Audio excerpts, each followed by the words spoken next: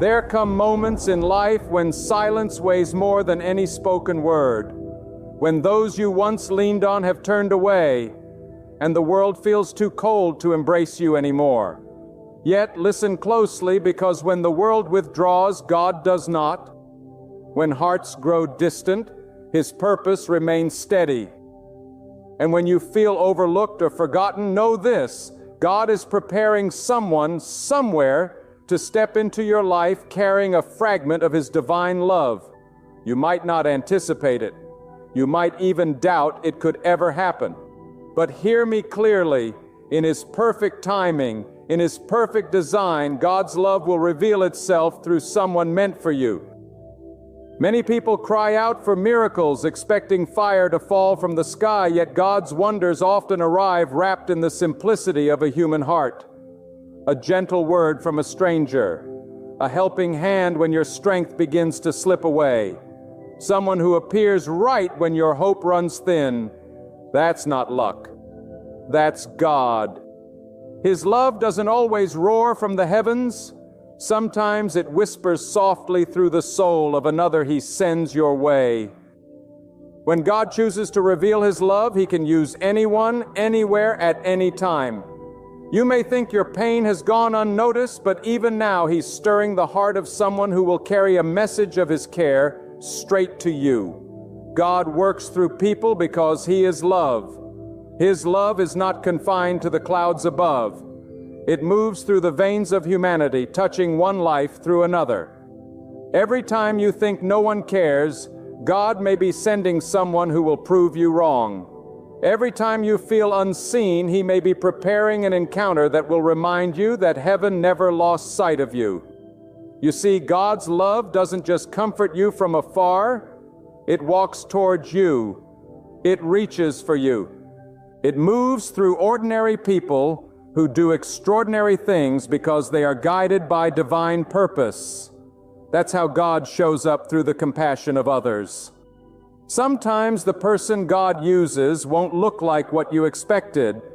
They may not speak your language, share your story, or walk your same path. But God's love has no boundaries. It can come through a friend, a teacher, a neighbor, or even someone you once considered your enemy. God can turn any heart into a vessel of His mercy. You might meet someone who simply listens when no one else does. And in that moment, you will feel the warmth of God's love surrounding you. You will realize that you were never abandoned. You were being led to the one He prepared for that season of your life. But before God reveals that person, He often tests your heart. He allows isolation not to punish you, but to prepare you. Because unless you've known loneliness, you'll never recognize love when it arrives. Unless you've tasted bitterness, you'll never appreciate the sweetness of divine comfort. So if you're walking through a season where everyone seems distant, understand this: God is not removing people from your life to hurt you. He's clearing the stage for the one through whom His love will be revealed. You had to be emptied so that He could fill you again through the right soul. Some of you have been asking, why did they leave me? Why did those I trusted turn their backs? And the answer is simple: because they were not the vessels God had chosen. Some hearts were too weak to carry the weight of His love for you. Some people were never meant to handle the responsibility of your purpose. God removes them not out of cruelty, but out of protection. When His love is meant to reach you, it will not come through someone who uses you. It will come through someone who values you as part of God's plan. That's why you had to lose those who only saw your surface, so that the one who sees your spirit could find you. And hear this truth: when God sends that person, it won't be confusing. You won't have to chase them, convince them, or beg them to stay. God's love brings peace, not anxiety. It brings assurance, not doubt. When His love moves through someone, their presence feels like clarity after a storm. They bring calm where there was chaos, light where there was darkness, hope where there was despair. That's the power of divine love in motion. You will know it's from God because it will not pull you away from Him. It will draw you closer. You see, when God reveals His love through someone, it's never just about companionship. It's about transformation. That person doesn't come to fill your loneliness. They come to awaken your purpose.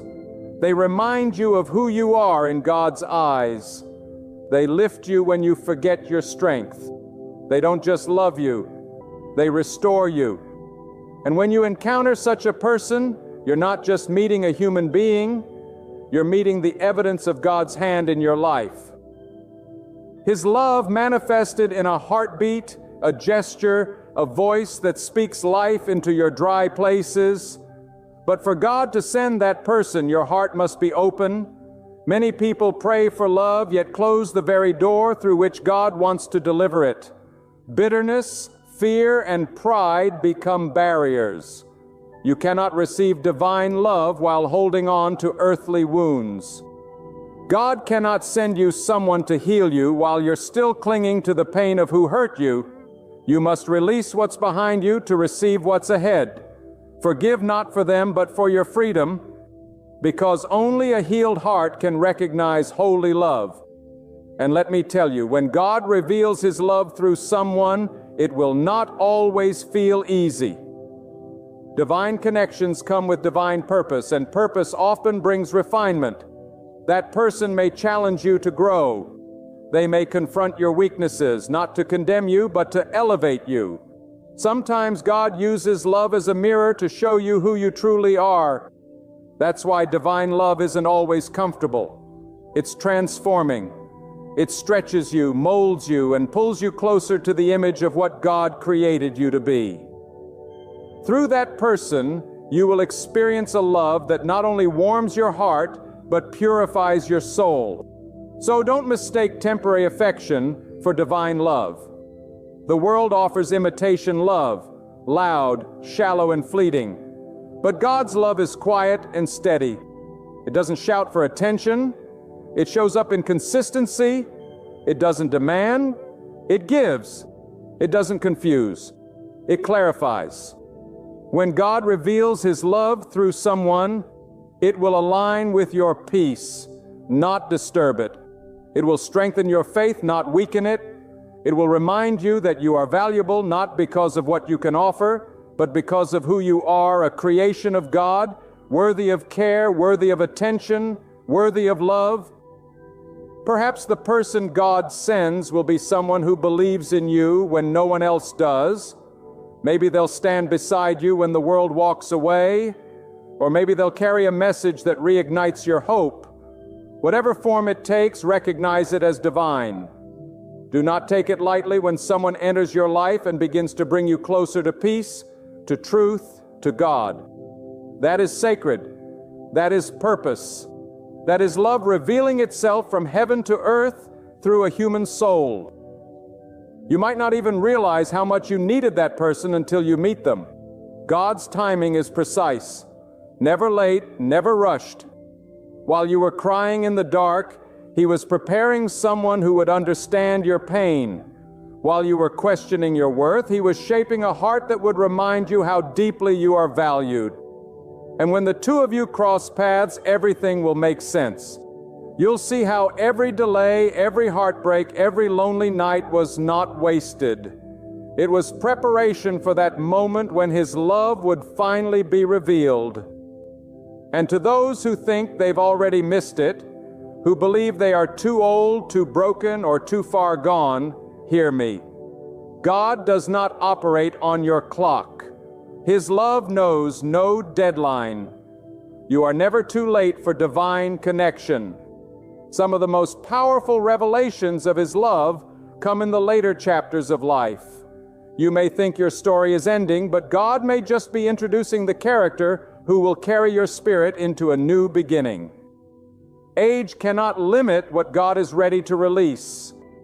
Even in sorrow, God's love can appear. Sometimes the one He sends is not there to stay forever, but to teach you something eternal. They may come into your life for a season, but leave behind a lesson that lasts for eternity. They remind you that love isn't possession, its purpose. God uses people as chapters in your story, not to fill your book, but to reveal His authorship. And once you realize that every person God sends has divine meaning, you'll stop asking, "Why did they leave?" and start asking, "What did God teach me through them?" Sometimes the love God sends into your life will not come dressed in perfection, but in patience. It will not arrive to impress you, but to understand you. The one through whom God chooses to reveal His love will see beyond your surface. They will see your heart. They will not run when your flaws appear. They will stay because their love is not their own. It is God's love flowing through them. And when that happens, you will know that divine love does not demand you to perform. It invites you to be at peace. It does not require you to be flawless. It allows you to be real. God's love meets you where you are. Yet it never leaves you the same. When God reveals His love through someone, you will notice something powerful. They will bring balance to your life. Where you were weak, they will be strong. Where you were unsure, they will be steady. This is no accident, for God sends what you need, not always what you want. You might have prayed for comfort, but God sends correction. You might have prayed for someone who looks perfect, but God sends someone whose spirit carries healing. You may have expected a blessing to fall from the sky, but God places it inside the heart of a person who will walk beside you. That is divine wisdom. God does not just answer prayers, He orchestrates them. The one God sends will never compete with your relationship with Him. Instead, they will strengthen it. They will not distract you from your purpose. They will remind you of it. Their presence will not drain your spirit. It will refresh it. When they speak, their words will not flatter your ego. They will feed your soul. Because when love is born from God, it carries a spiritual fragrance that human words cannot imitate. It brings peace to your chaos, direction to your confusion, and light to your path. It is love that uplifts without pride, supports without control, and stays without fear. But before God entrusts you with such a person, He often calls you into a season of inner transformation. You see, God never sends divine love into a heart that's still chained by bitterness. He cannot pour purity into a vessel filled with resentment. That's why your loneliness was necessary. Your silence had purpose. God used your isolation to purify your perspective, to strengthen your spirit, to remove the noise of the world so you could finally hear His guidance. Every tear you cried was watering the ground where His next blessing would grow. Every disappointment was clearing the way for divine connection. You thought you were being abandoned, but you were being aligned. God's love does not rush. It builds. It takes time to prepare two hearts that are meant to meet. Sometimes one person is ready while the other still needs healing. That's why patience is faith in motion. When you trust God's timing, you are declaring that His wisdom is greater than your desire. Because what God builds will last. He does not create momentary happiness. He creates lasting harmony.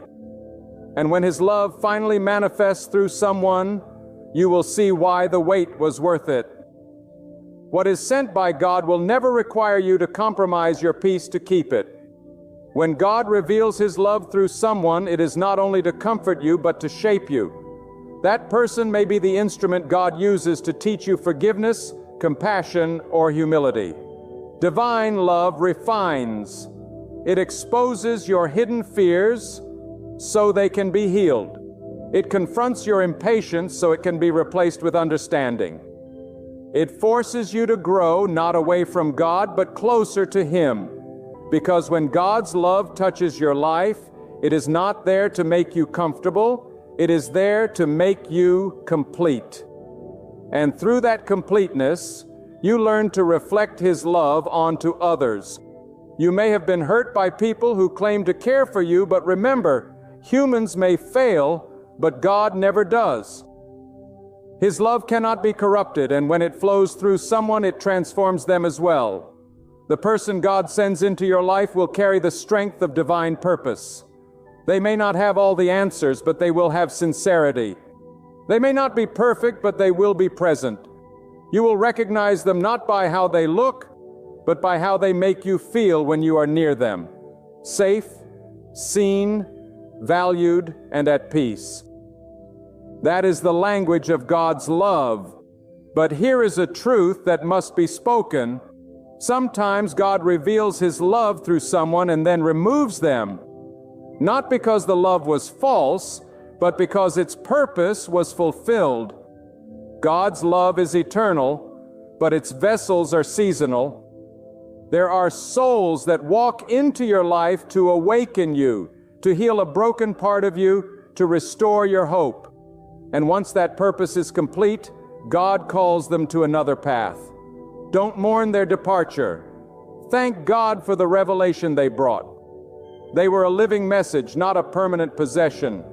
Their presence was proof that you were never forgotten. And when they leave, understand this: God's love did not leave with them. It merely changed form. The same God who sent that person still watches over you. His love is infinite. It cannot be confined to one relationship or moment. If He revealed His love once, He can reveal it again. God is not limited by time, space, or circumstance. His love finds new ways to reach you through a smile, through a word, through an act of kindness from someone unexpected. That's why you must keep your heart open, because divine love never stops moving. Sometimes God even reveals His love through pain. The one who hurts you may unknowingly push you toward prayer. The betrayal that shattered you may have forced you to find refuge in God. The loneliness that tore you apart may have drawn you into His arm. So even in suffering, love is working. Even in tears, purpose is forming. God's love doesn't always protect you from pain, but it will always use pain to perfect you. The same fire that burns also purifies. The same heartbreak that weakens your flesh strengthens your faith. Through every trial, God is preparing you for a higher expression of His love. And once you've tasted divine love, you will never settle for less again. You will stop chasing those who drain your spirit. You will stop begging for attention that isn't rooted in sincerity. Because when you know how deeply God values you, you cannot accept counterfeit affection. The love that comes from Him teaches you self-respect.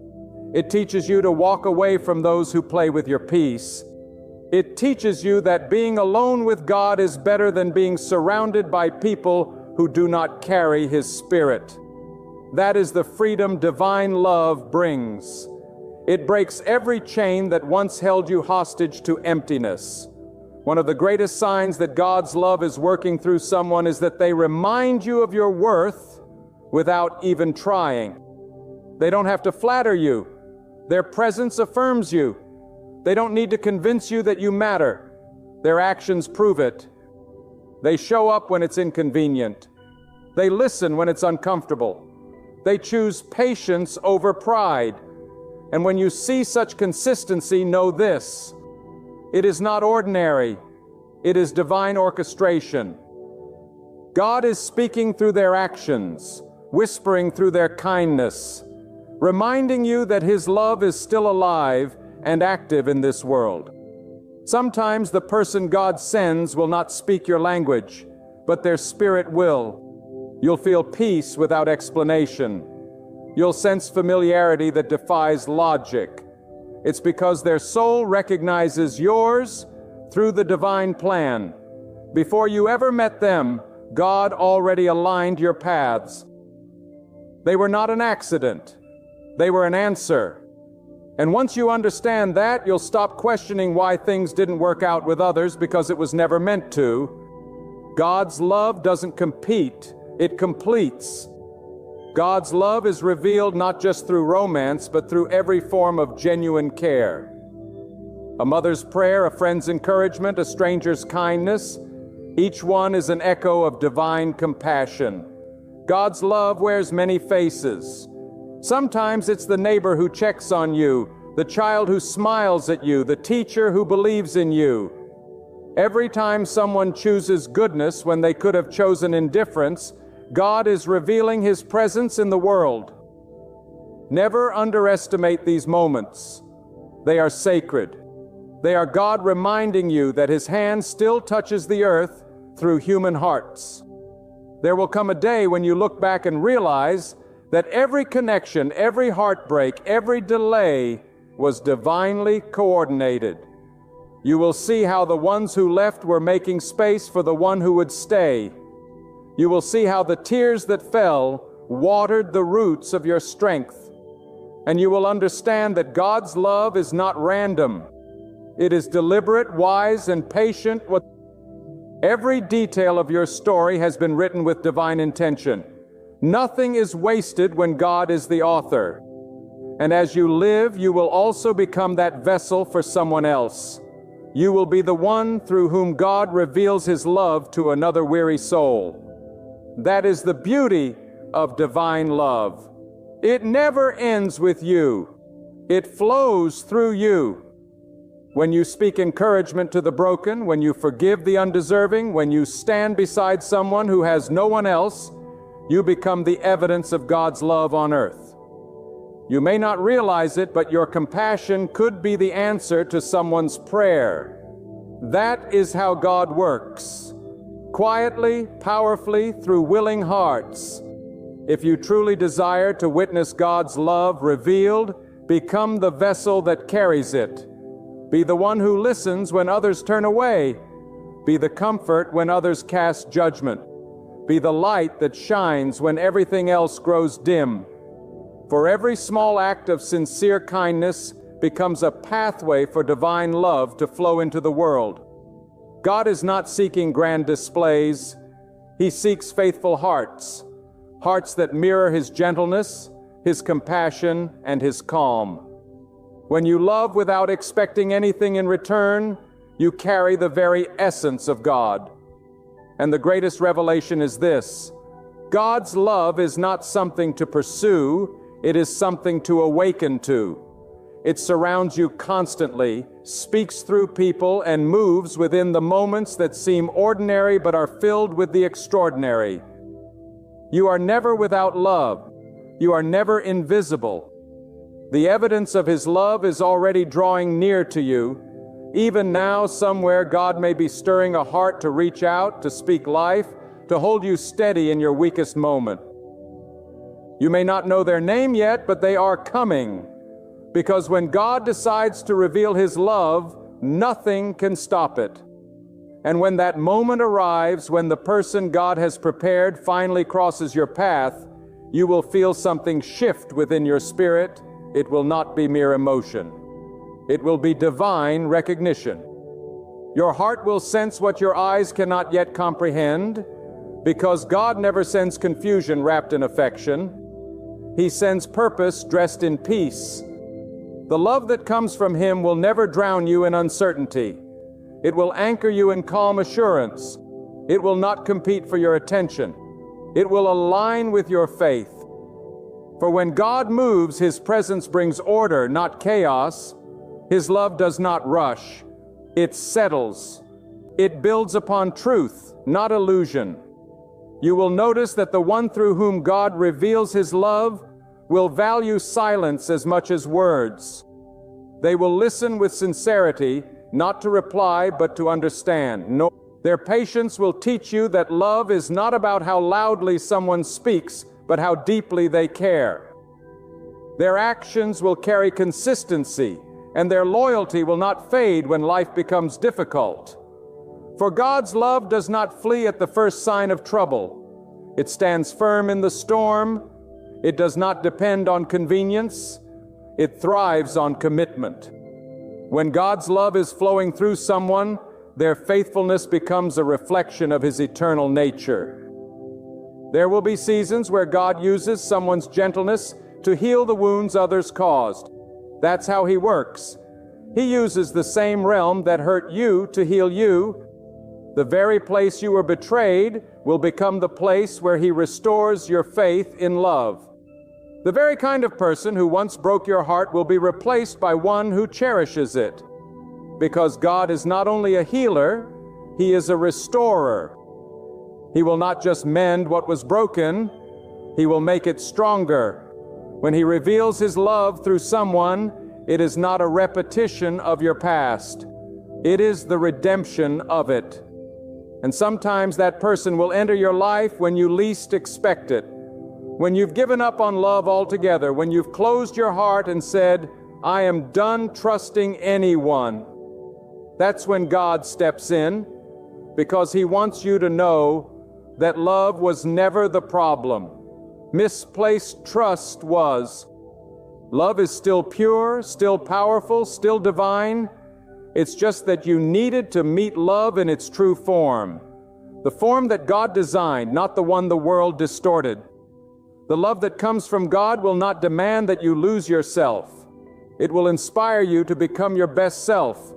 It will not take from you. It will give to you. It will not dim your light. It will make it shine brighter. You see, God's love is so powerful that it cannot be hidden. It radiates through the one He sends, illuminating every space they enter. You will see it in their humility, in their compassion, in the way they treat others. They will not speak of love, they will live it. And when they touch your life, you will feel something holy about it, because divine love carries a purity that no human effort can manufacture. It humbles your pride. It softens your anger. It makes you want to become better, not for approval, but out of gratitude. That is how you know it's from God. It transforms you without demanding that you change to please another person. It draws out the goodness that was already within you. But hear this truth. Before God sends someone to reveal His love to you, He may first call you to become that person for others. Because love that is not given cannot be fully received. You must learn to be a vessel of divine love before you can recognize it when it arrives.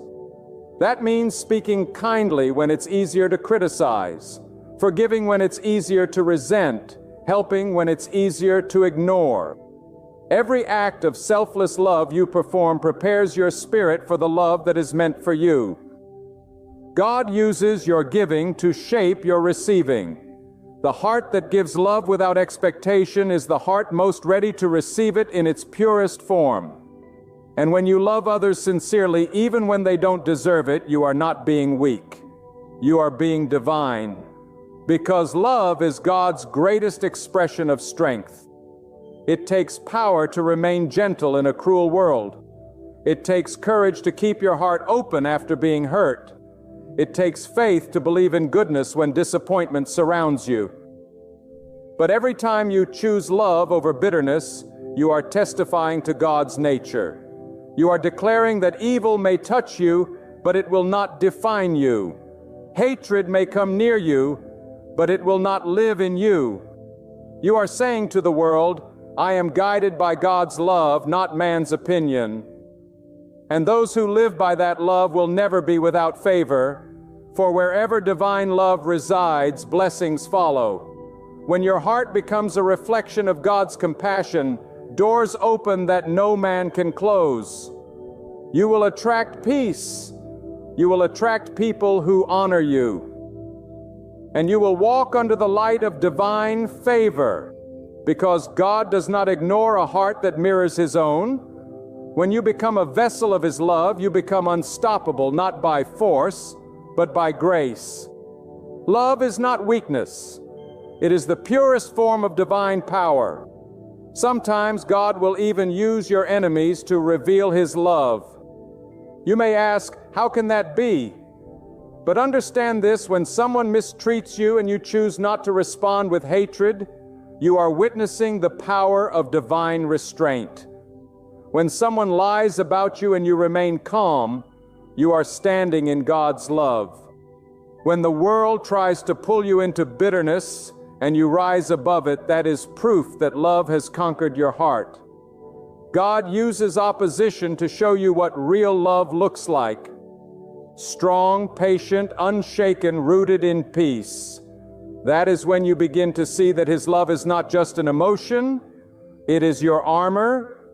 God's love is not fragile, it is unbreakable. It survives betrayal, endures silence, and outlasts time. It remains when all else fades. It cannot be destroyed because it originates from eternity. And when that eternal love touches your temporary life, everything changes. The things that once mattered begin to lose their grip. You stop chasing approval. You stop fearing rejection because you finally understand that no human can take from you what God has already given to you. Unconditional love flowing endlessly from the source of all creation. And when God reveals His love through someone, it is not meant to replace your faith, it is meant to deepen it. Their presence will not distract you from your devotion, it will remind you of it. They will not take the place of God in your life. They will point you back to Him. True divine love never competes with your spiritual life, it completes it. That is why when God sends the right person, you will feel peace both in your heart and in your soul. You will not have to question if it's real because everything about it will align with truth. You may have waited for years. You may have prayed with tears. But when that love finally arrives, you will see that the waiting was not wasted. It was sacred. God had to prepare your heart, purify your intentions, and strengthen your spirit. Because if He had sent that person earlier, you might have mistaken them for something ordinary. Now you will recognize the extraordinary when it appears. You will look into their eyes and see not just affection, but divine purpose. You will feel that this connection was written long before you ever prayed for it. Because God's timing is always perfect, and His revelations always arrive when your heart is ready, not when your mind is impatient. But even before that moment comes, you can already begin to live in the awareness of divine love. Open your eyes and see how God surrounds you with signs of His care. The sun that rises to greet you each morning, the air that fills your lungs, the stranger who smiles at you. All are reminders that His love never left. When you begin to see life through that lens, gratitude replaces fear. You no longer beg for love. You recognize it everywhere. God's love is not limited to people. It is written into the rhythm of existence. It flows through the laughter of children, the kindness of elders, the stillness of nature. Everywhere you look, if your heart is open, you will find Him. And that awareness changes everything. You begin to treat others differently. You begin to see pain differently. You begin to understand that even heartbreak is a classroom where God teaches you to love more deeply. Every experience becomes sacred. You stop asking, "Why me?" and start saying, "Teach me, God." Because every moment, good or bad, is an opportunity to know His love in a deeper way. The person who understands that never loses peace. They may cry, but they still trust. They may hurt, but they still hope because they know that love is not gone. It is simply preparing to appear in a new form. So today, wherever you are, lift your head and believe this truth. God's love will be revealed through someone in your life. It may come softly, it may come suddenly, but it will come. It may walk in quietly, but it will leave a permanent mark on your heart. That person will not only remind you of what love feels like, they will remind you of who you are, chosen, worthy, and deeply known by God. And when that love finds you, do not run from it. Receive it with humility. Cherish it with gratitude.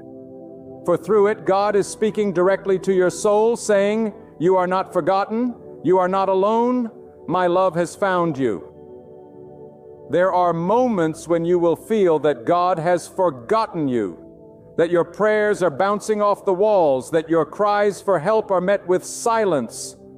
But listen closely. God is never absent. He is never unaware. He is preparing someone, molding someone, positioning someone to reveal His love to you in a way that will change your entire perspective of life. You may not see it now, but God has already whispered your name into the heart of another.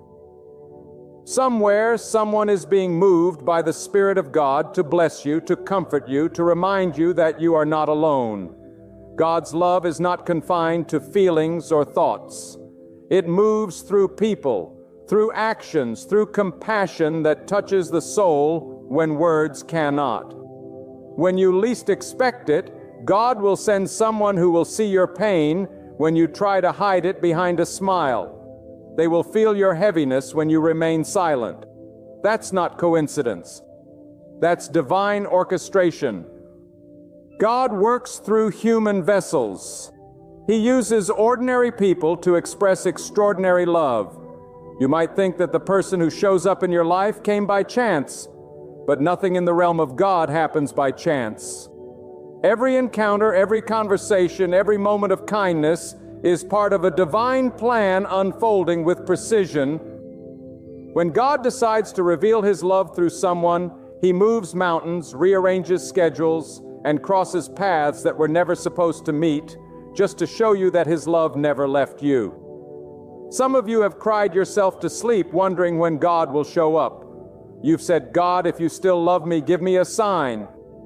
And while you were expecting a miracle to fall from the sky, God was preparing a person to walk into your life and remind you that His presence is closer than your breath.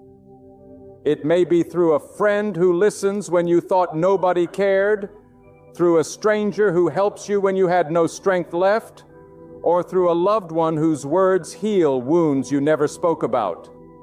That person is not random. That person is God's messenger, sent not with wings, but with a heart full of compassion. There is someone whose spirit is aligned with yours, whose soul resonates with your pain and hope alike. That person will appear in your life when the time is right, not to replace God, but to reflect Him. For the love that comes from God does not enslave, it liberates. It doesn't manipulate. It heals. It doesn't demand, it gives.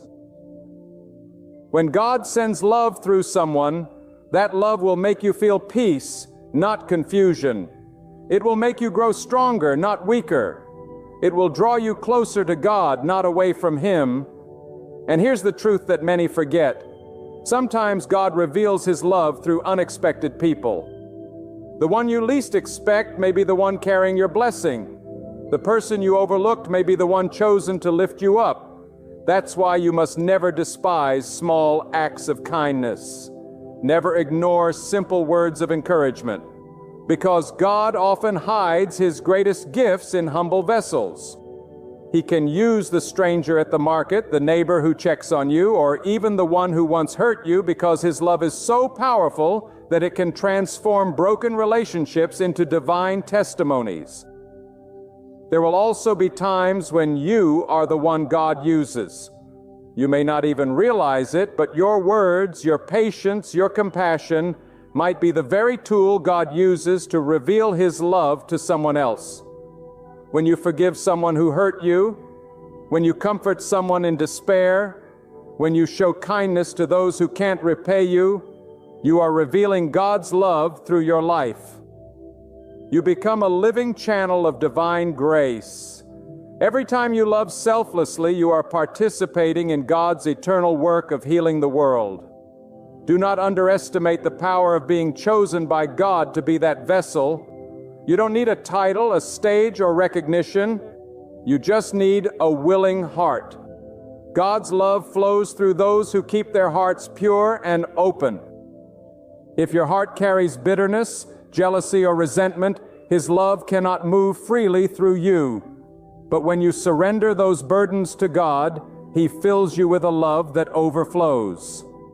And when it overflows, it touches everyone around you. Some of you are wondering why certain people walked out of your life, why those you loved didn't stay. But let me tell you, sometimes God removes people because their presence would block the one He has prepared for you.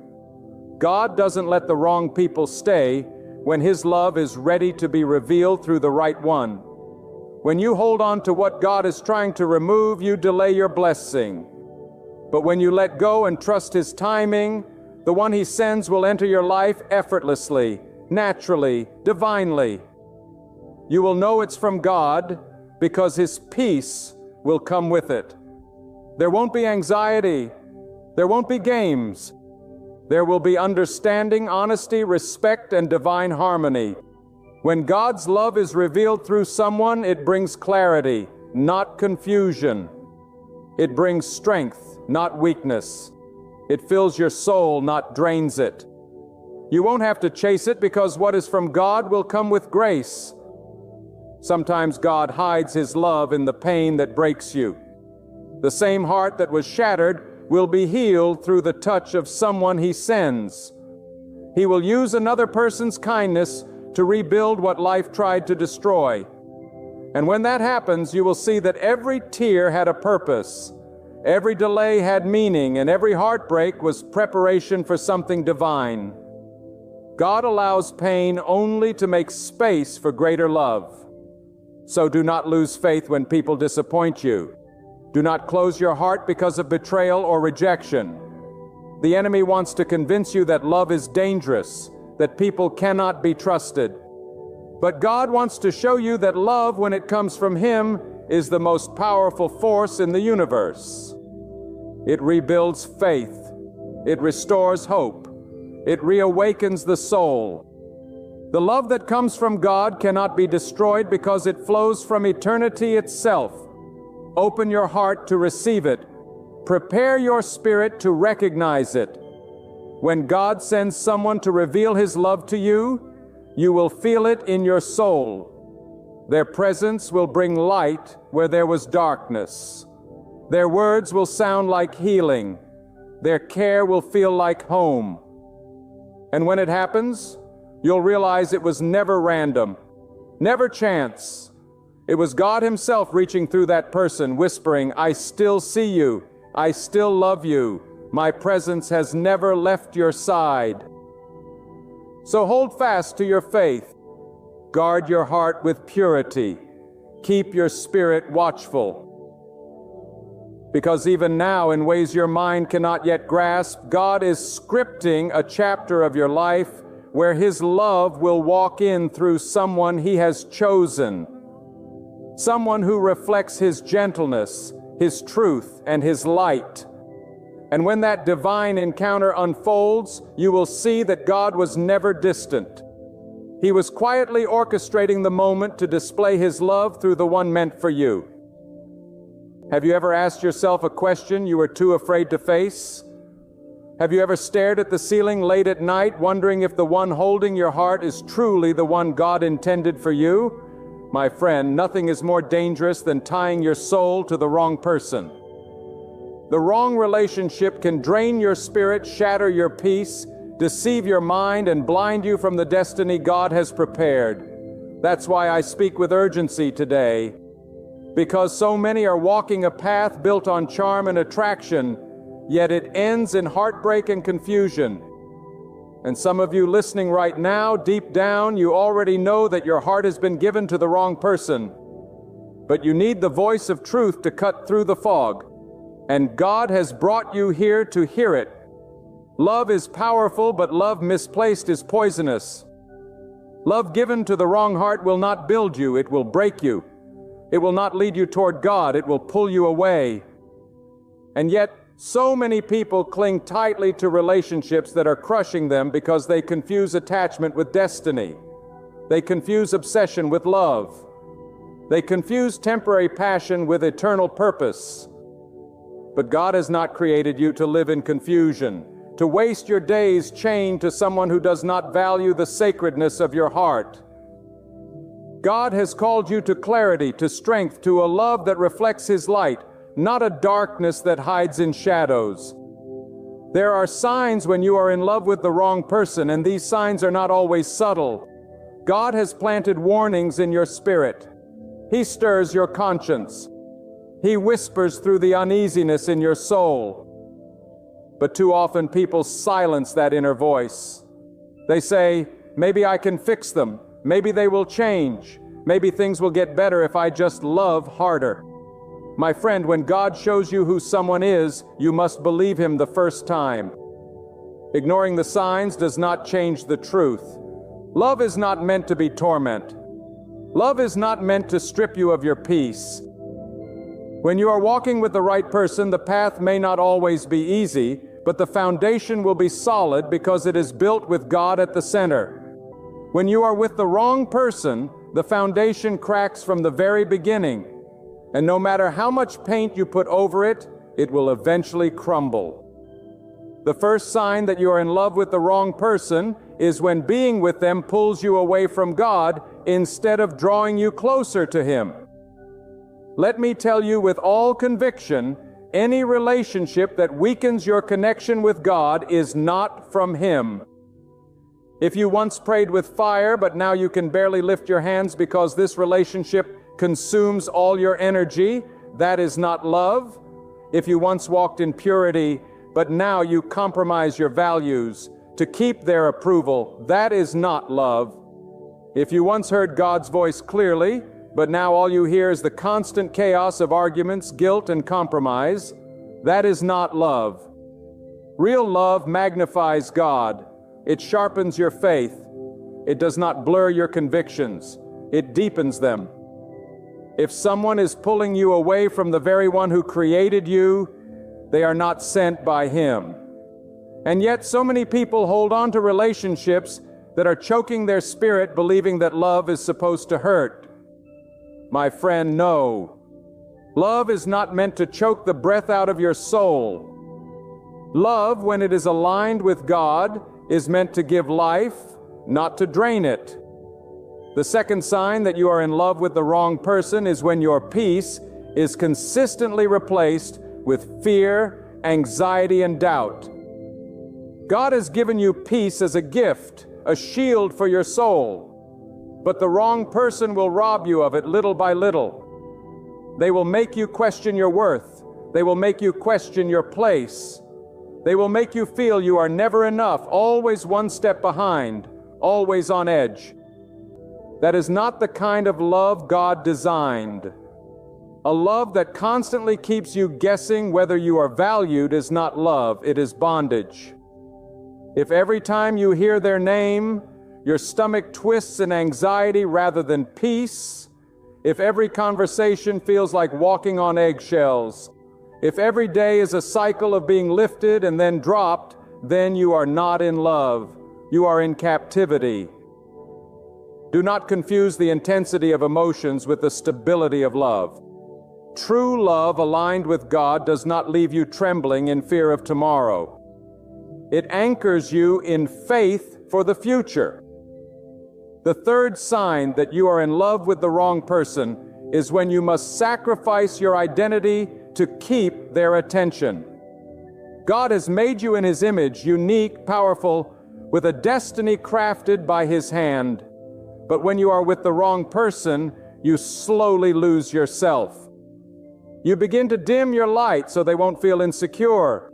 You silence your voice so they won't get angry. You bury your dreams so they won't leave. Piece by piece, you sacrifice who you are to keep someone who is not even meant to stay. And in the end, you look in the mirror and you don't even recognize the person staring back at you. My friend, any love that requires you to betray yourself is not from God. God did not form you so you could shrink into the shadows to keep someone else comfortable. God did not design your destiny so it could be thrown away just to hold on to a temporary attachment. If the cost of being loved is losing who God made you to be, then you are paying far too high a price. And the fourth sign that you are in love with the wrong person is when the relationship is built on control instead of respect, manipulation instead of trust, and selfishness instead of sacrifice. When you are constantly being controlled, when every decision is dictated, when you are treated more like a possession than a partner, you are not loved. You are trapped. Love rooted in God is never about domination. It is about mutual honor, about seeing the other person as a soul created by Him. But the wrong person will twist your heart into believing that love must always submit to their will, their temper, their desires. They will use guilt to bind you. They will use anger to silence you. They will use charm to keep you. And yet, all the while your spirit feels enslaved. Do not confuse possession with passion. Do not confuse manipulation with devotion. If someone loves only when you bend to their control, that is not love. It is bondage dressed in disguise. So many people see these signs, yet they stay. They stay because of fear. Fear of being alone. Fear of starting over. Fear of never finding love again. But let me declare with boldness, it is better to be alone with God than to be chained to the wrong person. It is better to walk in the wilderness with God's presence than to lie in a bed of comfort with someone who leads you away from Him. Loneliness with God is never truly lonely because His Spirit fills the empty spaces. But being bound to the wrong person will leave you lonelier than solitude ever could. God does not want you to live in the misery of a counterfeit love when He has prepared something greater, purer, stronger, and aligned with His purpose. Do not let the world convince you that you are nothing without a partner. You are already whole because God made you whole. Do not let the wrong person make you feel like your value depends on keeping them.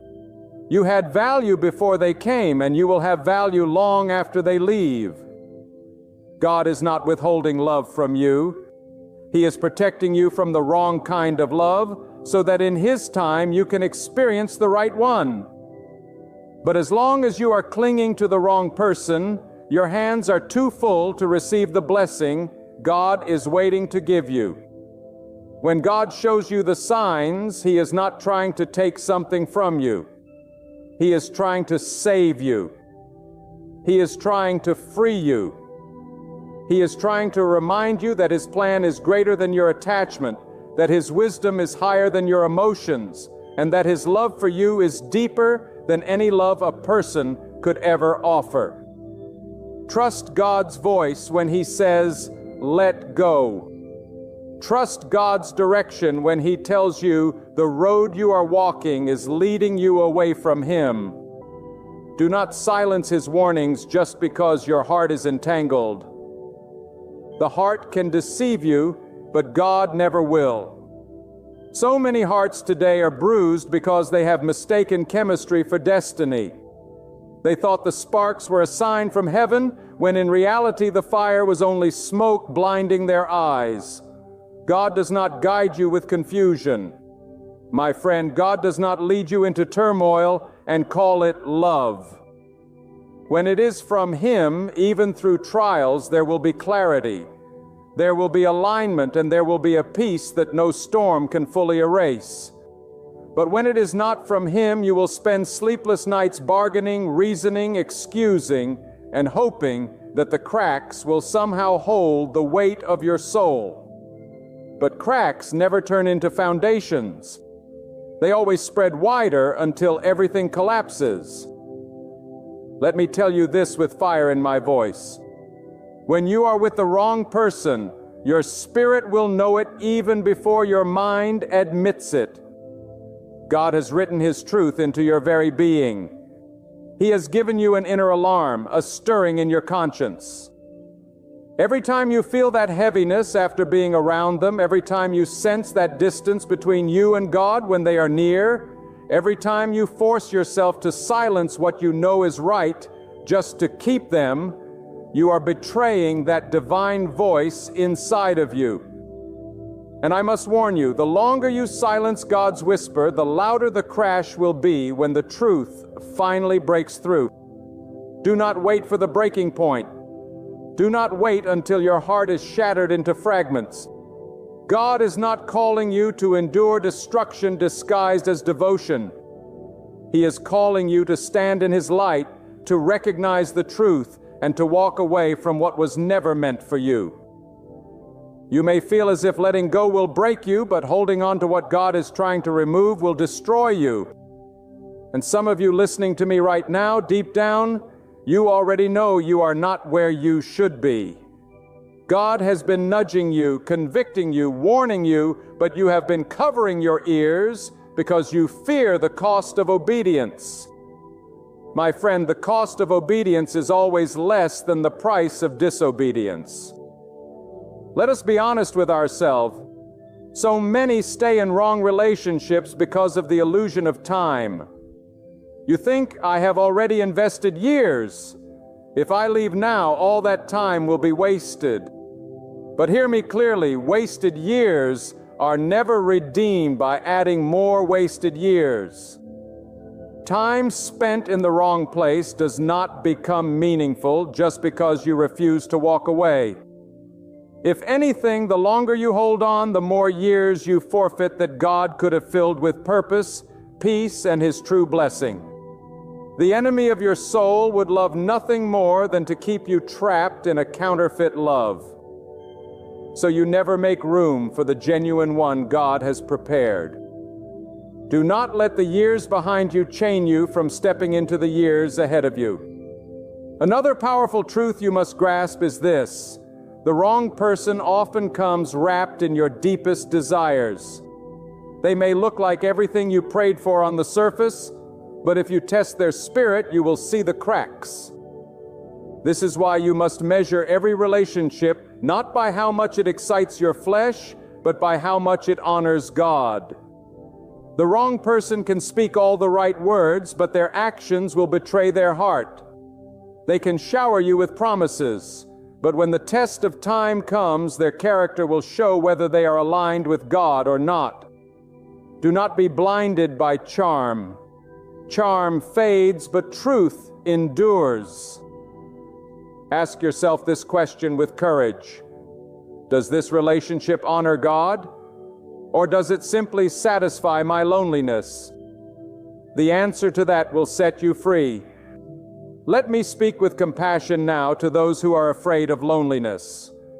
Loneliness is real and it can be painful. But do not let loneliness trick you into tying your soul to the wrong person. Loneliness in God's presence is a season of preparation. Being with the wrong person is a prison of regret. The silence of solitude may feel heavy, but it will teach you to rely on God's voice. The noise of a toxic relationship will drown out God's voice completely. Do not let the fear of being alone rob you of the peace that God is trying to establish in your life. Remember this: God never leaves you. Even in your solitude, His presence surrounds you. It is better to be single in God's will than married outside of it. It is better to walk alone with God's hand holding yours than to walk with someone who pulls you out of His embrace.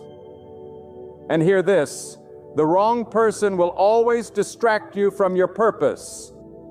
God has created you with a calling, a vision, a mission only you can fulfill. But when you are tied to the wrong person, you spend your energy putting out fires in the relationship instead of igniting the fire of your destiny. You spend your time explaining yourself instead of expanding yourself. You spend your prayers begging for peace instead of interceding for purpose. And slowly the dreams God placed in your heart gather dust while you fight to keep alive something that God never breathed life into. If you truly desire to walk in the fullness of God's plan, you must be willing to release what is draining you. No matter how tightly you have held on, the wrong person will also distort your vision of love. They will make you believe that jealousy is passion, that manipulation is devotion, that disrespect is normal, that dishonor is acceptable. And if you stay too long, you will begin to normalize the very things God never intended for you to accept. You will convince yourself that this is all love is meant to be, when in truth, God has something infinitely greater. Do not allow your heart to settle for a counterfeit when the Creator of the universe has designed the real thing. You do not have to beg for real love. You do not have to compromise for real love. You do not have to trade your peace for real love. When love is aligned with God, it will not crush your spirit. It will uplift it. It will not silence your prayers. It will deepen them. It will not weaken your identity. It will strengthen it. And let me speak this into your life. Sometimes the wrong person is not wrong because they are evil, but because they are simply not aligned with the season and destiny God has placed on you. Good people can still be wrong for you. Do not let the fact that someone is kind, attractive, or even well-intentioned blind you from the truth that they are not your assignment. Not every person who enters your life is meant to stay. Some are lessons, not lifetime. Some are temporary companions, not eternal partners.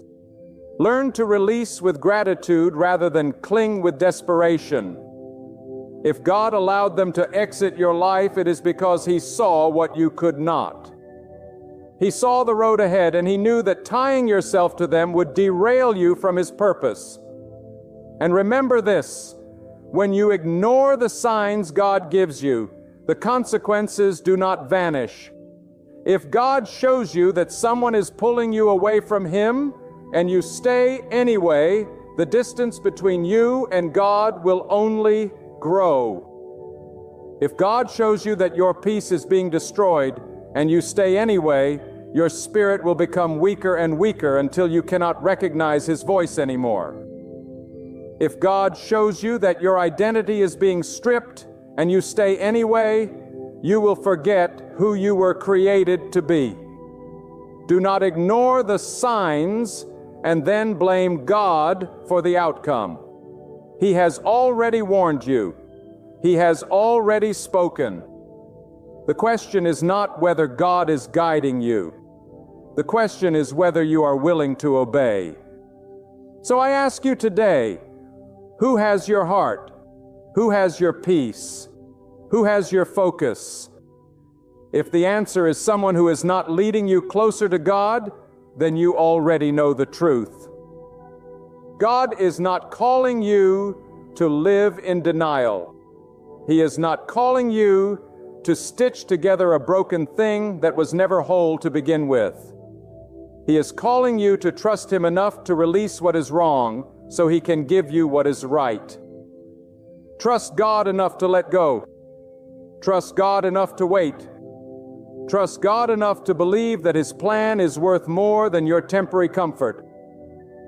There is something you must understand, and it is this: the wrong person will always reveal themselves through patterns, not promises. Promises can be spoken in a moment, but patterns reveal the truth over time. Anyone can promise to change. Anyone can swear they will do better. Anyone can say the right words when they fear losing you, but patterns do not lie.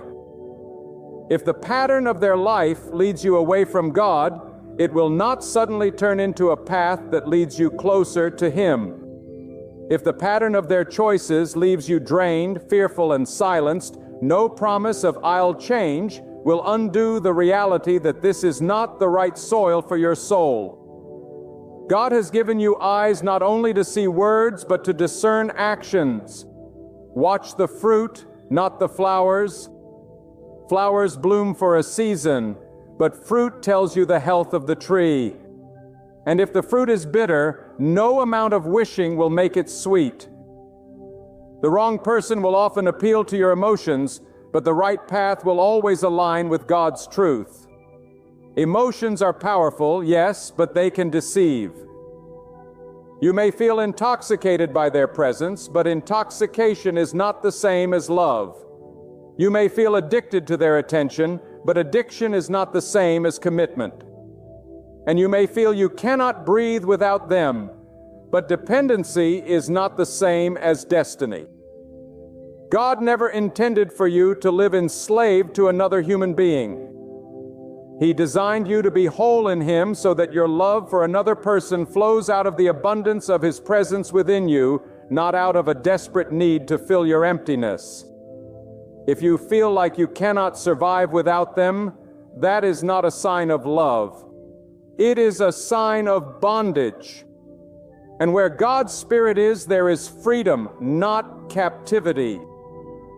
Some of you may be asking, but what if I leave and never find someone else? What if this is the only person who will ever love me? That is the voice of fear, not the voice of God. God has never abandoned His children. God has never withheld what is good when it is aligned with His plan. When you trust Him, He will not leave you empty-handed. When you hold on to the wrong person out of fear, you are silently saying that God is not strong enough to send you the right one. Do not allow fear to make you question the faithfulness of God. He knows how to provide. He knows how to bless. But you cannot receive His best while your heart is still attached to what He never appointed for you. There are times when your blessing is ready, but it cannot reach you because your hands are still gripping what should have been released long ago.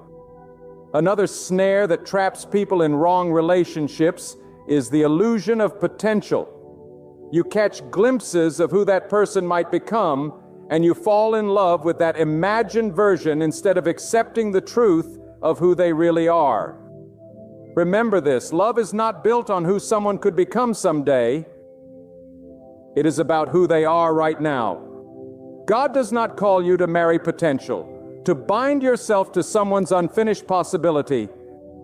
He calls you to discern whether the person before you honors Him as they are. If they refuse to honor God now, what makes you believe they will suddenly wake up tomorrow transformed? Change is not something you can force. Change is a work only God can do.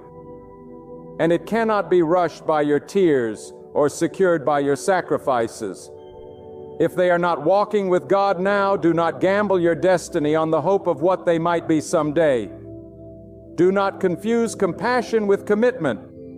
Yes, God calls you to love, to forgive, to show kindness. But loving someone does not mean binding yourself to them for life if they are destroying your spirit. You can pray for someone without pledging your future to them.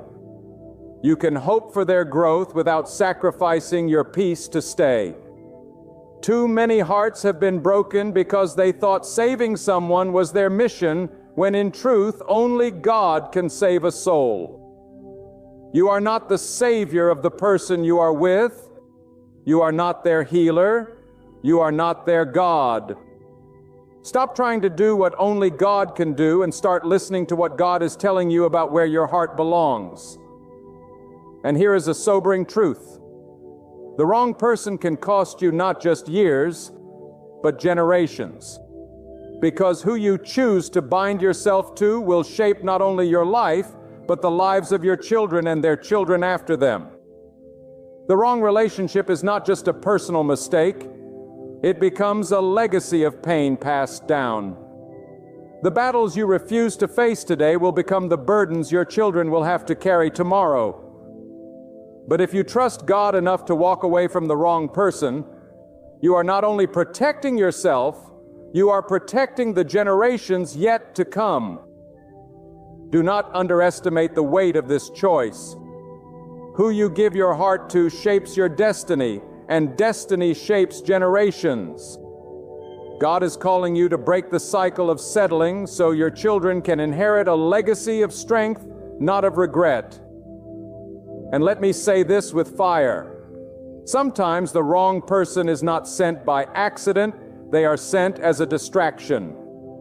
The enemy of your soul knows that if he can tie you to the wrong person, he can delay or even derail the mission God has for you. He knows that the wrong relationship can sap your energy, cloud your vision, and silence your prayers. While you are busy wrestling with heartbreak, you are too distracted to rise into your calling. While you are consumed with keeping someone who is draining you, you have no strength left to build what God has placed in your hands. This is why discernment is critical. Not everyone who enters your life is a gift from God. Some are traps meant to detour you. Pray not only for love, but for clarity. Pray not only for companionship, but for discernment. Ask God to reveal whether the person you are with is a divine assignment or a destructive distraction. But here is the hope. God is merciful and His arms are always open. Even if you have wasted years in the wrong relationship, even if your heart has been broken, even if you feel ashamed of the choices you have made, God can restore you. He can heal the scars. He can redeem the time. He can lift you from the ashes of what was wrong and set your feet on the path of what is right. But you must surrender. You must acknowledge what God has been showing you. You must be willing to release the counterfeit so He can give you the authentic. Do not cling to the ashes when God is offering you a crown. Do not dwell in regret when God is offering you redemption.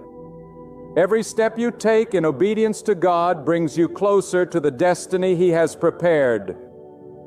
My friend, let me tell you something that may be hard to hear, but it is the truth you must face if you truly want to be free. Sometimes God allows your heart to break in order to save your soul. Sometimes the pain of separation is the very tool He uses to keep you from greater destruction.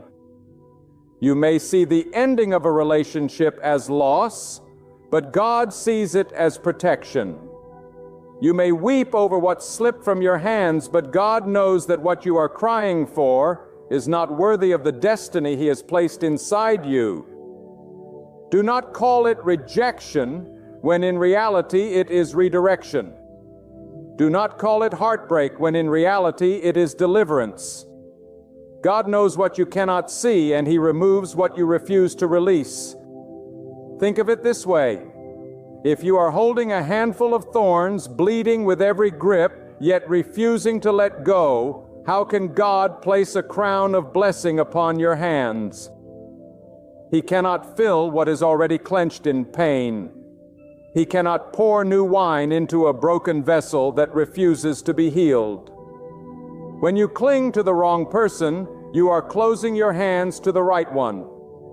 And sometimes God in His mercy must pry open your fingers so that you do not destroy yourself in the name of holding on. Do not mistake His mercy for cruelty. Do not mistake His discipline for abandonment. God is not trying to hurt you. He is trying to heal you. Another truth you must never forget is this. Love without God's foundation will always collapse under pressure. You may have attraction. You may have passion. You may even have moments of happiness. But if the root is not anchored in God, the storm will uproot it. The winds of life will come. Disagreements will come. Trials will come. And if God is not at the center, what you built will not stand. Too many people enter relationships hoping their feelings will be enough. But feelings are fragile. They shift like sand. Only God is the rock strong enough to hold two souls together. If your relationship has no room for prayer, no room for reverence, no room for surrender to God, then it is built on sand, and sooner or later it will sink. But let me go deeper. The wrong person does not just steal your peace, they steal your vision. They cloud your eyes so that you no longer see what God placed in your spirit. You once had goals, but now you are distracted.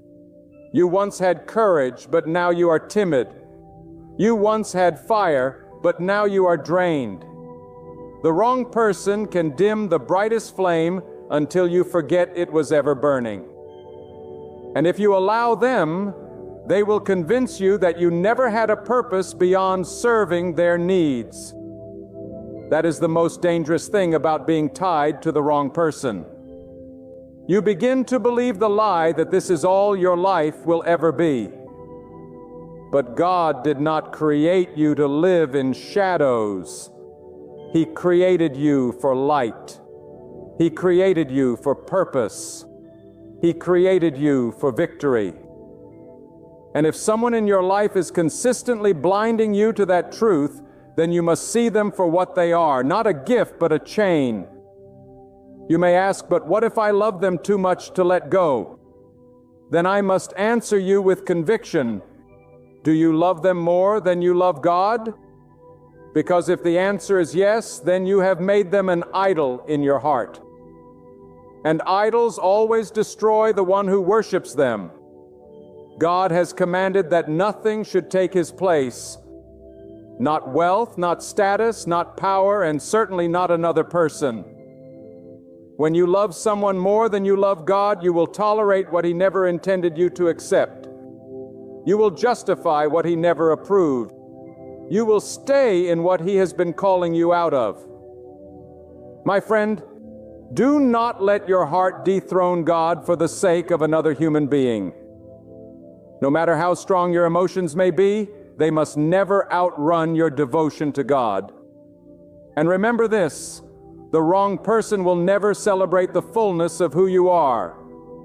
They will tolerate parts of you, but suppress the rest. They will love the version of you that serves their needs, but resent the version of you that shines too brightly. They will encourage you only when it benefits them, but grow cold when your success outgrows their comfort. That is not love. Love aligned with God rejoices when you flourish. It celebrates when you rise. It prays for your victories and stands beside you in your struggles.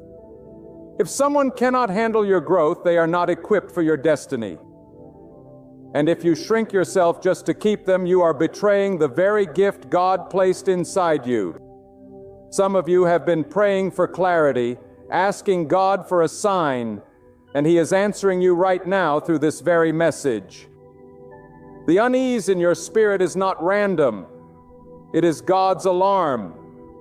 The tears you cry at night are not unnoticed. They are God's way of nudging you toward freedom. The conflict in your soul is not weakness. It is the battle between your will and God's will. And I must warn you, the longer you resist, the louder the pain will become. God does not stop calling you. But when you ignore his call, the road becomes harder, the weight becomes heavier, and the heartbreak becomes deeper. It is always better to obey God early than to learn the lesson late. But here lies the promise. If you obey, if you release, if you trust, God will not only heal what is broken, he will exceed what you thought was possible. He will replace the counterfeit with the genuine. He will restore your peace, renew your strength, and realign your destiny. He will open doors you thought were closed and bring people into your life who will honor him alongside you. God does not take without giving. He does not empty without refilling. He does not close one chapter without preparing the next. The wrong person is not the end of your story. They are only the obstacle you must overcome to step into the next level of God's plan. Do not let guilt hold you hostage. Some of you feel guilty at the thought of leaving. You fear what others will say. You worry about disappointing family, friends, or even the person themselves. But let me tell you, your first responsibility is not to please people. It is to please God. You are not accountable to the opinions of others. You are accountable to the one who gave you life, the one who shaped you, the one who will judge you. And on that day when you stand before him, no excuse about "I stayed because I was afraid" will be enough. Choose now to honor him above all else. Choose now to live in obedience, not in fear. And finally, know this: when you are with the wrong person, your prayers will always feel heavy. But when you are aligned with God's will, your prayers will flow with power. There is a difference between praying for survival and praying with purpose. When you are with the wrong person, your prayers revolve around asking God to fix what keeps breaking. But when you are with the right person, your prayers turn into thanksgiving, vision, and partnership with God. One drains you, the other empowers you. One keeps you stuck in cycles. The other propels you forward into destiny. The choice before you is clear. Will you stay bound to what drains you, or will you step into what God has prepared for you? My friends, let me press this truth deeper into your hearts, because the decisions we make about who we bind ourselves to will echo for years, for generations, and even into eternity. Many are drawn by the allure of feelings, by the charm of appearances, by the fleeting rush of attraction. But God is not deceived, and He will not let your soul rest if you walk willingly into a trap. Love is sacred because it was God who first placed it in the human heart. Love is not man's invention, it is God's.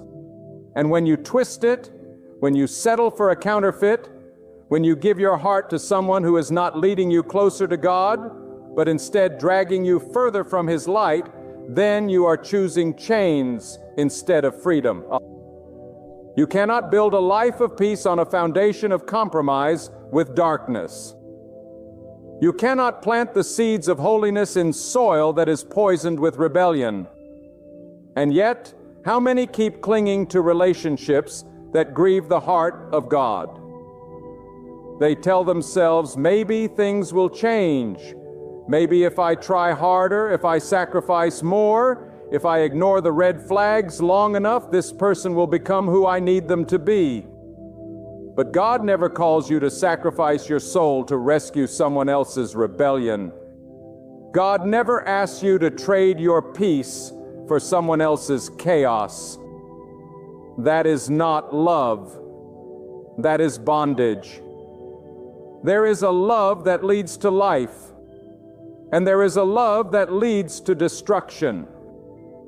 The wrong person will never push you higher. They will pull you lower. They will diminish your vision, distract you from your purpose, and weaken your strength in God. The wrong person will make you question your worth, distort your values, and dull your sensitivity to the voice of God. But when you are aligned with the right person, your faith grows stronger, your spirit becomes sharper, your purpose burns brighter, and together you walk in the light of God's blessing. Do not be deceived by the temporary thrill of being wanted by someone who does not honor God, for their desire cannot secure your destiny. Only God can do that. God is calling some of you today to let go of the hand you are holding, to release the grip on a relationship that has already shown you it is not built on truth. You are clinging to a person as if they are your Savior, but salvation belongs to God alone. You are clinging to their attention as if it can define your worth, but your worth has always been declared by God, and no man or woman can alter it. Do not mistake possession for love. Do not mistake passion for purity, and do not mistake comfort for calling. The wrong person can feel right to your flesh and yet be wrong to your spirit. Hear me with all the urgency of heaven. God does not want you entangled in a love that suffocates your calling. God does not want you trapped in a union that keeps you in constant conflict with His Word. He does not want your nights filled with confusion, your days filled with regret, your prayers drowned out by someone's disrespect. God wants you free. He wants you whole. He wants you in alignment with His will, walking with a heart that beats in rhythm with His purpose. The wrong person will fight against that purpose, but the right person will fuel it. Do not think that letting go means you are losing. No, letting go is the moment you choose to win. Because the greatest victories are not always seen in battles fought, but in chains broken. Sometimes the hardest fight is walking away, but in that step of obedience you are telling God, I trust you more than I trust this feeling. I trust you more than I trust this attachment. I trust you to provide better than what I am clinging to right now. And God honors that kind of faith. He honors the one who puts his will above their own desires. Beloved, there is nothing lonelier than being bound to the wrong person. There is nothing heavier than carrying a love that God did not bless. You will smile in public and cry in private. You will pretend to be happy but feel empty inside. That is not the life God has for you. God's design is not misery disguised as love. His design is not compromise disguised as devotion. His design is truth, peace, growth, and holiness. And when you recognize the signs that you are with the wrong person, do not ignore them. Do not explain them away. Do not bury them under excuses. God gave you discernment for a reason. When your peace evaporates, when your joy diminishes, when your spiritual fire grows dim, pay attention. These are not just emotions. They are warnings from the Spirit of God telling you that this path is dangerous. My friends, what God has for you will never require you to lose Him in the process. What God has for you will never demand that you silence your conscience, abandon your values, or sacrifice your calling. What God has for you will align with His truth, not twist it. It will lift you up, not tear you down. It will give you strength, not drain your soul. The wrong person is a weight. The right person is a wing. The wrong person will hold you back, but the right person will help you soar. So I plead with you, stop pretending you don't see the truth. Stop ignoring the quiet voice of God in your spirit. Stop delaying obedience because you are afraid of loneliness. God will never leave you empty when you surrender to Him. If He asks you to walk away, it is only because He has something greater for you. Trust His wisdom, not your emotions. Trust His timing, not your desperation. Trust His plan, not your fears. God is not against love. He is the author of it. But He will not bless a love that destroys your soul. And if you find yourself in such a place today, take courage, because God is giving you the strength to walk out, to stand up, to choose Him over everything else. And when you do, you will discover that the love you were clinging to was never love at all. It was a counterfeit. True love flows from God, and anything that comes from Him will never pull you away from Him. My friends, listen carefully as I draw this to a close. Love is one of the most powerful gifts God has given to humanity. But it was never meant to be misused, twisted, or spent on someone who drags you away from His light. The greatest tragedy is not being alone.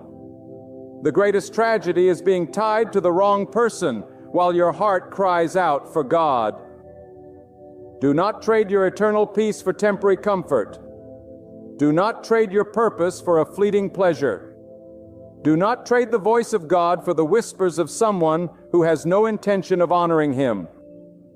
If the signs are before you, if the evidence is clear, if your spirit is restless and God is tugging at your heart, then the choice lies in your hands. God will not force you, but He will warn you. He will not chain you, but He will call you. And when you listen, when you obey, when you trust Him enough to walk away from what is wrong, you are not stepping into emptiness. You are stepping into freedom.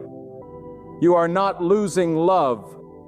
You are making room for the love that God has prepared for you. A love that is pure, a love that strengthens, a love that does not compromise your soul, but aligns with His will. The wrong person will drain your spirit, but the right person in God's timing will pour life into it. The wrong person will close your eyes to God, but the right person will open them wider to His majesty. The wrong person will have you questioning who you are, but the right person will remind you daily of who God says you are. That is the difference between counterfeit and truth, between bondage and blessing, between destruction and destiny. Today, I urge you to make a choice. Choose God above everything else. Allow Him to guide your every step. Allow Him to protect your heart. Allow Him to shape the path that lies ahead. Trust Him enough to release what He never intended for you. And trust Him enough to wait patiently for what He has already prepared. Because when God is the author of your story, it always unfolds more powerfully, more beautifully, and far better than anything you could create yourself.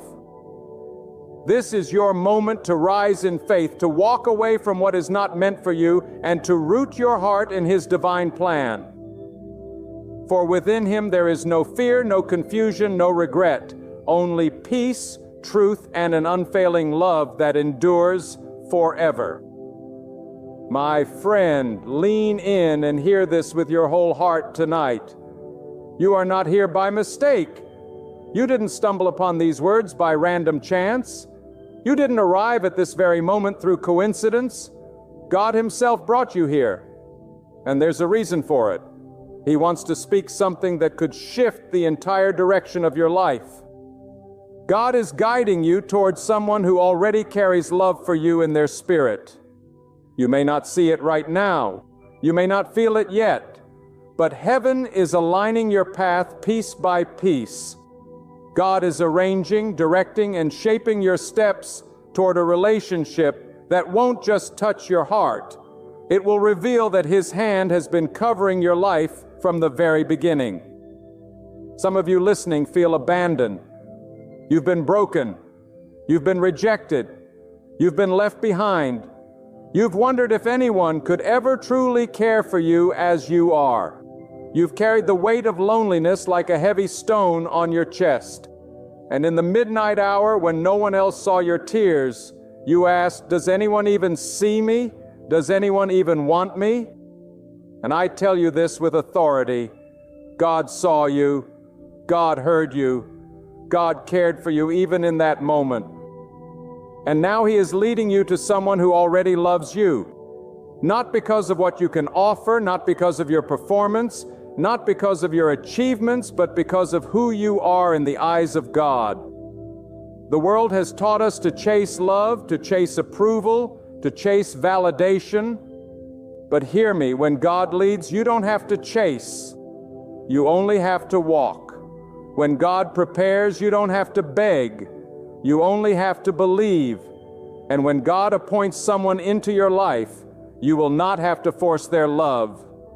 It will already be there. God is not the author of confusion. When He sends the right person, it will not come with chains of fear, but with the peace of His guidance.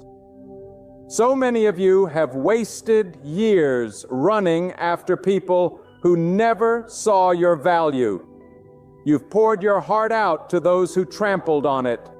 You've loved those who could not love you back. But let me tell you something. Rejection is not the end of your story. Rejection is often the redirection of God. Every no you faced was not a punishment, but a protection. Every door that closed was not God abandoning you. It was God saving you from what was not meant to hold your heart. He was preparing you for someone who already carries the love He intends for you. You see, human love can be selfish. It can be conditional. It can be shallow. But the love that God plants in the right person for you, it is steadfast. It is pure. It is lasting.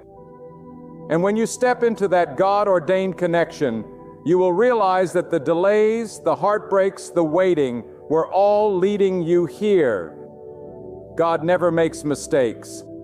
He knows who needs to be in your life, and if you trust His timing, if you trust His direction, He will not disappoint you. Some of you have been questioning the silence of God. You've been asking, why has He not answered yet? Why do I still feel alone? Let me remind you, silence is not absence. Silence is preparation. God is weaving together a story greater than what you can see. And sometimes before He places someone in your life who already loves you, He must first teach you to love yourself as He sees you. He must first heal the wounds of yesterday so that when this love appears, you don't sabotage it with your fears. God is a God of order. He is preparing you as much as He is preparing them. Let me speak directly to your heart now. Do not settle. Do not lower your standards to fit into someone else's story. Do not compromise your worth just to avoid being alone. Because if you force yourself into the wrong relationship, you will miss the one that God has already prepared for you. The right person, the one God is leading you to, will not make you feel less, will not make you doubt your value, will not break your spirit. They will carry a love that reflects the care and thoughtfulness of God Himself. And here is the beauty of it. This person already loves you. Before you meet them, before the introduction, before the crossing of paths, their heart is already inclined towards you. Do you know why? Because God has already placed you in their spirit. He has already whispered your name into their destiny. He has already planted in them a readiness to love the one He will bring. You are not going to have to fight for their affection, because their affection is already aligned with God's design. When God says He is leading you to someone who already loves you, it means you are not walking into manipulation. You are not walking into games. You are not walking into exploitation. You are walking into confirmation, a confirmation that God's hand has been on your journey, a confirmation that His plan for you includes companionship, partnership, and love that will honor Him. But I must caution you, my friend, the enemy will always try to distract you before the blessing. He will always bring counterfeits before the real. He will try to convince you to grasp at what looks good on the surface, but is rotten underneath. And if you are not anchored in the guidance of God, you may confuse temporary attention with lasting love. That is why you must remain in prayer, remain in faith, remain in patience, so that when God presents the person who already loves you, your spirit will recognize them immediately. You don't need to perform to be loved by the one God sends. You don't need to chase. You don't need to beg. Real love, the kind God ordains, meets you where you are, accepts you as you are, and grows with you into all you are called to be. That is the kind of love God is preparing for you. Some of you feel unworthy. You say, but I've made too many mistakes. I've been too broken. I've been too scarred. Let me tell you something. God does not lead based on your past. He leads based on His plan. He is not limited by your failures. He is not intimidated by your scars. The person He is leading you to is not blinded by your past. They are already prepared to embrace you fully. You are not too broken to be loved. You are not too far gone to be chosen. You are not disqualified from what God has prepared. Lift your head. Straighten your shoulders. Walk with faith.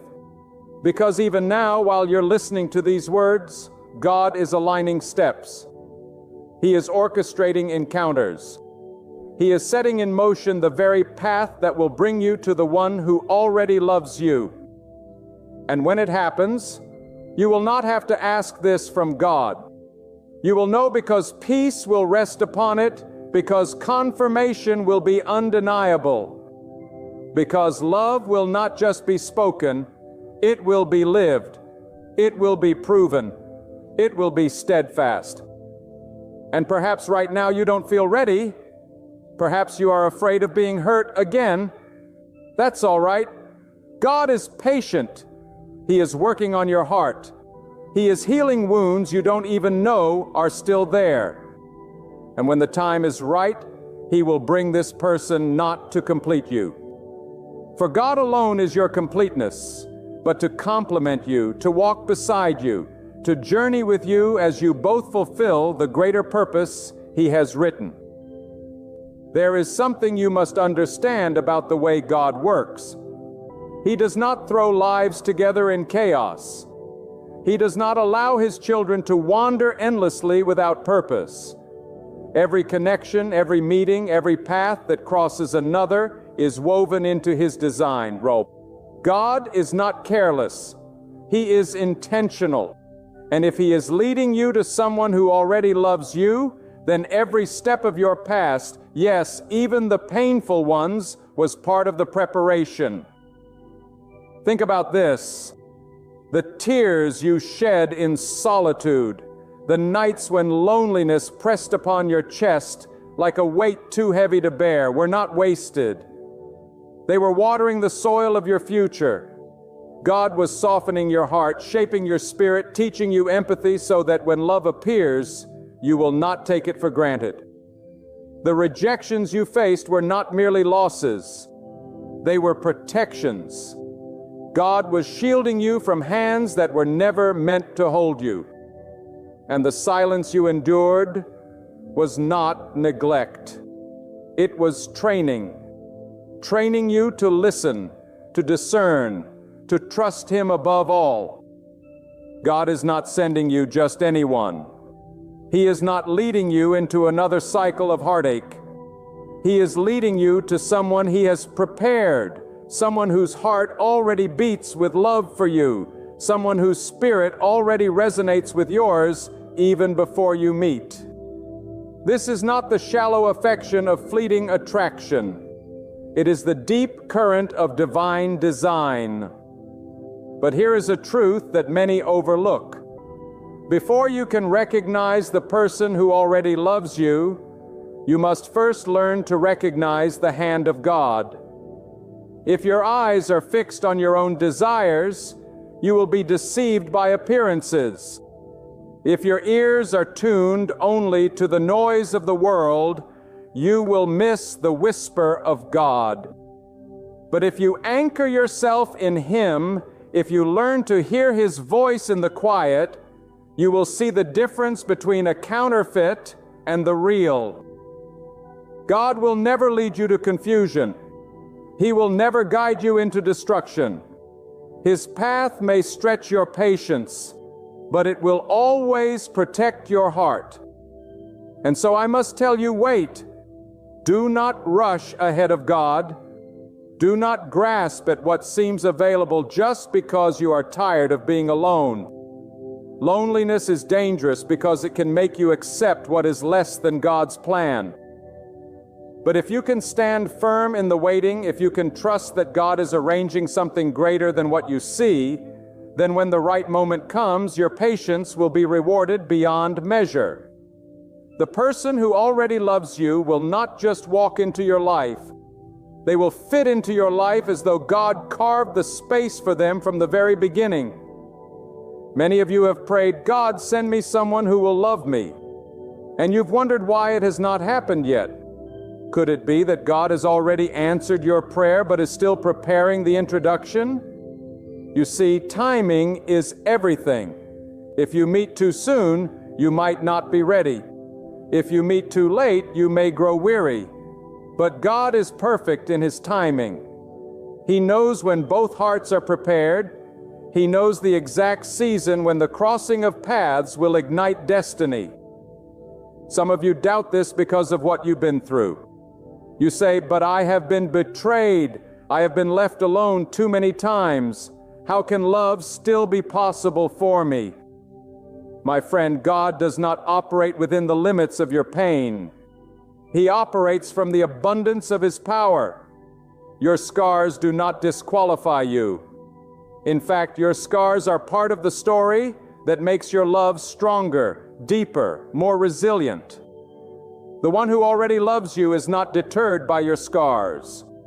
They will see them as evidence of your survival, as proof of the strength God has built within you. Now let me take you deeper. This love that God is preparing for you is not only about companionship, it is about purpose. You see, God never unites people without a reason. He does not bring lives together for mere comfort. He brings them together for destiny. The one He is leading you to will not only love you, they will sharpen you. They will challenge you. They will inspire you to walk more fully in what God has called you to be. And you will do the same for them. Together your union will shine as a testimony of God's faithfulness. This is why you must not compromise. This is why you cannot settle. Because if you tie yourself to the wrong person, you will be pulled away from your destiny. But if you trust God's leading, He will not only give you love, He will give you alignment. He will send you someone whose vision complements yours, whose strength lifts you, whose faith pushes you closer to God. That is the kind of love worth waiting for. Let me remind you again, this person already loves you. Even now, while you wonder if you are forgotten, someone is praying for you. Even now, while you question if love is possible, someone's heart is already stirred by the thought of you. God has planted seeds in their soul, just as He has in yours. And when the moment comes, those seeds will bloom into a love that feels less like discovery and more like recognition. It will feel as though you've known them all along. That is how God works. His connections are not built on chance, but on destiny. Do you not see? You have been carried to this moment by the hand of God. And if He has carried you this far, will He not complete what He has begun? Will He not fulfill the promise He whispered into your soul? Do not let fear drown out His assurance. Do not let impatience rob you of His timing. He is faithful and He is leading you even now. Some of you may be asking, what do I do while I wait? The answer is simple yet profound. Draw closer to God, because the closer you are to Him, the clearer His leading becomes. The more you align your heart with His will, the more ready you will be to recognize the person He has chosen for you. Do not spend your waiting time in despair. Spend it in preparation. Work on your character. Strengthen your faith. Heal from your wounds. Because when the right person appears, you want to be ready to love them in the way God intended.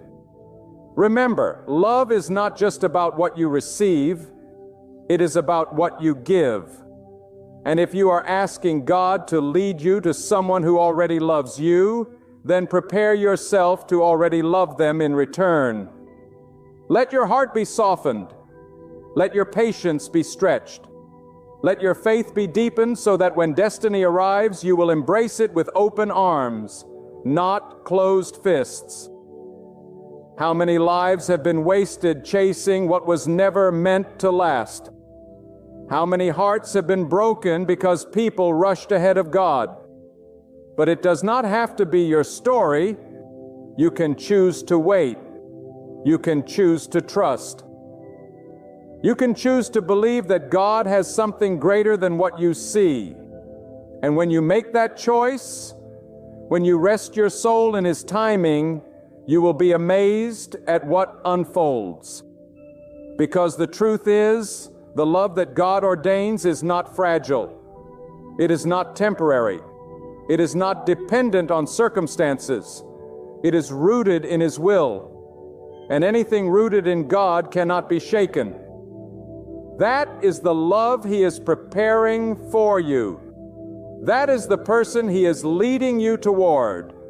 Someone who will not just walk beside you, but will walk with you toward Him. There comes a moment in every life when the silence of waiting feels unbearable. You look around and it seems as though others are finding love, others are being chosen, others are walking hand in hand while you are left behind. And in that quiet ache, doubt whispers, maybe it will never happen for you. Maybe you are destined to be alone. But I declare to you tonight with unwavering conviction, those are not the words of God. Those are the lies of despair. God has not overlooked you. He has not forgotten you. He has not abandoned you to loneliness. He is leading you, and His leading is never in vain. When God is guiding your steps, He is not merely thinking of your comfort. He is thinking of your destiny. He is orchestrating something that is bigger than a fleeting companionship. He is shaping a union that will become a reflection of His faithfulness. You see, love from God's hand is not just about filling an empty seat at your table. It is about filling your life with a partner who mirrors His care, His strength, His endurance. This person is not just meant to love you. They are meant to walk with you into the fullness of what God has written for your life. And here is the extraordinary truth. While you are here questioning, while you are here yearning, someone out there is already carrying love for you in their heart. They may not know your face. They may not yet know your name, but they are being prepared by the hand of God. Their story is being written to intersect with yours. Their path is being guided toward your path. And when that intersection happens, it will feel as if the two of you were always meant to find one another. Because you were. Do not underestimate the precision of God's design. He does not simply throw two lives together and hope for the best. He aligns them. He cultivates them. He places within them the strength to love with endurance, the patience to walk through storms, the humility to forgive, the courage to stay when others would leave. That is why the waiting is so important. Because if He gave you this person before the time was right, neither of you would be ready to carry the weight of such love. But when the moment comes, you will both be shaped by God's hand in such a way that your love will not only survive, but thrive. Do not confuse delay with denial. Just because it has not yet happened does not mean it will not. God's delays are not refusals. They are preparation. And while you are waiting, God is teaching you the discipline of trust. Because if you can trust Him in the waiting, you will trust Him in the having. And trust is the foundation of love. The person He is preparing for you is not coming to replace God in your life. They are coming to walk beside you as you both continue to follow Him. Let me speak plainly. You cannot afford to let bitterness poison your heart while you wait. Bitterness blinds you. It makes you suspicious of what God is doing. It convinces you to hold on to the past when God is trying to hand you a future.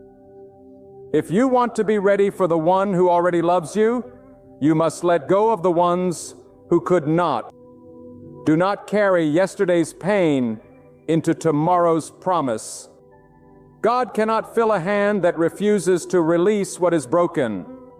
Surrender the pain. Surrender the disappointment. Leave it in His hands. Because only then can He place in your life what He has been preparing. And hear me on this, the one God is leading you to will not come into your life as a test, but as a gift. You will not have to wonder if you are enough. You will not have to beg for their loyalty. You will not have to chase their attention. Their love will already be waiting. It will be steady. It will be sure. It will not demand that you change who you are. It will embrace who you are while encouraging you toward who you are becoming. That is the beauty of God's timing. That is the security of God's design. Now let me bring your focus to something deeper. Love is not only about the emotions of two people, it is about the purpose of God working through them. That is why you cannot settle for less than His will. The one He is leading you to will not only know how to hold your hand, but how to hold you in prayer. They will not only walk with you in laughter, but stand with you in battle.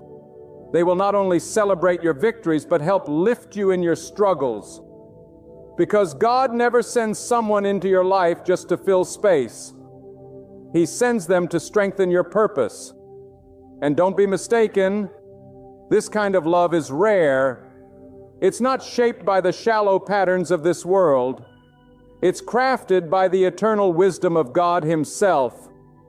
That's why your gaze must stay fixed on Him, because the enemy will do everything he can to distract you with counterfeits. He'll send imitations that shimmer on the surface, but carry no real depth. He'll whisper that waiting is pointless, that settling for something easy is safer than believing for something holy. But if you choose patience, if you stay rooted in the promises of God, you'll see clearly the difference between fleeting attention and everlasting love. My friend, God Himself is guiding your steps. This isn't wishful thinking. It's divine truth. Each day you walk in faith. Each day you choose trust over impatience.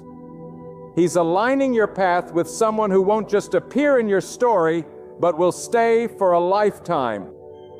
Someone who won't treat you as an option, but as a purpose. Someone who won't love you for your usefulness, but for your essence. That kind of love isn't man-made, it's heaven-sent. Do not be surprised when the day comes that everything suddenly makes sense. The broken pieces of your past will fall into place. The rejections you endured will be seen as protection. The long nights of prayer will be revealed as preparation. And standing before you will be someone who already loves you. Someone you will recognize not only with your heart, but with your spirit. It will be as though God Himself is saying, "This is the one I have prepared for you." And peace will flood your soul. But until that moment, walk faithfully, live fully. Do not put your life on hold while you wait. Continue to grow. Continue to serve. Continue to trust God with every step. Because love is not found in desperation. It is found in destiny. And when God ordains destiny, nothing can stop it. There is a truth that must sink deep into your soul. The love God prepares for you is not fragile, it is not uncertain, and it is not conditional. It is anchored in something greater than human desire. It is anchored in the divine wisdom of God. When God places love in your path, it is not tossed by the winds of circumstance, nor broken by the weight of trials. It is sustained by the one who designed it. That is why you must not measure God's plan by the disappointments of men. Human failure does not limit divine intention. God has not changed His mind about you. What He has promised, He will fulfill. You must begin to see yourself as God sees you. Too many walk through life convinced they are unworthy of love, convinced they are too flawed, too damaged, too forgotten to be chosen. But if you could see yourself through the eyes of God, you would know you are treasured.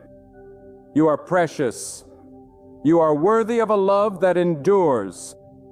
God does not make mistakes, and He did not make a mistake when He made you.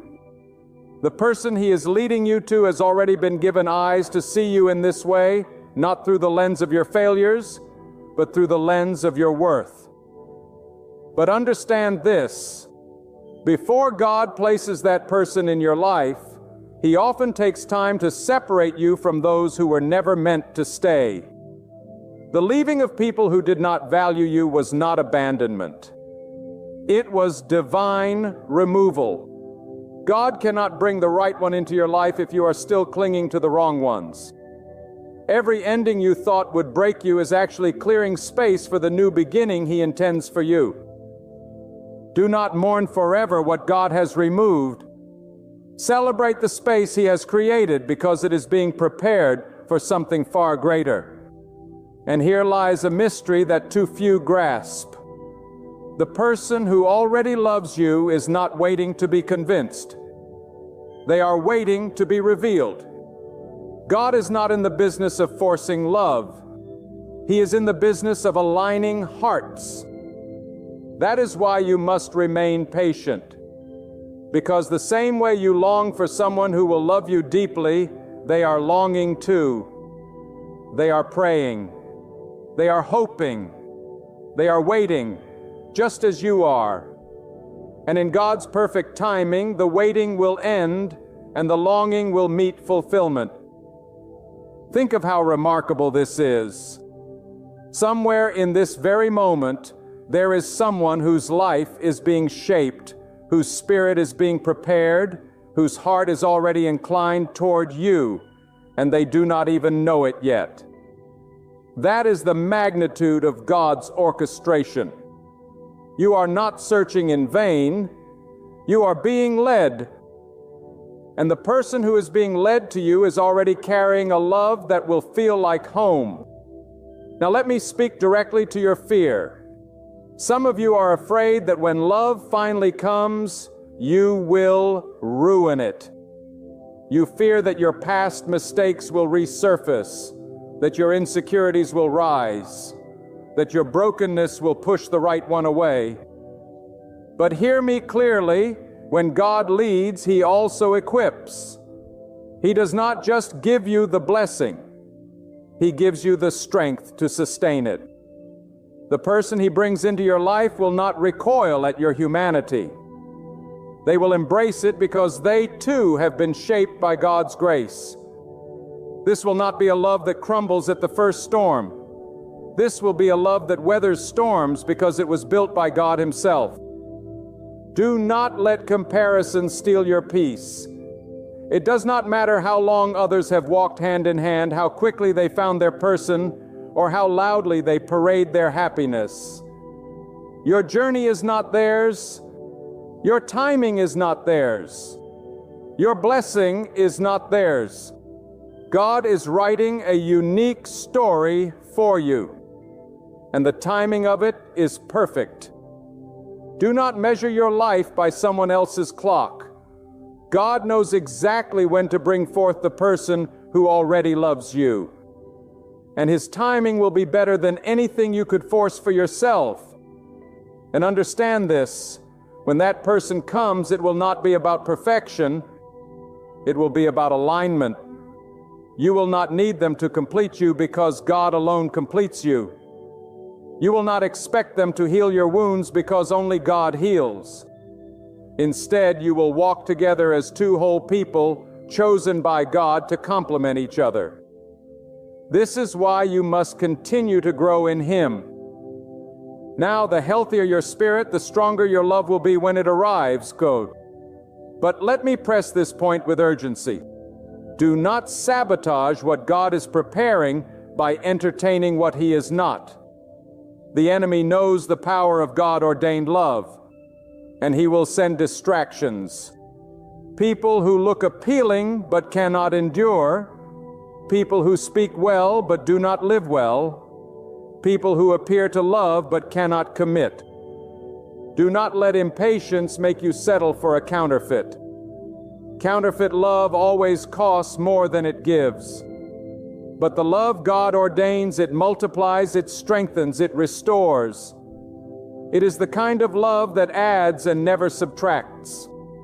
So I tell you, guard your heart, guard your faith, guard your waiting. Because when the time comes, it will all make sense. Every tear will be explained. Every rejection will be justified. Every unanswered question will be resolved, and you will see with your own eyes that God was not silent. He was strategic. He was not withholding. He was preparing. He was not punishing. He was protecting. Can you imagine the day when you finally see the one God has prepared for you? It will not feel like the start of something uncertain. It will feel like the continuation of something eternal. Your spirit will recognize theirs, and theirs will recognize yours. And you will realize that while you were waiting, God was weaving. While you were hoping, God was aligning. While you were praying, God was answering. That is the power of His leading. And this is why you must remain steadfast. Because love that comes from God is not rushed. It is revealed. It is not taken. It is given. It is not demanded. It is discovered. And when you discover it, you will know beyond doubt that it could not have come from anyone but Him. Lift your faith higher tonight. Refuse to believe the lie that you are alone. Refuse to accept the notion that your story is over. God is still writing. He is still moving. He is still guiding. And the person who already loves you is not far. They are in His hands, being prepared just as you are. Trust His hand. Trust His timing. For when it unfolds, you will see the beauty of a plan that could only have been written by God. There are moments when the weight of loneliness presses so heavily upon a soul that it feels as though God has forgotten to write their name into the story of companionship. But my friend, God does not overlook you. God does not abandon you. God is not indifferent to the cries that rise from the secret places of your heart. He who formed the heavens and the earth knows the deepest yearning of your being. And He has already begun weaving together the unseen threads of your life to bring you face to face with someone who already carries a love that reflects His goodness. You see, love does not begin the day two people meet. Love begins in the heart of God, who plants it long before the eyes ever meet or the hands ever touch. That is why I say with absolute certainty, God is leading you to someone who already loves you. The world may try to tell you that love is something you must chase, that you must strive, manipulate, or compromise your worth to find it. But hear this truth. What comes from God cannot be taken by force, nor can it be diminished by delay. The one God has prepared for you does not need to be persuaded to see your value. They already love you with a love that has been nurtured in prayer, in patience, in the quiet chambers of their own soul, where they too have cried out to God.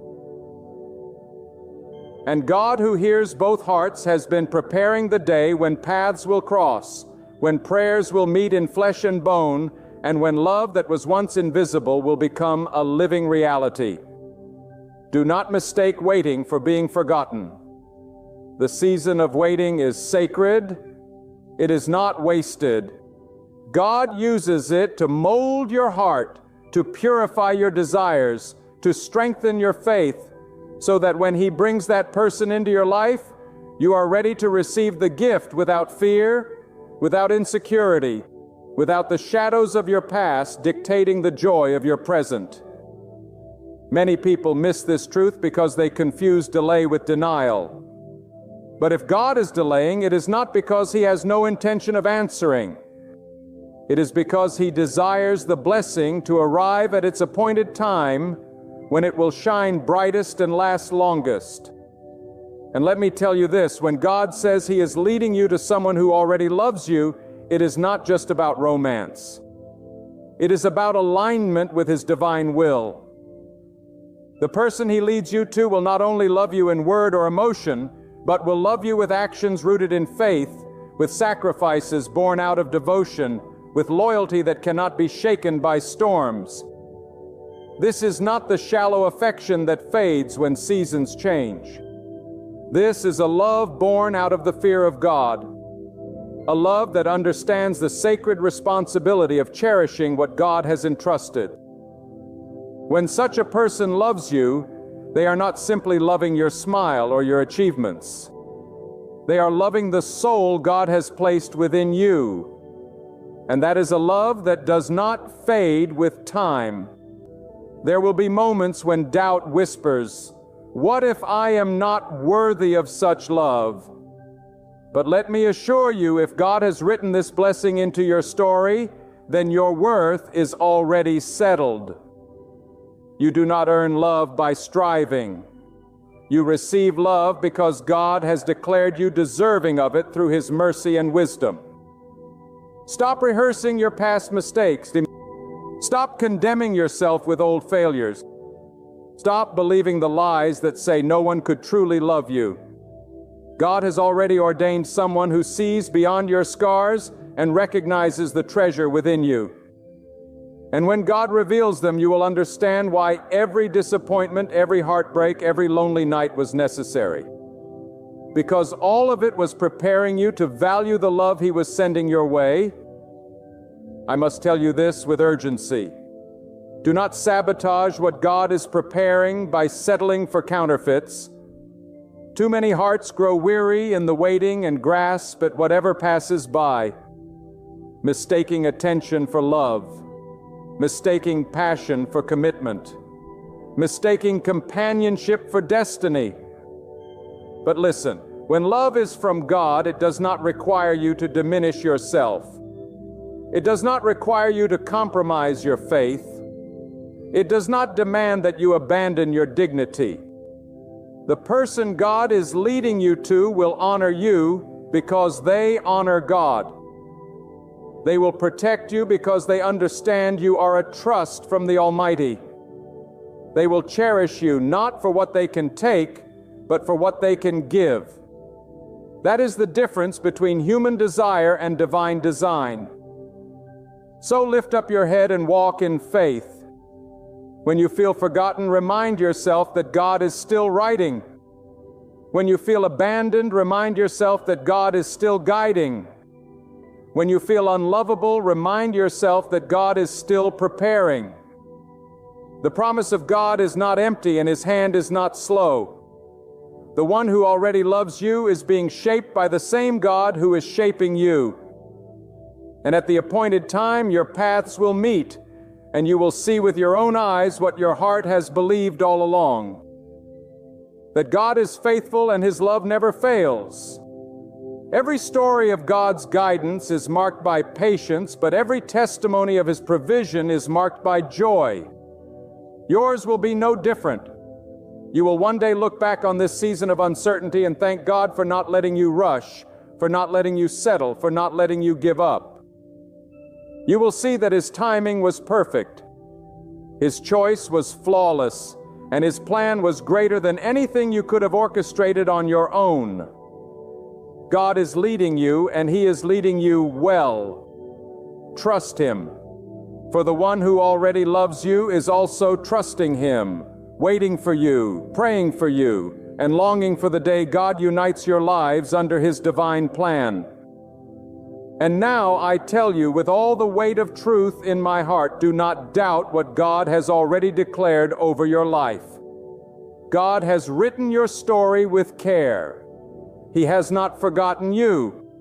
He has not abandoned you to wander endlessly. He is leading you step by step to someone who will not only stand beside you, but will love you with a love that has been planted in their heart by God Himself. That love will not fade. It will not be shallow. It will not break under pressure. It is anchored in the eternal power of the one who is love itself. Do not let fear steal the beauty of this promise. Do not let impatience push you toward what was never meant for your heart. Do not let the pain of yesterday blind you to the goodness that's still ahead. The hand of God never trembles. His design is perfect. His timing is divine. And when He finally brings you face to face with the one He has chosen for you, you'll realize that every tear, every quiet prayer, every night of waiting carried purpose. It was heaven shaping you to receive what only His wisdom could craft. Hold on tight, my friend. Stand your ground in faith. Keep your heart lifted in trust. For soon you'll look back and declare, God has truly been faithful. God has truly led me well. And in that moment, you'll see clearly, it was never chaos, never confusion, but God gently guiding you toward the embrace of someone who already carries your love within them. Because that love was planted by His own hand. And when it finally meets you, it will mirror His endless, holy love. My friend, let me ask you something today. What do you do when life itself seems to corner you with the impossible? What do you do when the doctor shakes his head and says there's no cure left to try? What do you do when your wallet is empty, your heart is weary, your family is breaking apart, and every door you knock on stays shut? What do you do when the weight of life pushes you to your knees and every whisper around you says, "It's over"? I tell you, lift your eyes to heaven, for the same God who scattered the stars and spoke light into being knows the silent cry of your heart, even in the middle of what feels impossible. He hears the prayers you can't put into words. He counts the tears that fall unseen in the darkness. He knows your every longing, your every need, even the ones that seem unreachable.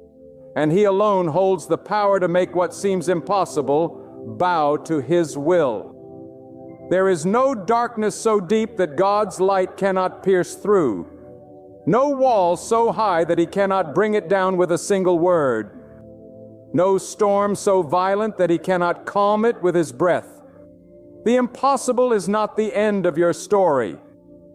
It is where the glory of God begins to shine. It is the place where human strength collapses and divine power rises. Many of you listening today are burdened under the weight of circumstances that you cannot change. You have prayed, you have waited, and you have asked, where is the breakthrough? Where is the answer? Hear me now. Just because you don't see movement doesn't mean God is not working. Just because the ground looks barren doesn't mean the seed is not sprouting underneath. Just because the night feels long doesn't mean the dawn is not on its way. God knows your desire even when the situation looks impossible, and He has not forgotten you. Do you know why God allows you to face the impossible? Because it is in those moments that you discover who He really is. When all human help is gone, when every option fails, when every friend turns away, then you find that God is enough. You may have thought your faith was strong when the path was easy, but faith is not proven in comfort. It is proven in crisis. Faith is not revealed on the mountaintop. It is revealed in the valley. And God knows exactly what He is doing. He knows your heart's desire. He knows the prayers you have whispered in the stillness of the night. He knows the longing that burns inside of you, the need that others cannot see, the dream you have carried for years.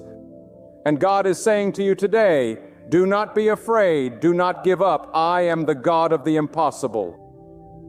Some of you are listening right now and you have been carrying an unfulfilled desire for years. Maybe it is the desire to see your family restored. Maybe it is the desire to rise out of poverty.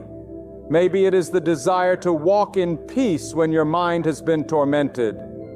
Maybe it is the desire to break free from a chain that has held you for too long. And you say to yourself, this is impossible. But I am here to declare to you what is impossible with men is possible with God. The doctors may not have the cure, but God holds the keys of life and death. The judges may not give you justice, but God is the judge of all the earth, and He does not sleep. The doors of opportunity may be locked to you, but God is the one who opens doors no man can shut. He knows your desire, and He is not limited by the word impossible. The reason many of us faint in the waiting is because we think God has forgotten us. But God does not forget. God does not misplace His people. God does not miscalculate His timing. God does not overlook your prayers. The waiting season is not wasted, lo. It is the season in which God shapes you, molds you, prepares you for what is coming. You think you are standing still, but God is working beneath the surface. You think nothing is changing, but God is aligning circumstances you cannot see. He is moving hearts, shifting atmospheres, removing obstacles, breaking chains.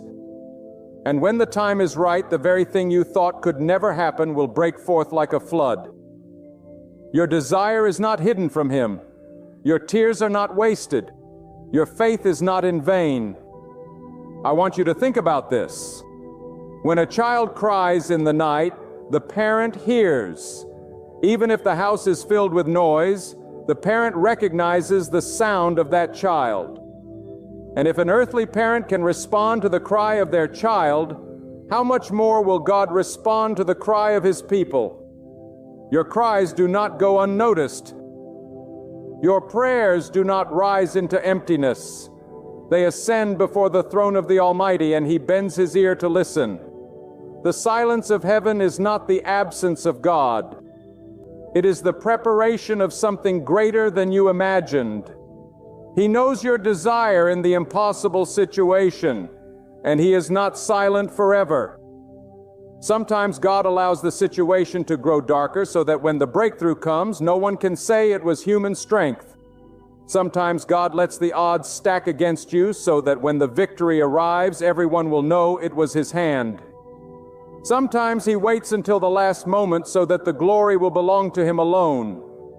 That is why your impossible situation is not a curse. It is an opportunity for God to show His greatness. You may feel weak, but God is strong. You may feel small, but God is infinite.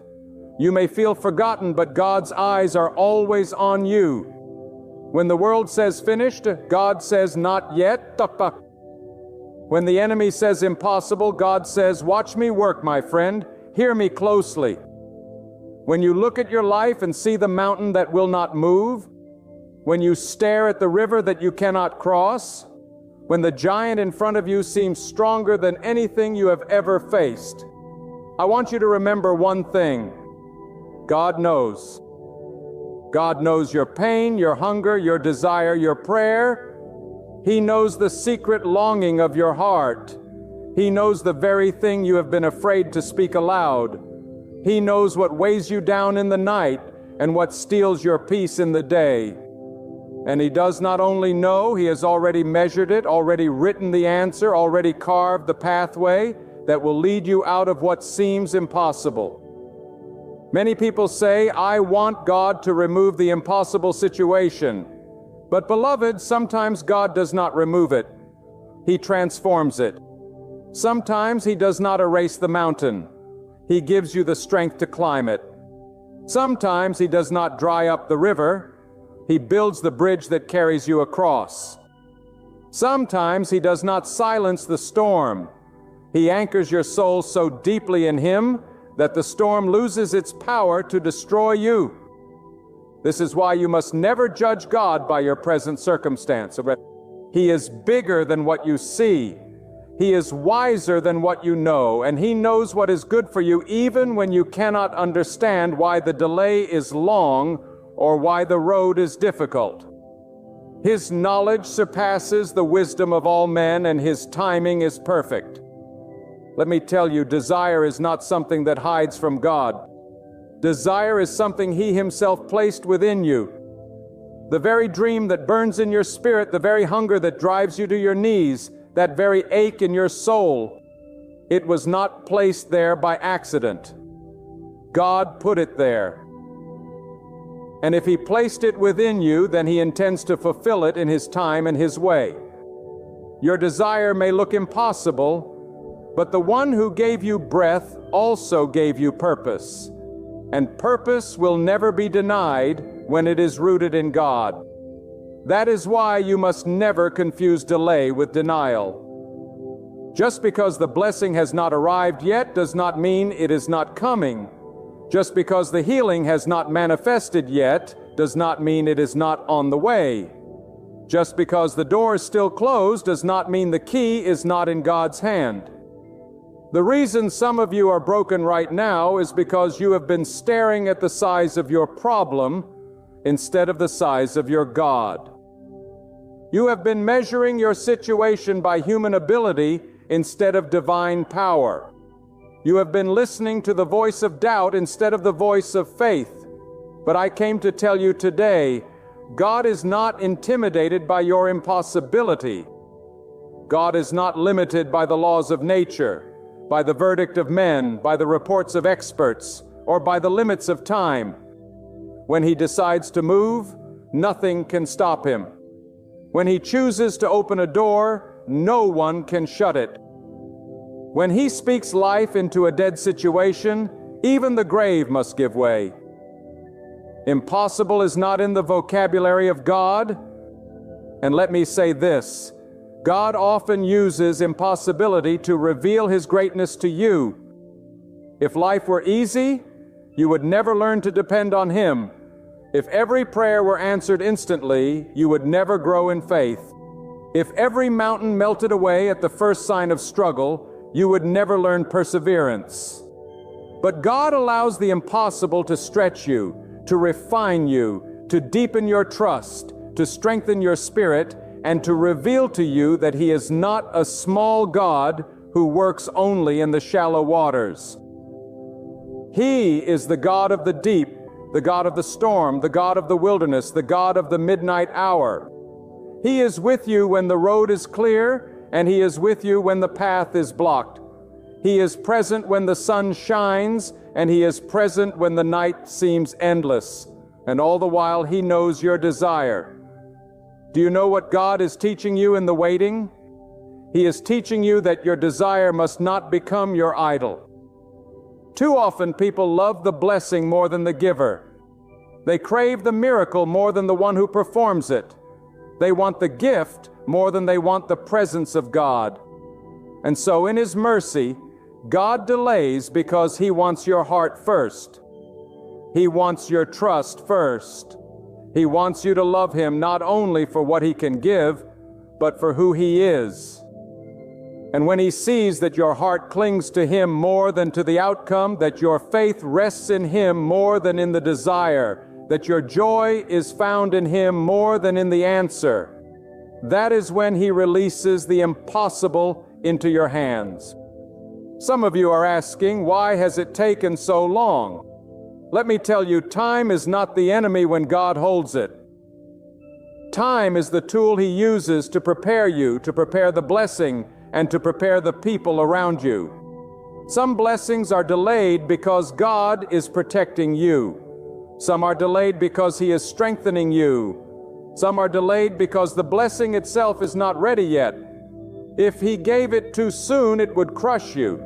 If He answered too quickly, you might mishandle it. If He opened the door before you were mature, the very thing you prayed for could destroy you. But when the fullness of time arrives, what looked impossible will unfold in a way that leaves no doubt it was God and God alone. Beloved, I want to stir your faith today. Do not let your impossibility become your identity. Do not label yourself by your struggle. You are not defined by your lack, your sickness, your brokenness, or your failure. You are defined by the God who created you. And that God is faithful. He has not abandoned you. He has not overlooked you. He has not turned His face away from you. He is closer to you in the impossible than you realize.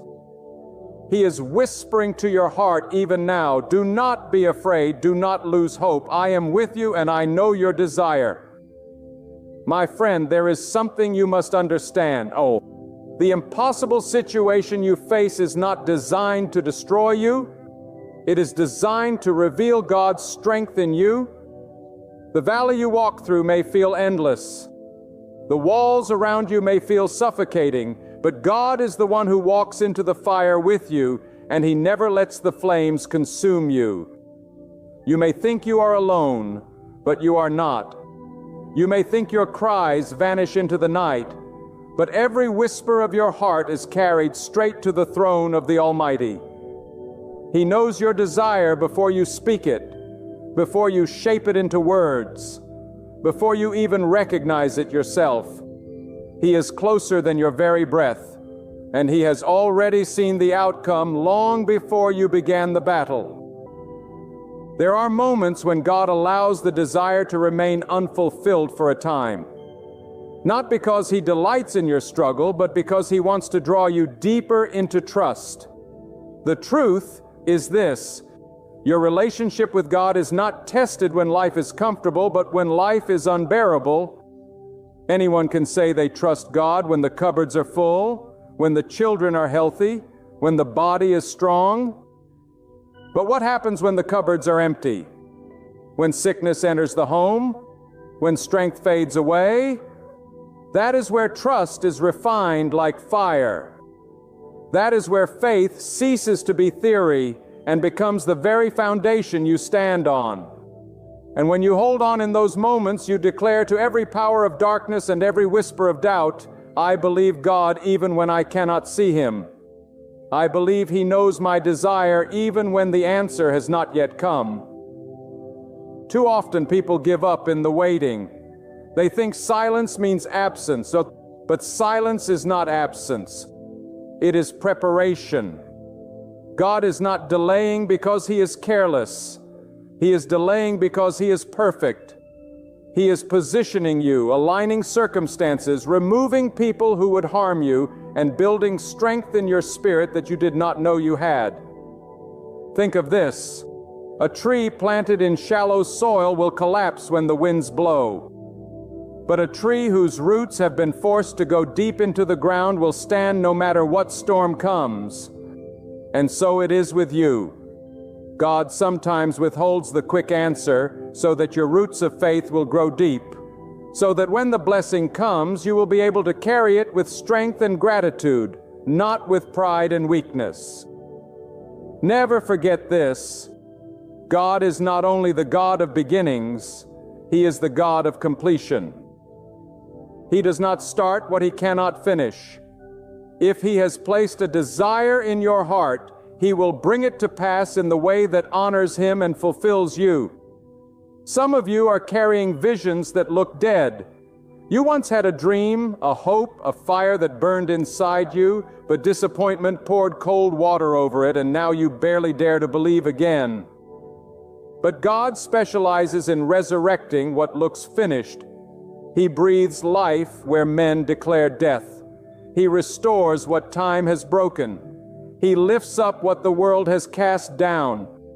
And if you would dare to believe again, if you would dare to trust again, you will see that God has not forgotten what He placed inside you. Your desire is alive in His presence, even when it looks buried in your reality. And let me tell you this: sometimes God answers not by removing the situation, but by transforming you in the middle of it.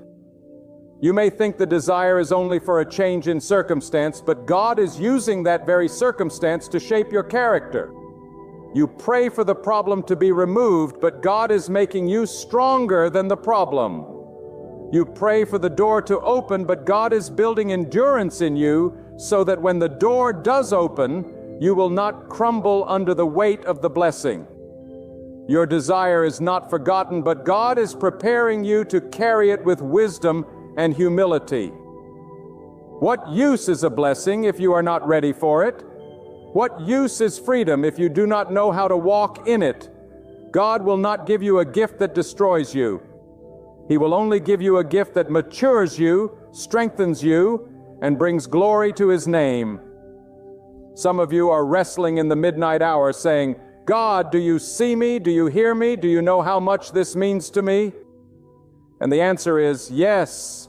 He sees, He hears, He knows. But hear me clearly. God does not work according to your clock. He does not bend to your schedule. He is eternal. He knows the exact second when the answer must arrive, and He will never be late. You may feel pressed to the limit, but you will not break because He has measured the weight of your trial, and He knows exactly how much you can carry. You may feel you are at the edge, but that edge is not the end. It is the place where God's hand will lift you. Do not despise the impossible, for the impossible is the place where miracles are born. Do not curse the delay, for the delay is the place where faith matures. Do not run from the struggle, for the struggle is the place where your spirit learns to depend fully on God. You see, your desire is not simply about what you want. It is about who you are becoming. God is not only concerned with giving you the blessing, He is concerned with making you the kind of person who can honor Him with the blessing. And so He watches, He waits, He strengthens, He refines. And when the moment comes, the blessing will not be just an answer to prayer. It will be a testimony that God is faithful, that God sees, that God remembers. My friend, I must tell you this with fire in my soul. When God places you in an impossible situation, it is not to shame you. It is to shape you. The impossible is not God's way of abandoning you. It is His way of revealing Himself to you. For it is only in the furnace that gold is purified. It is only in the wilderness that strength is built. It is only in the midnight hour that faith learns to see in the dark. And God knows your desire. He knows the weight you carry. He knows the dream you nurture in secret. And He has not forgotten you. Do not mistake silence for neglect. Do not confuse waiting for rejection. God's silence is not absence. It is strategy. Just because He has not moved yet does not mean He is idle. Even when the surface looks still, beneath the soil roots are spreading, foundations are being laid, preparations are being made.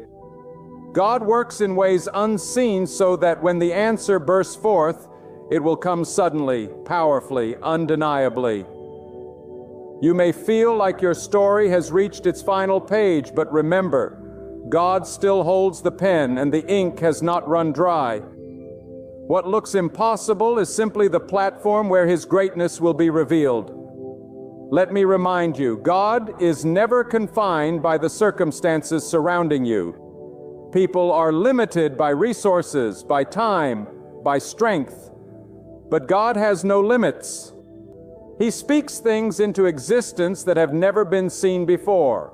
He carves roads through wilderness and makes rivers flow through dry ground. He causes light to burst forth in the darkest night. And if He could create the universe out of nothing, He can rebuild your future from the pieces of what feels broken and lost. You might say, I have no strength left, no resources, no one beside me. But that, my friend, is exactly where the glory of God begins to shine, when nothing remains but Him. Some of you have whispered for years, God, please remember me. Hear this today. He already has. The delay is not His denial. The waiting is not wasted. Your desire has not been forgotten. God heard you the very first time you prayed. From that moment, the answer began its journey toward you. The struggle you face is not meant to destroy you, it's preparing you. It is to prepare you to carry the very thing you ask for. A vessel must be strong enough to hold the oil, or else it will break. And so God strengthens the vessel before He pours out the blessing. That is why you have faced resistance, why you have felt stretched, why the battle has been fierce. It is not because God has rejected you. It is because He is preparing you. And I tell you something more. The very impossibility that frightens you is the same impossibility that terrifies the enemy. Because the enemy knows what will happen when God breaks it open for you. The enemy knows the testimony you will carry, the lives you will touch, the strength you will release, the power of faith you will walk in. That is why he wants you to quit in the waiting. That is why he whispers lies into your mind.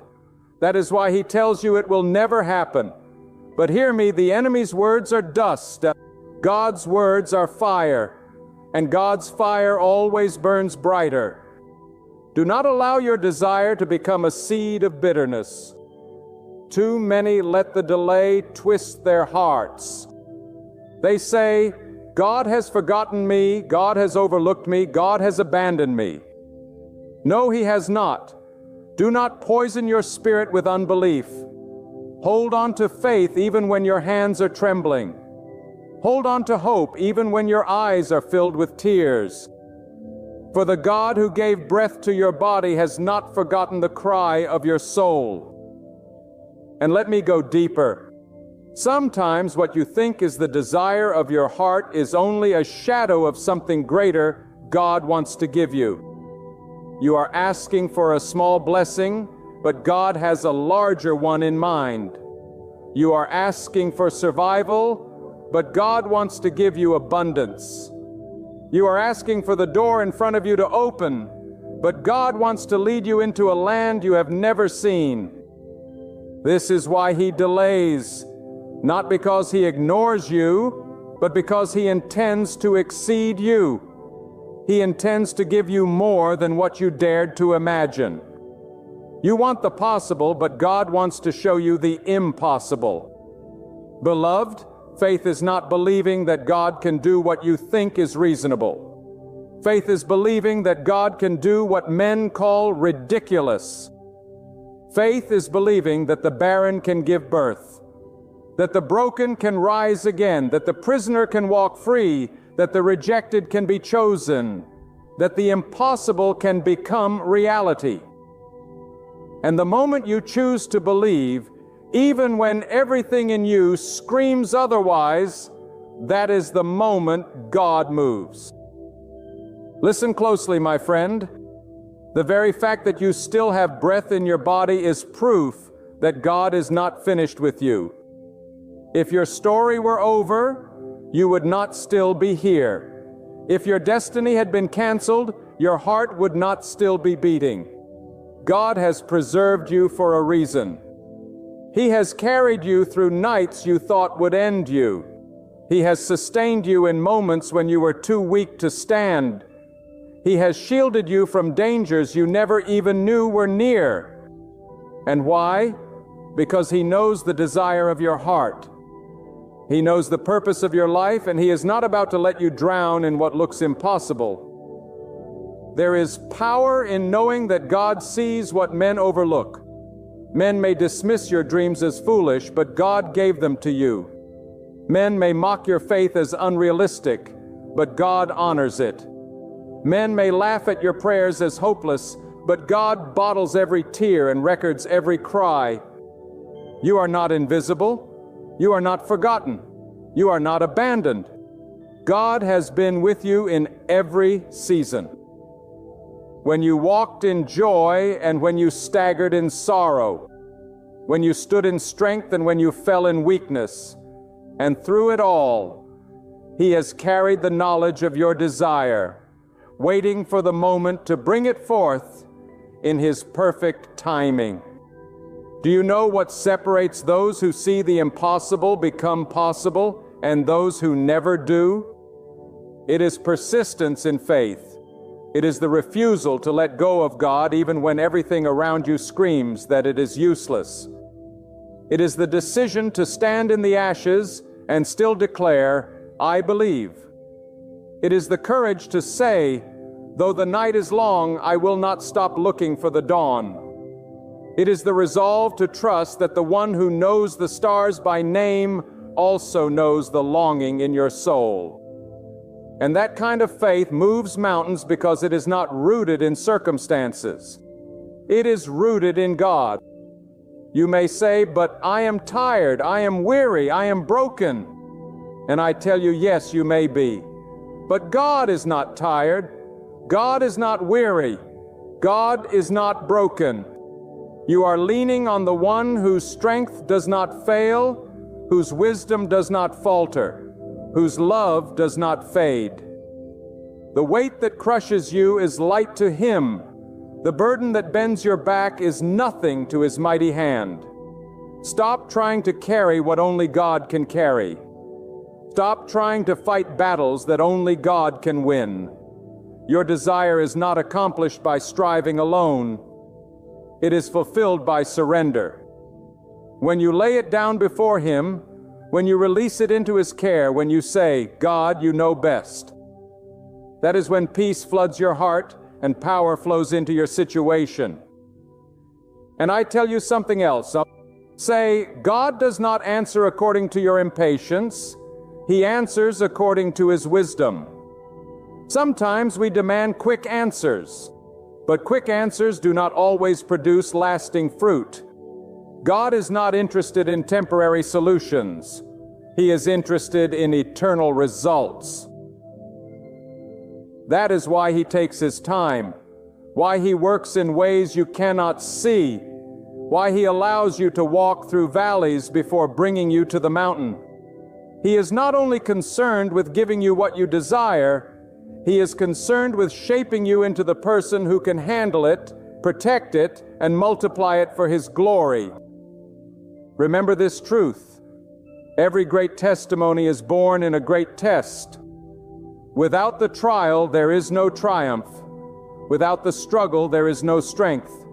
Without the impossible, there is no miracle. You may want the crown, but the crown is only given after the battle.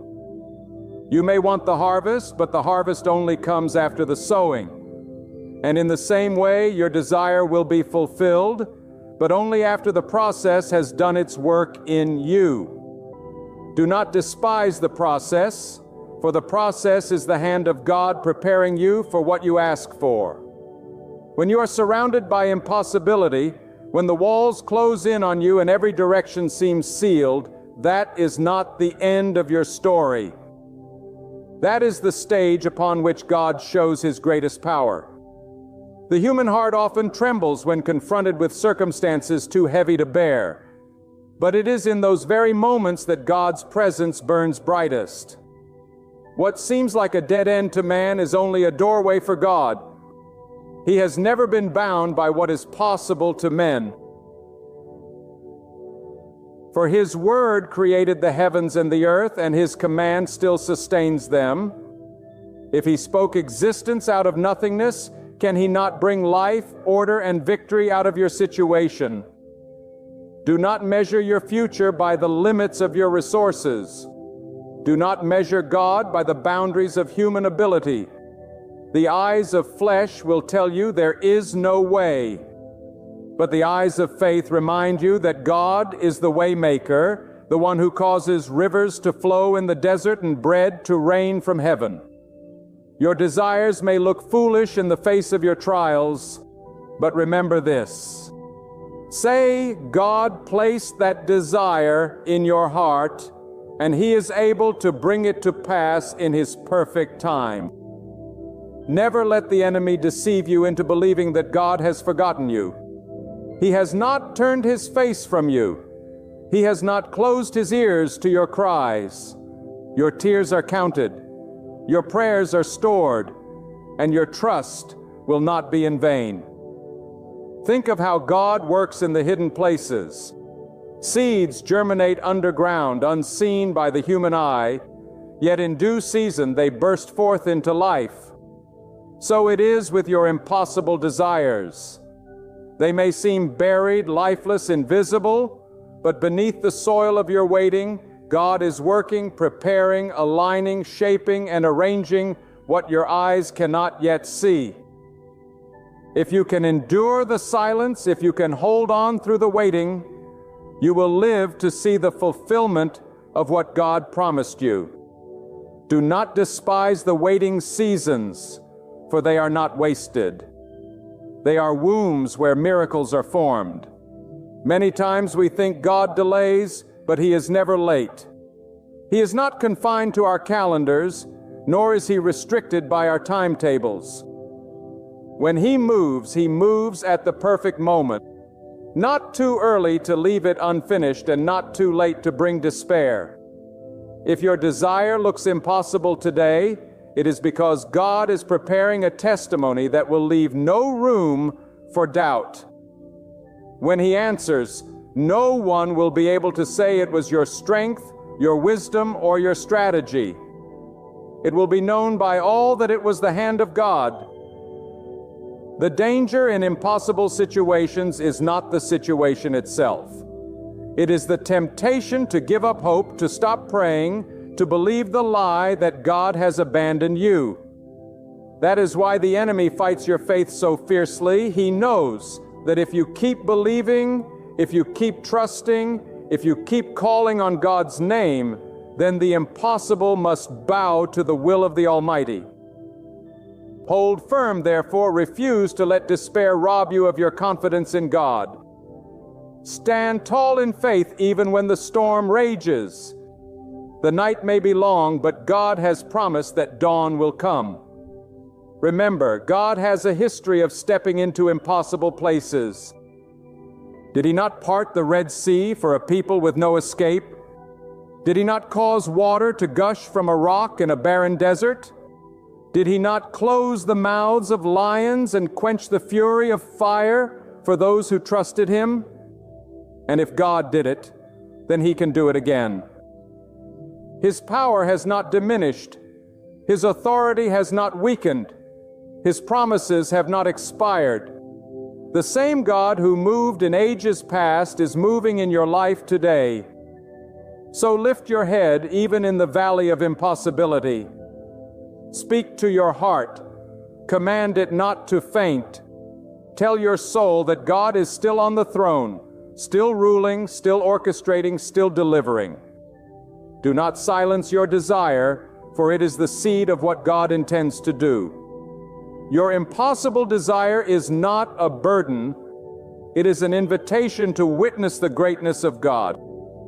He chose you to carry it, so that when it comes to pass, you will testify of His power to all who see. And let me tell you something, God loves the impossible, for it is in the impossible that His glory shines the brightest. If man could solve it, if human hands could fix it, then it would not show the power of God. But when the door is locked, when the way is blocked, when the path is dark, and when hope is gone, that is when God shows up with light, with deliverance, with power, and with victory. Therefore, do not despise your impossible season. Embrace it, for it is the very soil where God will plant His miracle. Your situation is not too far gone. Your dream is not too big. Your desire is not too outrageous. With God, nothing is impossible. And when He moves, He will move in such a way that you will weep with awe. You will fall to your knees in gratitude, and you will declare with trembling lips that God has done what no man could ever do. When you walk through the fire of impossibility, do not fear, for God is with you. When the waters of uncertainty rise against you, do not be afraid, for God holds them back with His command. The strength of man will fail, the counsel of the wise will falter, and the wealth of the powerful will crumble. But the word of God stands forever. Your situation may appear unmovable, but God is not limited by appearances. He sees beyond the visible. He works beyond the natural. He moves beyond the reach of human understanding. Where you see walls, God sees open doors. Where you see a closed chapter, God sees the unfolding of a greater story. So often we confuse impossibility with finality. We think that because we cannot see a way, there must be no way. But God does not require your eyes to see before He acts. He does not ask your mind to understand before He performs. He is not waiting for human approval to release His power. God is independent, sovereign, absolute, and limitless. What He wills, He does. What He speaks comes to pass. And what He has determined for your life, no force of darkness, no opposition of men, no chain of circumstance can stop. In your impossible desire lies a hidden truth. It is not there by accident. The longing you carry in your spirit is not random. It is planted by God to draw you into deeper dependence on Him. If you could fulfill it by your own strength, you would have no need to call upon His name. If you could reach it by your own wisdom, you would have no reason to bow in prayer. But when the desire outweighs your ability, when the dream exceeds your reach, when the mountain towers higher than your strength, then you are positioned for God to reveal His glory. And understand this, God is not only aware of your desire, He is shaping it, purifying it, and aligning it with His will. Sometimes He allows the impossible to remain just long enough to refine your heart, to strip away pride, to break self-reliance, and to anchor you more firmly in His power. God does not deny your desires to punish you. He delays to prepare you. He does not withhold because He is unkind. He waits because His timing will be perfect. You may think you are waiting on God, but often God is waiting on you to grow, to trust, to surrender, to mature. Think of Abraham, who carried a promise for years before he saw its fulfillment. Think of Moses, who wandered in the wilderness before leading his people into freedom. Think of Joseph, who dreamed of greatness but endured betrayal, slavery, and prison before rising to power. In each of these, God placed a desire that looked impossible, but in time He brought it to pass in a way that magnified His power. Your life is no different. If God has allowed you to carry an impossible desire, He has already prepared the miracle that will fulfill it. Do not let the silence of God deceive you into thinking He is absent. God's silence is not His abandonment. It is often His preparation. He is weaving threads you cannot see. He is moving hearts you cannot touch. He is arranging circumstances you cannot influence. And when the appointed time arrives, everything will fall into place so swiftly, so perfectly, that you will know it was orchestrated by His hand alone. Lift your faith higher than your fears. Refuse to let the size of your problem dictate the strength of your prayers. Do not pray according to what you see. Pray according to what God can do. For He can bring water out of stone, light out of darkness, abundance out of lack, and life out of death. When you ask, do not ask small. Do not shrink your desire to fit your human reasoning. Ask boldly, for God delights in showing His greatness. Ask faithfully, for He rewards those who trust Him fully. Ask persistently, for delay is not denial, and the waiting is never wasted. The impossible is not a barrier to God. It is a stage for His glory. And when He fulfills your desire, it will not only bless you, but it will bless everyone who sees it. People will look at your life and say, "This is the hand of God." Your testimony will become a beacon for others walking through their own impossibilities. You will be a living reminder that with God, nothing is beyond reach. So today, hold fast to your desire. Do not bury it under fear. Do not silence it with doubt. Do not hand it over to despair. Place it in the hands of God and trust that He who knows your heart also holds your future. He will not fail you. He cannot fail you. For God is faithful, and His faithfulness endures forever. And so, my friend, when you find yourself staring into the impossible, do not tremble as though you are alone.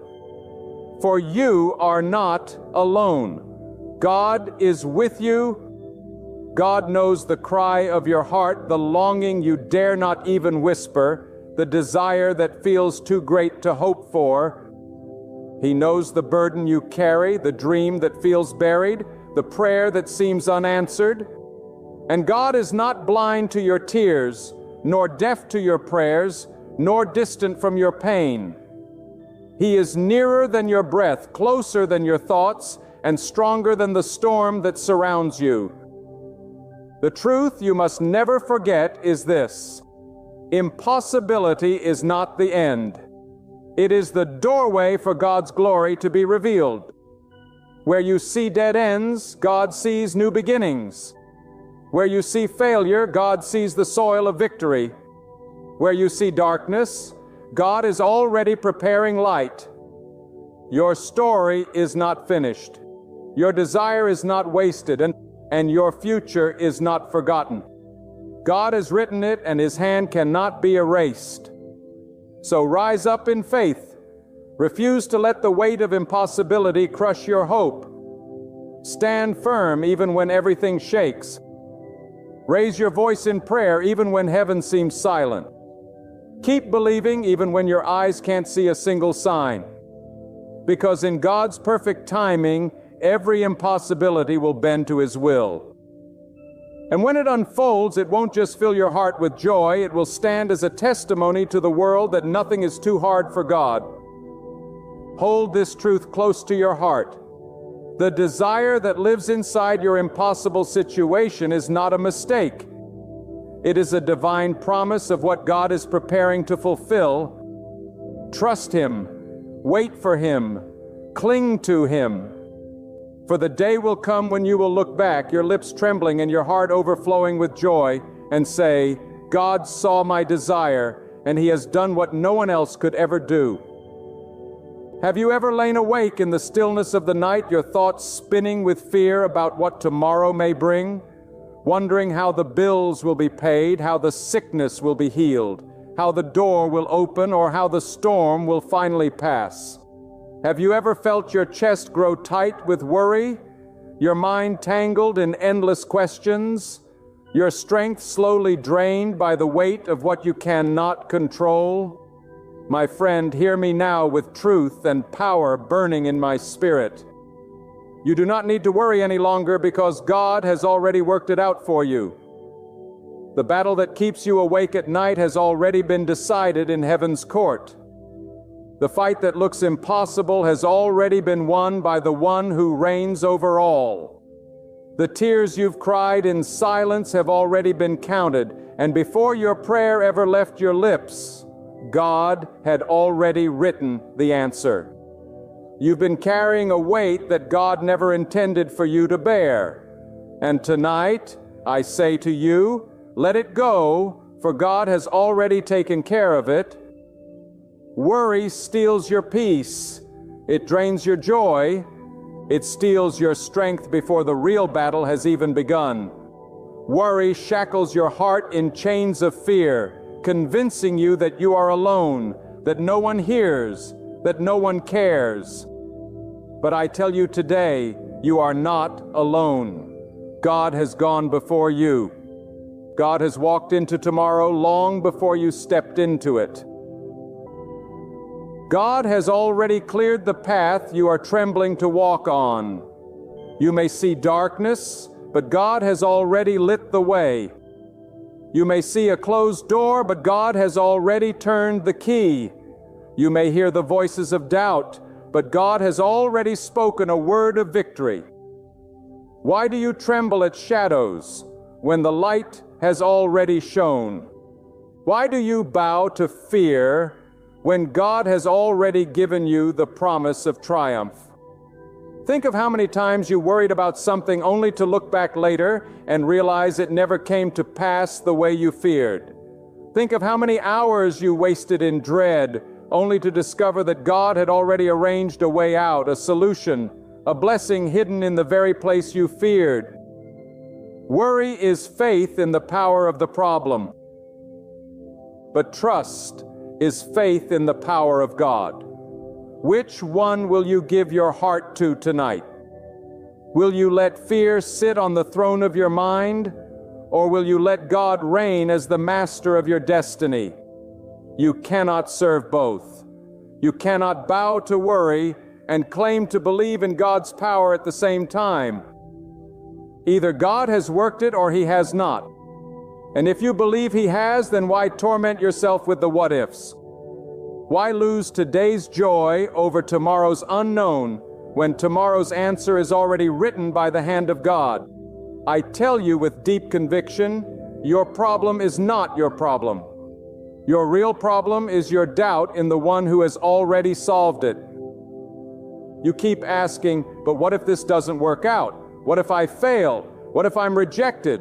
What if the sickness grows worse? What if I lose everything? But have you ever stopped to ask, what if God has already arranged my victory? What if this very thing I fear is the key to my breakthrough? What if the rejection is actually protection? What if the failure is actually redirection? What if the door that slammed shut was never meant for me, and God is preparing something far greater? You see, worry narrows your vision to the problem, but faith lifts your eyes to see God's hand already moving in ways you cannot yet perceive. While you are pacing the floor in fear, God is arranging people, opportunities, and outcomes that you could never orchestrate on your own. While you are biting your nails in anxiety, God is whispering to the winds, commanding them to shift in your favor. While you are crying in despair, God is weaving the very threads of your pain into a tapestry of purpose. I tell you, every time you choose to worry, you are choosing to insult the sovereignty of God. Every time you let anxiety take control, you are saying that the Creator of heaven and earth is not capable of handling your situation. And is He not capable? Is the one who hung the stars in the heavens and set the oceans and their boundaries suddenly too weak to carry your burden? Is the one who formed you in the secret place, who numbered every hair on your head, who breathed life into your lungs, suddenly indifferent to your cries? My friend, do not let the enemy deceive you. God has not abandoned you. God has not forgotten you. God is not late. He is never late. He has already worked it out. Look at the mountains of your life. They look immovable, but God says they will crumble. Look at the storm that rages against you. It looks overwhelming, but God says peace is already declared. Look at the enemies who rise up against you. They look powerful, but God says they are already defeated. The path may look blocked, but God has already built a road through the wilderness. The well may look dry, but God has already spoken water into the desert. The night may look endless, but God has already commanded the morning to rise. Do you not see the worry in your heart is a lie? Because God has already written a different ending. I want you to grasp this with your whole being. The battle is not yours. It is God's. The weight is not yours, it is God's. The future is not yours to control, it is God's to unfold. You cannot add a single hour to your life by worrying. You cannot change a single outcome by fretting. You cannot bend reality by twisting yourself in knots of fear. But you can destroy your peace.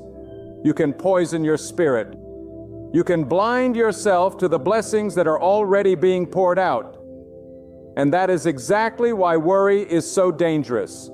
It distracts you from seeing what God is already doing. It blinds you from recognizing the answer that is already in motion. It keeps you chained to fear while God is calling you to freedom. Hear me now, every sleepless night you've endured, God has seen. Every tear that has rolled down your face in secret, God has counted. Every whispered prayer you thought went unheard, God has already answered. You think you are waiting on God, but many times it is God waiting on you to release the worry, to release the fear, to let go of the outcome, and to trust that He has already completed the work on your behalf. God does not operate on your panic. He operates on His plan, and His plan has never failed. Not once in all of history has God's purpose been defeated by the schemes of men, by the weapons of the enemy, or by the fears of the anxious. If His plan has never failed, then why should yours be any different? When you were formed, God already wrote the story of your life. Before you faced the storm, God already designed the rainbow. Before you entered the valley, God already carved the path out. Before the problem showed up, God already designed the solution. And before you even knew what to pray, God had already sent the answer. That is why you can live without worry. Because you are not walking blindly into chaos. You are walking into a future already authored by the hand of God. And if the author of life has written a script, then every page, even the painful ones, are part of a greater story that ends in victory. Do you realize what worry does to you? It makes you live twice through the same storm. Once in your imagination and then again in reality. And most of the time, reality never comes close to the nightmare you built in your mind. Worry magnifies the shadows, but it never changes the truth. And the truth is this: God has already set boundaries around your struggle. He has already measured the weight of your burden and promised not to give you more than you can bear. He has already written the end from the beginning, and your worry cannot alter what God has ordained. When you cling to fear, you are rehearsing defeat. But when you cling to faith, you are rehearsing victory before it arrives. God has already worked it. And when He works, no one can reverse it. Think about the strength of God for a moment. The mountains rise and fall at His command. The rivers carve their paths because He spoke it to be so. The sun rises faithfully because He ordered it. And yet you tremble as if your life is too complex for His wisdom. You shake as if your need is too great for His provision. You fear as if your problem could possibly outweigh His power. No, my friend, if God can command the galaxies to hold their place, He can certainly handle the weight of your tomorrow. If God can provide for the birds of the air and clothe the flowers of the field, He has already provided for you. Your fear may tell you it is uncertain, but God says it is already secured. Your doubt may whisper, it is impossible, but God says it is already done. Worry feeds on the lie that you are abandoned, but you are not abandoned. God has walked every step with you, even the ones where you felt utterly alone. When you felt abandoned by people, when you were misunderstood by family, when you stood in the crowd but felt unseen, God was watching. He was guiding. He was orchestrating. He was working things in ways that your eyes could not see. Do not let the silence of God fool you into thinking He is absent. The silence of God often means He is working on something far greater behind the curtain of your life. You may not hear His voice in the storm, but the storm itself is already under His authority. You may not see His hand in the wilderness, but the very wilderness is under His control. You think the waiting is wasted, but the waiting is where God builds the strength in you to carry the blessing He has prepared. You think the delay is denial, but the delay is often protection. You think the silence is rejection, but the silence is the soil where God is planting something that will bloom in its appointed time. Worry resists the silence, but faith embraces it. Worry screams for answers, but faith trusts that the answer is already sealed in the hands of God. And I tell you, when the appointed time comes, nothing and no one will be able to stop what God has prepared for you. Let me speak this clearly, or Papa. Your future is not in the hands of chance, it is in the hands of God. The economy is not your provider, God is. Your employer is not your master, God is. The sickness in your body does not control your destiny, God does. The betrayal of people does not define your outcome, God defines it.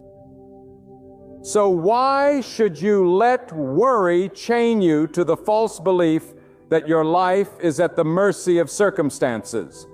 You are not at the mercy of chance. You are in the grip of God's will. And if you are in His grip, nothing can snatch you out. The reason you must let go of worry is not just because it is heavy, but because it is useless. Worry has never healed a sickness.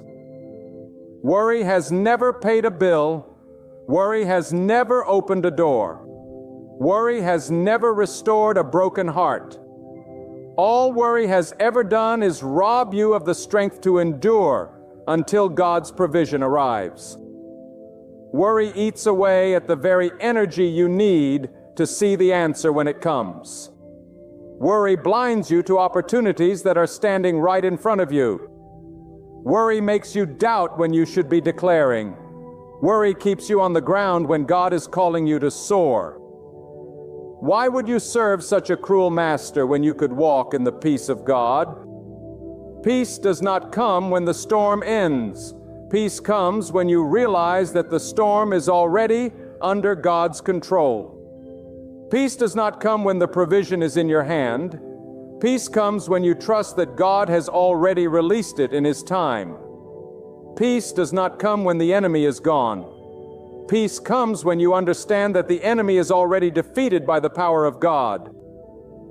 And once you know that, once you truly grasp that worry loses its grip, fear loses its hold, anxiety loses its teeth, because you are no longer living in reaction to the storm.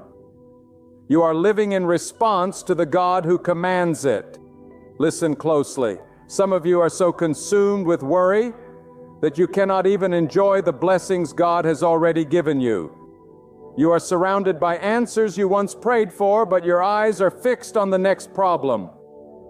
You asked God for a job and He gave it to you, but now you are consumed with fear of losing it.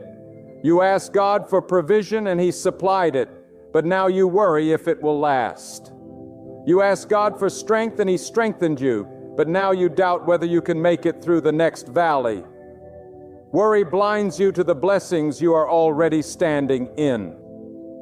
And if you cannot recognize today's miracle, how will you ever receive tomorrow's? No more worry. The time has come for you to rise up and declare that your life is not ruled by fear, but by faith. The time has come for you to trust the God who has never failed. The time has come for you to silence the voices in your head that tell you it will not work, and to lift your voice in praise to the God who has already worked it out. You cannot keep entertaining fear and expect to walk in freedom. You cannot keep feeding doubt and expect to live in peace. You must starve your worry and feed your faith. You must stop rehearsing the disaster and start rehearsing the promises of God. God has promised to sustain you. God has promised to guide you. God has promised to protect you. God has promised to provide for you. God has promised to never abandon you. And if God has promised, then it is already settled. Worry questions what God has already answered. Worry argues with what God has already declared. Worry resists what God has already done. But faith bows before God and says, I believe it even if I cannot see it. I trust it even if I cannot feel it. I know it is finished even if I cannot yet touch it. Tonight, I want you to let this truth burn into your spirit. Nothing you are facing today has caught God by surprise. Not the sickness, not the betrayal, not the financial strain, not the heartbreak.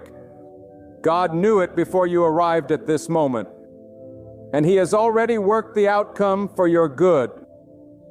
What you see as a problem, God may be using as a preparation. What you see as a closed door, God may be using as redirection. What you see as a loss, God may be using as protection. You do not see the full picture yet, but God does. And when the picture is complete, you will look back and say, now I understand why I had to go through that. Now I see why it didn't work out my way. Now I see why the delay was necessary. God was working all along. Some of you are standing at a crossroads in your life, paralyzed by worry because you are afraid to make the wrong move. You fear the path ahead will collapse beneath your feet. You fear the decision you make will destroy everything you have built. But hear me well, God is already in tomorrow. God has already inspected the ground you are about to walk on. God has already gone before you and marked the way. When you walk with faith, you are not stepping into the unknown.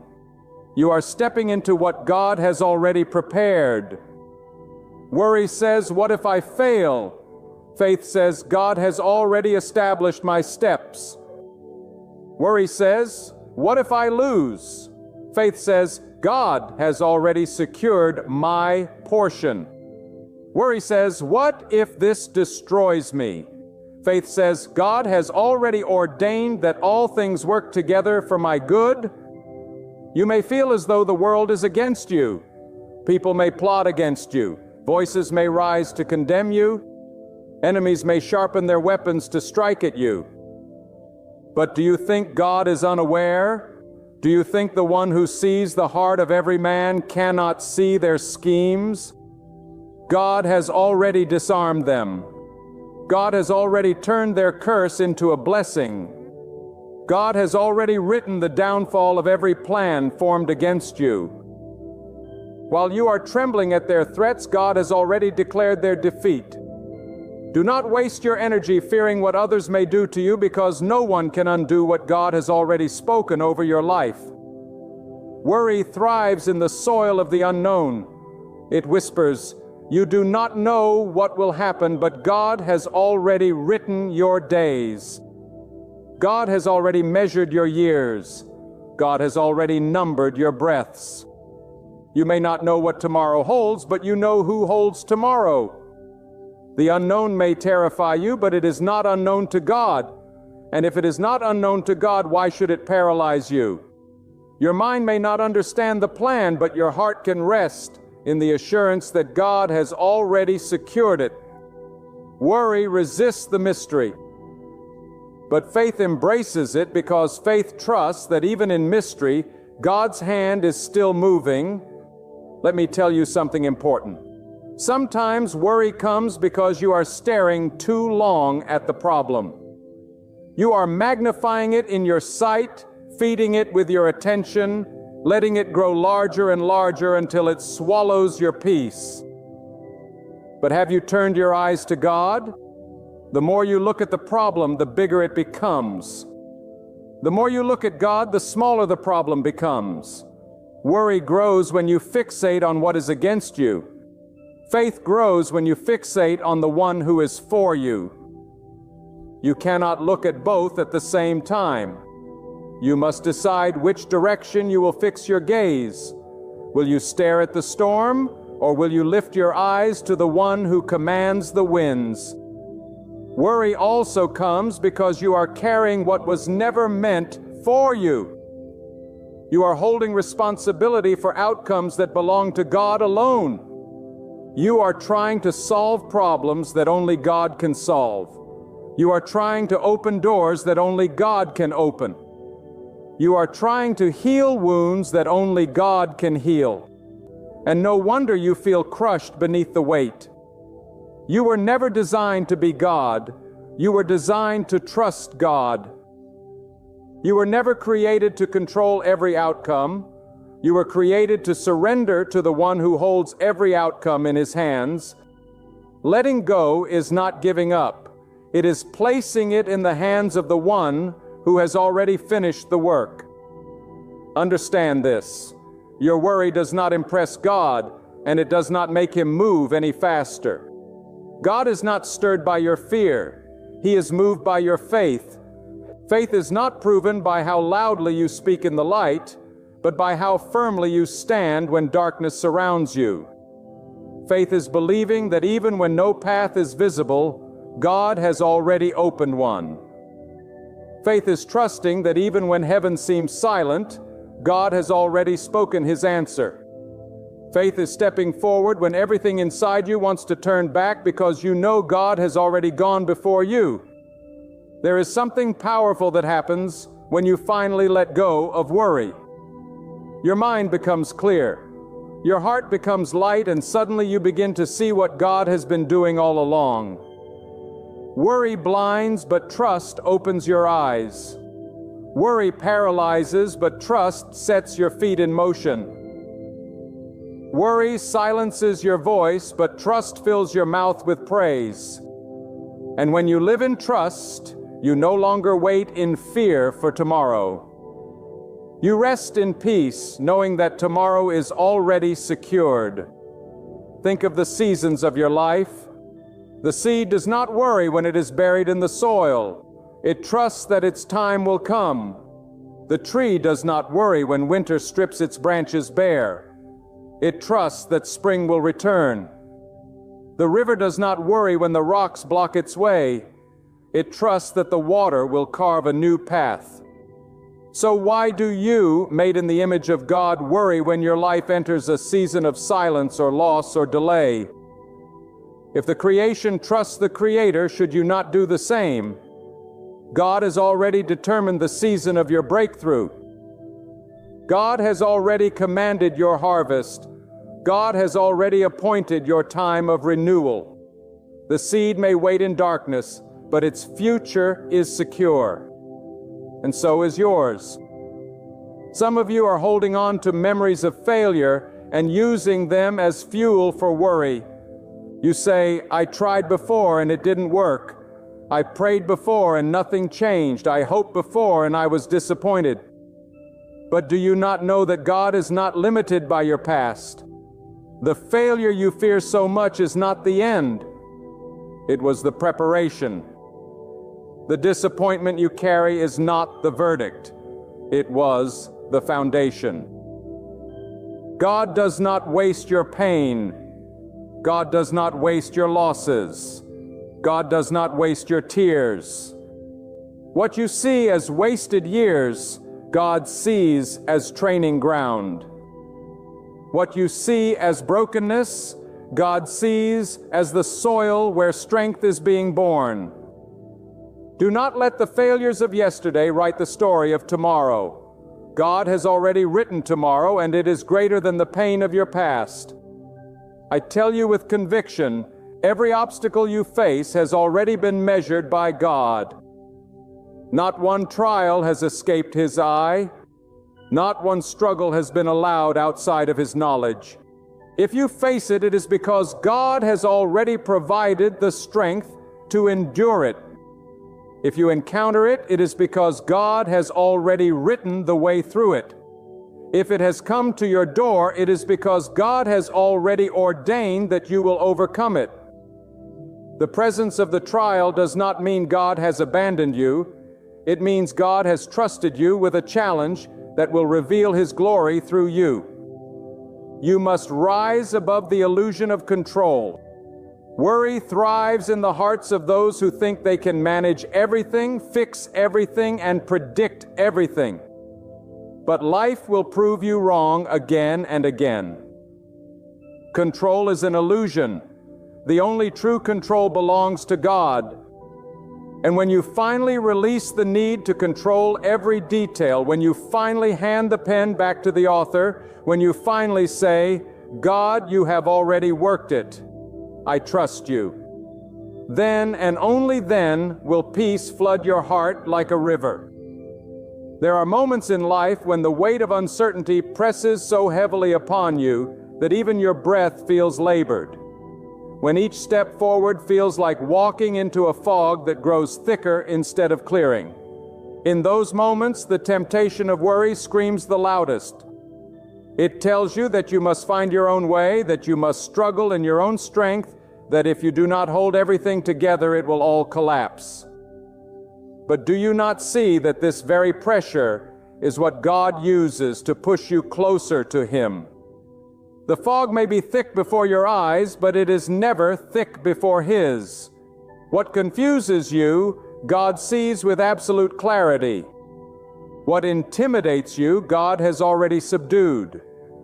What feels like chaos in your hands is already order in His.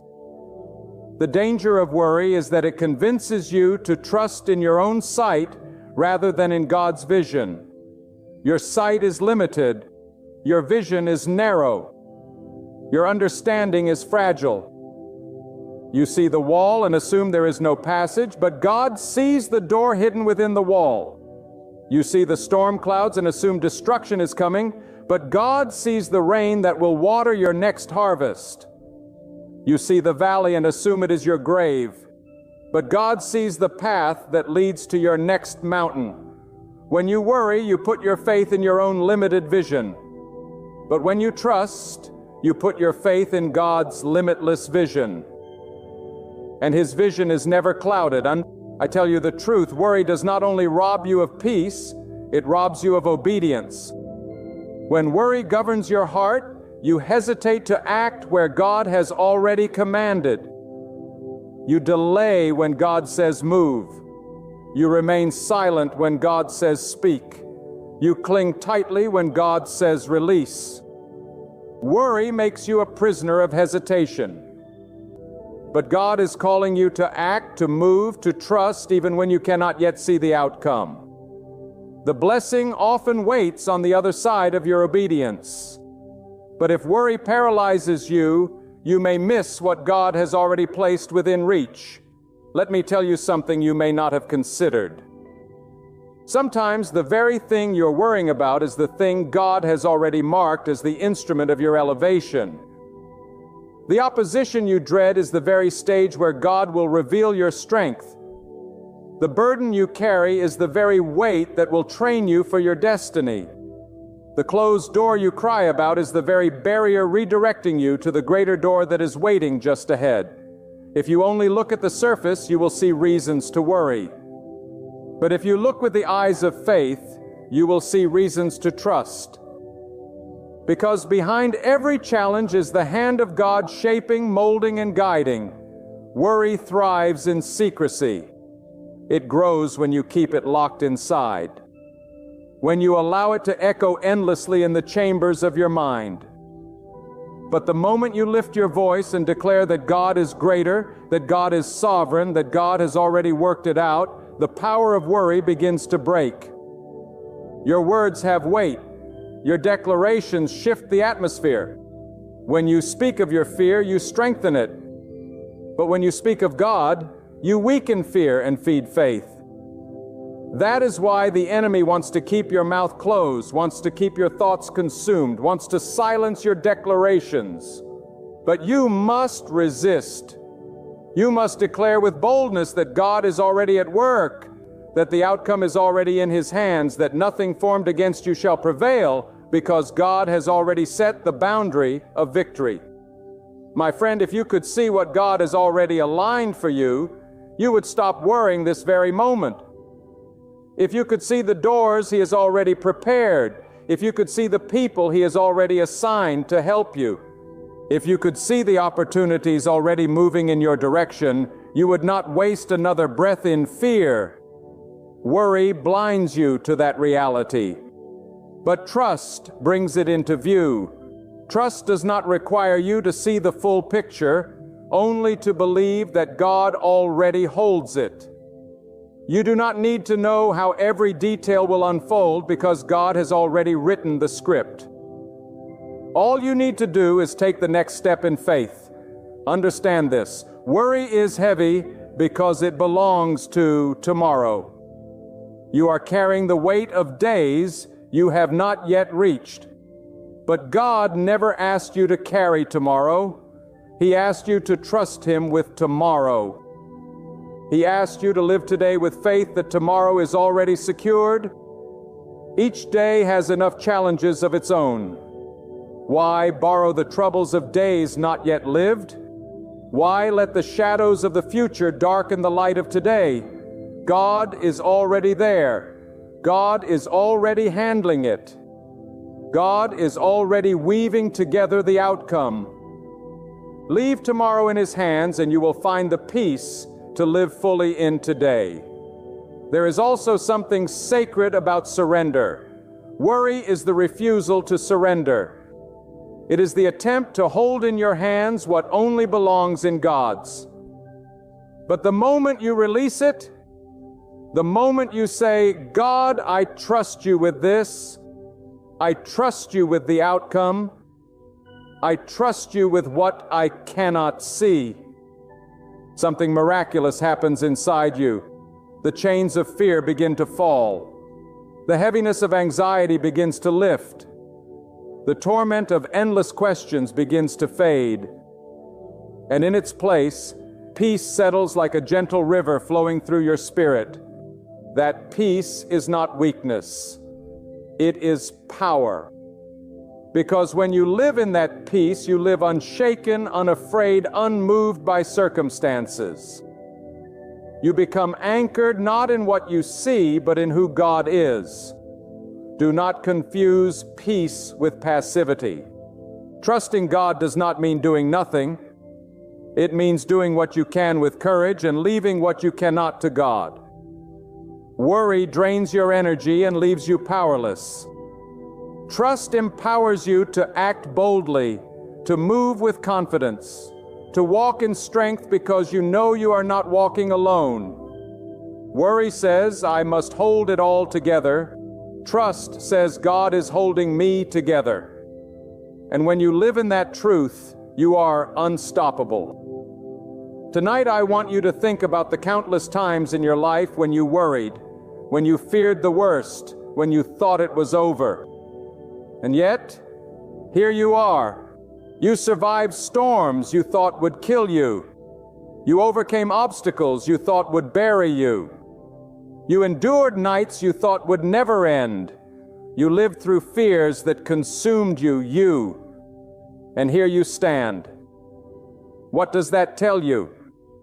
It tells you that God has already carried you further than you could have carried yourself. It tells you that God has already been faithful, and His faithfulness has not expired. If He carried you through before, He will carry you through again. If He worked it out before, He has already worked it out this time too. Worry is the thief of your peace, but peace is the gift of God to the heart that trusts Him. When you allow your mind to become a battlefield of doubt, fear, and constant questioning of tomorrow, you hand over your joy to something that was never meant to rule over you. God has already written your story. He has already secured your provision. He has already marked the hour of your victory.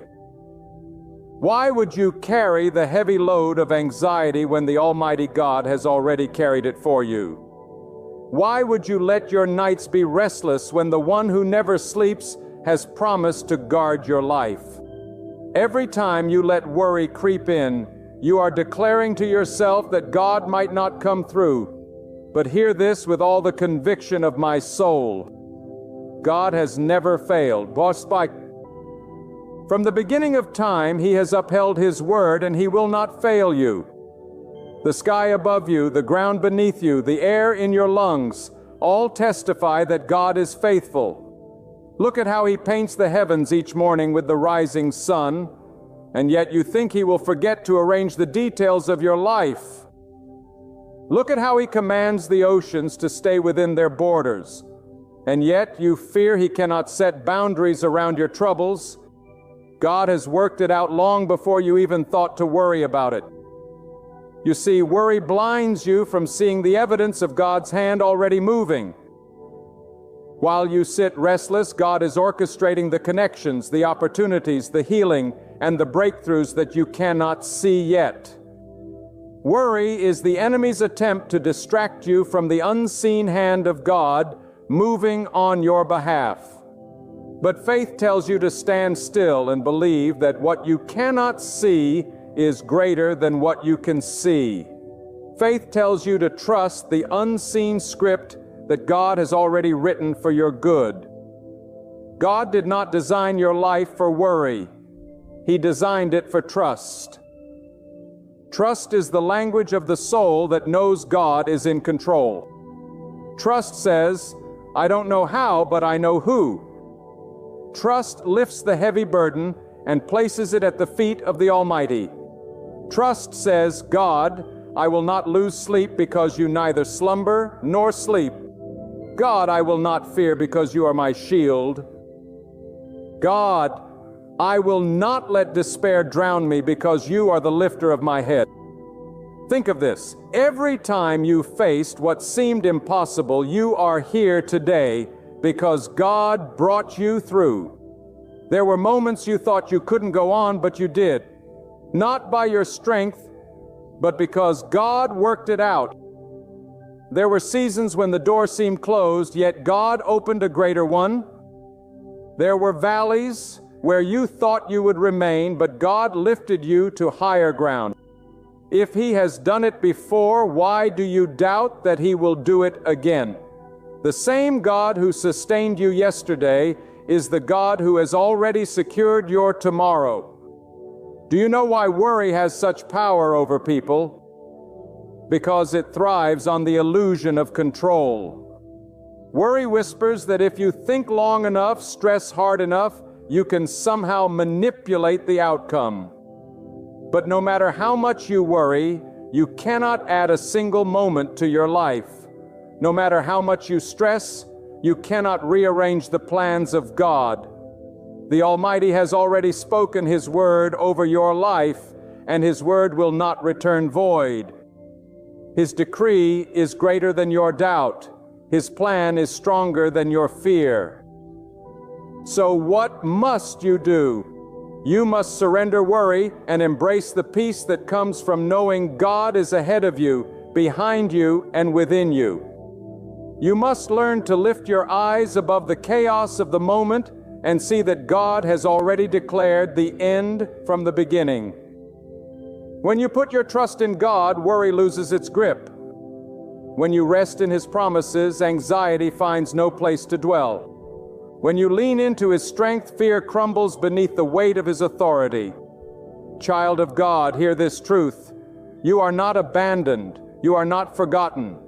You are not left to fend for yourself. The Creator of the heavens and the earth is your guardian, your provider, your sustainer. He has already written a future where your needs are supplied, your battles are won, and your life is covered by His mercy. Do not waste today carrying tomorrow's burdens. Tomorrow is already in God's hands, and His hands do not fail. Lift your voice in gratitude instead of worry. Thank God not only for what He has done, but for what He has already secured in your future.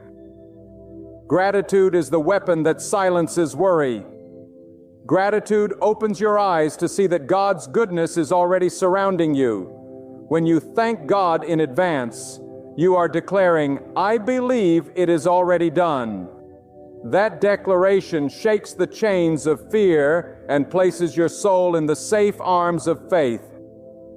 And let me remind you of something powerful. Worry cannot change your destiny, but trust in God can transform your reality. Worry cannot move mountains, but faith in God makes the mountain tremble. Worry drains you, but trust in God renews you. When you let go of worry and cling to God, you are choosing the life He designed for you. A life not of fear, but of confidence in His sovereignty. Then let me bring this word to its closing with the same fire and assurance that has carried it from the beginning. My friend, you were not created to live in the prison of worry. You were created to walk in the freedom of trust. Worry weakens you, but God strengthens you. Worry binds you, but God has already loosed your chains. Worry looks at the storm, but trust looks at the one who commands the storm to be still. So tonight, right where you are, make a decision in your heart. No more worry. Say it with conviction. No more worry because God has already worked it for me. No more sleepless nights wondering if provision will come because God has already written the check of mercy and sent it ahead of me. No more fear of tomorrow because tomorrow belongs to God and He has already filled it with His promises. No more doubt about my future because my future is sealed in the hands of the Almighty. Lift your eyes and stand tall. Let the calm of God flow through you like an endless river that never ceases. Hold fast to this truth. Your story isn't ruled by luck, but held securely in the hands of God. The same voice that called light out of darkness has already spoken victory into your life.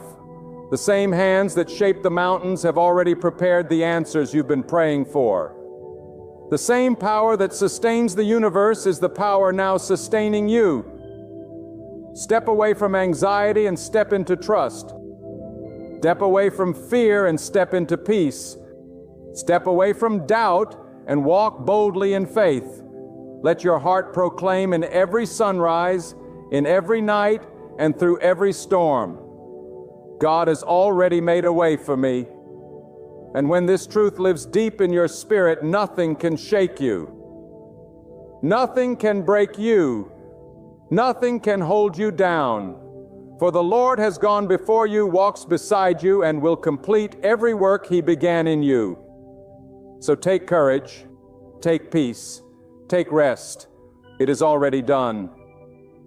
God has settled it, and that is more than enough. This October, I proclaim to you with the authority of God's Word and the burning conviction within my spirit, your life is about to shift. Not by chance, not by coincidence, not through human plans, but by the mighty hand of God. You are entering into a month unlike any other. This is not an ordinary change of dates. This is a divine encounter. This month has been marked by heaven itself. In this October, you are about to receive a blessing so vast, so unmistakable, so powerful, that you will lift your hands in awe and declare, "Only God could have done this." I am speaking to the one who has grown weary in the waiting. You have wept behind closed doors.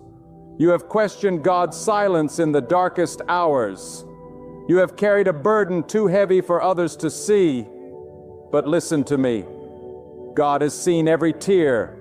God has heard every cry. And God has been working behind the scenes.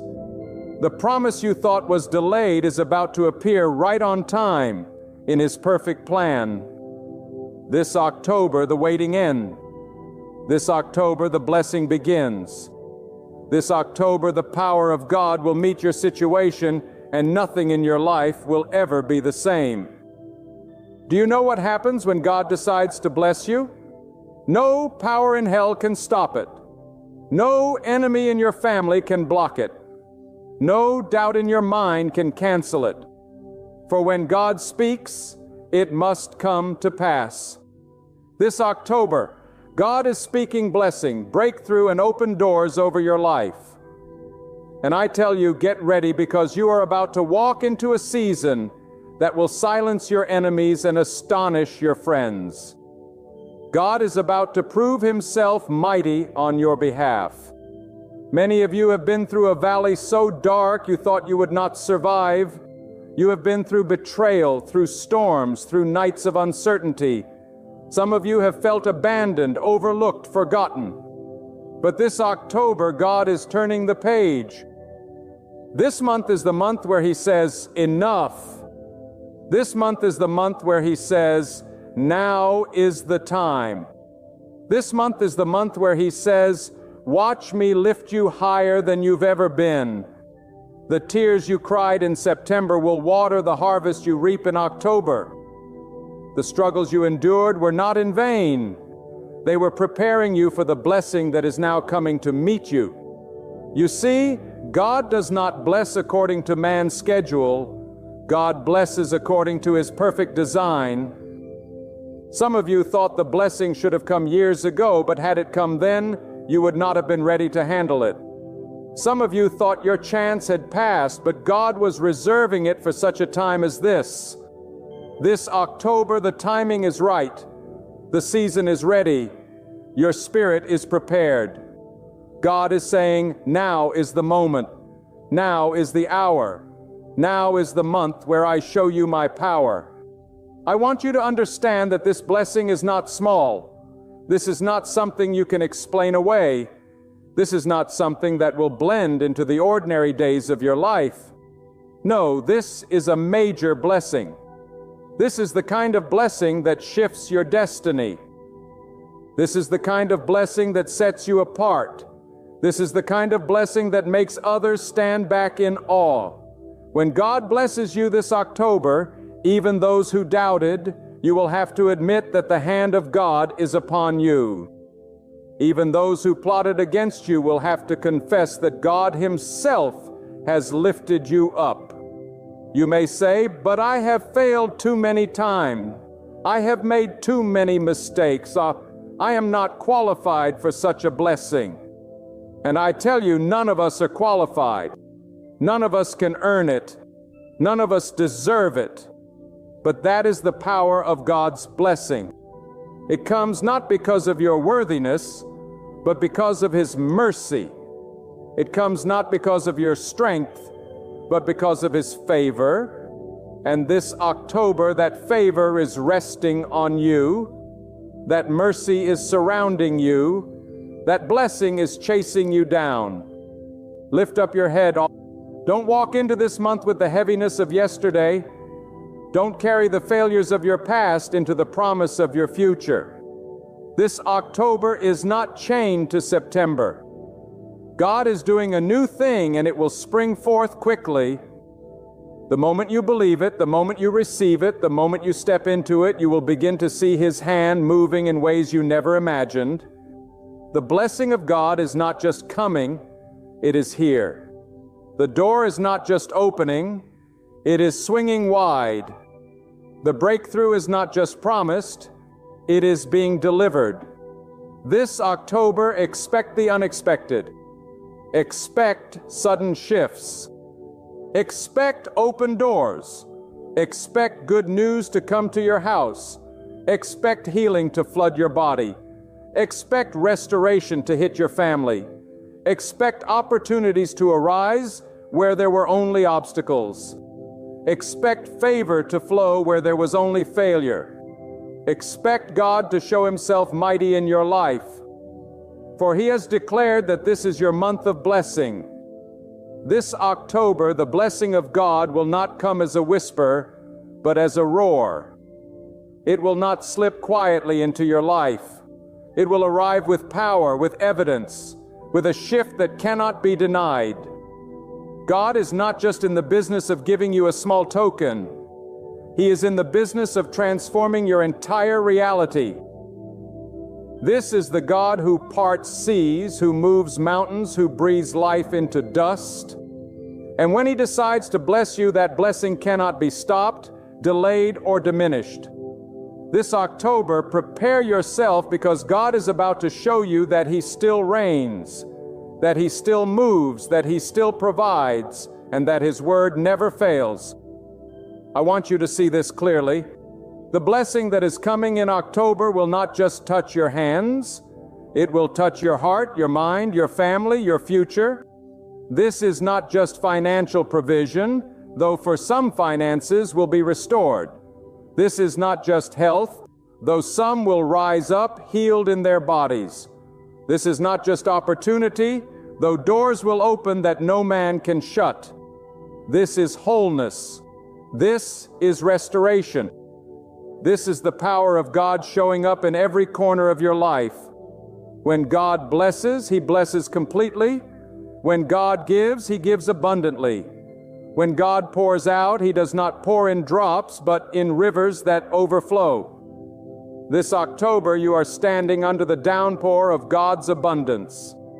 But hear me, before the blessing manifests, God always prepares the vessel. The reason you walked through fire was not because God abandoned you, but because He was shaping you. The reason you endured storms was not because He forgot you, but because He was strengthening you. Do you not see? Every trial you went through was God carving out space within you so that when the blessing arrives, you would be ready to carry it. The pain you felt was not wasted. It was preparation. The tears you cried were not unnoticed. They were watering the soil for the harvest you are about to reap. This October, you are not just receiving a blessing, you are stepping into the very reason you endured the storm. Some of you have been in a hidden season. God pulled you away from the spotlight. He allowed doors to close. He allowed people to walk away. He even allowed silence to cover your prayers. And you thought it was punishment, but it was preparation. God was hiding you not to harm you, but to preserve you. Like a seed buried in the soil, you were hidden so that you could take root. And now this October you will rise, you will sprout, you will bear fruit, and everyone will know that it was God who caused your growth. You will not have to explain yourself. You will not have to prove yourself. The blessing that comes will speak louder than your words.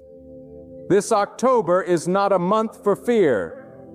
It is a month for faith. God has already ordered your steps. God has already appointed the blessing. God has already written the outcome. Your role now is to believe, to trust, to expect. For faith is not passive, it is active. It is waking up every day saying, God is moving in my life right now. It is walking into the unknown with confidence that God has already gone ahead of you. It is speaking what you cannot yet see because you trust the one who promised it. This October, if you will believe, you will see the glory of God manifest in ways that will astonish you. And let me tell you this, when God blesses you in October, it will not be just for you. It will overflow. It will touch the lives of those around you. It will become a testimony. Your blessing will feed someone else's faith. Your breakthrough will ignite hope in someone who is still waiting. God never blesses you for you alone. He blesses you so that His greatness can be displayed, so that others will look at your life and say, surely the hand of God is upon them. You are about to become a living example of God's goodness. There will be people who will not understand why you are suddenly elevated. They will question why you are favored. They will whisper about how someone like you could walk into such blessing. But what they do not know is that while they were talking, you were praying. While they were doubting, you were believing. While they were mocking, you were enduring. And God saw it all. And this October, He is about to reward what was done in secret with a blessing that will be visible to all. You must also know that with blessing comes responsibility. God does not pour into a vessel that will waste what is given. He blesses those who will steward it with wisdom. This October, when the blessing comes, handle it with humility. Remember that it came not by your might, not by your strength, not by your intelligence, but by the hand of God. Do not grow arrogant. Do not forget where you came from. Do not withhold from others what God has freely given to you. Use the blessing to lift others, to bring hope, to reflect the glory of God. For if God can trust you with this blessing, greater blessings will continue to flow. Do not think small this month. Do not limit what God can do. Do not say maybe just a little, maybe just enough to get by. No, this is a major blessing. This is not survival. This is overflow. This is not scraping by. This is abundance. Open your mind to the vastness of God's ability. Open your spirit to the greatness of His provision. For God is not limited by what you see. He is not bound by what others say. He is not restricted by the circumstances around you. He is the God who creates rivers in deserts, who makes a way where there is none, who calls things that are not as though they are. And this October, He is about to do the impossible in your life. Think about this. One touch of God's favor can do more than years of labor. One word from God can shift what decades of effort could not. One moment of His intervention can catapult you from the back to the front, from overlooked to chosen, from broken to whole. And this October, God is releasing that one moment into your life. Do not measure His blessing by your ability. Measure it by His power. Do not measure His promise by your resources. Measure it by His unlimited supply. For when God blesses, He does exceedingly above all you could ask or imagine. This October, walk with expectancy. Wake up each day declaring, today could be the day God shows up in my life in a way I have never seen before. Speak life over your circumstances. Speak blessing over your family. Speak abundance over your finances. Speak healing over your body. Speak peace over your mind. Do not let the enemy steal your expectation. Do not let fear rob your faith. Hold fast to the promise that this month is not ordinary. It is ordained. And hear me clearly. The blessing that is coming is not fragile. It cannot be snatched by jealous hands. It cannot be stolen by envious eyes. It cannot be destroyed by the enemy's schemes. For what God blesses, no man can curse. For what God establishes, no force can tear down. You are secure in His plan. You are covered by His hand. You are shielded by His presence. And this October, you are walking into blessing that is sealed, protected, and guaranteed by the authority of God Himself. This October, I want you to stand firm and realize that the blessing of God is not fragile, not temporary, not uncertain. It is unshakable. It is rooted in His eternal power. When God decides to elevate you, no authority on earth can demote you. When God decides to open a door, no one has the ability to close it. When God pours out His blessing, it is not seasonal. It is sustaining. This month, what you are about to receive will not fade away like a passing cloud. It will anchor you, establish you, and propel you into a new chapter of destiny that will outlive October and carry into the rest of your life. Understand this. The blessing of God is not simply about things you can touch or hold. It is about transformation that begins deep within. God does not just give you wealth. He gives you wisdom to handle it. God does not just give you opportunities. He gives you courage to walk through them. God does not just give you peace. He gives you strength to protect it. When God blesses, He blesses in layers. And this October, those layers will unfold in your life like a river that keeps flowing, like a sunrise that keeps rising higher and higher. Some of you have lived in the shadows of fear, in the bondage of doubt, in the chains of anxiety. But God is breaking those limitations this month. The blessing He is releasing is not only external, it is internal. He is blessing your mind with clarity, your heart with peace, your spirit with confidence. You will not walk into this blessing with hesitation.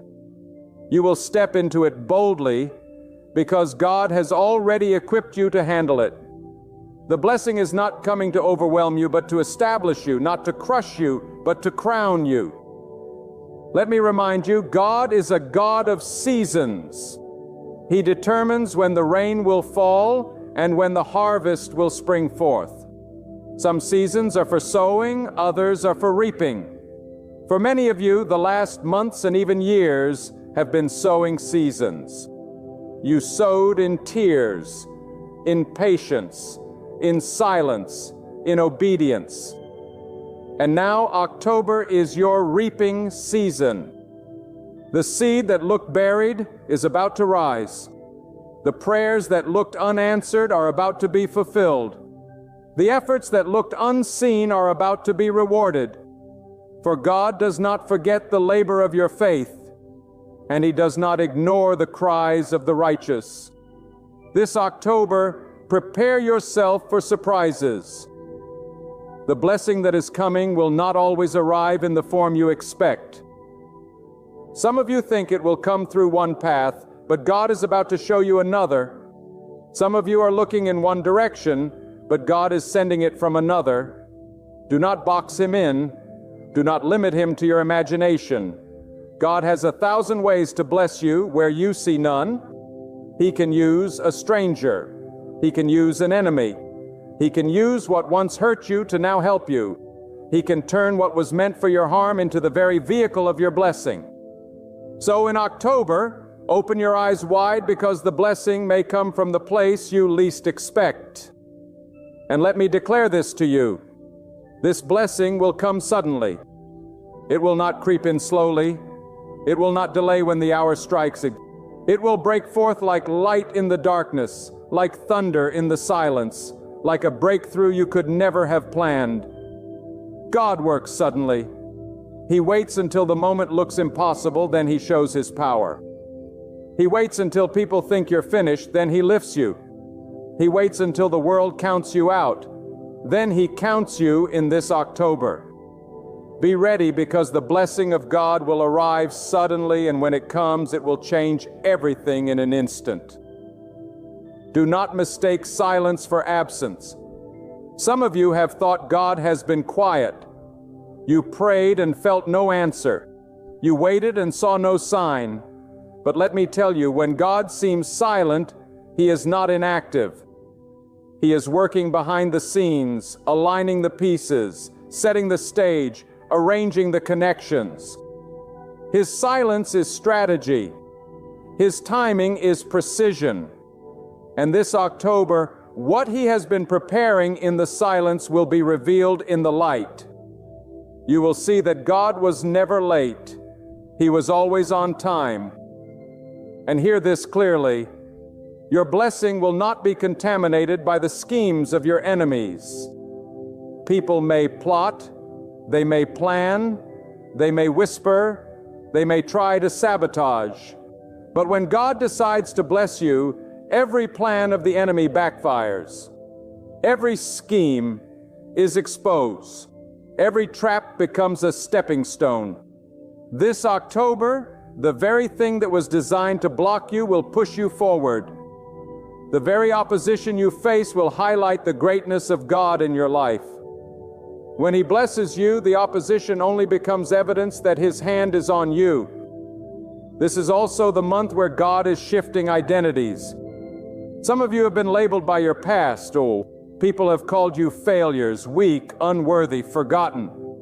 They have judged you by mistakes, by shortcomings, by seasons of struggle. But God is about to rewrite your name. He is about to remove the old labels and give you a new identity. You will no longer be known by where you have been, but by where God is taking you. This October, when the blessing arrives, the narrative of your life will change. People will no longer whisper, "Look at all they've lost," but instead declare, "Look at what God has restored to them." They will no longer say, "Look at their pain," but rather, "Look at their breakthrough." And remember this truth: God's blessing is never confined to a single lifetime. When He blesses, the impact stretches across generations. What you receive in this October will not end with you. It will pour into your children, your family, and the generations yet to come. It will shatter old patterns that once chained your lineage. It will build new foundations that will outlive your years. The blessing of God is eternal in its reach. It creates legacy. And this October, God is sowing divine seeds in your life, seeds that will bear fruit long after this season fades. So lift up your head, straighten your back, walk with boldness. This October, you are not walking into defeat. You are walking into destiny. You are not walking into sorrow. You are walking into joy. You are not walking into emptiness. You are walking into abundance. God Himself is going before you. His hand is upon you. His blessing is assigned to you, and nothing, absolutely nothing, will be able to stop it. This October, I declare to you that the blessing of God is not something fragile, temporary, or fleeting. It is permanent. It is powerful, and it is purposeful. God is not blessing you just to make you feel good for a moment. He is blessing you to shift the entire trajectory of your life. He is blessing you to establish His greatness in you, to elevate you in ways you could not elevate yourself, and to prove to the world that when His hand is upon someone, no power on earth can diminish them. This is not a month of survival, it is a month of revival. This is not a month of barely getting by, it is a month of stepping into overflow. I want you to hear me clearly. The blessing of God is never accidental. It is intentional. It is timed. It is precise. God does not scatter blessings randomly. He releases them at the moment when they will make the greatest impact. This October is that moment. For some of you, this is the month where years of sowing will suddenly spring forth into harvest. For others, this is the month where prayers long whispered in the darkness will finally be answered in the light. For some, this blessing will break chains that have held you for generations. And for others, it will open doors you did not even know existed. But for all, this October will be a testimony that God remembers, God rewards, and God restores. Let me remind you of something. The blessing of God does not always come the way you expect. Some of you are expecting it to come neatly wrapped in the box of your imagination. But God is far greater than your imagination. He will send blessing through unexpected people, unexpected paths, unexpected timing. You may be waiting for Him to move in one direction, and He will surprise you by sending it from another. That is because God wants you to know, without question, it was not man who lifted you. It was not luck that blessed you. It was not coincidence that shifted your life. It was God and God alone. This October, He will make it so clear that no one else can take the credit for what He is about to do in you. And let me say this with fire in my heart. The blessing of October is not coming because of your perfection, but because of God's mercy. You may say, I am unworthy, I have failed too many times.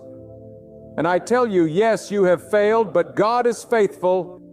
Yes, you are unworthy, but God is merciful. His blessing does not flow because of your worth. It flows because of His goodness. Do not disqualify yourself. Do not count yourself out. Do not let guilt or shame convince you that you are too far gone. This October, the mercy of God is overtaking you, and His mercy is greater than your mistakes. This is also a month where God is going to silence the voices of the enemy in your life. Some of you have been tormented by words spoken against you. Lies have been spread. Doubts have been cast. People have declared that you would not rise, that you would not succeed, that you would not survive. But this October, God is about to put those voices to shame. When His blessing comes upon you, their words will crumble. Their accusations will be proven false. Their judgments will be overturned. God Himself will defend you by the evidence of the blessing on your life. And listen carefully. The blessing of God is not just material, it is spiritual. This October, some of you will experience peace you have never known before. Anxiety that once ruled your nights will be broken. Fear that once controlled your steps will vanish. Doubt that once clouded your vision will clear. God's blessing is not just about what is in your hand. It is about what is in your heart.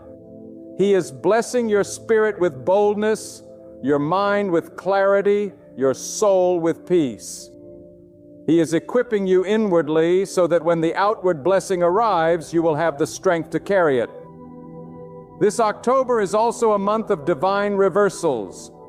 Where you were once the borrower, you will become the lender. Where you were once rejected, you will be chosen.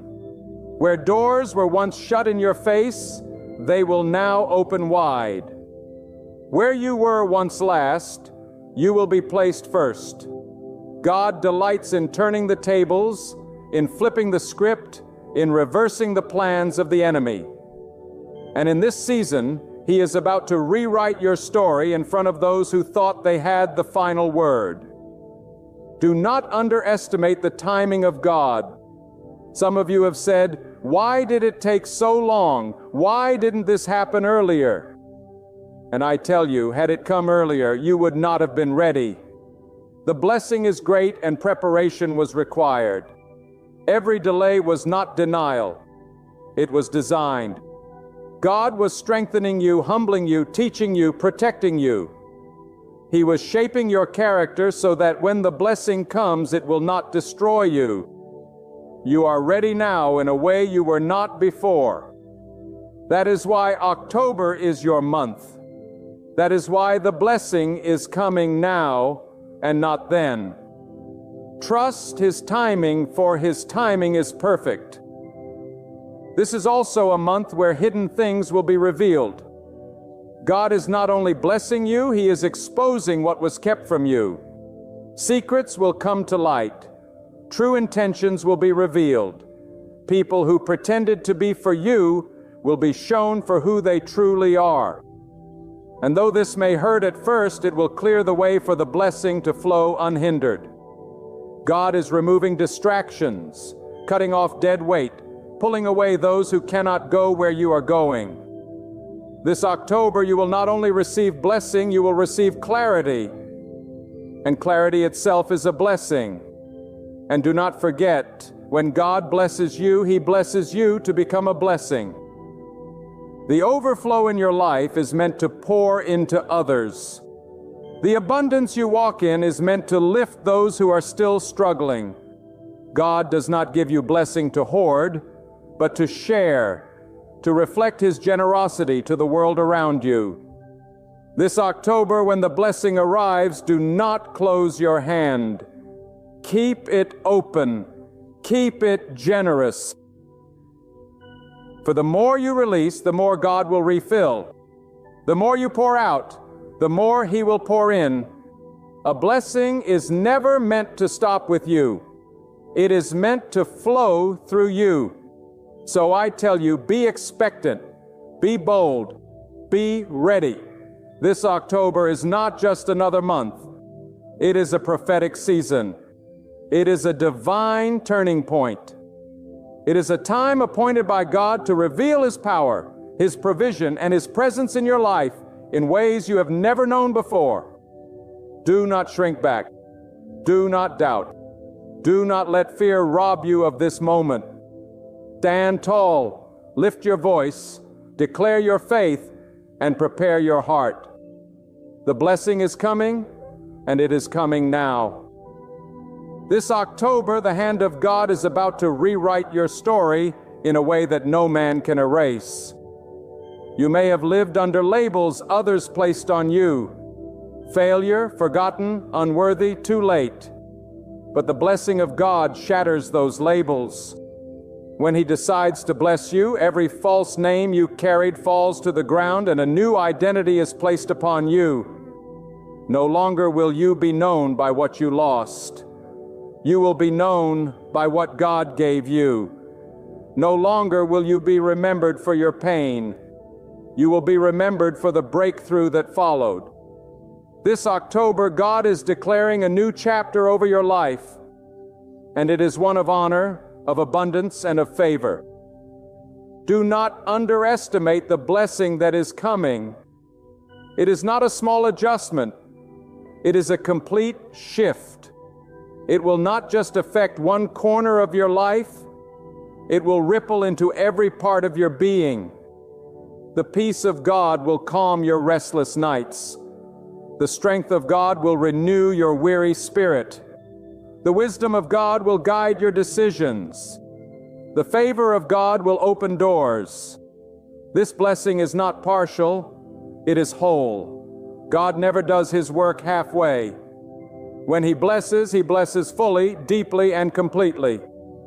This October, He is preparing to touch everything concerning you. And understand this, the blessing of God will not always come in the way you imagine. but it will always come in the way you need. Some of you are looking for wealth, but what God is bringing is wisdom, because wisdom will sustain wealth. Some of you are asking for position, but God is granting you preparation, because preparation will secure your position. Some of you are praying for the ending of a storm, but God is giving you strength in the storm, because that strength will carry you into the blessing on the other side. This October, do not limit your expectation to one form. Trust that however God delivers the blessing, it will be exactly what you need for this season. This month is also a month of divine acceleration.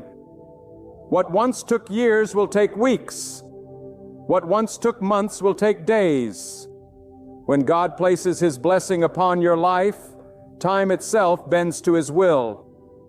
Opportunities will come faster than you imagined.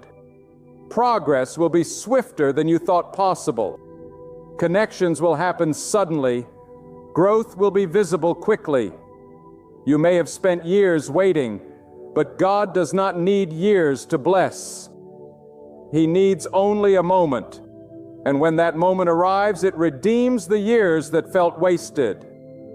This October, God is redeeming lost time with a blessing that will make up for everything you thought you missed.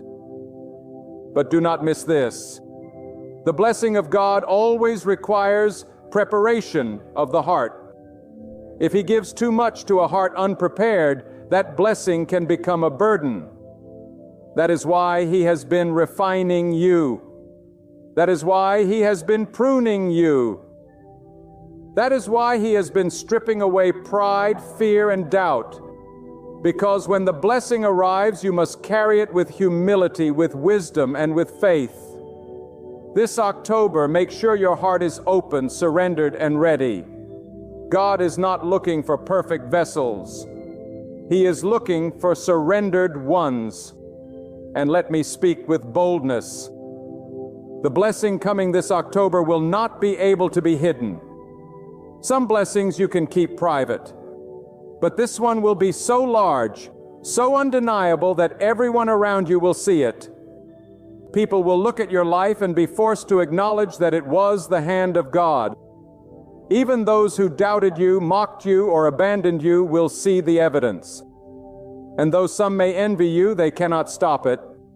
For what God does in your life is untouchable by human hands. This blessing will be your testimony, and your testimony will silence every tongue that rose against you. This is also a month of restoration. God is not just bringing something new, He is restoring what you thought was lost. Relationships that were broken will find peace. Joy that was stolen will return. Strength that was drained will be renewed. Opportunities that slipped away will circle back in greater measure. God is the God who restores. And when He restores, He never gives back less than what was lost. He always gives more. This October, expect restoration that exceeds your imagination. Do not forget the blessing of God is not fragile against opposition. Yes, the enemy will try to resist it. Yes, challenges may arise. Yes, difficulties may come. But none of these can stop what God has decreed. The blessing is shielded by His authority, and His authority cannot be challenged. If God says you are blessed, then no curse can touch you. If God says the door is open, then no hand can close it. If God says the way is made, then no obstacle can block it. This October, rest in the assurance that your blessing is divinely protected. Listen closely, because this is a truth you must carry in your spirit. There will be moments when God's blessing demands that you take a step of fearless faith. He will sometimes open doors that seem far too big for your strength. He will position you in places that make you tremble a little. He will call you into seasons that stretch every part of who you are. But that's the beauty of how God moves. He gives you more than you can manage on your own, so that your only choice is to lean fully on Him. So this October, don't retreat when the blessing looks too overwhelming. Step into it, because as you move, God will give you everything you need. Now hear this. This month is not just another page on the calendar. October is sacred ground. It is a divine appointment in time. God has chosen it. God has marked it. God has anointed it. Walk through these days with holy awareness. Protect your heart. Stay rooted in prayer. Speak words of life, not despair. Speak faith, not doubt. Keep your eyes fixed on the one who writes your story, for he is the source behind every miracle about to unfold. And as you journey through this month, declare with boldness, "This is my time, my season, my moment where God Himself has spoken blessing over my life." Bless you now. If He carried you before, He will lift you higher today. God is about to release into your hands the very things you cried out for in the midnight hour. The things you whispered when no one else was listening. The things you begged for with trembling lips and weary eyes. He has bottled your tears, and He is about to exchange them for joy. He has heard your groans, and He is about to turn them into laughter. He has seen your sacrifice, and He is about to reward you openly. That is the nature of God. He is not unjust. He is not forgetful. He is not blind. He remembers. He rewards. He restores. But understand this, when God blesses, it is not for you alone. He blesses so that His glory may be revealed through you. He blesses so that others may look at your life and see the goodness of God. He blesses so that you may become a testimony, a living witness of His power. And if you dare to carry this blessing with humility, if you dare to walk in it with gratitude, if you dare to use it for the good of others, then God will multiply it beyond measure. What you thought was the answer to a single prayer will become a fountain that blesses many. So lift your head, strengthen your heart, and set your eyes on God, for your time has come. The world may not know it, the people around you may not see it, but heaven has already decreed it. The blessing has already been written into your destiny. The promise has already been signed with the seal of God, and soon it will break forth into the visible. Do not measure God's promise by your circumstance, for circumstances shift, but God remains. Do not measure His plan by your limitations, for His power has no limits. Do not measure His faithfulness by your feelings, for feelings fade. But God's word endures forever. And when it comes, and it will come, you will know without a doubt that it was not by your strength, not by your wisdom, not by your power, but by the hand of Almighty God. You will know that your prayers did not echo into emptiness, but reached the throne of the one who governs all things. And in that moment when the answer is in your hands, when the blessing is on your life, when the doors swing wide open before you, you will remember the waiting, and you will understand why it had to be this way. Now I tell you again with the weight of heaven on these words, God is about to give you everything you prayed for. Not some of it, not part of it, but all of it in His time, in His way, in His measure. Get ready. Prepare your heart. Make room for the blessing. Because when God moves, He does not move halfway. He moves completely, abundantly, overwhelmingly. The chapter you are about to step into will make the pain of the last chapter worth it. The joy you are about to hold will make the tears you shed fade into memory. The fulfillment you are about to taste will silence every doubt you ever had. When you walk with God, you walk with certainty, even when the path beneath your feet looks uncertain. You may not see the map, but you can trust the one who holds it. You may not know how the next step will unfold, but you can trust the one who orders your steps. You may not understand the silence, the delay, the unanswered questions, but you can trust the one who sees the end from the beginning. And right now, in this very moment, God is closer than you think, working in ways beyond your imagination, ready to deliver the very things you prayed for. Do not let the storms of life convince you otherwise. The storm is not proof of God's absence. It is proof of God's presence because the storm is often the stage upon which His power is revealed. When the winds rage and the waves rise, that is when you discover the strength of the one who sustains you. And the greater the storm, the greater the testimony of God's deliverance. If your struggle has been fierce, if your trial has been long, then rejoice, for the magnitude of your struggle is a sign of the magnitude of the blessing on the way.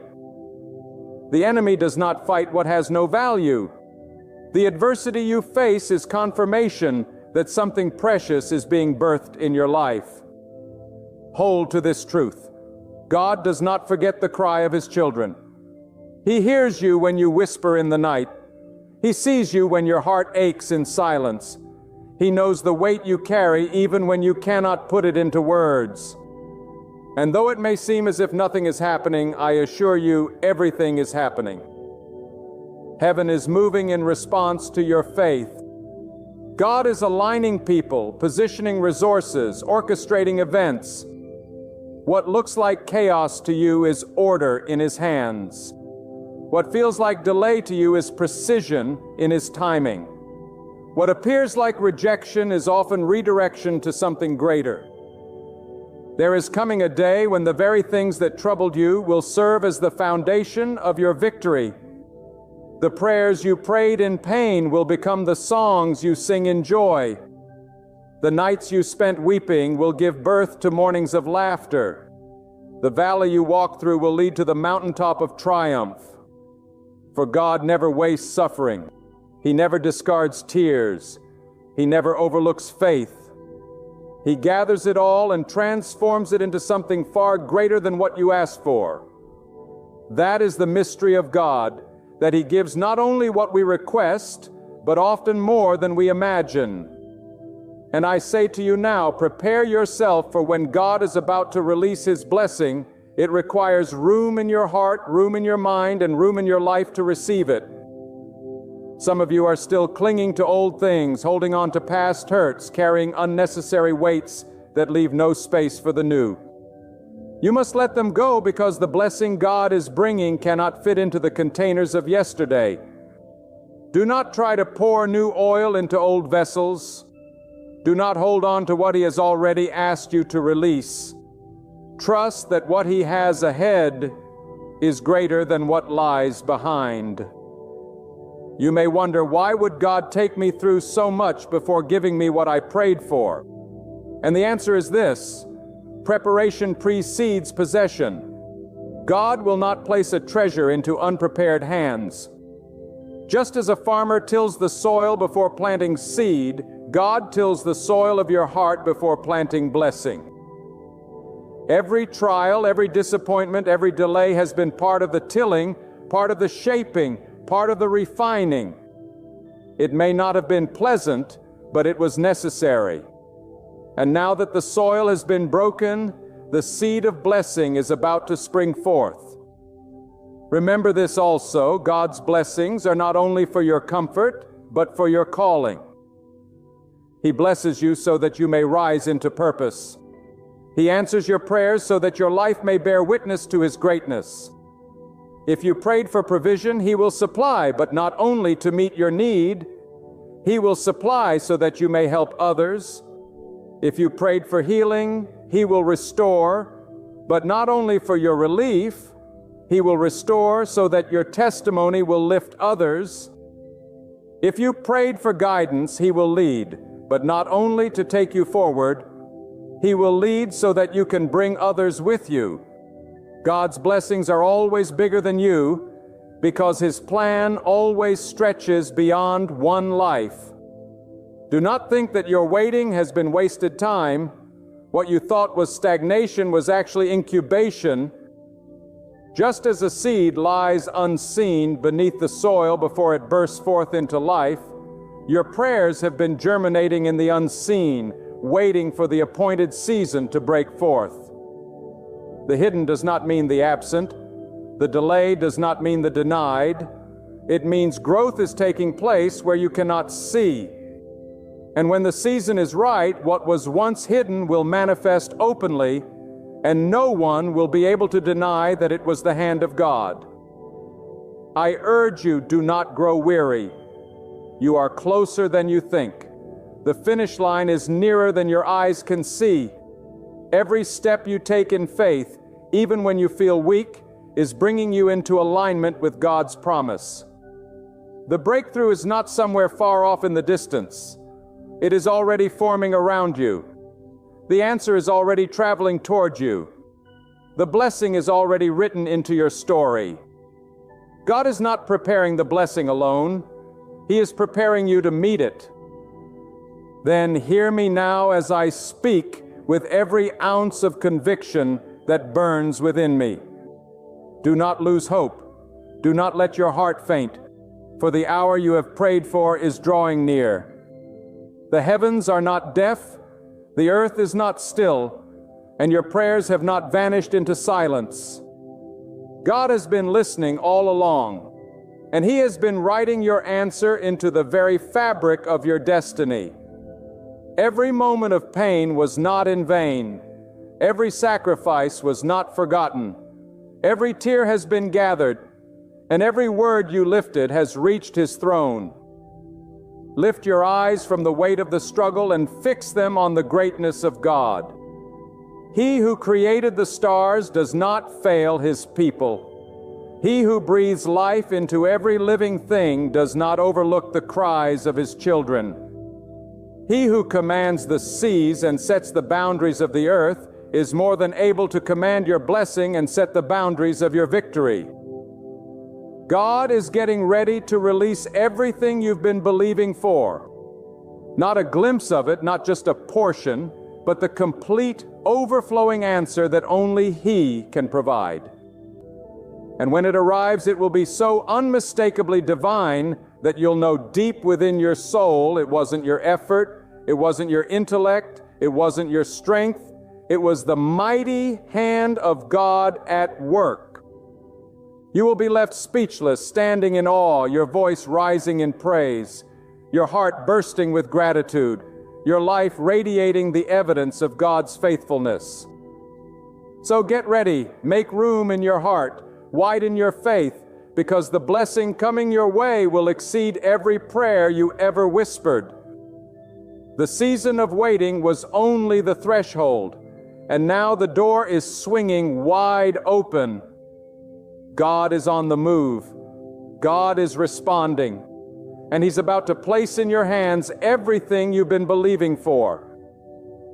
There comes a sacred point in every heart's journey when everything grows still, when the noise fades, the soul hushes, and a single question rises from deep within. Am I walking beside the one God truly chose for me? That question is not light, my friend. It is not one to be ignored or dismissed, because the person you unite your life with will shape the altitude of your spirit. They will influence your peace or your turmoil, your blessings or your battles, your destiny or your detour. And I say this with unwavering certainty: God does not toy with your life. He does not leave you wandering in confusion or hand you over to someone who will dim the light He Himself placed within you. No, when you are in love with the right person, there are divine signs that cannot be hidden, truths that cannot be erased, confirmations that echo from heaven to your heart until you know deep down that this bond is not by chance. It is written by the hand of God. You see, people may deceive you, feelings may fluctuate, emotions may mislead you, but the voice of God has a steadiness that no storm can silence. And when you open your eyes, not just with desire, but with discernment, you will begin to recognize when you are standing before the right soul, the one chosen for you, the one whose presence does not pull you away from God, but draws you nearer to Him. That is the first truth I must declare. Love is not proven merely by butterflies in the stomach or fleeting excitement in the veins. No, love is proven by whether it strengthens your walk with God.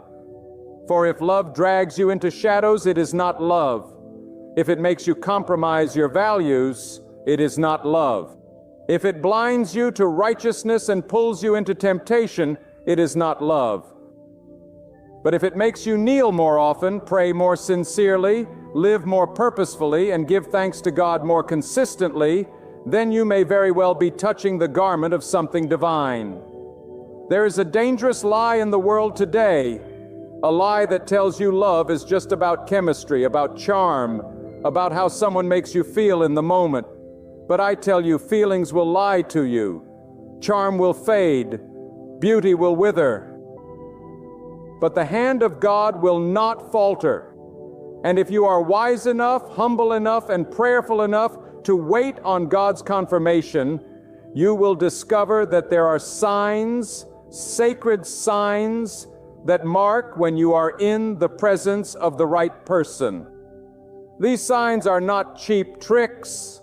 They are not empty superstitions. They are the fingerprints of God upon your relationship, the whispers of heaven guiding you so you do not waste your years chasing illusions. I want you to think about this with me. How many hearts are broken today because people mistook passion for purpose?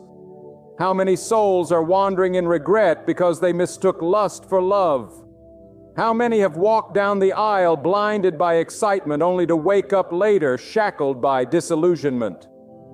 Do not be deceived, my friend. What God ordains, He sustains.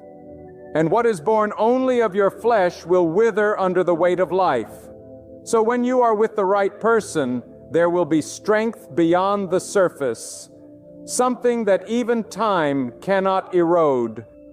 And if you will listen closely, if you will quiet the noise of the world and tune your spirit to God, you will know when love is not just an emotion, but a divine confirmation. The first sign is peace. I do not mean the shallow calm that comes and goes. I mean the deep anchoring peace that seeps into your soul when you are with them. Have you ever noticed that the wrong person can excite you, yet leave you restless? While the right person may not always dazzle you, but they steady you. When you are with the right one, there is a serenity that does not come from them alone, but from God speaking through them into your life. You stop striving, you stop pretending, you stop forcing. There is no chaos, no constant drama, no knowing unease.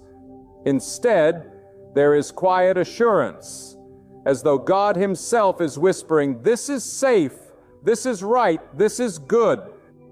That kind of peace cannot be manufactured. That kind of peace is not found in empty promises or sweet words. That kind of peace is divine. And if you do not feel it, if instead you feel constant turmoil, then no matter how much you want to force it, you must have the courage to accept that God may be telling you this is not the one. The second sign is growth. God does not bring someone into your life just to keep you comfortable.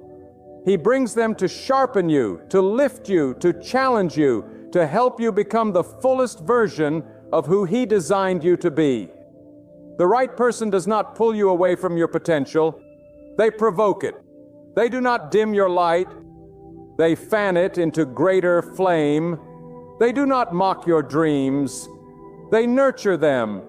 They remind you of them when you forget. And they walk beside you as you pursue them. And here is the truth. When you are with the right person, you do not feel smaller. You do not feel weaker. You do not feel diminished. You feel like God is using their presence to expand you, to stretch you, to grow you. And that growth may be uncomfortable at times, but it will always be holy, always constructive, always aligned with the higher calling God placed upon your life. The third sign is endurance. Life is not a straight road. It is filled with valleys and storms, detours and delays.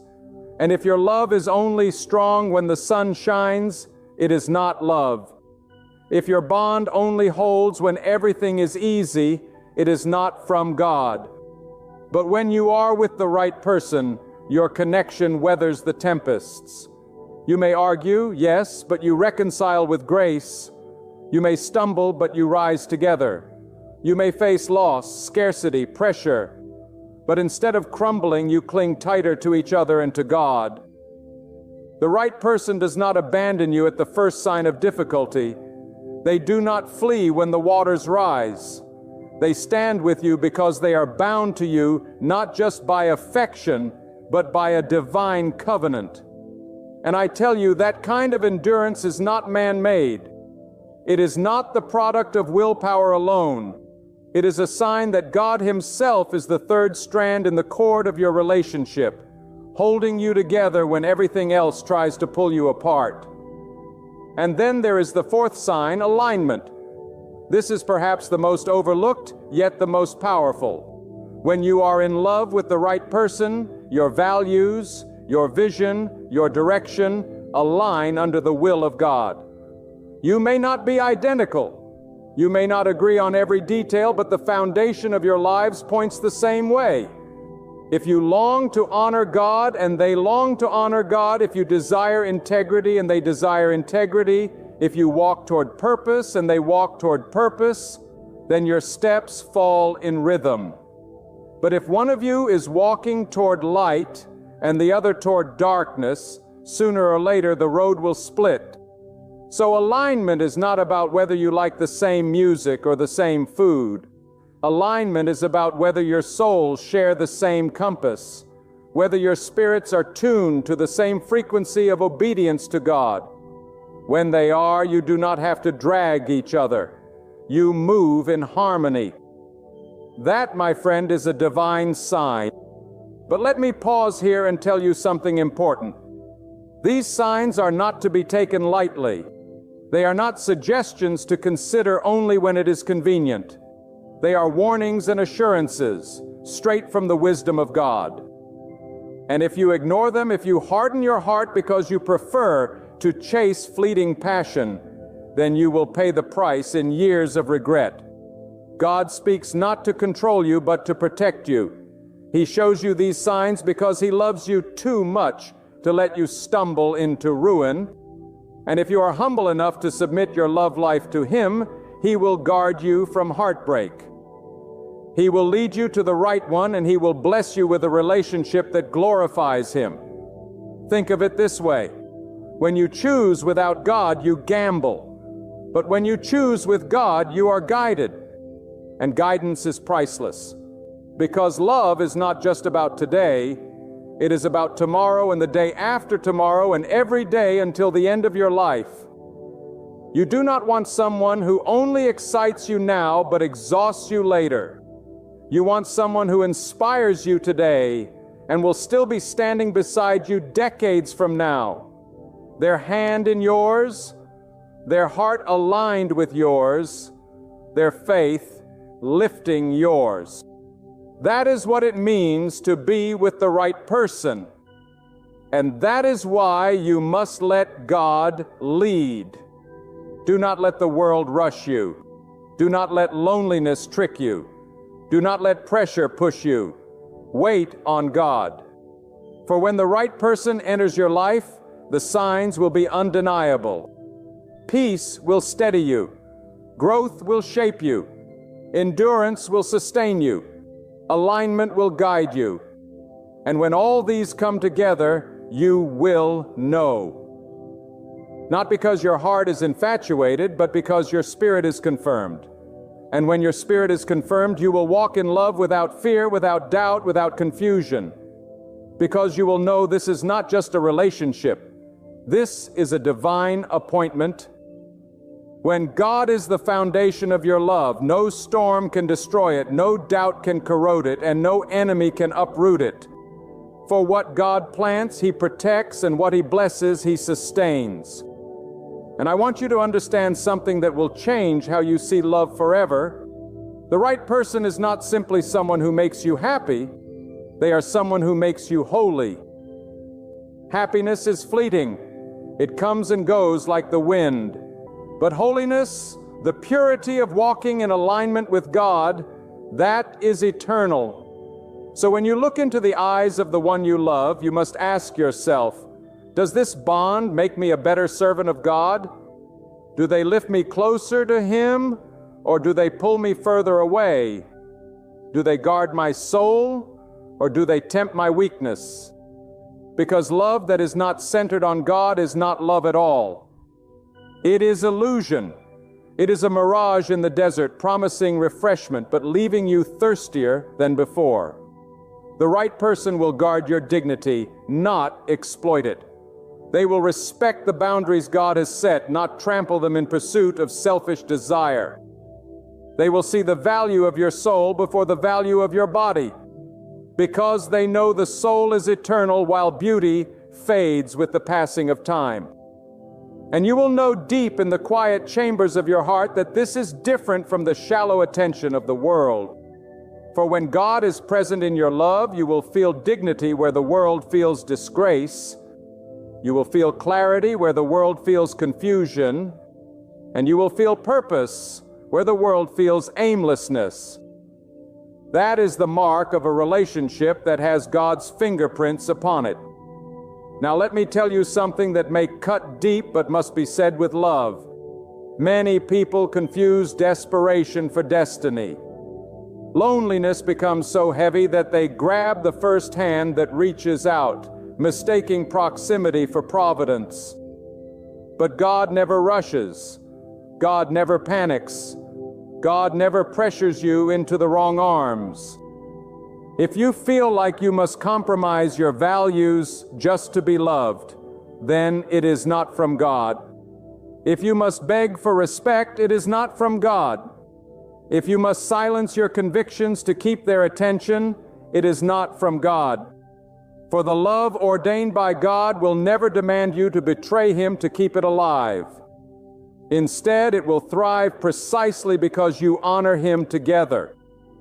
Do not let the impatience of your flesh rob you of the masterpiece God is preparing. When He brings the right person into your life, their presence will not bring confusion but clarity. They will not weaken your faith but strengthen it. They will not silence your prayers but join them. And here is the truth you must hold on to. If the relationship you are in constantly forces you to doubt, to compromise, to sin, then no matter how sweet it looks, it is poison to your soul. But if the relationship makes you fall on your knees in gratitude, if it makes you guard your integrity more fiercely, if it makes you thank God even in ordinary moments, then you are standing on holy ground. The right person will also be tested with you. Many people think love is proven only in good times. But God shows you the truth of someone's heart when life turns heavy. When the storms of life rage, the wrong one runs, but the right one stays.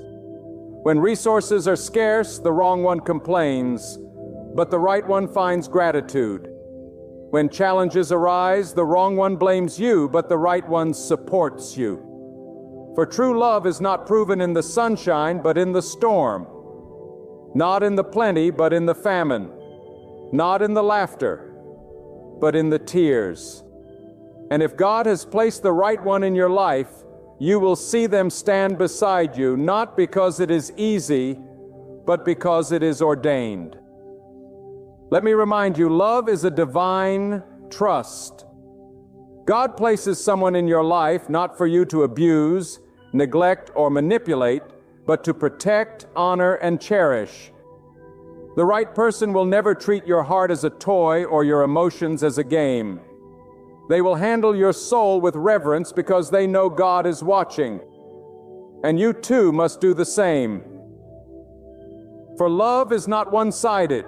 It is a sacred partnership under the eyes of God. If you want to know whether you are in love with the right person, ask yourself, do I treat them as a gift from God? Do I guard their dignity as I guard my own? Do I encourage them to walk closer to Him? Because love that does not honor God is not worthy of the name. When two souls align under God's direction, something remarkable happens. Their union becomes more than companionship. It becomes ministry. Their home becomes a sanctuary of peace. Their words become tools of encouragement. Their struggles become opportunities to witness God's faithfulness. Together they shine as a light in a world drowning in darkness. Love was never meant to be only about pleasure. It was designed for purpose. The world will try to convince you that love is defined by what you receive, but God reminds you that true love is revealed by what you give. The world measures love through passion, yet God measures it through patience. The world celebrates excitement, but God honors endurance. The right person, then, is not the one who excites your body for a fleeting moment, but the one who protects your spirit for a lifetime. And here lies the wonder of divine love. When you are with the one God has ordained, every ordinary moment becomes holy. A simple talk feels like healing. A quiet pause feels like rest. And a single look across the room feels like a promise kept by heaven itself. It is not grand gestures that prove it, but the consistent presence of God flowing through even the ordinary moments. And in those moments you will find yourself saying, "Thank you, God, this is right, this is blessed." That is how you know. Be careful, my friend, not to confuse temporary attraction with eternal confirmation. The wrong person can shine bright for a season, but their light fades and it leaves you stumbling in the dark. But the right person, even if the world overlooks them, will be like a steady flame that never dies out. God Himself will breathe on that bond, and it will endure. That is why you must pray not for the most charming person, not for the wealthiest, not for the most beautiful, but for the one whom God has approved. For only His approval secures your future. Do not be swayed by the shallow definitions of love promoted by the world. The world glamorizes lust and calls it love. The world praises infatuation and calls it destiny. The world glorifies possession and calls it romance. But God calls love something much higher, much purer, much stronger. It is about peace, growth, endurance, and alignment under His will. And when you are with the right person, you will not have to wonder endlessly. God will confirm it. He will settle your spirit. He will remove the confusion. He will plant such a deep assurance in you that no voice of doubt can uproot it. When you stand before God asking Him to guide your heart, you must realize that love is not only about companionship, it is about stewardship. God is entrusting you with another soul, another life, another heart that beats under His command. The right person is not someone you claim as property. They are someone you serve as a sacred trust from God. And when God gives you that trust, He watches carefully how you handle it. Do you nurture it, or do you neglect it? Do you protect it, or do you play with it? The way you treat love becomes a testimony of how much you honor God. Because if you cannot treat His blessing with reverence, then you cannot expect Him to multiply it. The right person will not only stand with you in the easy seasons, but also reveal the strength of their soul when you walk through fire. And you will see how God uses trials not to break you, but to prove to you that this bond is real. The storms do not destroy love. Blessed by God, they refine it. The hardships do not crush it, they fortify it. Every challenge becomes a furnace where your devotion is tested, and if the person remains, if they hold you when the world shakes, then you know that God Himself is binding you together. This is why love without God is fragile. It shatters under the weight of life. But love with God is unbreakable because it is not merely two people holding on to each other. It is two people being held together by Him. Now listen closely. The right person will not idolize you, nor will you idolize them. They will not demand that you place them above God, and you will not place them above Him either. Because when you love someone more than you love God, the relationship will eventually collapse under the imbalance. True love keeps God first. And when God is first, love flows in order, pure, steady, unwavering. This is why so many relationships fail. People put another human being in the place only God deserves, expecting them to satisfy a need only He can fill. But when two people both put God at the center, they stop demanding perfection from each other and they begin offering grace. They stop expecting their partner to heal them and they begin healing together in God's presence. That is the mark of a love that will endure. And hear me when I say this, the right person will never compete with God for your attention. They will never resent your devotion to prayer. They will never mock your obedience. They will never pull you away from worship. Instead, they will join you in it. They will walk with you to God's presence, not distract you from it. If someone is jealous of your time with God, they are not for you. If someone laughs at your conviction, they are not for you. If someone tries to replace God in your heart, they are not for you. For the right one will always strengthen your devotion, not weaken it. The presence of the right person will also teach you something profound about patience. Love that is ordained by God does not rush. It does not pressure. It does not demand shortcuts. It knows that anything real can withstand time. The wrong person will push you into haste because they know what they offer cannot endure examination. But the right person will walk with you at God's pace, even if it takes longer than you imagined. They will not force a timeline out of fear. They will trust God's timing out of faith. And that kind of patience is evidence of love's purity. For lust is impatient, but love waits. Infatuation is reckless, but love is careful. Selfish desire takes, but God-ordained love gives. And let me remind you, when God is writing your love story, He does not just prepare the other person, He prepares you. Sometimes the delay is not because the right person is far, but because you are not yet ready to carry the responsibility of that kind of blessing. The right person is not simply a gift, they are also a test. God will not hand them to you if you are still careless with your own soul, if you are still reckless with your commitments, if you are still living without discipline. So before you ask whether you have found the right person, ask whether you have become the right person. For God will not place His treasure in hands that cannot protect it. And here is a truth that should pierce your heart. The right person is not always the easiest to love, but they are the one worth loving. There will be moments when they challenge you, moments when they correct you, moments when they reveal the flaws you would rather hide. And that is not to wound you, but to help you grow. For God uses the right one not to flatter your ego, but to sharpen your spirit. They will hold up a mirror to you, and though it may sting at times, it will save you from destruction.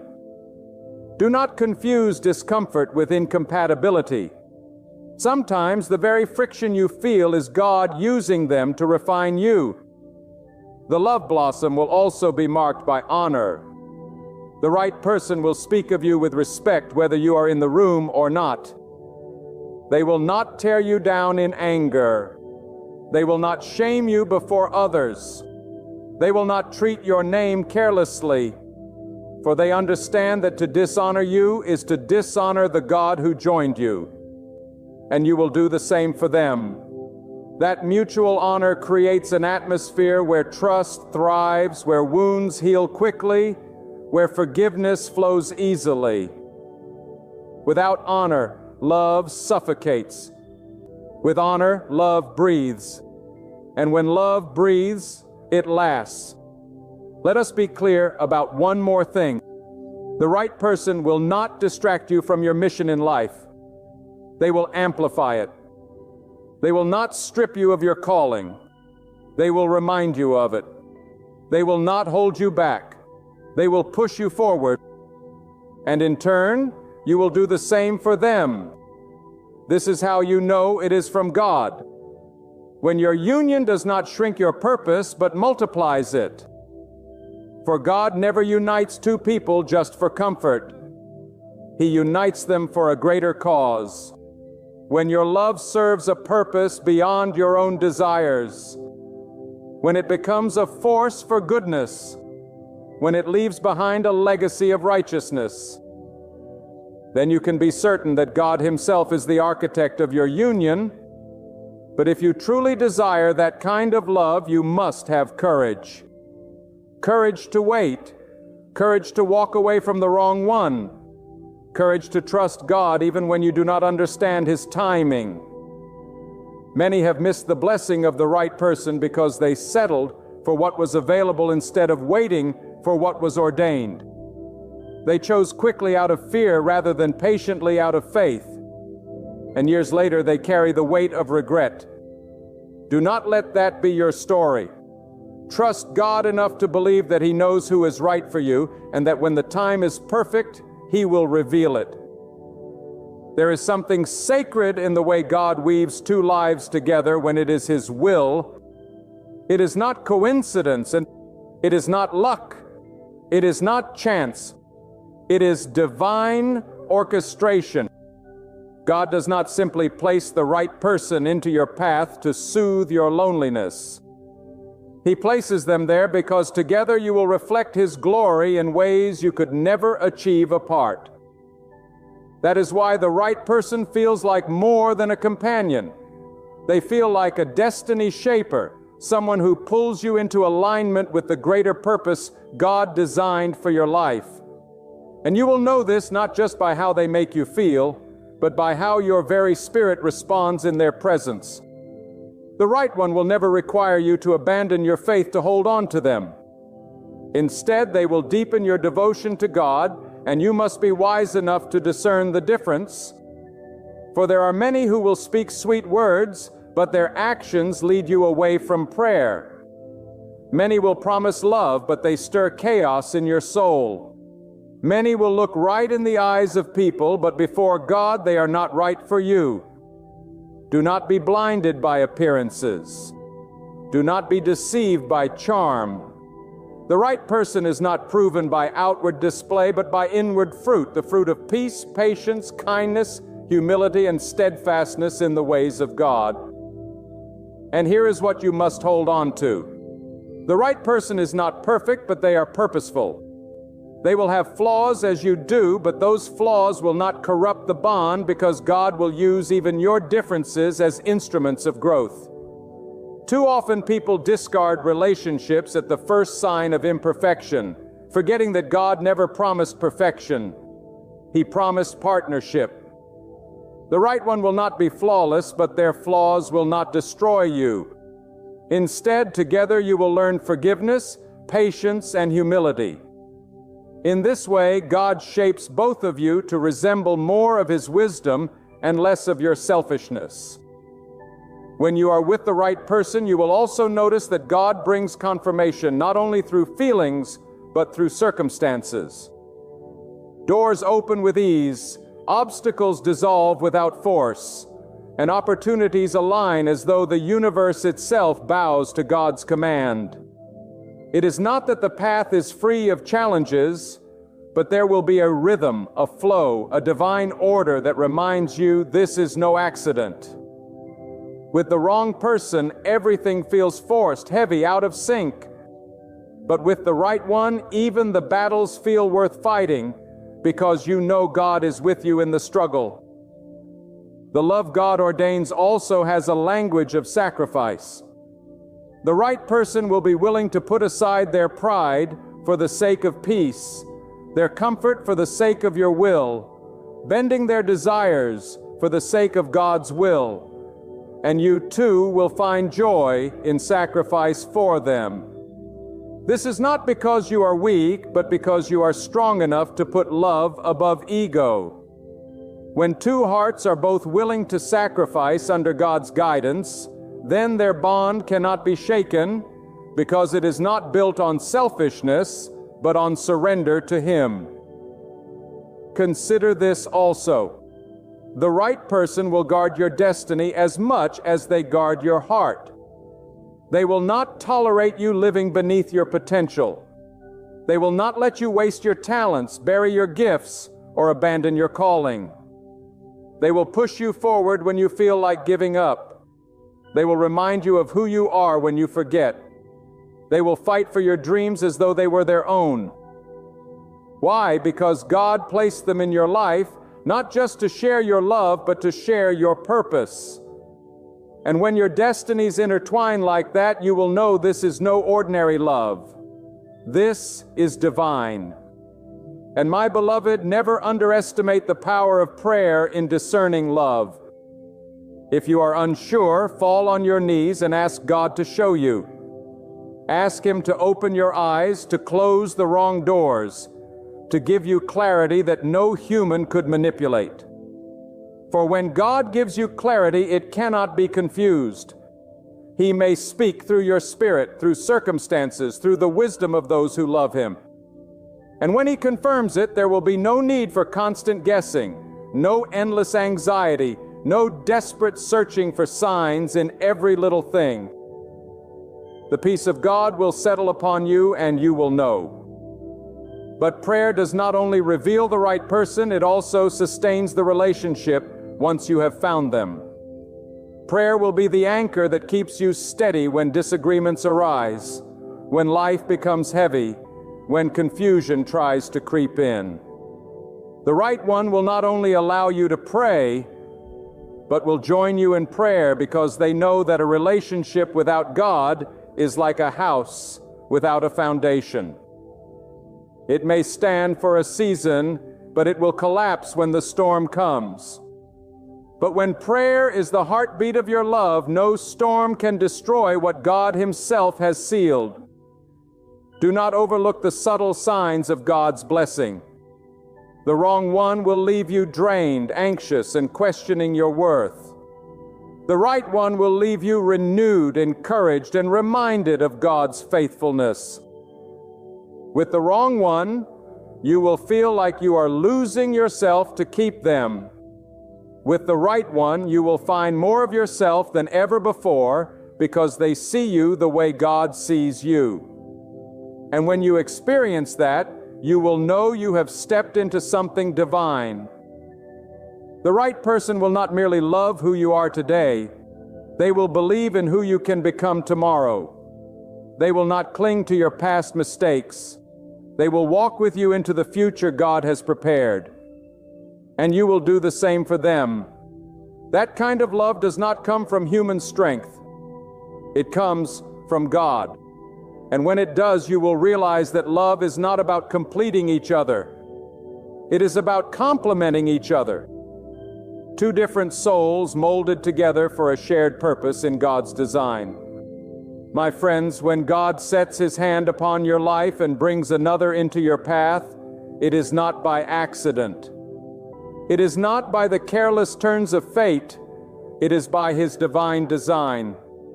Love that is rooted in God's will is not shallow. It does not waver with the winds of time, nor does it collapse under the weight of trials. It stands tall because it is anchored in something greater than human desire. It is anchored in God Himself. And when you recognize that you are standing in a love that God has ordained, your soul cannot help but testify that this love is more than emotion.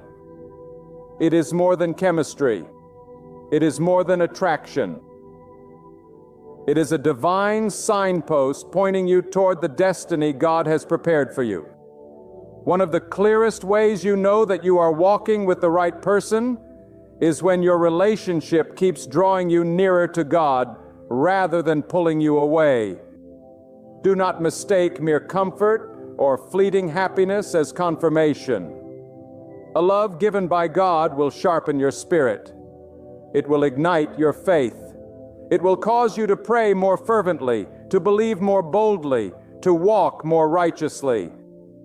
If you find yourself falling in love with someone and suddenly your devotion to God deepens, your discipline grows stronger, and your heart leans more toward holiness, then hear me clearly, that is not ordinary. It is God at work, showing you that this bond is aligned with His plan. But listen carefully. God does not simply give you someone who makes you feel good. He gives you someone who makes you become good. The right person in your life will not only comfort you in your weaknesses, they will challenge you toward your strengths. They will not feed your pride. They will nurture your humility. They will not encourage you to wander from God's light. They will walk hand in hand with you toward it. This is why discernment is so critical. Not every relationship that feels warm is from God, and not every person who speaks kindly is sent by Him. But when God Himself has authored the story, you will see evidence. Not in words alone, but in the fruit that grows from the relationship. Let me tell you, true love from God carries peace as its companion. Not the shallow peace of silence, not the fragile peace of avoidance, but the deep, steady peace that flows from God's own Spirit. When you are with the right person, even in the face of storms, even when conflict arises, even when disagreements shake the ground, there remains a quiet assurance within your heart that you are standing where God has placed you. It is a peace that says, "This is safe, this is pure, this is of God." That kind of peace is not man-made. It cannot be fabricated. It cannot be manipulated. It is the peace that comes only when you are standing in alignment with the will of the Almighty. And yet, let us not ignore the reality. Love ordained by God is not without its trials. In fact, those trials are often the very proof of its strength. The right person will not make your path free of obstacles, but they will make sure you are not walking it alone. Together you will stand in prayer. Together you will fight through hardship. Together you will endure the test of time. And every test you pass will not only strengthen your bond with one another, it will strengthen your bond with God. For love that is tried and purified by hardship is a love that no storm can break, because its roots go deeper than the soil of this world. They are rooted in the eternal. Another sign that God has placed the right person in your life is when you see growth, not only growth in affection, but growth in purpose. With the wrong person, your vision narrows, your dreams shrink, and your faith withers. But with the right person, your spirit expands, your hope rises, and your dreams find wings. Suddenly, you feel the courage to pursue what God has placed in your heart. Suddenly, you no longer doubt your worth or your calling. Why? Because God uses this person as a mirror to reflect back to you what He has always seen in you. And when someone sees you as God sees you, they do not hold you back. They push you forward. They lift you higher. They cheer you into your destiny. Do not take lightly the sacred gift of such love. The wrong relationship can destroy years of your life, but the right one can multiply blessings beyond measure. That is why God calls us to patience, to prayer, and to discernment. For the enemy knows the power of two people joined in God's will, and he will do everything he can to distract you with counterfeits. But when you wait upon God, when you surrender your heart to Him, when you refuse to settle for less than is best, you will not only recognize the right person, you will be ready for them. And being ready is just as important as being with the right one, because God does not only bring the right person at the right time, He prepares you to be the right person at the right time as well. So I ask you, are you in a love that points you closer to God? Does your heart feel the peace of His confirmation? Do you see growth in faith, in purpose, in destiny? Do you feel strengthened, not weakened? If your answer is yes, then lift your head in gratitude, for you are walking in something rare, something holy, something only God could give. But if your answer is no, then do not be afraid to let go. Do not be afraid to trust God's timing. Do not be afraid to wait, because God's plan is never late. God is not careless with your heart. He will not hand it over to someone who cannot protect it. When He gives with intention. He gives with wisdom. He gives with foresight.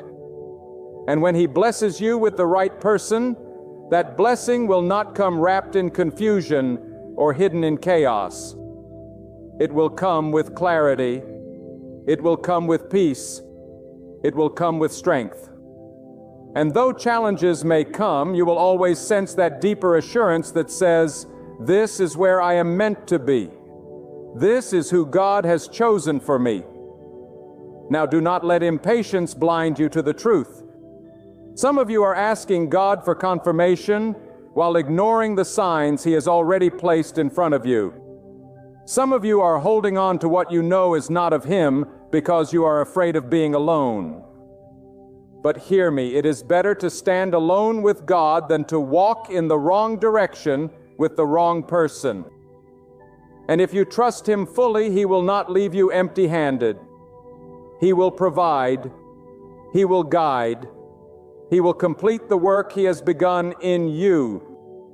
And in His perfect time, He will bring the right person who will walk beside you in love that glorifies Him. Because love, when it is from God, is never about two people alone. It is about three, you, the one God has given, and God Himself holding it all together. And when He holds it together, nothing can tear it apart. My beloved friends, let this truth settle deeply into your soul. Love is not man's invention. It is God's design. And when God writes the story, it carries His fingerprints. Peace that cannot be shaken, growth that cannot be denied, strength that cannot be broken, and purpose that cannot be stolen. The right person is not just someone who fills your days with laughter, but someone who anchors your nights with prayer. They are not just a companion for moments of ease, but a partner for seasons of trial. They are not merely a presence in your life, but a sign of God's presence working through your life. Do not be deceived by the counterfeits that shine brightly for a moment and then fade into regret. Do not allow impatience to lead you into bonds that God has not blessed. If the peace of God is absent, if the growth of your soul is hindered, if your faith is diminished, then no matter how pleasing it may seem, it is not from Him. But if your heart is strengthened in righteousness, if your spirit is lifted in devotion, if your destiny is sharpened and your purpose confirmed, then rejoice. For God has set His hand upon that love. And I tell you, when you stand in the love God ordains, you are not merely in love with a person. You are in alignment with the divine calling. That bond becomes a testimony, a living witness of what it looks like when God unites two hearts for His glory. So walk carefully, pray earnestly, wait faithfully, and trust completely. Because when God gives, He gives perfectly, and when He blesses abundantly. When God blesses you with the right person, hold them close with a heart full of gratitude. Honor that love through loyalty and grace. Guard it in prayer, keeping God as the foundation of your union. And if you are still in the waiting season, do not lose heart. For the Creator of love has not overlooked your story. He knows the quiet longings that rest within you, and in His divine timing, He will reveal a love that is not merely good, but godly. Not just beautiful, but filled with purpose. Not only enduring, but eternal. So remain steadfast, dear friend. Trust His timing above your own, because when the moment arrives, there will be no confusion. There will be no striving, no uncertainty. The signs will be unmistakable. The peace will flood your soul, and you will know deep within that you are living a love authored by the hand of Almighty God. There come moments in life when even the atmosphere around you begins to change. You may not be able to explain it, but deep within you can feel it. Something quiet yet powerful whispers that God is setting the stage for something beyond the ordinary. My friend, when God begins to move in your life, when He starts preparing your heart for a prophetic union, it won't feel like typical love, nor will it mirror the fleeting connections of this world. It will feel like destiny itself, because that's exactly what it is. God is never random. He is intentional. And when He prepares you for a prophetic marriage, He does it with precision, alignment, and a heavenly power that cannot be shaken by anything on earth. But listen closely. God does not hand such a sacred covenant to those who are careless, unready, or distracted. God prepares, He molds, He refines, He breaks, and He builds again. If you sense that you are in a season of being pulled apart, stretched beyond your comfort zone, or pressed in ways you have never known before, it may be that God is preparing you. He is shaping your heart to carry the weight of a prophetic marriage. One that is not merely about companionship, but about advancing His will, about becoming a testimony, about walking in unity under His divine covering. The first sign is in the breaking. God will not send you into a covenant still clinging to the wounds of yesterday. If you feel like the pain of your past relationship still lingers, if the betrayal you endured once upon a time still stings, and suddenly you find yourself being healed, being restored, being lifted above bitterness and anger, this is God at work. He is not just wiping away your tears. He is cleansing your spirit so that love rooted in His truth may blossom. God does not want you to carry old scars into a holy union. He wants to free you so that when He joins you to the one He has chosen, you are able to love in purity, not in fear, not in suspicion, not in chains. The second sign is in the stretching of your character. God will begin to convict you of things you once overlooked. Perhaps you were careless with your words, quick to anger, or selfish with your time. Suddenly, God begins to call you higher. You notice Him nudging you to walk in patience, to walk in humility, to walk in forgiveness. Why? Because prophetic marriage requires two people who are spiritually mature enough to carry each other's burdens. God will not bring you into it until you have learned to surrender your pride and walk in selflessness. You will feel His hand pushing you to grow. The struggles you face in this season are not punishments. They are preparations. The third sign is in the redirection of your desires. When God is preparing you, you will find your heart turning away from the superficial. What once attracted you will no longer move you. The glitter of appearances will fade, and you will begin to crave depth, authenticity, and spiritual alignment. God will place in you a hunger for someone who prays, someone who stands, someone who carries His light. And you will notice something remarkable. Your standards will no longer be based on what pleases people, but on what pleases God. When your heart begins to desire what God desires, that is a sure sign that He is shaping you for something holy. The fourth sign is in your isolation. There will come a time when God pulls you away from the noise. Friends may distance themselves, and opportunities may dry up. You may even feel forgotten. But listen to me. God hides His chosen vessels. He separates them so He can speak to them. In that quiet place, He reveals secrets. In that solitude, He strengthens your discernment. He teaches you how to hear His voice. Because in prophetic marriage, you cannot rely on the opinions of others. You must hear Him clearly. If you feel hidden right now, it is not rejection. It is protection. God is drawing you close because He is about to entrust you with someone who will walk beside you in His calling. The fifth sign is in the alignment of your path. Doors will begin to close and others will suddenly open. God will redirect your steps so that you are positioned in the right place at the right time for His will to unfold. Sometimes this means moving to a new city. Sometimes it means stepping into a new assignment. Sometimes it simply means letting go of the wrong people. But every shift, every transition, every divine rearrangement is part of the puzzle. God is not a God of coincidence. If your life seems to be rearranging beyond your control, it is because God is weaving the threads of destiny.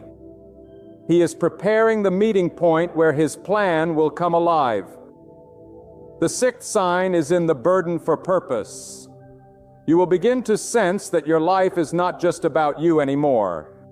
You will feel God calling you to greater service, to deeper faith, to higher obedience. You will realize that marriage is not simply about happiness. It is about holiness, about carrying out a mission together. You will sense that God is not giving you a partner just to ease your loneliness, but to multiply your effectiveness. The person He prepares for you will not only love you, they will stand with you in the work of God. If you feel a rising fire within you, a conviction that your life must be used for something greater, it may be the stirring of God preparing you for a prophetic marriage that will advance His kingdom. The seventh sign is in the peace of God that surpasses all understanding. You may not know the details. You may not see the person yet. You may not even have clarity about when. But there will be a calm assurance deep inside that God is orchestrating it all. When doubt tries to creep in, His peace will silence it. When fear tries to overwhelm you, His assurance will cover you. This peace is not natural. It is divine. It is God's way of telling you, trust me, I am in control. When you sense this unshakable peace despite the uncertainty, it is a clear sign that God's hand is upon you, preparing you for a prophetic covenant. And I must tell you, beloved, prophetic marriage is not for the faint of heart. It is not for those who treat love as a casual game. It is not for those who run when things get hard. It is for those who are surrendered to God's will, who are willing to love with endurance, to stand with strength, to forgive with mercy, and to build with faith. God does not play with sacred unions. He does not throw them together in haste. He refines, He tests, He shapes until you are ready to carry the weight of such a covenant. When God prepares you for prophetic marriage, He does not simply polish the surface of your life. He reaches into the deepest places of your heart and begins to transform you from within. He strips away the counterfeit loves, the false securities, and the shallow pursuits that once held your attention, and He replaces them with an unshakable desire for His truth. This is not merely preparation for companionship. It is preparation for covenant, a covenant that reflects His order, His holiness, and His eternal wisdom. You see, God does not entrust the sacred to the careless. He does not release prophetic destiny into hands that are still clinging to temporary pleasures. That is why, before He places a prophetic spouse in your life, He will take you through seasons of pruning. He will cut away the branches that bear no fruit. He will expose the pride, the impatience, the anger, the unforgiveness, the hidden desires of the flesh that once ruled you. It may hurt, it may feel like loss, but it is divine surgery because God is not preparing you to merely get married. He is preparing you to carry the weight of a union that will testify to His greatness. One of the most profound signs that God is preparing you is the awakening of your spirit to the sacredness of covenant. When the world speaks of marriage, it speaks in terms of romance, passion, and personal satisfaction. But when God speaks of marriage, He speaks in terms of unity, purpose, and endurance. He begins to train your mind to see love as service, to see sacrifice as strength, to see loyalty as beauty. He will change your definition of love. Suddenly, it will no longer be about what you can receive, but about what you can give. That shift in your heart is not a small thing. It is the fingerprint of God reshaping you for a prophetic partnership. Another sign is the call to purity. Not only physical purity, but purity of mind, purity of intention, purity of desire. God will begin to convict you when you entertain thoughts that do not align with His will. He will nudge you when your motives are tainted with selfishness. He will guard you from people whose presence stirs confusion instead of clarity. Why? Because a prophetic marriage cannot be built on defiled foundations. It must rest on holiness. And so when God is preparing you, He will clean your inner world. He will break the chains of lust, greed, vanity, and ego so that your love, when it comes, is clean, strong, and uncorrupted. Listen to me. God does not prepare you for prophetic marriage by giving you everything you desire. He prepares you by shaping you into everything He requires. That is why you may find yourself in a season where you feel misunderstood, where others cannot see your value, where doors seem slow to open. But what looks like rejection is often redirection. God is sparing you from counterfeit connections. He is keeping you hidden from people who would mishandle your heart. He is setting you apart because He has ordained someone whose spirit is aligned with yours, whose calling matches yours, whose destiny is tied to yours. Do not despise the waiting. Waiting is not wasted time. It is sacred time. It is in waiting that God teaches you patience, endurance, and trust. It is in waiting that He refines your vision so you can discern the one He sends from the imitations that the enemy will throw your way. If God allowed you to step into marriage without this refining, you would not have the wisdom to recognize the prophetic partner He prepared. But through waiting, through fasting, through prayer, through surrender, God sharpens your discernment until your spirit can instantly sense when His promise has arrived. There is also the test of obedience. When God prepares you, He will ask things of you that may not make sense to your human understanding. He may instruct you to let go of a relationship that feels comfortable but is not destined. He may ask you to leave a job, move to a new place, or step into a calling that seems beyond your ability. These are not random commands. They are divine alignments. For a prophetic marriage is not about what feels easy. It is about what fulfills His will. And if you are not willing to obey in the small things, you will not be ready for the great responsibility of covenant. And hear this. When God is preparing you, He will confront the idols in your life. If you have placed your happiness, your worth, or your identity in people, He will remove them so that you learn to anchor yourself in Him alone. Because in a prophetic marriage, your spouse is not meant to be your God, but your partner in serving God. If you are still expecting a human being to complete you, God will withhold the prophetic union until you learn that only He can complete you. Only when He becomes your first love will He entrust you with another soul to love. God is also strategic in how He aligns prophetic marriages. He will shape your destiny in such a way that your calling and your spouse's calling are not in conflict but in harmony. That is why He sometimes delays, because He is still preparing the other person. You may be ready, but they may not be, or they may be ready, but you may not.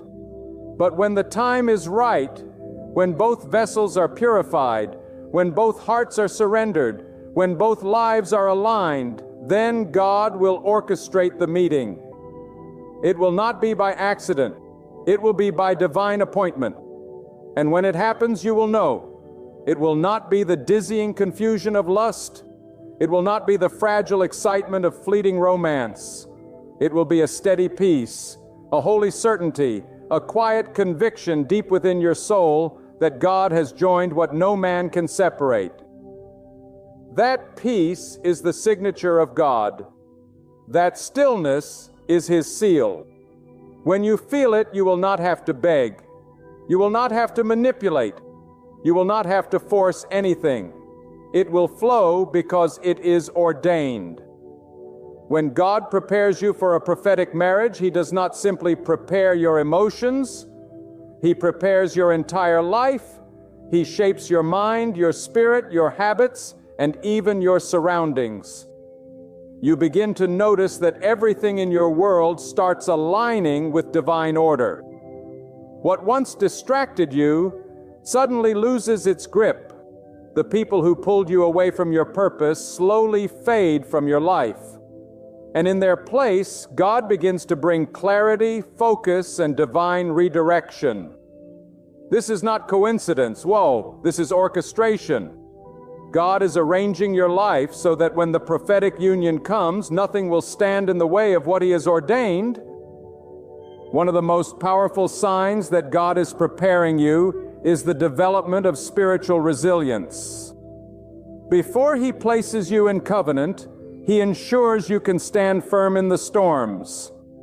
Prophetic marriages are not ordinary. They are attacked because they carry purpose. And so if you find yourself in a season where trials come one after another, understand this. It is not because you are forgotten, but because you are being fortified. God is building your endurance so that when the union comes, you will not break under pressure.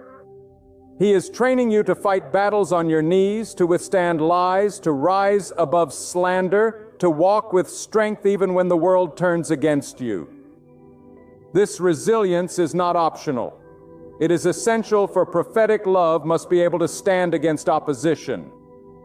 Another sign is the sharpening of your discernment. God will not allow you to enter a covenant blind. He will begin to reveal hidden truths, expose counterfeit intentions, and open your eyes to the unseen. People you once trusted may suddenly reveal their true colors. Relationships you thought were permanent may collapse. Do not despair when this happens, for God is showing you that not every hand that reaches for you is meant to hold you. He is teaching you to distinguish between the counterfeit and the genuine. Because when your prophetic spouse arrives, you must be able to discern without doubt. You must recognize their spirit beyond their words, their character beyond their appearance, their soul beyond the surface. This clarity is a gift from God. It will protect you from being deceived. God will also call you to deeper levels of surrender. When He prepares you for prophetic marriage, He demands that your will bow to His. You may have had a plan for your life. Perhaps you pictured your future in a certain way. Imagine the kind of person you thought you would marry. But then God interrupts and suddenly the path looks different. Suddenly the person He is shaping for you is not what you expected. This is the moment of surrender when you learn to say, God, not my will, but yours. For a prophetic marriage is not about what you envisioned. It is about what He ordained. If you cling to your own script, you will miss His masterpiece. That is why surrender is crucial. When you release your expectations, you make room for God's perfection. There is also the sign of inner transformation. Before God joins two people, He refines each one individually. You may notice yourself becoming more compassionate, more patient, more forgiving, more stable. The things that once stirred anger in you may no longer provoke you. The wounds that once controlled your actions may no longer define you.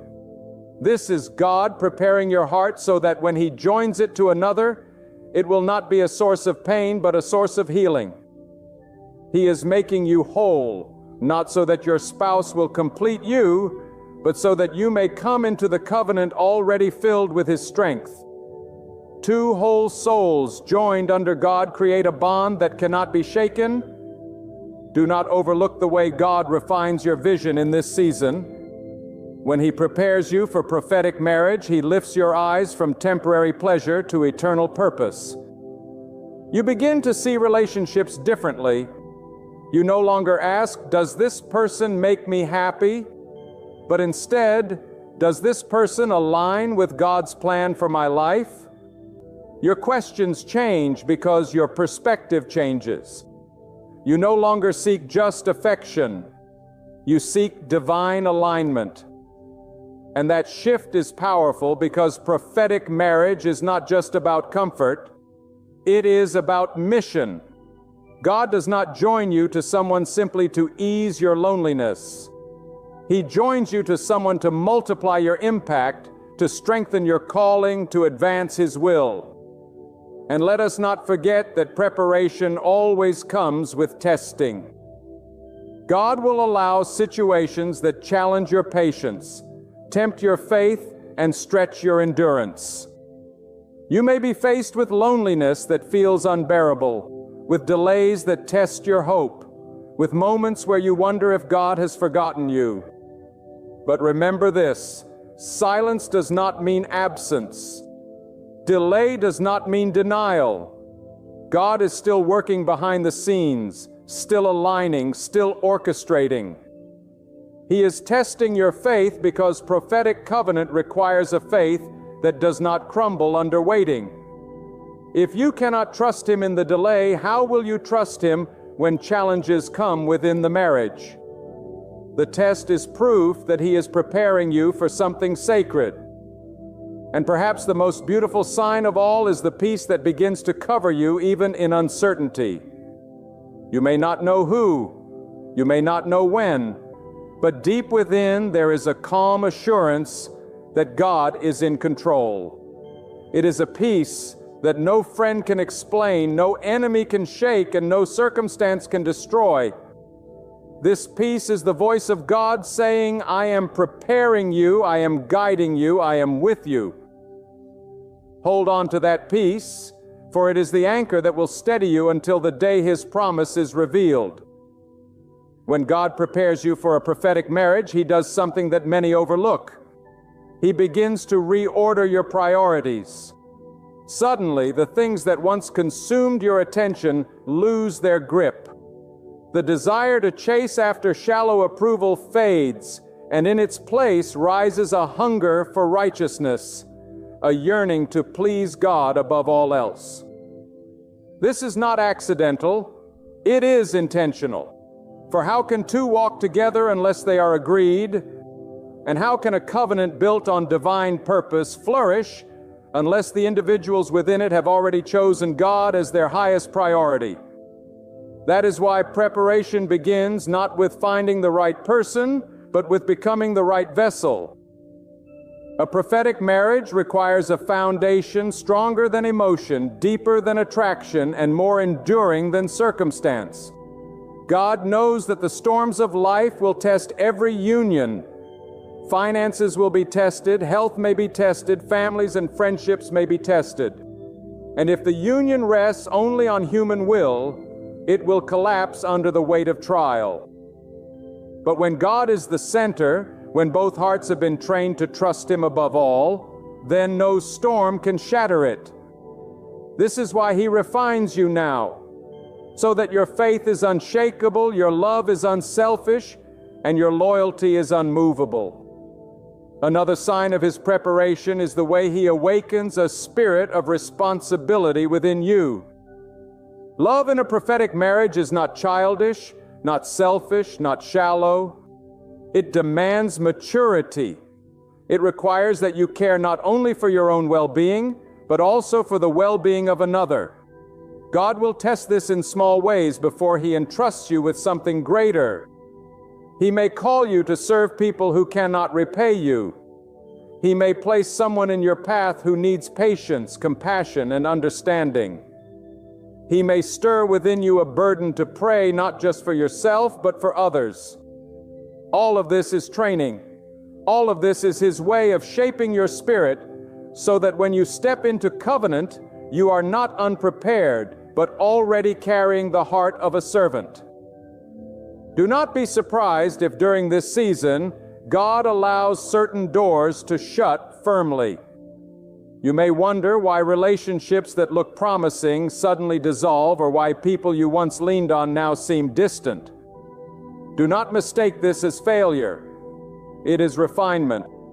God is removing the counterfeits, the distractions, and the imposters because He knows they cannot walk with you into your destiny. It is far better to spend a season alone with God than to be bound forever to someone who was never meant to walk the path of your divine calling. Trust the doors He closes, because every no is clearing space for His greater yes. Let's be honest. A prophetic marriage isn't about finding a person who completes you. Completion comes from God alone.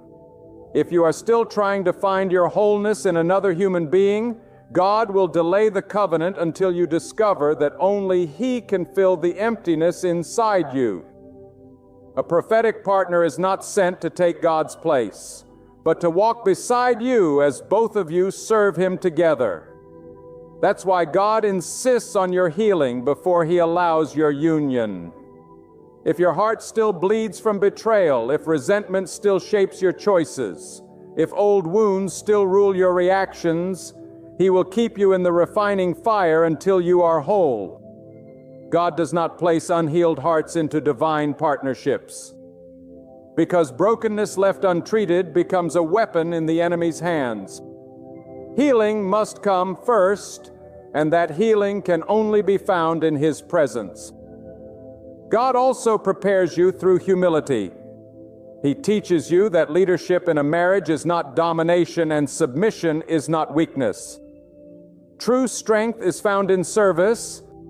True authority is found in humility. Prophetic marriage requires both partners to bend before God, to surrender pride, and to walk together in unity. That is why in this season, God may humble you. He may strip away arrogance. He may break the illusion of self-sufficiency. He may confront the areas where pride once ruled. It may sting, but it is necessary. For when He joins you to another, it must be two humble hearts, not two stubborn egos. And hear this with clarity. God is not only preparing you, He is also preparing the one He has chosen for you. Somewhere that person is being refined, tested, and molded just as you are. They may be walking through trials you cannot see, enduring battles you cannot imagine, learning lessons you will one day benefit from. This is why patience is vital. You are not waiting in vain. You are waiting while God works. He is aligning two lives, two destinies, two callings until they converge at the appointed time. Do not rush what He is arranging, for premature unions birth unnecessary pain. When the time is right, His hand will bring you together and the timing will be perfect. Another powerful sign is the way God begins to enlarge your vision. You no longer think only in terms of yourself. You begin to see in terms of legacy. You ask questions like, what will we build together? What impact will we leave? How will our covenant advance the will of God? That enlargement of vision is divine. It is not ambition. It is assignment. Prophetic marriage is never small. It always carries weight in the spiritual realm. That is why it must be birthed in prayer, sustained in faith, and protected by obedience. You will also notice that God will train your ears to hear His voice clearly. This is critical because prophetic marriage is not built on public opinion. Family may misunderstand, friends may doubt, society may criticize. But when God speaks, that is all the confirmation you need. He will teach you to trust His whisper above the noise. In the quiet hours of the night, in the stillness of prayer, in the depths of worship, you will hear Him guiding you, assuring you, preparing you. His voice will become your anchor. And when He finally gives the green light, you will walk in confidence, not confusion. So if you are in the season of preparation, take courage. Do not despise the breaking. Do not resist the refining. Do not grow weary in the waiting. Every step you are enduring now is part of a larger design. God is not preparing you for ordinary love. He is preparing you for covenant, for purpose, for a prophetic union that will echo in eternity. Trust Him, follow Him, and surrender fully to His timing. Because when His hand moves, nothing on earth or in the heavens can stop the union He has ordained. When God sets His hand to prepare you for a prophetic marriage, He does not simply touch the surface of your circumstances. He reshapes the depths of your soul. You may feel the ground beneath your feet shift, the familiar patterns of your life disrupted, and the very desires of your heart redefined. This is the evidence of God's craftsmanship. It is a sign that He is not just preparing you for love, but preparing you for destiny. For a prophetic marriage is not a mere partnership of two hearts. It is a divine covenant forged under His authority, created to withstand the storms of life and reflect His glory to the world. And so, in this season of preparation, God begins to uproot everything within you that is not built to last. He confronts your fears, your doubts, your insecurities, because He knows they cannot travel with you into the covenant He is preparing. Perhaps you feel a restlessness inside, a stirring that refuses to let you stay the same. That is God's hand upon you. He is drawing out of you every weakness that would sabotage your future. And He is planting within you the strength required to carry a union that is destined for greatness. Do not be surprised when He brings you face to face with yourself. For how can two walk together in truth if one has not first walked in truth with God? He will uncover the hidden corners of your heart, the pride you did not notice, the bitterness you thought you had buried, the fears you never dared to confess. He does this not to shame you, but to free you. He does it so that when He sends the one ordained for you, you will not project old wounds onto new blessings.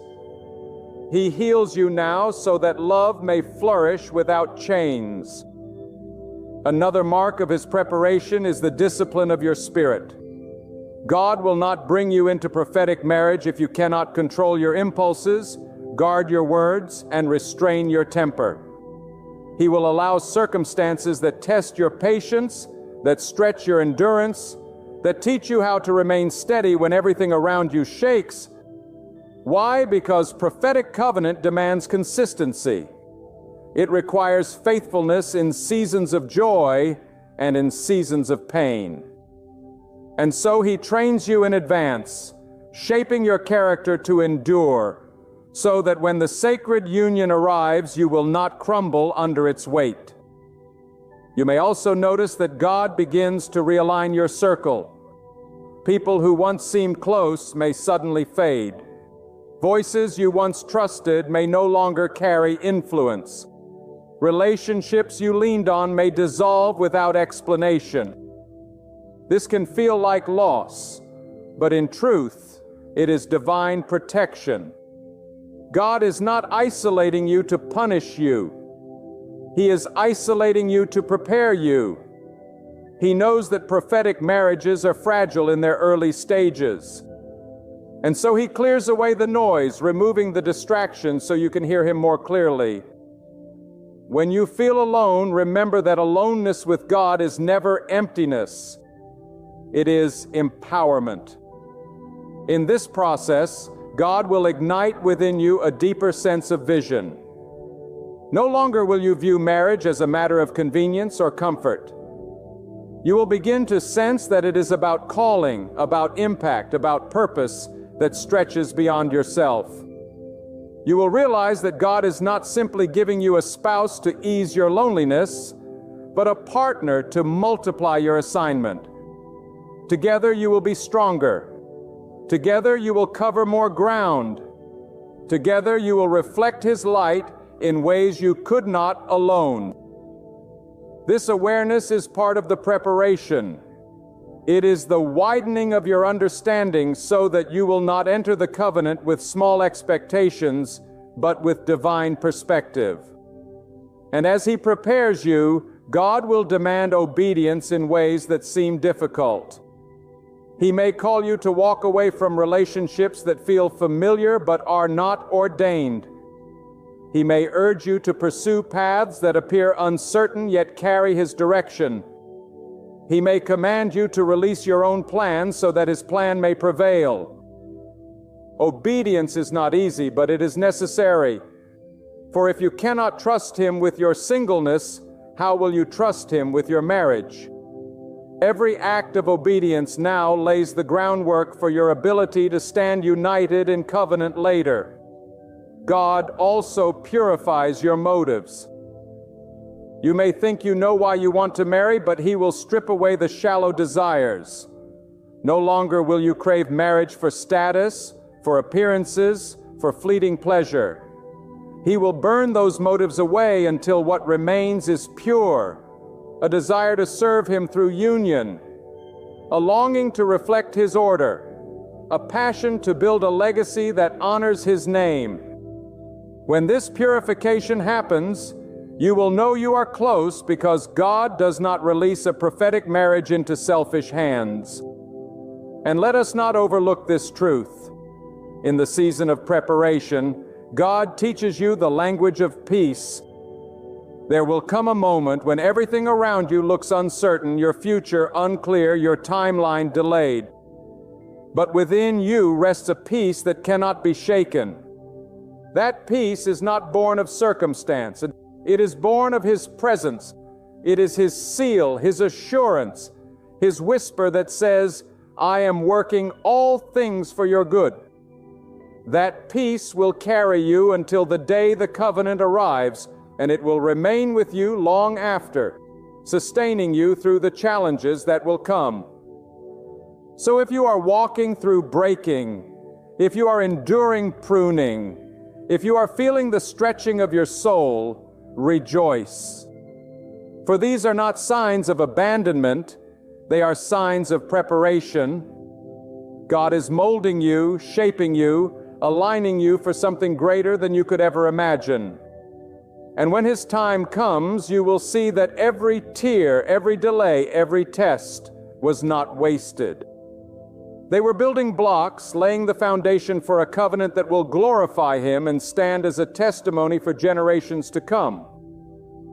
When God begins to prepare you for a prophetic marriage, He does not simply polish the surface of your life. He goes deep into the foundation. He knows that a covenant built on weak ground cannot stand against the winds of trial. So He starts by strengthening what is unseen. God works in the hidden places of your heart, in the thoughts you never speak aloud, in the motives you barely recognize. He is not only shaping what others will see, He is shaping what only He can see. Because the strength of a prophetic covenant depends not on outward appearance, but on the inner substance of those who carry it. This is why God will call you into seasons of silence. Not because He has forgotten you, but because He is teaching you to hear Him above every other voice. In the stillness, distractions fall away and clarity comes. Silence with God becomes a furnace of transformation. It is there that He teaches you discernment so you will not confuse infatuation with destiny or convenience with calling. In silence, He trains you to recognize the difference between what flatters your emotions and what strengthens your soul. That is how He protects you from false unions, by sharpening your spiritual perception before the covenant arrives. In this preparation, God may test your patience more than anything else. He delays not to punish, but to purify. Waiting exposes what lives inside of you: impatience, doubt, or faith. God uses waiting as a mirror so that you see what still needs surrender. A prophetic marriage is not rushed, for what is rushed often collapses.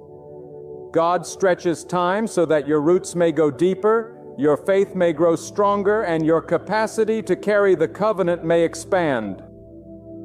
Those who resist the impatience of the flesh and surrender to the timing of God discover that His delays are never denials. They are divine appointments in disguise. Another sign of God's preparation is that He begins to align your purpose with precision. You will feel a stronger pull toward the assignments He has given you. Your calling will come into sharper focus. God will not allow you to be joined to someone who diminishes your purpose. Instead, He shapes you so that you will recognize the one whose purpose complements yours. Prophetic marriage is never random. It is the union of two lives carrying assignments that interlock. When God is preparing you, He will not only teach you how to love another, but how to love His will above all. And understand this: when God prepares you, He allows tests that prove your loyalty. He may bring opportunities that seem attractive but are not aligned with His plan. He will see if you choose temporary comfort over eternal assignment. He will watch if you obey His whisper or chase your own desire. Every decision in this season is training for covenant. If you compromise now, you will compromise later. But if you remain steadfast now, you will be unshakable when the covenant comes. Obedience in the preparation season is the greatest proof that you are ready for prophetic union. God also refines your endurance. He knows that prophetic marriages will be targeted, for they are not ordinary unions. They are vessels of His glory. Opposition will rise, storms will come, but if you have been trained in the wilderness, you will not falter in the storm. God strengthens you in private battles so that you may stand strong in future wars. He allows adversity not to break you, but to prove you. And when you come forth from those trials, you will carry resilience that cannot be shaken, a resilience that will sustain your covenant for a lifetime. One of the clearest marks of divine preparation is that God begins to awaken within you a love that is selfless. He breaks down the walls of selfishness, dismantles the idol of me, and trains you to think in terms of we. Prophetic marriage cannot survive on selfish desire. It thrives on sacrifice. God will teach you how to lay down your pride, how to forgive quickly, how to serve with humility. He will allow circumstances that demand selflessness, not because He wants to burden you, but because He is shaping you into a vessel of covenantal love. And finally, God secures your identity in Him before He brings you into covenant. He ensures that your worth is anchored in Him alone. If your identity rests in another human being, you will cling to them in fear instead of standing with them in strength. When your identity is grounded in God, you will step into marriage whole, not shattered. You won't look to your partner to fill your emptiness, because you will already be fulfilled in Him. Out of that wholeness will flow a bond that multiplies purpose, strength, and serenity. So be encouraged in the season of preparation. Every quiet moment, every delay, every challenge, every season of pruning, these are all signs that God is working behind the scenes. He isn't shaping you for something average. He's forming you for a covenant that will echo through eternity. And when His appointed time arrives, when His divine hand brings together what He has chosen, no power in heaven or on earth will be able to tear apart what God Himself has joined.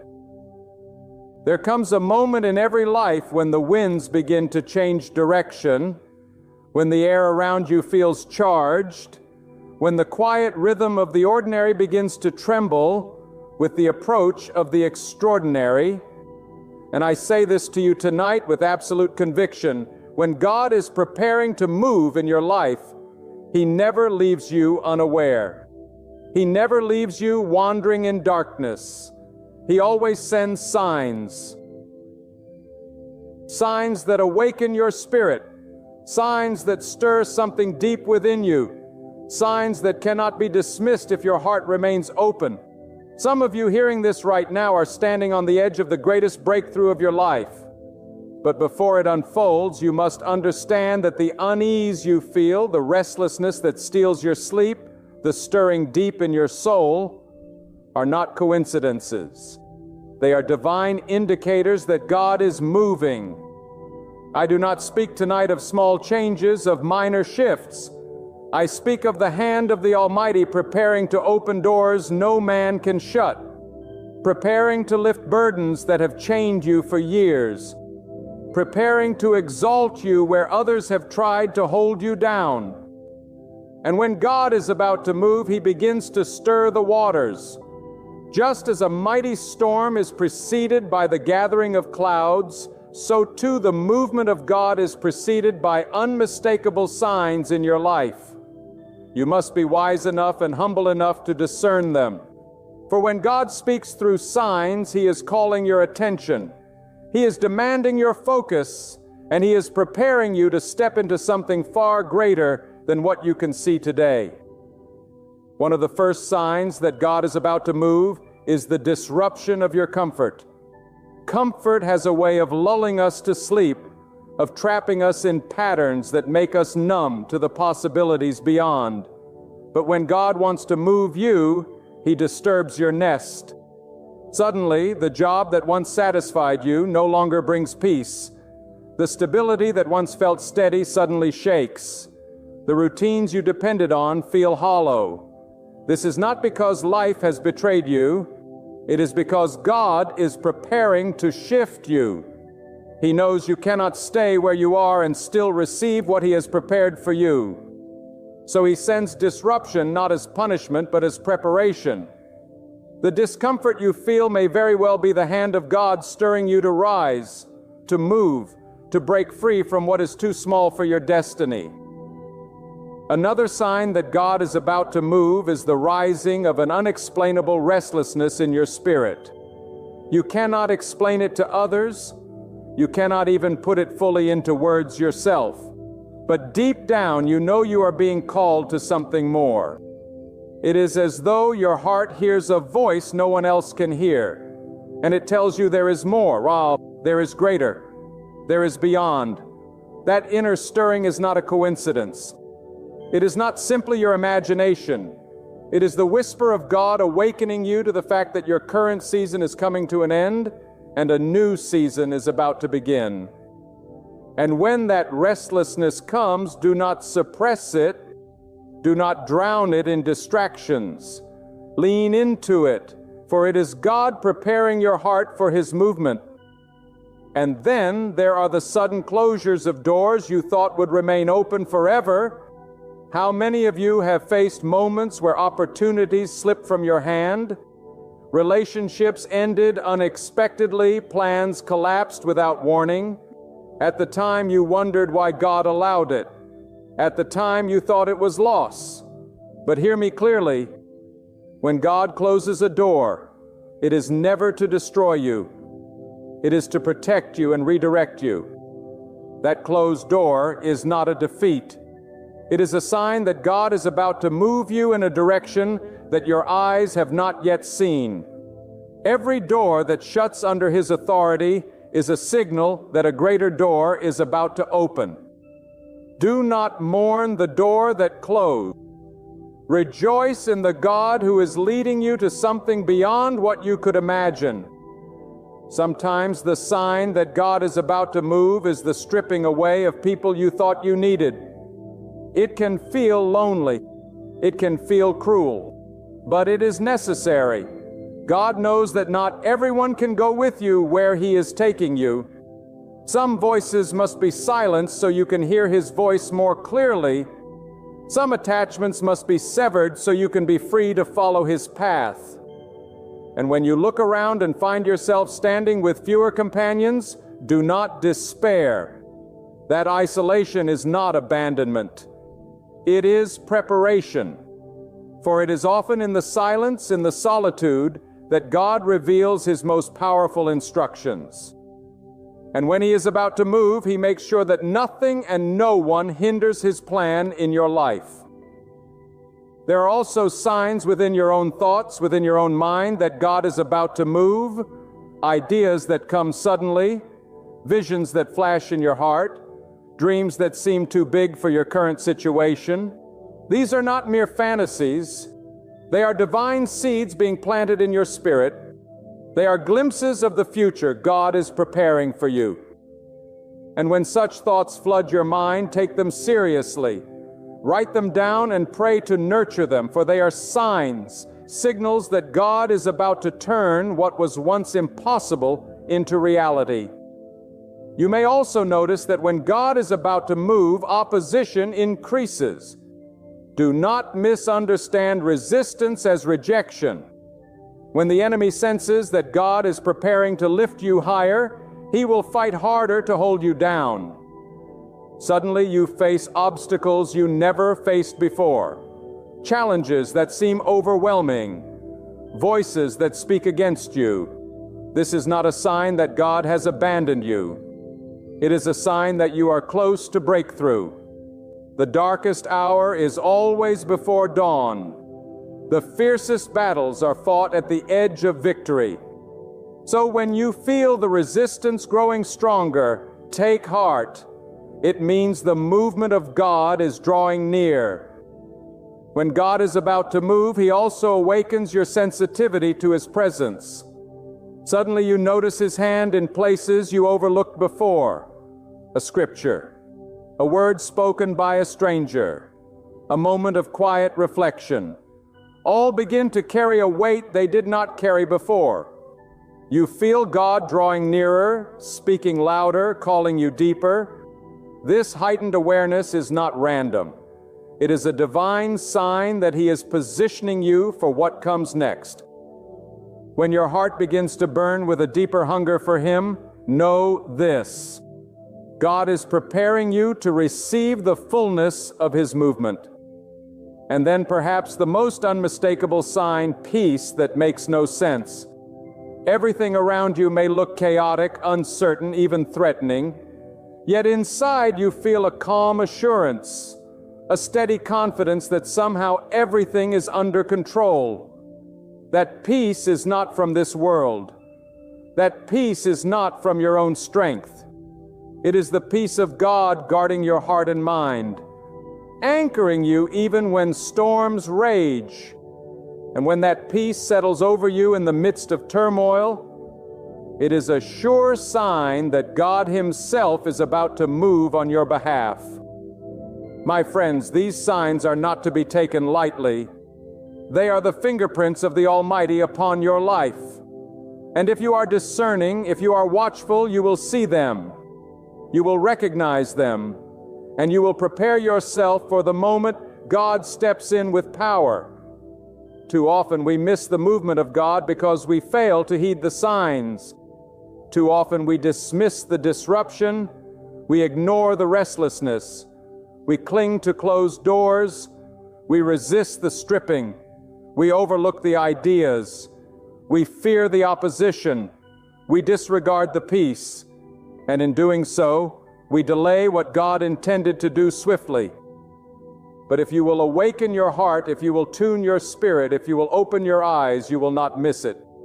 You will be ready when God moves. When God is about to move, He not only sends signs in your circumstances, He sends a deep shaking within your very soul. That stirring is not something you can fabricate, and it is not a fleeting emotional moment. It is a holy disturbance that will not let you remain the same.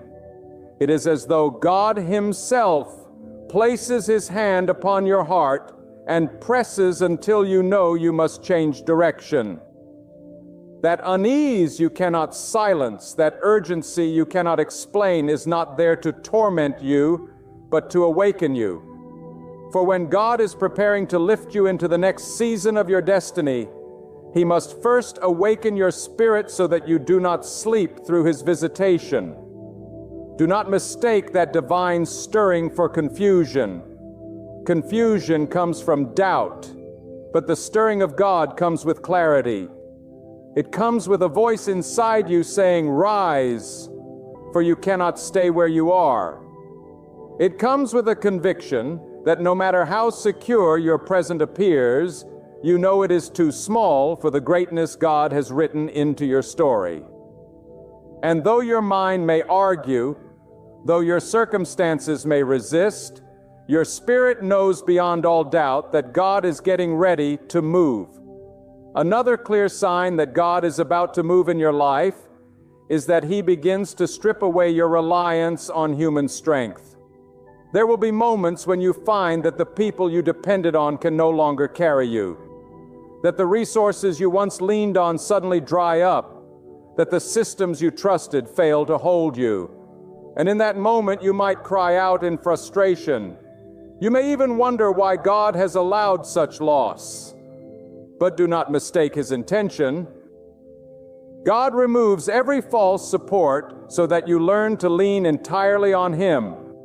For if you are to witness His movement in your life, you must know without question that it was His power, not man's, that lifted you. He strips away your reliance on the temporary to anchor you in the eternal. When God is about to move, He also sharpens your vision. You begin to see life differently. What once looked ordinary now seems pregnant with divine purpose. You look at your past struggles and suddenly recognize that they were preparing you for something greater. You see doors that once intimidated you as opportunities to display the glory of God. It is as though a veil is lifted from your eyes and you perceive what you could not perceive before. This sharpening of vision is no accident. It is God preparing you to recognize the path when He opens it. For a door can stand wide before you, but if your eyes are still blind, you will miss it. And so God clears your sight. He adjusts your focus. He aligns your vision with His, so that when the moment comes, you are ready to walk through the way He has prepared. Another unmistakable sign of God's movement is divine timing.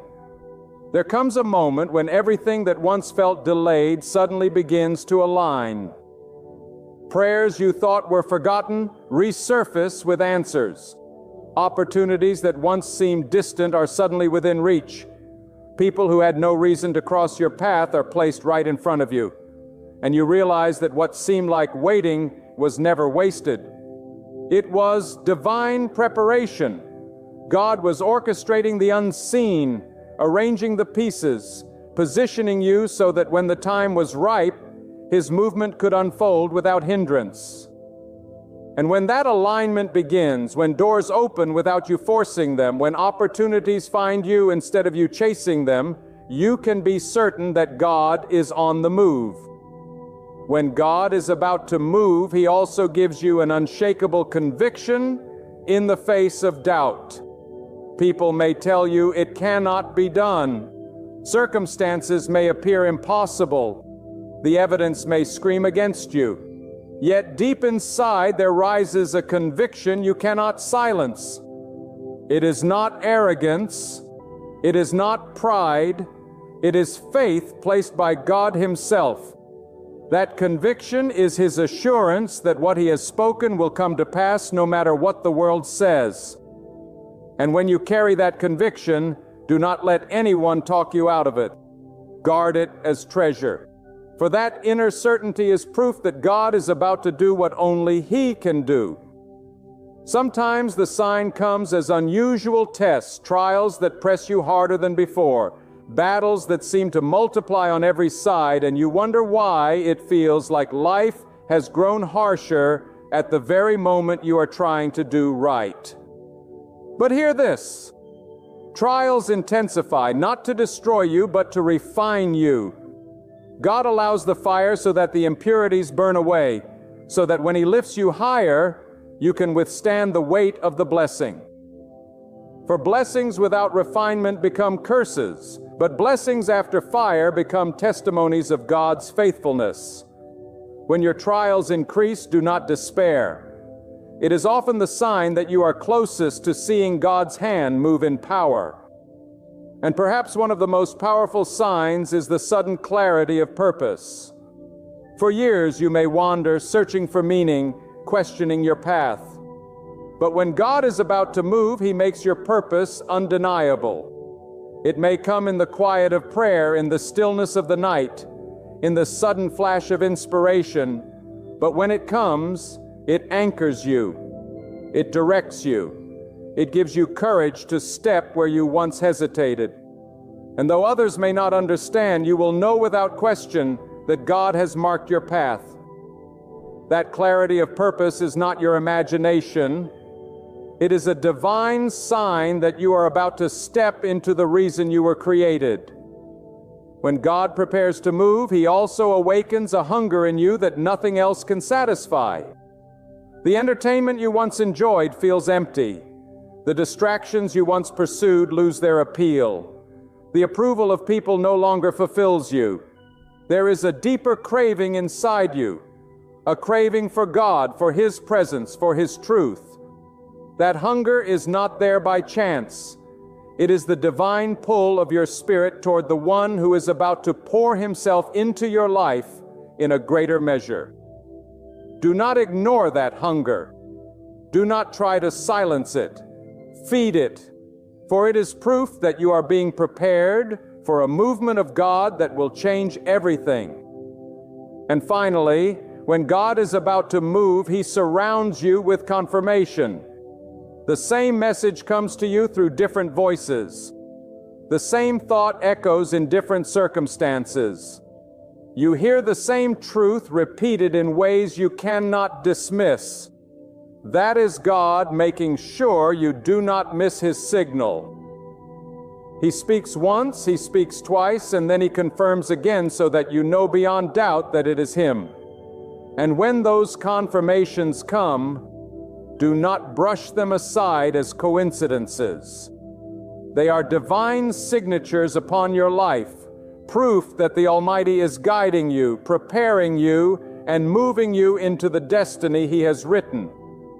My friend, if you have noticed these signs stirring in your life, do not ignore them. God is speaking.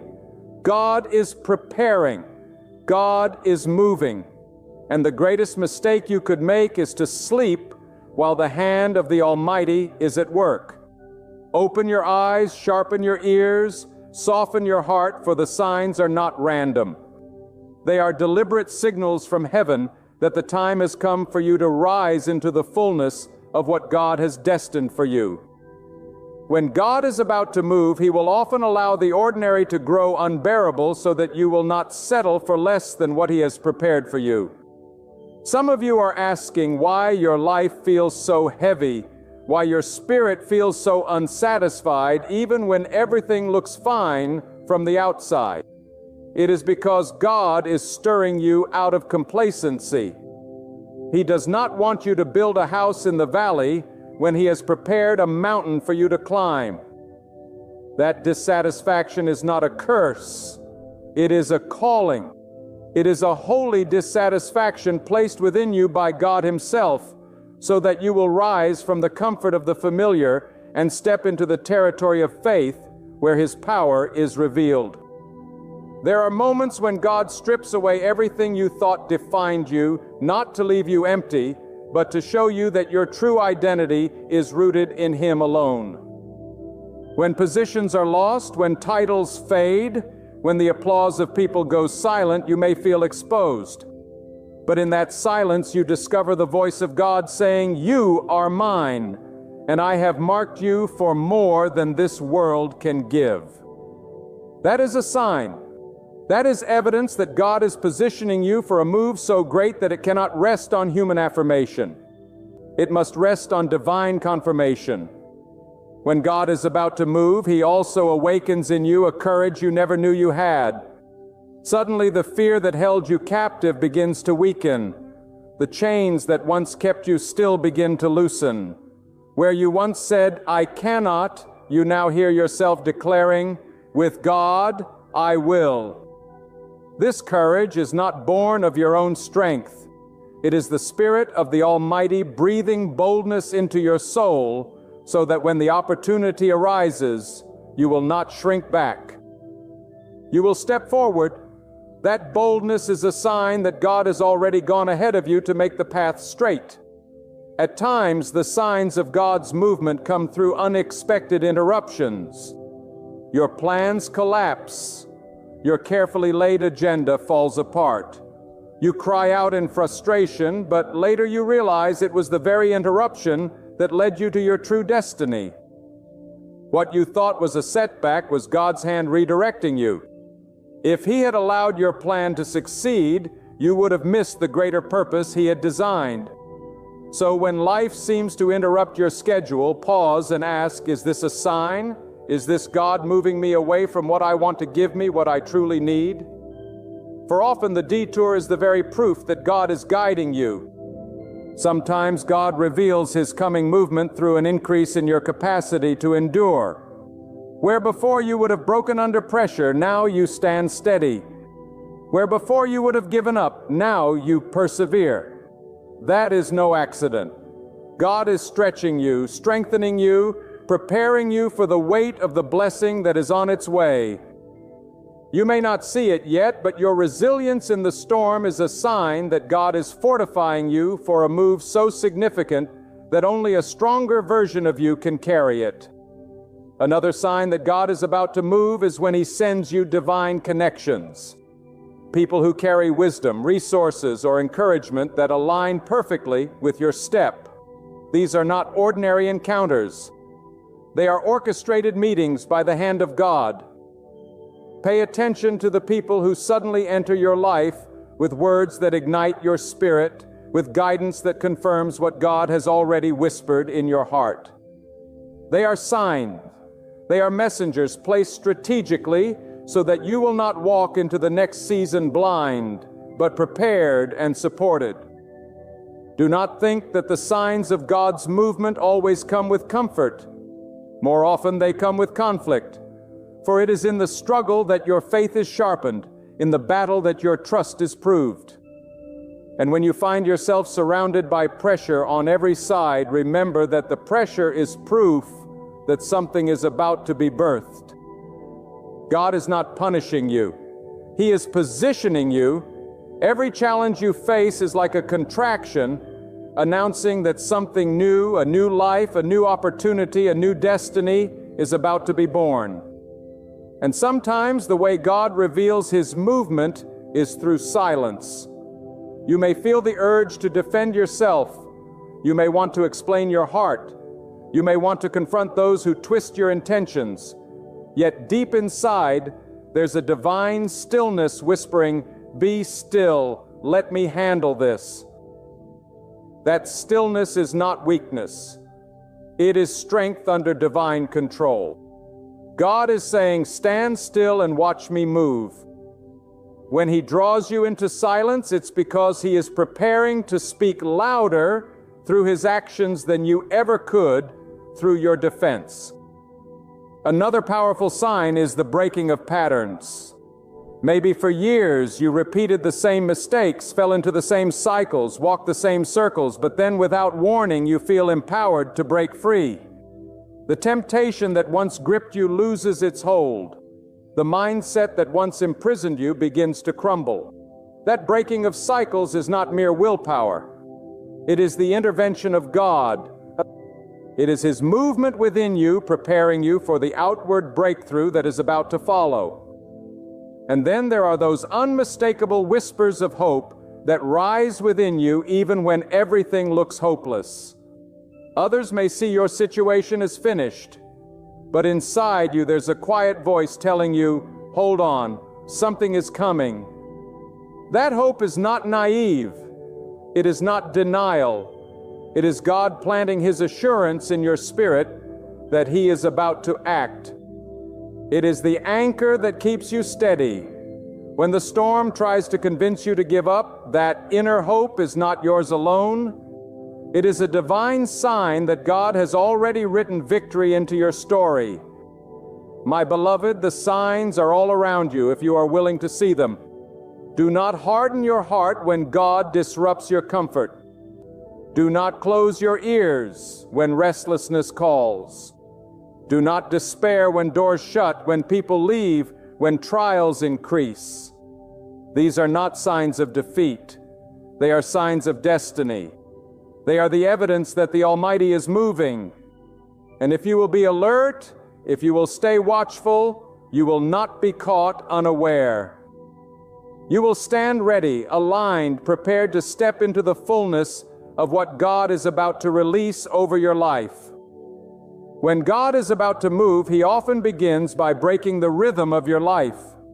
The patterns that once felt predictable suddenly shift. The comfort of routine is shaken, and you find yourself walking through days that feel unfamiliar.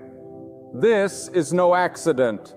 God is interrupting the ordinary so that you can perceive the extraordinary. He knows that if you are too comfortable with the rhythm of yesterday, you will miss the melody of tomorrow.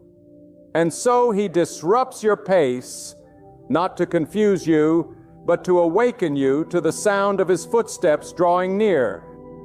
At times, the sign of God's movement comes as a sudden increase in your awareness of time. You begin to feel an urgency you cannot explain. You sense that you cannot waste another day. That procrastination has cost you too much already. That urgency is not your own. It is God impressing upon your spirit that a window is opening, and if you delay, you may miss it. The Almighty is teaching you that there are divine appointments that cannot be rescheduled. When He begins to stir urgency in your heart, it is a sign that His move is imminent, and you must be ready to step when He says, "Step." Sometimes God reveals His coming movement through hidden preparation. You may feel unseen, overlooked, forgotten, but God is using that hidden season to equip you. He is sharpening skills you did not know you would need. He is molding your character for challenges you have not yet faced. You may look around and wonder why doors remain closed. But the truth is, God is keeping you in the secret place until the appointed time. For when He reveals you, He does not want you half prepared. He wants you strong, grounded, unshakable. That hidden preparation is a sign that the unveiling is near. Another unmistakable sign is the stirring of compassion within your heart. Suddenly you begin to care deeply for things you once ignored. You feel moved to help, to serve, to heal. That compassion is not weakness. It is God aligning your heart with His own. For His movements are never only about blessing you. They are about positioning you to bless others. When you find your heart breaking for what breaks the heart of God, when you feel compelled to serve even when it costs you, take note that compassion is a sign that God is preparing to use you as an instrument of His movement on the earth. When God is about to move, He often surrounds you with signs in nature and creation. The stillness of a morning, the unexpected beauty of a sunset, the whisper of the wind. It is as though the world itself is reminding you of His power and presence. For the same God who commands the seas and shapes the mountains is the one who moves in your life. When He stirs creation to speak to you, it is a reminder that His movement is not distant, not delayed. It is near, it is real, and it is coming. Another sign is that God begins to strip away distractions. Things that once consumed your time and attention suddenly lose their grip. The appetite for what is shallow begins to die. You realize that what once seemed urgent no longer matters. This detachment is not by chance. It is God clearing the clutter so that you can hear His voice without interference. He knows you cannot carry the weight of His movement if your heart is tangled in trivial pursuits. And so he cuts away the excess not to punish you, but to free you. At times, God signals his movement through tests of obedience. He places before you small instructions, simple commands to see if your heart is willing to follow. It may be a nudge to forgive, a call to release bitterness, an instruction to give, or a prompting to step away from something harmful. These small obediences are not random. They are tests of readiness.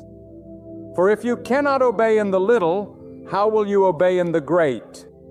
And when you sense God calling you to take steps of obedience that stretch you, know this: it is a sign that he is preparing to entrust you with something far greater.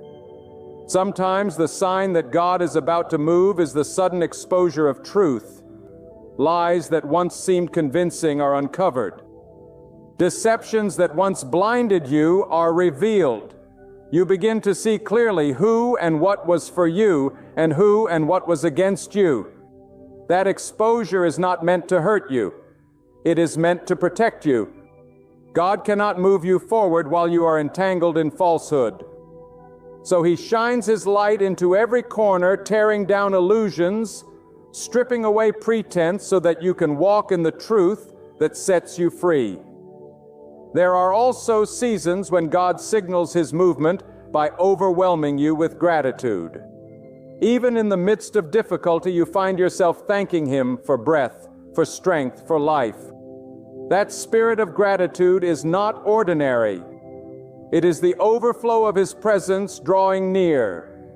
Gratitude shifts your perspective, aligns your heart, and prepares you for the blessings he is about to release. When your spirit suddenly swells with thanksgiving, it is a sign that the Almighty is opening his hand to pour out more than you imagine. And perhaps one of the most profound signs is the alignment of your inner desires with God's will. Where once you craved what was destructive, now you long for what is righteous. Where once your ambitions were selfish, now your heart yearns to honor God.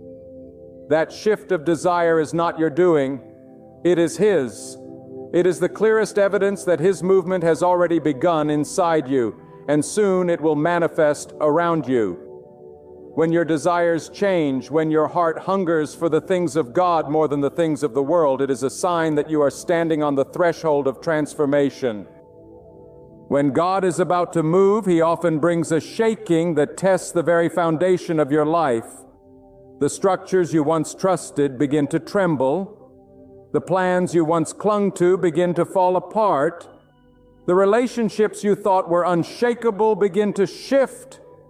And in that shaking, fear may try to take hold of you. But hear me clearly. The shaking is not sent to destroy you. It is sent to reveal what cannot be shaken.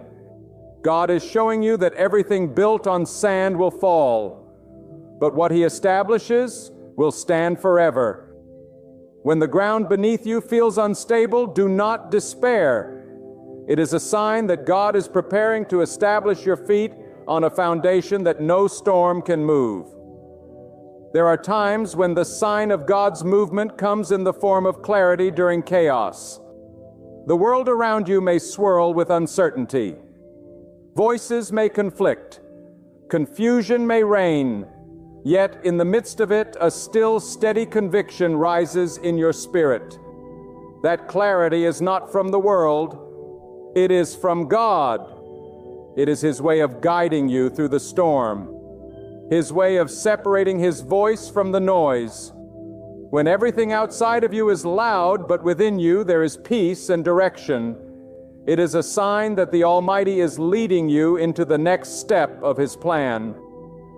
When God is about to move, he also enlarges your faith.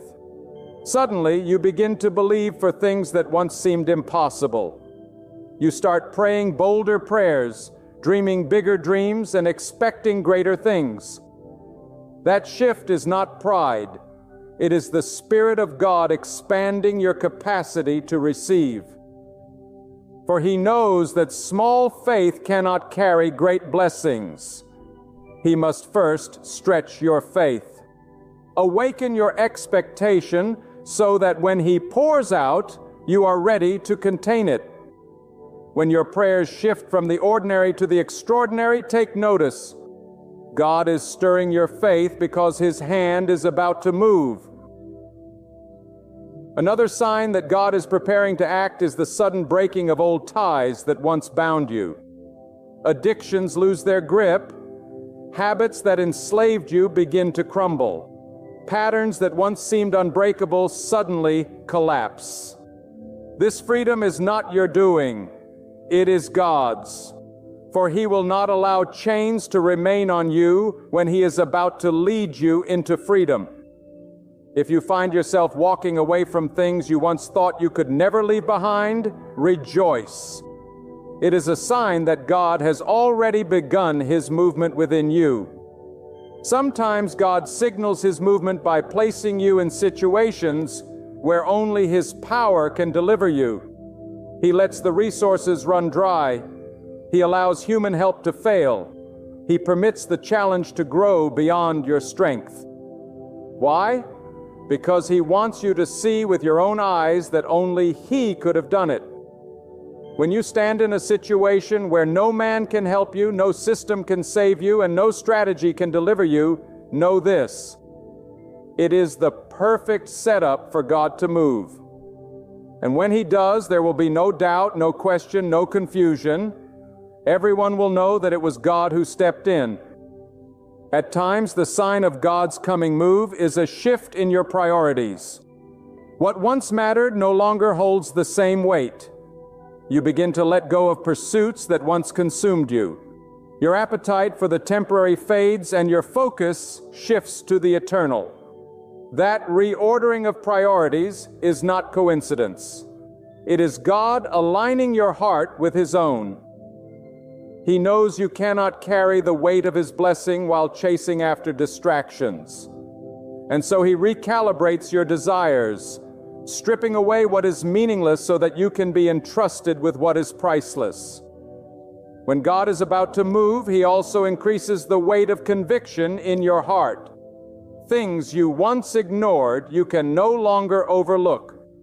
Behaviors you once excused, you can no longer justify. That heavy conviction is not condemnation, it is preparation. God is cleansing you, purifying you, shaping you, so that when He moves, nothing within you will hinder the flow of His blessing. When you feel that holy pressure pressing on your conscience, do not resist it. It is a sign that God is sanctifying you for what is coming. There are also seasons when the sign of God's movement comes through dreams and visions. Ideas begin to flood your mind, pictures of a future you cannot explain. You wake with clarity about things you never considered before. Those dreams are not random, they are divine previews of what God is preparing. They are glimpses into the blueprint of heaven. Pay attention to them, for they are signs that God is moving in the unseen, and soon it will manifest in the visible. Sometimes the sign comes as an unusual boldness to step out of the boat, to leave behind safety, to walk on waters you once feared. This courage is not natural excess, it is God-breathed. It is His Spirit nudging you, saying, now is the time.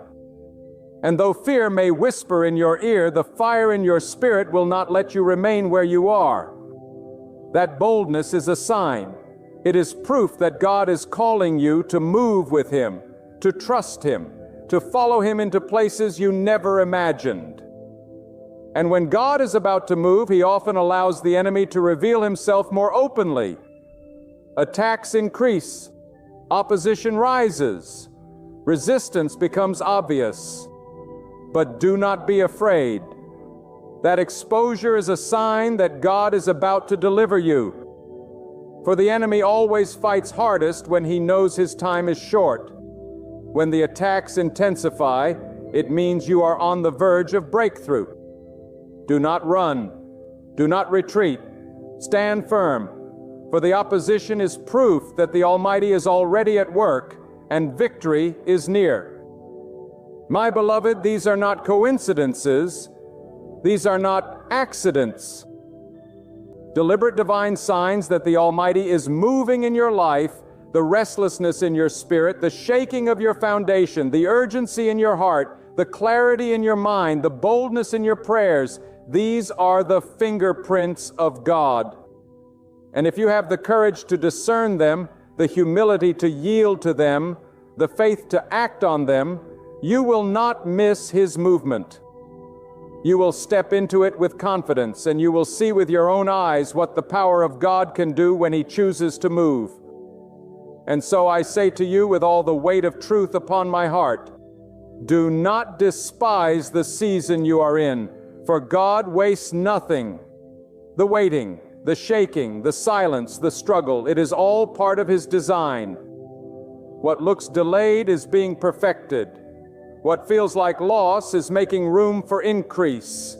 What seems like the end is the very place where God begins. Trust Him when you cannot trace Him. Believe Him when you cannot see Him. Hold on when everything within you wants to let go. For the one who holds the heavens and the earth also holds your life in His hands. Lift your head and stand strong, for the Almighty has not abandoned you. He is closer to you than the breath in your lungs. His power is greater than the storm around you, and His wisdom is deeper than the questions within you. You may feel pressed, but you are not crushed. You may feel struck down, but you are not destroyed. You may feel surrounded, but you are not forsaken. Before the battle even begins, God has already declared your victory. So walk forward with boldness and unwavering faith. Do not hesitate. Do not turn back. Do not give fear a foothold. The very God who split the sea, drew water from the stone, and created a path through the wilderness, is the same God who goes ahead of you today. And if He is for you, then no power can rise against you. If His hand covers your life, then nothing on earth can overturn what He has destined. Take courage, for your story will not close in failure. It is unfolding toward divine purpose. Even now, the hand of God is at work in your favor. Believe it. Receive it. Step boldly into it.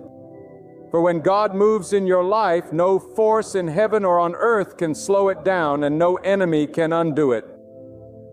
Your season is shifting. Your breakthrough is drawing near.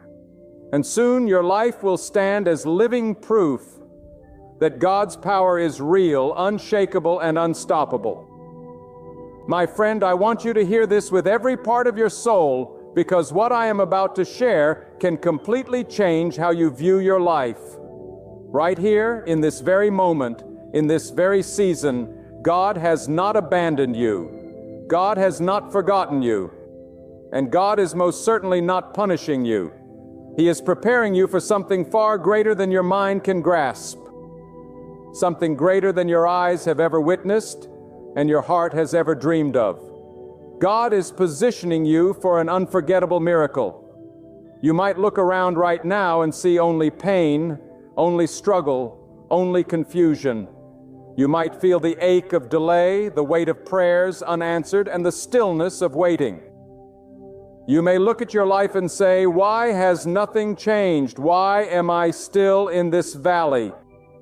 But let me declare to you with power and conviction, God has not forgotten you. God is arranging every detail, moving every piece, aligning every step, because the miracle He has prepared for you will not be ordinary. It will not be small, and it will not be forgettable. It will be so mighty, so undeniable, that when it happens, you will fall on your knees in awe, saying, "Surely God's hand was in this all along." Do not mistake the silence of God for the absence of God. The silence is strategy. The waiting is preparation. The struggle is positioning. God is not delaying to harm you. God is delaying to strengthen you. For what good is a miracle if you are not ready to carry it? What good is a blessing if your faith collapses the moment trials come?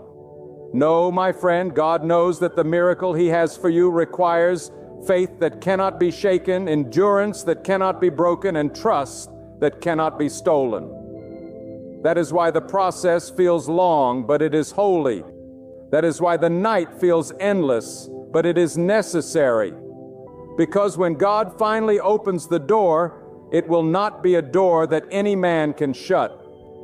Think of how God works. He never wastes a season. Not a single tear, not a single setback, not a single lonely night has been meaningless. Every test has been sharpening you. Every disappointment has been humbling you. Every closed door has been protecting you. You thought it was rejection, but it was redirection. You thought it was punishment, but it was preparation. You thought you were forgotten, but in truth, you were being chosen for something higher, something greater, something eternal. God was setting you up for a miracle that will not only bless you, but it will shake the lives of everyone around you. And here is the truth you must cling to. The miracle will not come from where you expect it. God's ways are higher than your ways, His thoughts higher than your thoughts. Do not limit God by your logic. Do not confine Him to the small box of human understanding. The same God who split seas, who brought water out of rocks, who lifted the poor from dust and set them among princes, is the same God who is orchestrating your life right now. He does not need permission from your enemies. He does not need validation from your critics. And He does not need help from human hands. When God moves, nothing can stand in His way. So lift your head, my friend. Wipe the tears from your eyes. Silence the voices that tell you it is too late, that you are too broken, that your story is over. Those voices are lies, distractions meant to rob you of hope. But I am here to remind you, as long as God is alive, your story is not finished. As long as God is moving, your miracle is still on the horizon. As long as God's power is at work, nothing, no curse, no enemy, no failure can stop what He has ordained. Perhaps you feel unworthy. Perhaps you think, why would God choose me for a miracle? Why would God lift me out when I have made so many mistakes? But let me speak truth into your soul. God does not call the perfect. He perfects the called. God does not wait for you to be flawless. He looks for your faith, your willingness to trust, your readiness to believe even when you cannot see. Your weakness is not a barrier to God's miracle. It is the very stage upon which His power will shine the brightest. For when you are weak, He is strong. When you cannot, He can. When you run out, He overflows. And let me tell you, when God sets you up for an unforgettable miracle, He will often allow your situation to look impossible. Why? Because miracles are only recognized when they defy human explanation. If you could do it by yourself, it would not be a miracle. If people could explain it, it would not be God's power. That is why He lets the odds stack up against you, why He lets the storm rage, why He lets the fire burn hotter.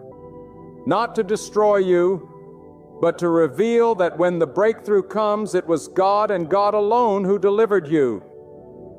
I want you to imagine your life right now as a seed buried in the soil. From the surface, it looks as if nothing is happening. The ground is silent, the dirt is heavy, and to the eye, it seems dead. But beneath the soil, the seed is breaking, roots are forming, life is stirring, and in due season, the seed will push through the dirt and rise toward the light. That is what God is doing with you. On the surface, it looks like nothing is changing, but beneath the surface, God is building something unstoppable. Your roots are growing deeper, your spirit stronger, and at the appointed time you will rise. That rising will not be ordinary. It will be miraculous. My friend, let me speak into your spirit with a fire that cannot be quenched. What looks like a breakdown in your life is actually a breakthrough in disguise. What you call delay, God calls divine timing. What you see as rejection, God sees as redirection. What you believe is the end, God declares is only the beginning. You must understand this: God does not work on your schedule. He works on His, and His timing is never too early, never too late. It is always exact, always purposeful, always perfect. When you look back over your life, you will see that the greatest shifts happen not when you were in control, but when you lost control. Because in those moments you were forced to release your grip, to let go of your limited plan and to trust God's greater design. That is where miracles are born. In the space where human hands fail but divine power takes over, God will not share His glory with anyone. He will take you to places where your intellect, your money, your connections cannot help you. So that when the miracle happens, there will be no doubt in your heart, no doubt in your mind, no doubt in your soul that it was God and God alone who carried you through. And here is a secret you must never forget. Before every unforgettable miracle, there is always an unforgettable test. Before the dawn of victory, there is the midnight of struggle. God tests your faith not to break you, but to prepare you for the weight of what He is about to give you. He allows the winds to blow and the storms to rise because He is training your spirit to withstand the weight of the blessing. Do you not see? A small blessing requires small faith, but an unforgettable miracle requires unshakable faith. And unshakable faith is forged only in the fire of trials. You may wonder, why does God let me face opposition right when I am closest to my breakthrough? Because the presence of opposition is the proof of opportunity. The greater the battle, the greater the victory, the stronger the resistance, the greater the miracle on the other side. Do not be discouraged by the size of your enemies. Let their size remind you of the size of your blessing. Do not be afraid of the mountain in front of you. Let its height remind you of the strength of the God who moves mountains with a whisper. Let me tell you something that will shake your heart awake. You are not waiting for your miracle. Your miracle is waiting for you. It is waiting for you to believe, waiting for you to endure, waiting for you to step into alignment with God's will. The blessing has already been written, the breakthrough already ordained, the miracle already sealed. God does not speak in uncertainty. What He declares, He completes. What He begins, He finishes. What He promises, He delivers. So if God has whispered into your soul that something greater is coming, you must not waver. You must not doubt. You must not surrender. Because the only thing standing between you and that miracle is your ability to hold fast until the appointed time.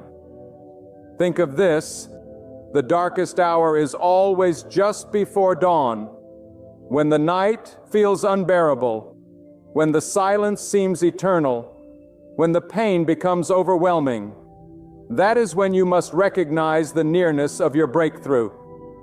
God allows the tension to rise before the release, the pressure to build before the shift, because it is in that moment of greatest intensity that the miracle shines the brightest. The story of your life will not be one of defeat, but of deliverance. The testimony you will carry will not be ordinary, it will be unforgettable. Now let me address the doubts that creep into your mind. But what if I fail? What if I am too weak? What if I miss my chance? Hear me clearly. You cannot miss what God has appointed for you. What is yours by divine design cannot be stolen, cannot be blocked, cannot be destroyed. Your miracle has your name written on it. Even if others try to take credit, even if enemies rise against you, Even if doors slam in your face, the miracle that God has prepared will find you. It will locate you. It will reach you no matter where you are. For no power on earth and no scheme of man can cancel what God has ordained. And understand this, the miracle God is preparing for you is not only for your benefit, it is for His glory, and it is for the transformation of others who will witness it. When your miracle happens, people around you will say, "Surely this was the hand of God." Your life will become living evidence of divine power. Your testimony will awaken faith in others. Your breakthrough will be the spark that ignites hope in those who thought their lives were over. God's miracles are never just personal. They are purposeful. They ripple through families, through communities, through generations. Do not be surprised then if God takes you through a path that feels lonely. Do not be shocked if He removes people from your life, if He closes doors that you thought you needed. God does not strip you to harm you. He strips you to prepare you. He will remove every crutch, every distraction, every counterfeit, until all you have left is Him. Because when you stand on the other side of your miracle, you will know beyond a shadow of a doubt that it was not the crowd that sustained you. It was God. It was not the applause of men that lifted you. It was God. It was not your own strength that carried you. It was God. And I must remind you, miracles are not limited to material gain. Yes, God can provide abundance. Yes, God can open doors of opportunity. Yes, God can elevate you to places you never dreamed. But the greatest miracles are often the ones unseen by the eye but felt by the soul. The peace that calms your storm, that is a miracle. The strength that rises within you when you should have collapsed, that is a miracle. The wisdom that comes to you in moments of confusion, that is a miracle. The protection from dangers you never even knew were near, that is a miracle. God surrounds your life with wonders daily, but there is a greater miracle ahead. One that will be so undeniable, so unforgettable, that it will mark your life forever. My beloved friend, there is something you must grasp with both hands and press deep into your heart. The miracle God is preparing for you is not just an event. It is a divine encounter that will redefine the course of your life. It will not be a fleeting moment that fades away with time. It will be a turning point that sets you on a new path. A path that no enemy can block and no circumstance can derail. God's miracle will not only change what is around you, it will transform what is within you. For when God moves, He does not simply adjust the surface, He reshapes the very foundation of your destiny. So often we limit our understanding of what God can do because we measure His power by the scale of human ability. We think too small, we hope too little, and we dream within the confines of our logic. But God is not bound by the limits of your imagination. God is not restricted by the size of your faith or the scope of your vision. He is the creator of all that is seen and unseen. The one who holds galaxies in His palm and yet counts the hairs upon your head. If He can bring light out of darkness, life out of dust, and order out of chaos, what makes you think He cannot turn your situation around in a single moment? Do not let your present circumstances convince you that you are forgotten. The silence is not neglect. It is divine orchestration.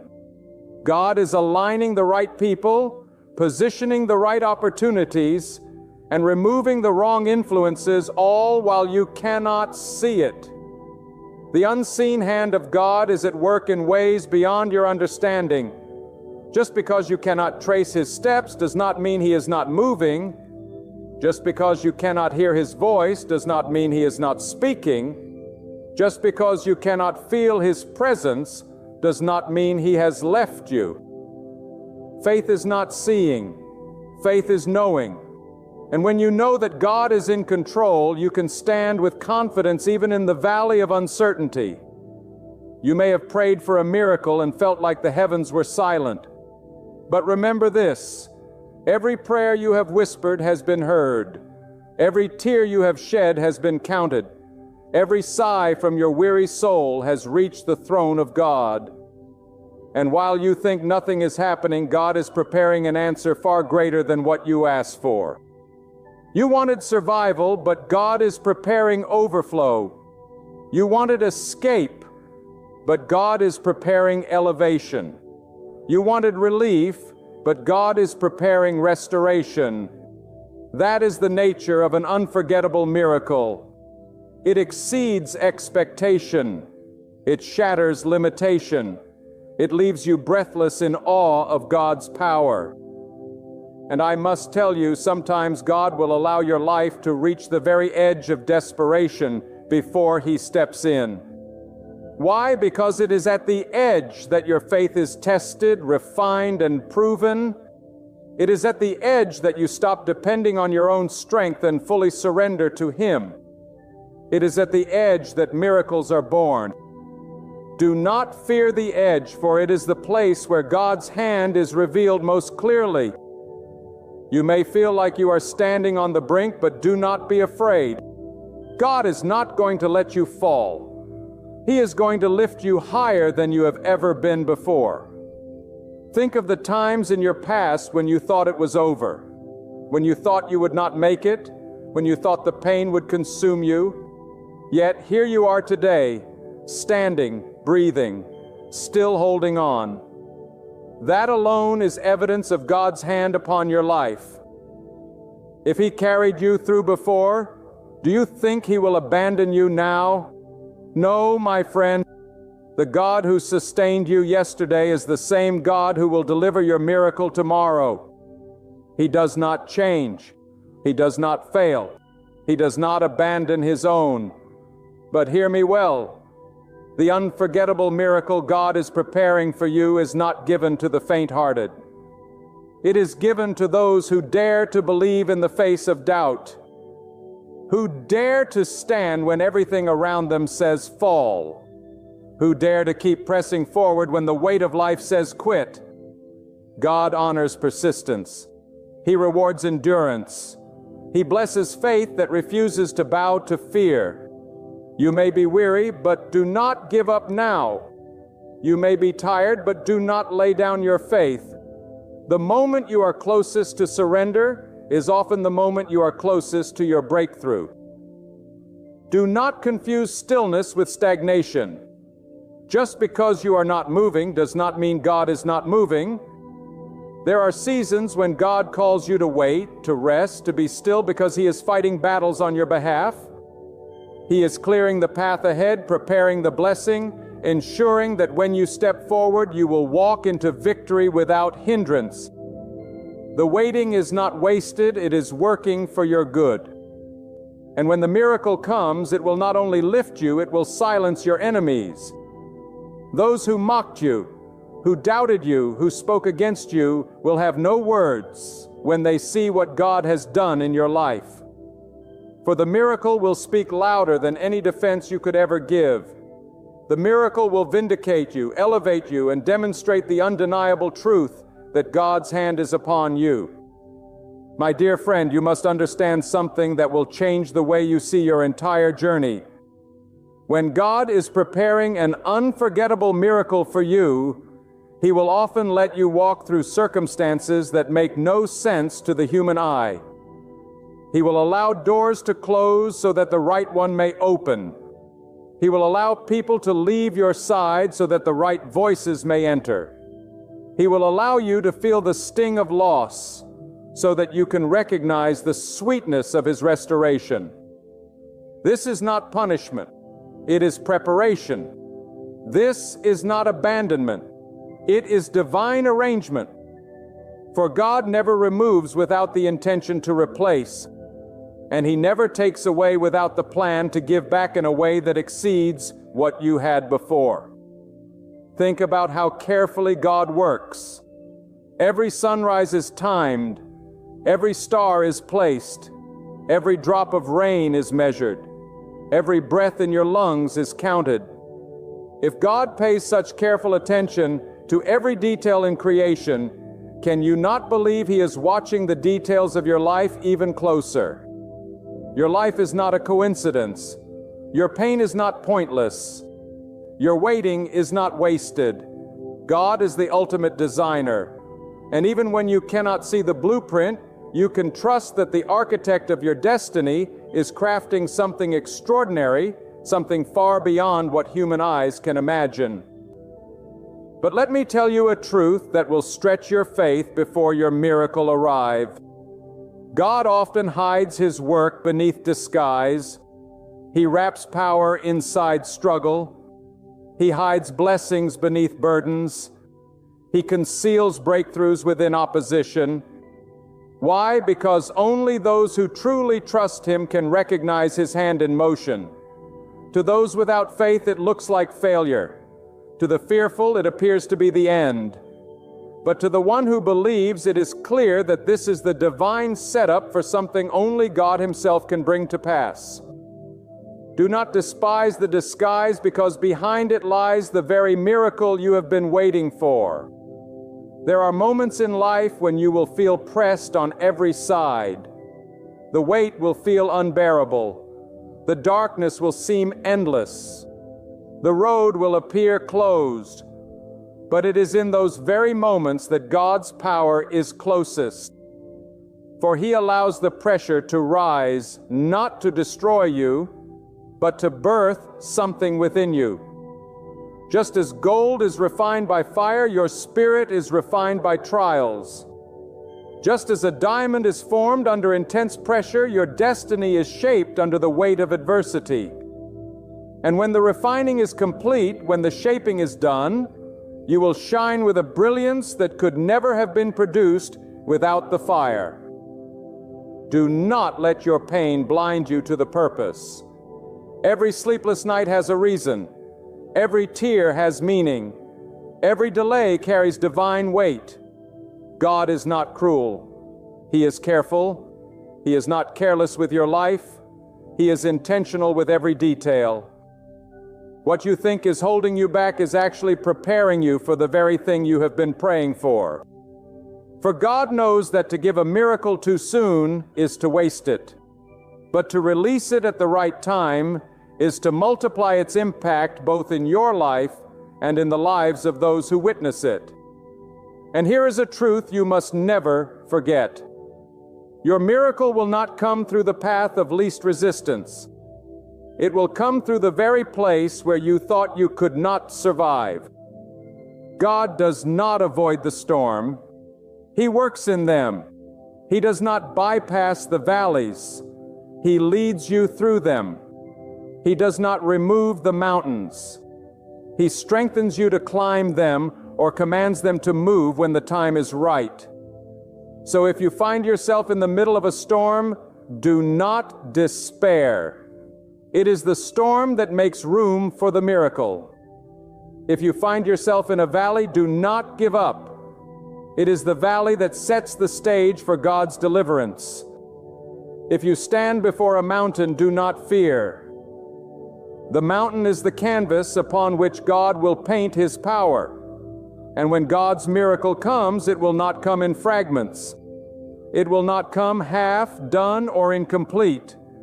It will come in fullness, overflowing, undeniable. For God does not do things halfway. When He delivers completely. When He restores beyond measure. When He blesses to the point of overflow. That is why your miracle will be unforgettable, because it will not leave you with questions. It will leave you with answers. It will not leave you with wounds. It will leave you with healing. It will not leave you in bondage. It will leave you in freedom. And let me give you this revelation. Sometimes the unforgettable miracle is not the changing of your circumstances, but the changing of you. Sometimes the greatest miracle is the peace that floods your soul when everything around you is in chaos. Sometimes it is the strength to keep going when by all human reasoning you should have given up. Sometimes it is the clarity of mind in a world filled with confusion. Sometimes it is the courage to stand when everyone else bows.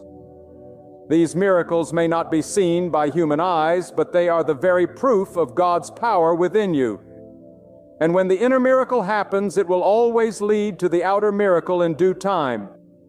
My friend, hear this with every part of your heart. God never begins anything in your life without already knowing how He will finish it. The miracle you are waiting for is not an uncertain possibility. It is a sealed reality in the plan of God. What you are longing for is already written in heaven, already marked in eternity, already ordained in His perfect wisdom. You are not chasing a dream that may or may not happen. You are walking toward a destiny that God Himself has secured. That is why you must not let doubt take root. Doubt is the enemy of expectation, and expectation is the soil in which miracles grow. When you expect nothing, you receive nothing. But when you expect the impossible, you invite the hand of God to move in ways that surpass human understanding. Do you know why your miracle will be unforgettable? Because God designs it in such a way that you will never be able to take the credit. You will never be able to say it was your connections, your wisdom, your skill, or your effort. You will know it was God. People around you will know it was God. Even your enemies will have to admit it was God. That is why He lets the odds stack against you. That is why He lets situations grow darker before the dawn. Because the contrast between your struggle and your breakthrough will be undeniable. But here is something few understand. Sometimes God's setup for your miracle begins with separation. He will separate you from people who drain your spirit, from environments that dim your light, from influences that weaken your faith. You may feel abandoned, but you are being protected. You may feel lonely, but you are being positioned. For God knows that not everyone can go with you where He is taking you. The miracle He is preparing for you is too sacred to be contaminated by the wrong company. And when you finally receive it, you will understand why certain people had to leave your life before it arrived. Do not fight the pruning of God. When He removes, it is because He plans to replace. When He cuts away, it is because He plans to increase. When He closes a chapter, it is because He is about to write a new one, far greater than what you left behind. The very things you thought were losses will turn out to be gains, because without them, you would not have the capacity to carry the miracle that is coming. And let me remind you, God's miracles are not measured by human standards. To the world, success is wealth, status, recognition. But to God, the true miracle is transformation, the shifting of your heart, the renewing of your mind, the strengthening of your spirit. What good is wealth without peace? What good is recognition without inner strength? What good is progress without the presence of God? When He blesses you, He blesses the whole of you. He gives peace with provision, strength with success, wisdom with opportunity. That is why His miracles last. They are not shallow gifts. They are deep transformations that no one can take away from you. You may be asking yourself right now, why is it taking so long? Why has God not moved yet? But let me tell you, the truth delay is not denial. What looks like slowness is actually God's speed, and His speed is perfect. You may think He is late, but in reality He is right on time. He is not working according to your clock. He is working according to His divine calendar. And when the appointed time arrives, nothing in heaven or earth can stop what He has set in motion. Sometimes God delays your miracle not because you are unworthy, but because the conditions around you are not yet ready. The blessing He has for you may require certain doors to open, certain people to be in place, certain opportunities to align. You cannot see all of these moving parts, but God can. He knows that if He gives you the miracle too soon, you may mishandle it, or others may misuse it. So He waits not out of cruelty, but out of care. He waits not to weaken you, but to strengthen you. He waits so that when the miracle comes, it will arrive in perfection and power. And when that moment comes, oh my friend, it will be like the breaking of a dawn after the longest night. It will sweep into your life with force and clarity. It will erase the pain of waiting. It will overshadow the years of tears. It will silence the doubts that tormented you. And it will leave you saying, only God could have done this. That is the power of an unforgettable miracle. It makes the past pain worth the present glory. I must also tell you this: God's miracles are not only about lifting you, they are about teaching you to lift others. When He blesses you, it is not just for your benefit, but for the blessing of those around you. When He delivers you, it is so that your testimony becomes a roadmap for someone else's deliverance. When He opens doors for you, it is so that you can open doors for others. Do not hold your miracle selfishly. Let it shine as evidence of God's goodness so that others may find faith through your story. And do not think for a moment that your struggles have disqualified you from the miracle. In fact, they have qualified you. The scars you carry are proof that you endured. The tears you shed are proof that you cared. The nights you wrestled in silence are proof that you refused to quit. God honors those who remain faithful in the furnace, and He rewards those who trust Him, even in the shadows. You have been tested not because you are forgotten, but because you are chosen. And those who are chosen always carry the weight of greater miracles.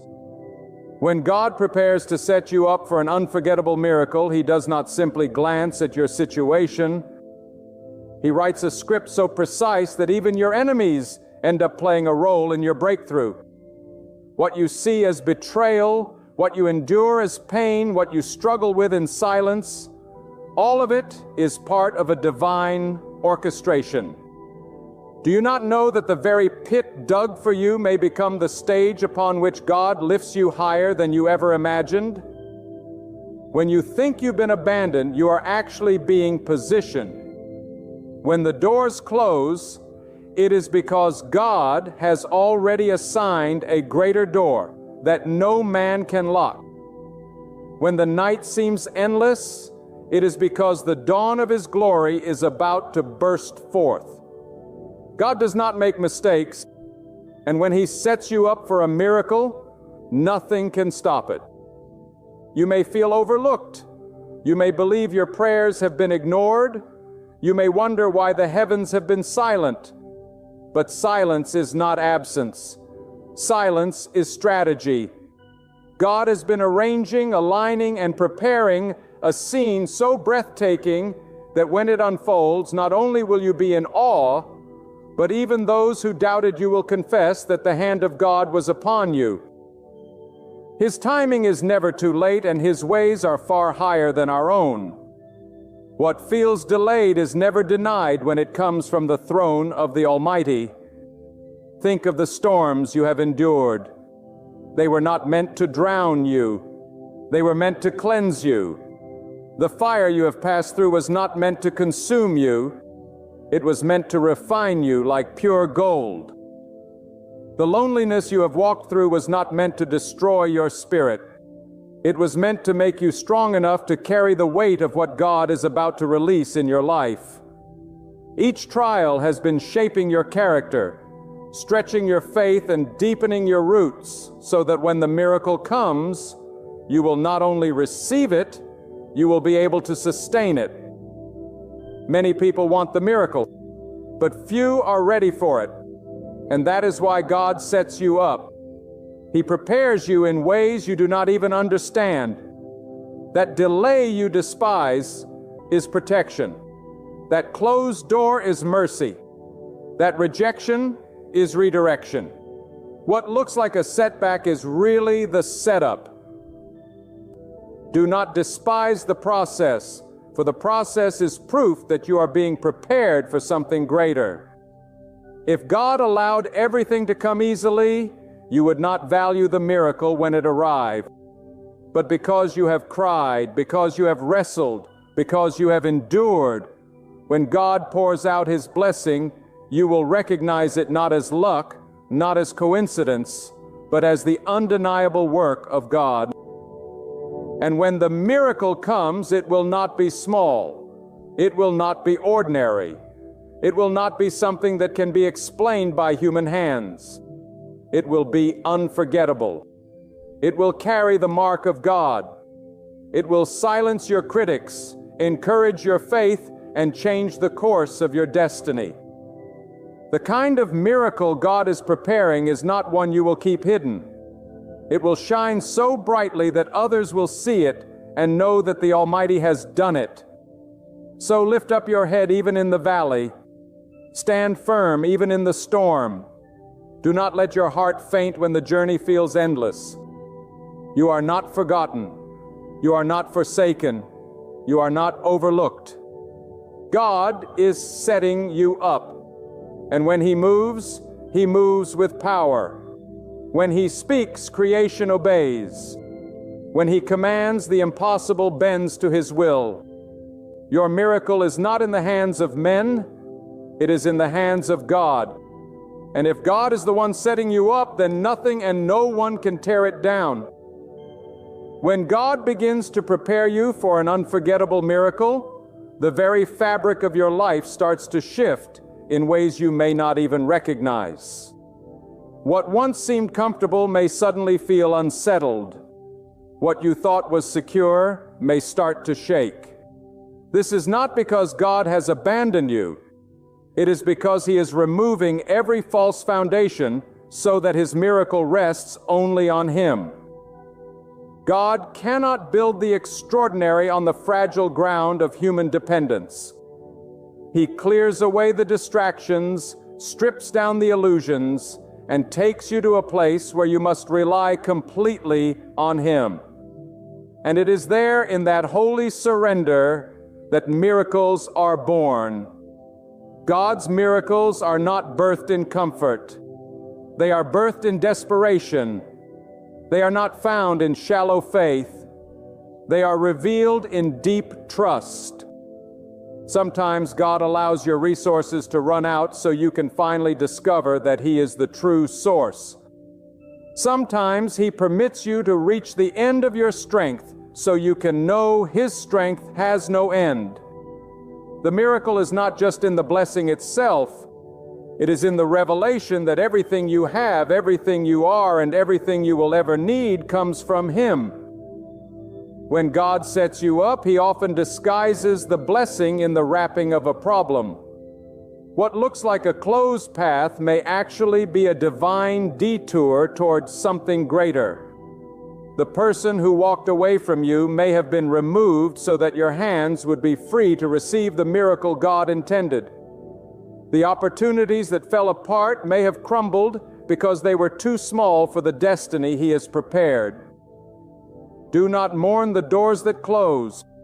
Rejoice, for if God allowed them to shut, He has already prepared a door so wide, so vast, and so glorious that it will make you forget the sting of yesterday's disappointment. The miracle you are waiting for requires endurance. God does not place diamonds in the hands of those who cannot bear the weight. He strengthens your back to carry the load. He enlarges your heart to receive the blessing. He teaches your spirit to trust Him. So when the miracle arrives, you will not be shaken by pride nor destroyed by fear. God is not only preparing the miracle for you, He is preparing you for the miracle. And when the two align, His perfect timing and your ready spirit, the unforgettable will manifest. Do not underestimate the way God works in the unseen. While you sleep, He is arranging. While you wait, He is designing. While you feel forgotten, He is orchestrating a plan that even your enemies will not comprehend until it unfolds before their very eyes. God is the master of divine reversals. The one who was overlooked becomes chosen. The one who was broken becomes lifted. The one who was counted out becomes the very testimony of His power. When God decides to move, no chain can hold you. No wall can block you. No power on earth can stop you. And when the miracle comes, it will be undeniable. It will carry the fragrance of heaven and the signature of God. You will not have to fight to prove it is real. The evidence will shine so brightly that even the doubters will have no choice but to acknowledge it. The miracle ahead will not only change what surrounds you, it will transform what lives within you. It will strengthen your faith, expand your gratitude, and awaken a boldness you didn't know you carried. And as it unfolds, its light will reach the lives of others. Because God never performs a miracle meant for one heart alone. When He blesses you, it is so that blessing can flow through you. When He raises you up, it is so His power can be seen through your story. When He opens the heavens, your life becomes the evidence of His glory. So tonight, do not curse the midnight hour. Do not despise the season of solitude. Do not resent the tears that fall unseen, for they are watering the very soil where your miracle is about to bloom. Remember, the darkest night always comes right before the sunrise, and your sunrise is on its way. God remains faithful. He has not overlooked you. What you thought was breaking you has been building you. The stage is ready. The heavens are moving. And soon the Almighty will unveil a miracle so powerful that your story and your spirit will never be the same again. Do you know why you are still standing today? Do you know why? Because even though the storms have raged against you, they have not consumed you. It is because God Himself has seen something in you that you might not yet see in yourself. God knows you are stronger than this battle. He knows this struggle is not meant to destroy you, but to refine you. God has allowed this season in your life, not because you are weak, not because you are forgotten, but because inside you He has placed a power greater than the weight pressing against you. You may not feel strong right now. You may feel weary, exhausted, and tempted to give up. But God would never have brought you here if He had not already equipped you to endure and overcome. Too often we confuse our feelings with the truth. You may feel overwhelmed, but the truth is God has already measured this battle against the strength He has deposited in you. He knows the load you can carry, and He knows the darkness you can face. He knows the fire you can endure. And He has declared that you will come out of this stronger, purer, and more victorious than you have ever been. That is why you are in this fight. Not to be defeated, but to discover that you were created with the resilience to rise. When you look at your life right now, you may see obstacles stacked against you. You may see betrayal, hardship, loneliness, loss, or fear. But God sees something else. He sees a warrior. He sees a soul that will not break. He sees His child who may stumble, who may cry, but who will not collapse. Every tear you have shed, every sleepless night, every anxious thought, God has taken note of it, and He has whispered, "This one will endure. This one will overcome. This one will rise above the weight of it all." You are not weak. You are not defeated. You are not forgotten. You are chosen by God to walk through this valley and prove that His strength within you is greater than anything outside of you. The enemy of your soul wants you to believe that this battle is proof of your failure. But I tell you today, it is the very evidence of your strength. If you were weak, you would not even be in this fight. If you were fragile, life would not test you at this level.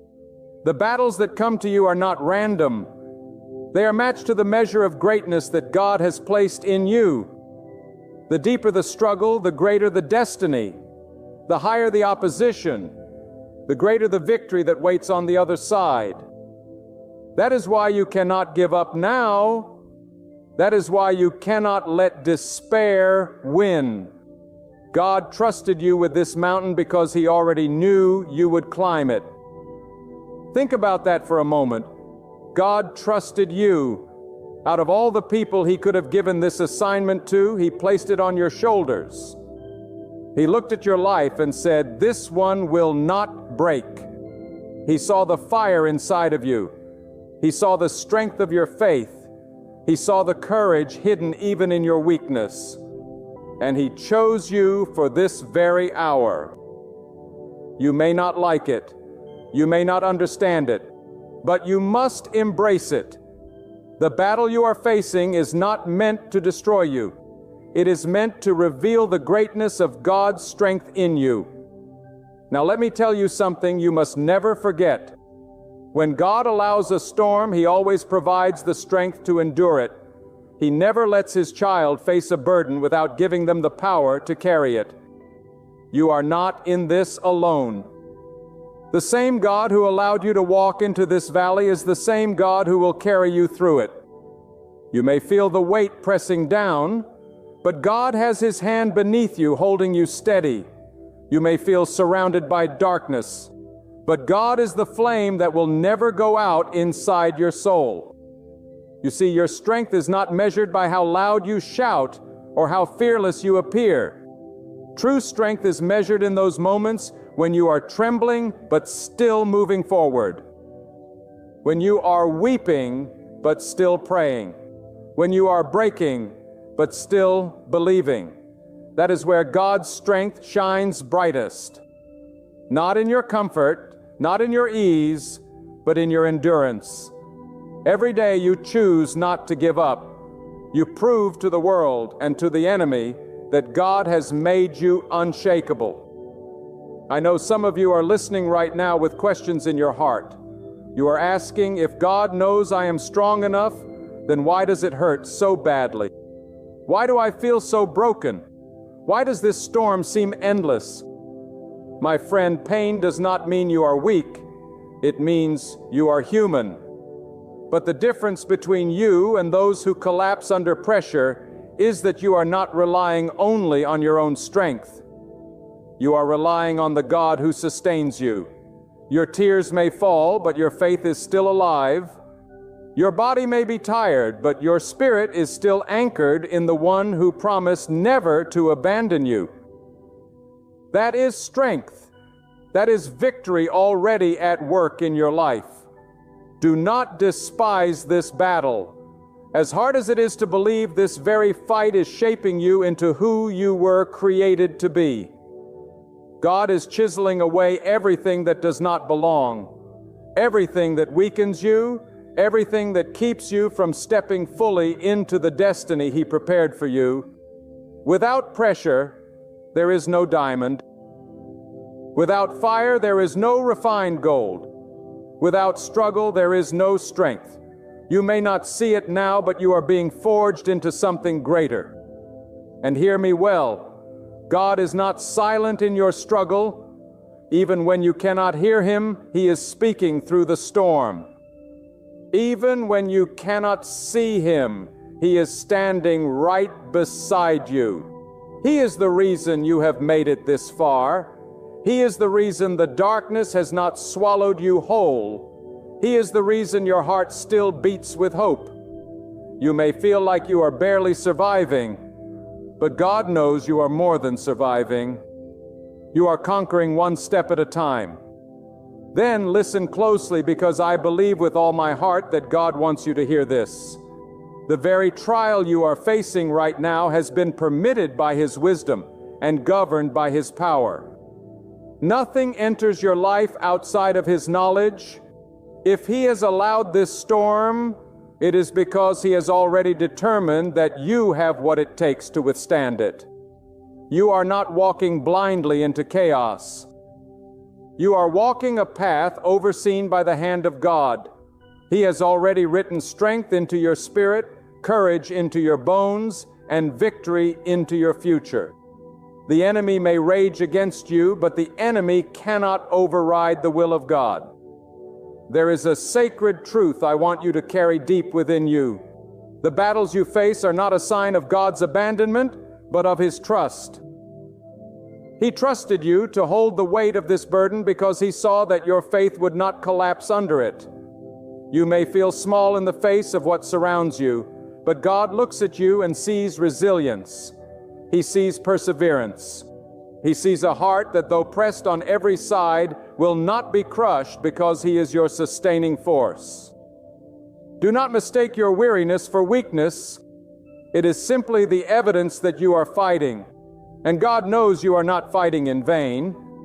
When the night feels endless and your prayers seem unanswered, remember this silence does not mean absence. God is closest in the moments when you feel most alone. His nearness is not measured by your emotions. It is measured by His promise that He will never leave you nor forsake you.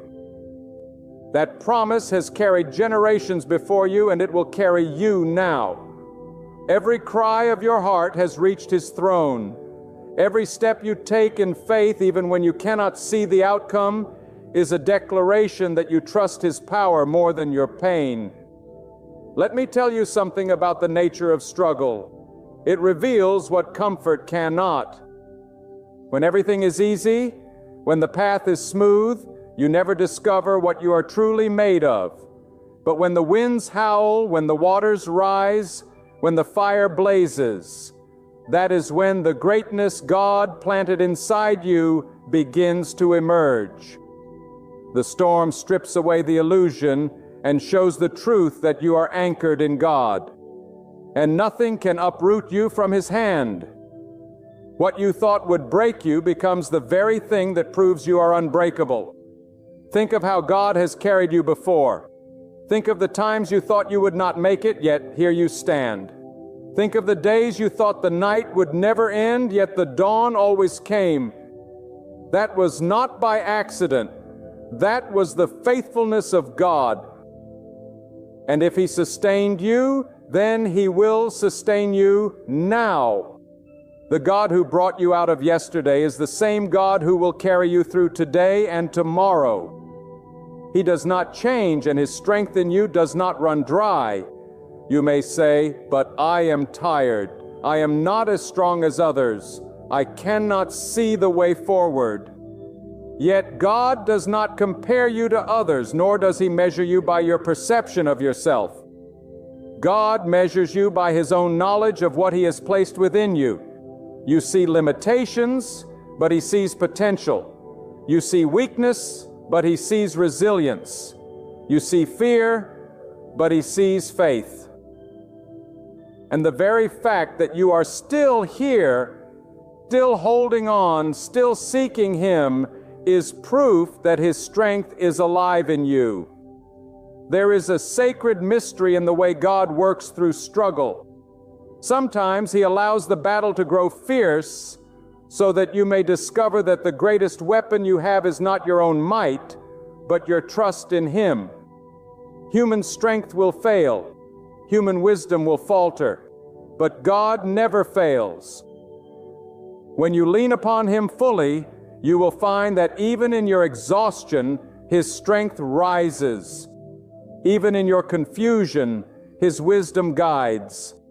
Even in your despair, His hope lifts. And that is why you will not collapse beneath this battle, because God Himself is your foundation. Hear me now. You are not defined by what you face. You are defined by who holds you in the midst of it. The fire does not define you. The one who sustains you in the fire does. The storm does not define you. The one who calms your spirit in the storm does. The battle does not define you. The God who declared your victory before the first blow was struck does. And that God has already said you are strong enough to overcome. I want you to lift your eyes above the weight of what you see. The enemy wants to trap you in the prison, the present moment, convincing you that what you feel now is all there ever will be. But God sees the end from the beginning. He knows the testimony that will rise from this trial. He knows the doors that will open because you endure. He knows the strength you will carry that you never had before. If only you could see yourself through the eyes of God, you would realize that you are not merely surviving this battle. You are being shaped into someone who will stand taller, speak bolder, and shine brighter because of it. Let me speak to the heaviness in your soul. You may be asking, why me? Why must I walk this path? Why does the weight fall on my shoulders? But remember, the weight is evidence of trust. God would not have chosen you if He had not prepared you. There is something in you that can only be revealed through this pressure. Just as the seed must break to release the tree within, you must pass through this breaking so that the fullness of who you are can emerge. This is not punishment. This is preparation. God is preparing you for a greater future, a higher calling, a deeper purpose. Let me speak to the very core of your struggle right now. The weight you carry is not meaningless. It is not wasted. God never allows His child to walk through pain without purpose. You may not see it today, but one day you will look back and realize that every sleepless night, every tear, every prayer whispered in desperation was building something inside of you that ease and comfort never could. God uses the fire to purify.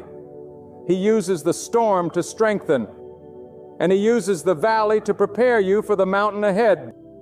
What feels like a burden is actually a bridge carrying you from who you were into who you are meant to become.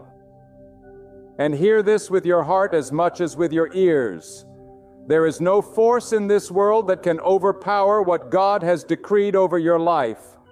No enemy, no circumstance, no failure, no fear can rewrite the plan that God has set in motion. If He has said you are strong enough, then you are. If He has declared that you will endure, then you will. If He has marked you for victory, then nothing in heaven or earth can keep it from you. You may stumble, but you will not fall. You may bend, but you will not break. You may cry, but your tears will not drown you. For the God who formed you has already woven resilience into your very being. Do not let the voice of doubt deceive you. Doubt will tell you that you are too weak, too broken, too tired. But God says, my strength is sufficient. Doubt will say the battle is endless. But God says, this too shall pass. Doubt will say you are alone. But God says, I am with you always. Which voice will you believe? The fleeting whispers of fear or the eternal promises of the one who cannot fail? Your breakthrough does not begin when the storm ends. It begins the moment you decide to trust God in the middle of it. You see, strength is not the absence of struggle. It is the refusal to surrender to Him. And that refusal comes from knowing who holds your future. God is not testing you to break you. He is proving to you what He already knows. That you are capable of more than you ever imagined, that you can endure more than you thought possible, that you can rise higher than the pitch you find yourself in today. This battle is not about defeat, it is about discovery. Discovery of the depth of your faith, discovery of the endurance of your spirit, discovery of the unshakable hand of God that has been with you every step of the way. Lift your perspective, my friend. When you look at the mountain, it may seem too high, but when you look at the one who made the mountain, you realize that even the tallest peak is nothing before his power. The same God who carved rivers through the earth, who set the stars in place, who commands the sun to rise each morning, has promised to carry you. If he can govern the universe, he can govern your battle. If he can hold the oceans in place, he can hold you together. Your strength does not come from your might. It comes from the one who is limitless, eternal, and unshakable. The truth is, many people will never understand the depth of the fight you are in. They will see your smile, but not your struggle. They will see your steps, but not your stumbling.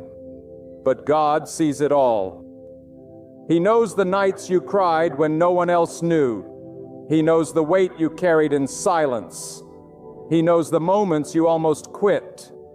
And still he whispers to you, "Do not give up, for you are stronger than this."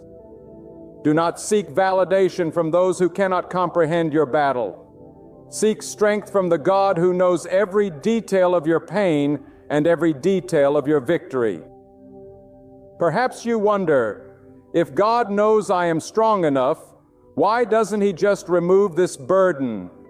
And I tell you this, sometimes God does not remove the mountain because he intends for you to climb it. Sometimes he does not silence the storm because he intends for you to walk through it and discover that you can't. Sometimes he does not shorten the valley because he knows there is treasure to be found in the journey itself. The goal is not always escape. The goal is transformation. And God will never waste a single moment of your struggle in bringing about that transformation. Do not mistake delay for denial. Just because the breakthrough has not come yet does not mean it is not on its way. Timing is not bound by your clock. God is never late and never early. He always arrives right on time. Waiting is not abandonment. It is evidence that he is still shaping you for what is ahead. That shaping may call for a little more endurance, a little more patience, a little more trust, because what he has prepared exceeds what you could ask or imagine. And greatness demands readiness. Hold your position. Stand unshaken in faith. When everything in you wants to fold, refuse to yield to despair. Remind yourself each day, even each hour, that God has not left you, and he never will. Say it until it becomes part of your heartbeat.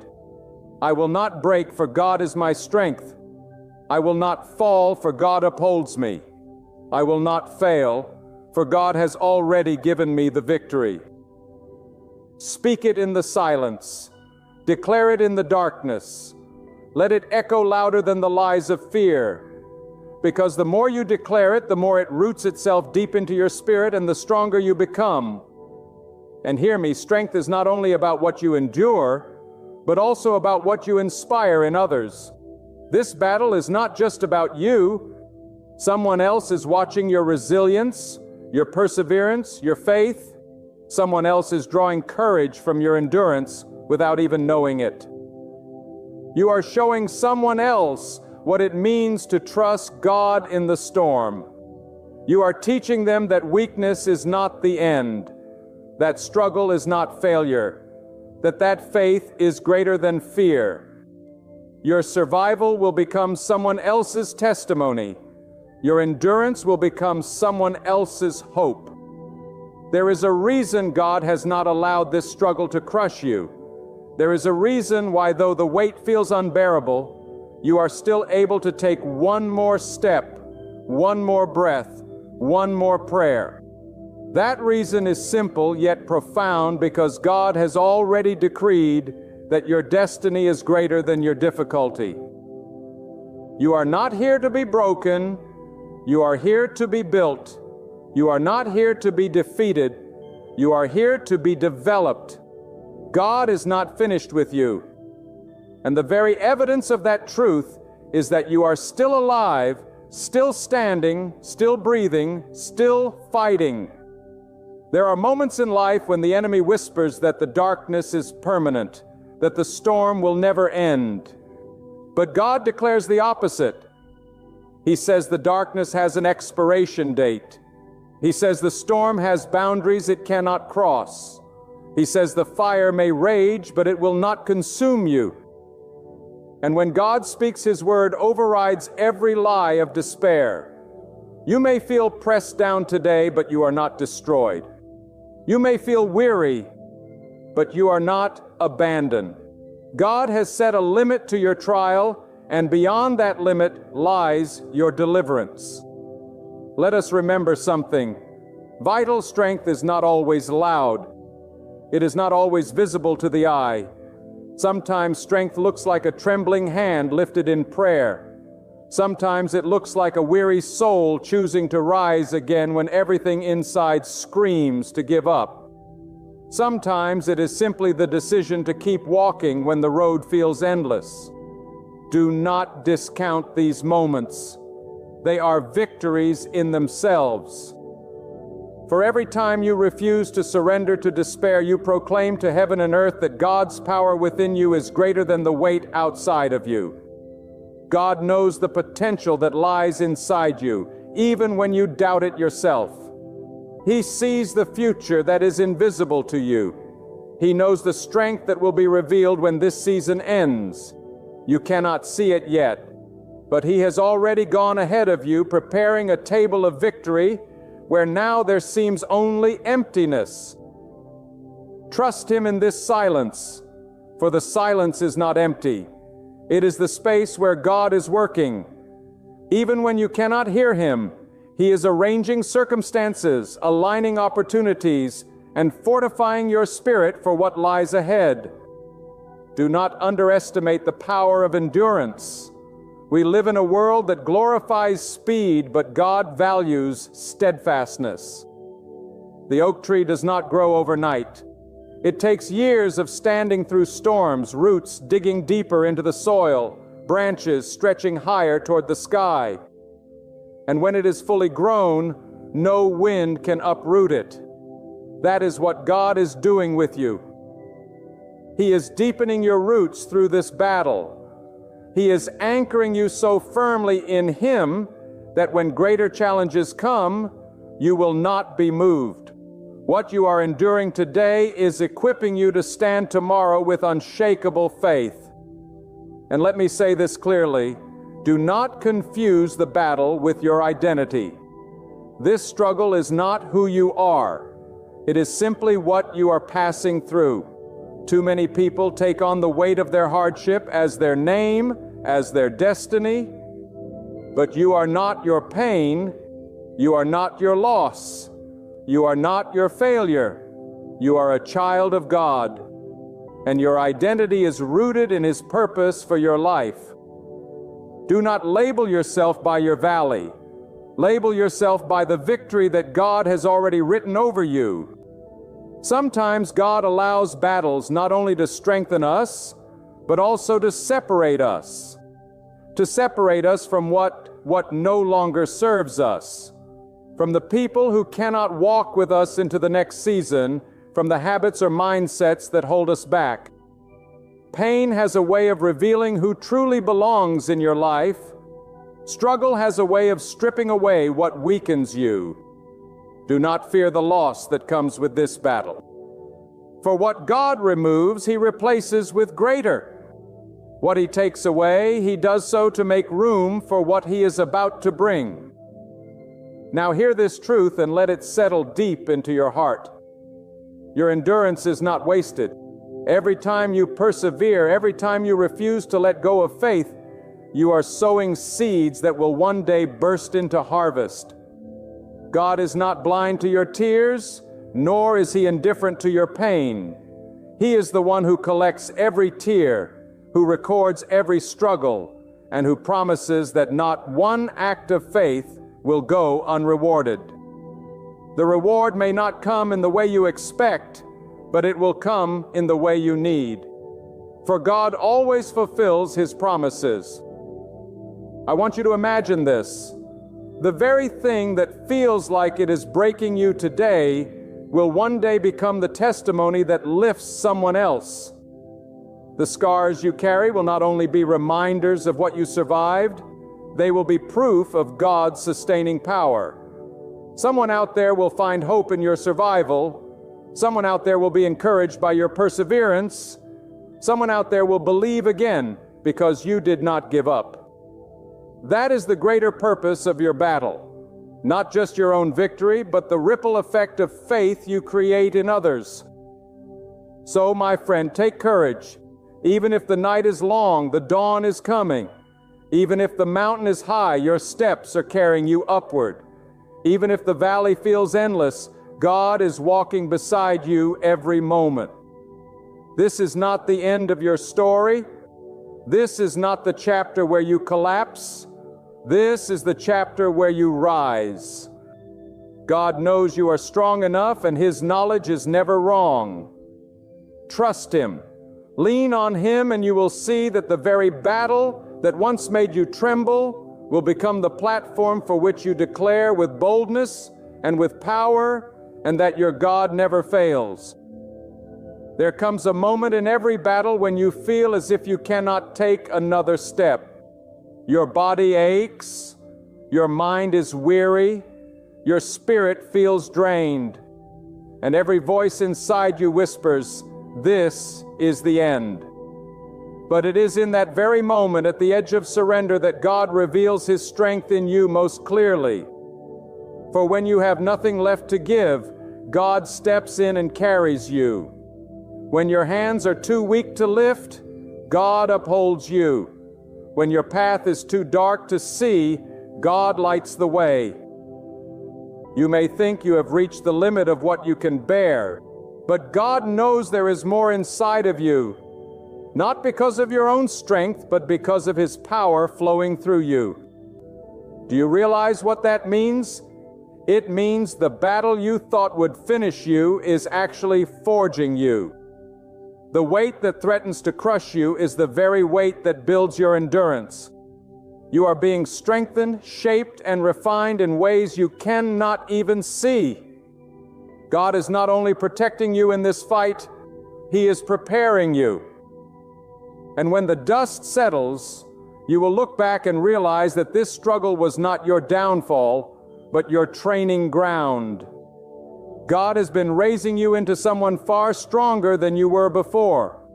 It is easy to think strength means you never cry, never falter, never doubt, but that is not true strength. Real strength is crying and still standing. Real strength is doubting but still moving forward. Real strength is feeling broken but still clinging to God with everything you have left. That is what makes you unshakable, not the absence of weakness, but the refusal to let weakness define you. God honors that kind of faith, the faith that says, even if I can't see the way, I will trust the one who leads me. And let us not forget, God never chooses the weak vessel for meaningless battles. If you are facing something that feels overwhelming, it is not because you are cursed or forgotten. It is because God saw fit to entrust you with something mighty. He looked at you and said, "This one can endure. This one will not give up. This one will reveal my strength through their perseverance." You are not fighting because you are weak. You are fighting because you are strong, and the very size of your battle is evidence of the greatness of your destiny. Sometimes you ask God to remove the storm, but He gives us strength to stand in the storm instead. Sometimes we pray for the valley to end, but He teaches us how to walk through it with unshakable faith. Sometimes we beg for the fire to be extinguished, but He shows us how to come out of it without being consumed. God may not always change the circumstance, but He always changes you through it. And when He changes you, no circumstance can defeat you. Do not underestimate the hand of God in the details. Even when it feels chaotic, He is orchestrating every step. The people who left you, the doors that closed, the setbacks that wounded you, none of these are wasted. God is weaving them together into a story of victory that will silence every doubt. What looks like loss to you is preparation in His hands. What feels like defeat today will become tomorrow's testimony. Trust that God does not make mistakes, and if He has allowed it, He has already determined the outcome will lead to your good. Think of how many times you thought the end had come before, yet you made it through. Think of the valleys you've walked, the storms you've survived, the nights you thought you would never endure, and yet you are still here. That is not by accident.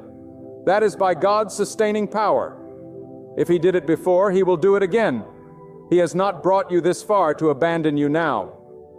He is the same God who carried you yesterday, and He will carry you today and tomorrow. There is also a sacred lesson hidden in this battle. That strength is not solitary.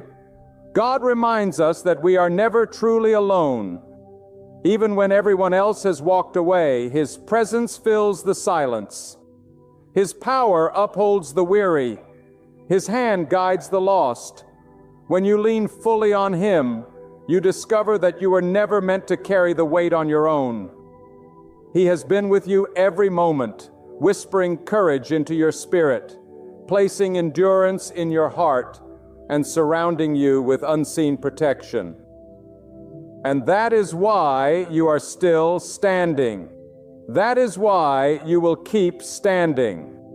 I tell you this with conviction. The hardest battles produce the greatest victories. What feels unbearable today will soon become the very thing that defines your strength. Others will look at you and see resilience. They will see perseverance. They will see a living testimony that God does not fail His people. And when you stand on the other side of this battle, you will not only thank Him for delivering you, you will thank Him for trusting you enough to walk through it. For you will see that without the fire you would not have discovered the gold within you. My friend, the very fact that you are hearing these words right now is proof that God has not abandoned you. He is not finished with you. He has carried you through storms before, and He is carrying you through this one as well. You may feel weak, but the strength of God has not left your life. You may feel surrounded, but you are not outnumbered. For one person who stands with God is already a majority. You may feel like you are at the edge of your endurance, but God knows exactly where the edge is, and He has given you just enough strength to go beyond it. Do not think for a moment that you were made to be crushed under this weight. You were created to rise because God has placed His own breath of life within you. That breath is not one of fear or defeat. It is a breath of power, resilience, and victory. God never said the road would be without obstacles. He never promised you would not face nights of weeping, seasons of loss, or moments of exhaustion.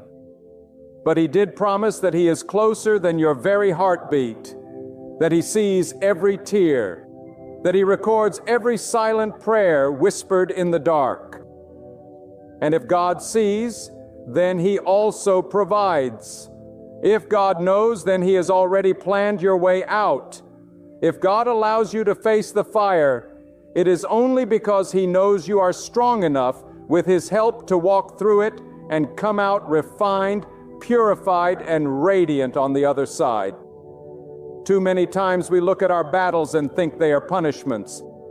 But what if they are preparations? What if the pain you feel right now is the pressure that shapes you into the vessel that can carry the blessings you have been asking God for? What if this difficulty is the training ground for the strength you will need tomorrow? God never wastes pain. Every tear you cry waters the seed of growth He has placed within you. Every struggle you endure strengthens the foundation for the future He has prepared. You may not see it in the moment, but one day you will look back and realize that even in the valley, God was building your mountaintop. You see, strength is not built in ease, it is built in resistance. A tree that grows in the calm shelter of a greenhouse will never develop the roots that a tree in the open storm does. The winds that push against it force the roots to dig deeper. The rains that pour upon it teach it to stretch higher toward the light. And so it is with you. This storm is not meant to destroy you. It is meant to anchor you. It is meant to deepen your trust in God, to prove that your faith is not fragile, and to awaken the warrior within you that God has already designed. Do not compare your journey to others.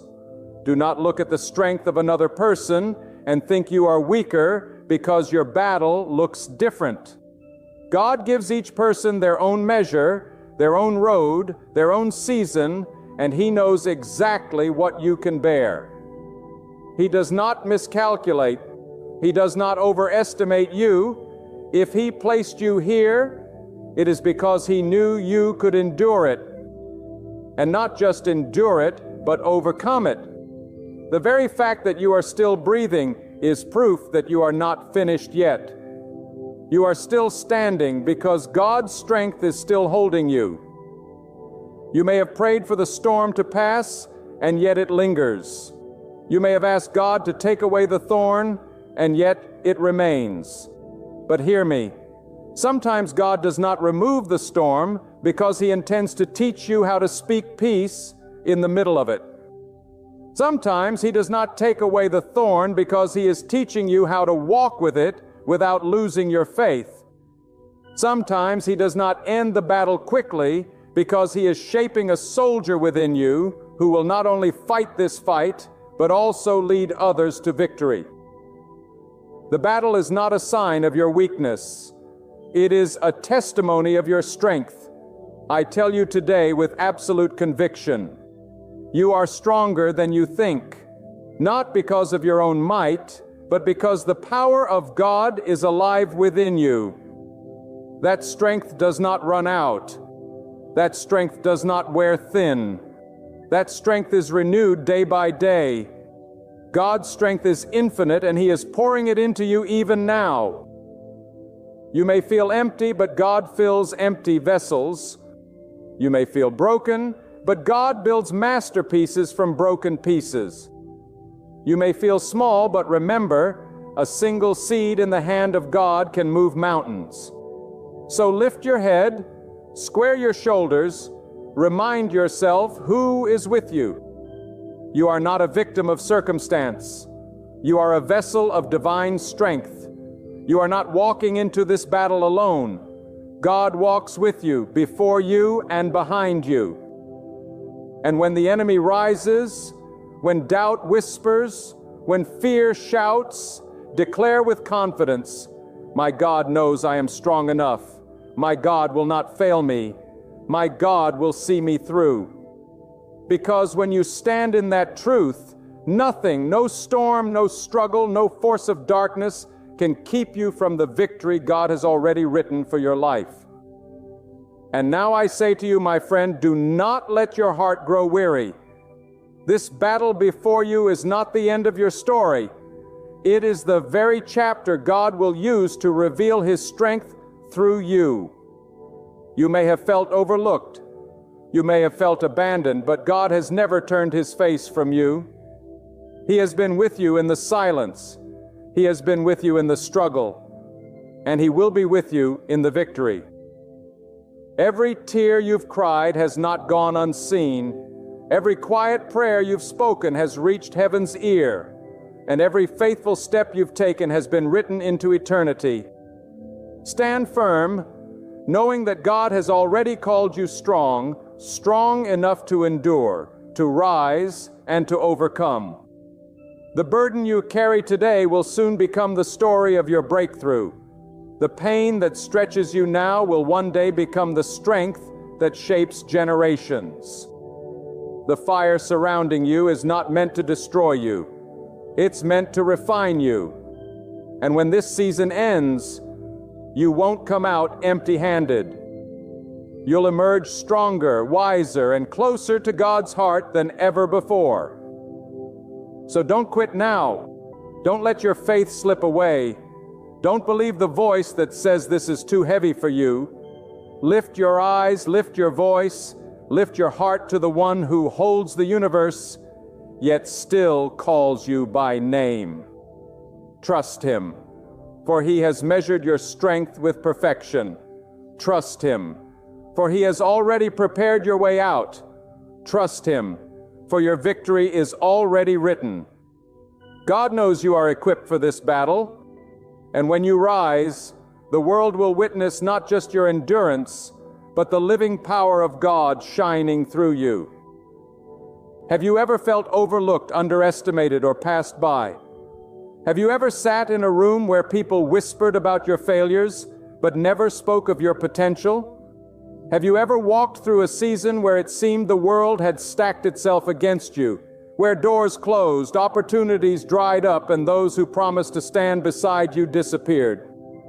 Let me tell you tonight, you are not forgotten.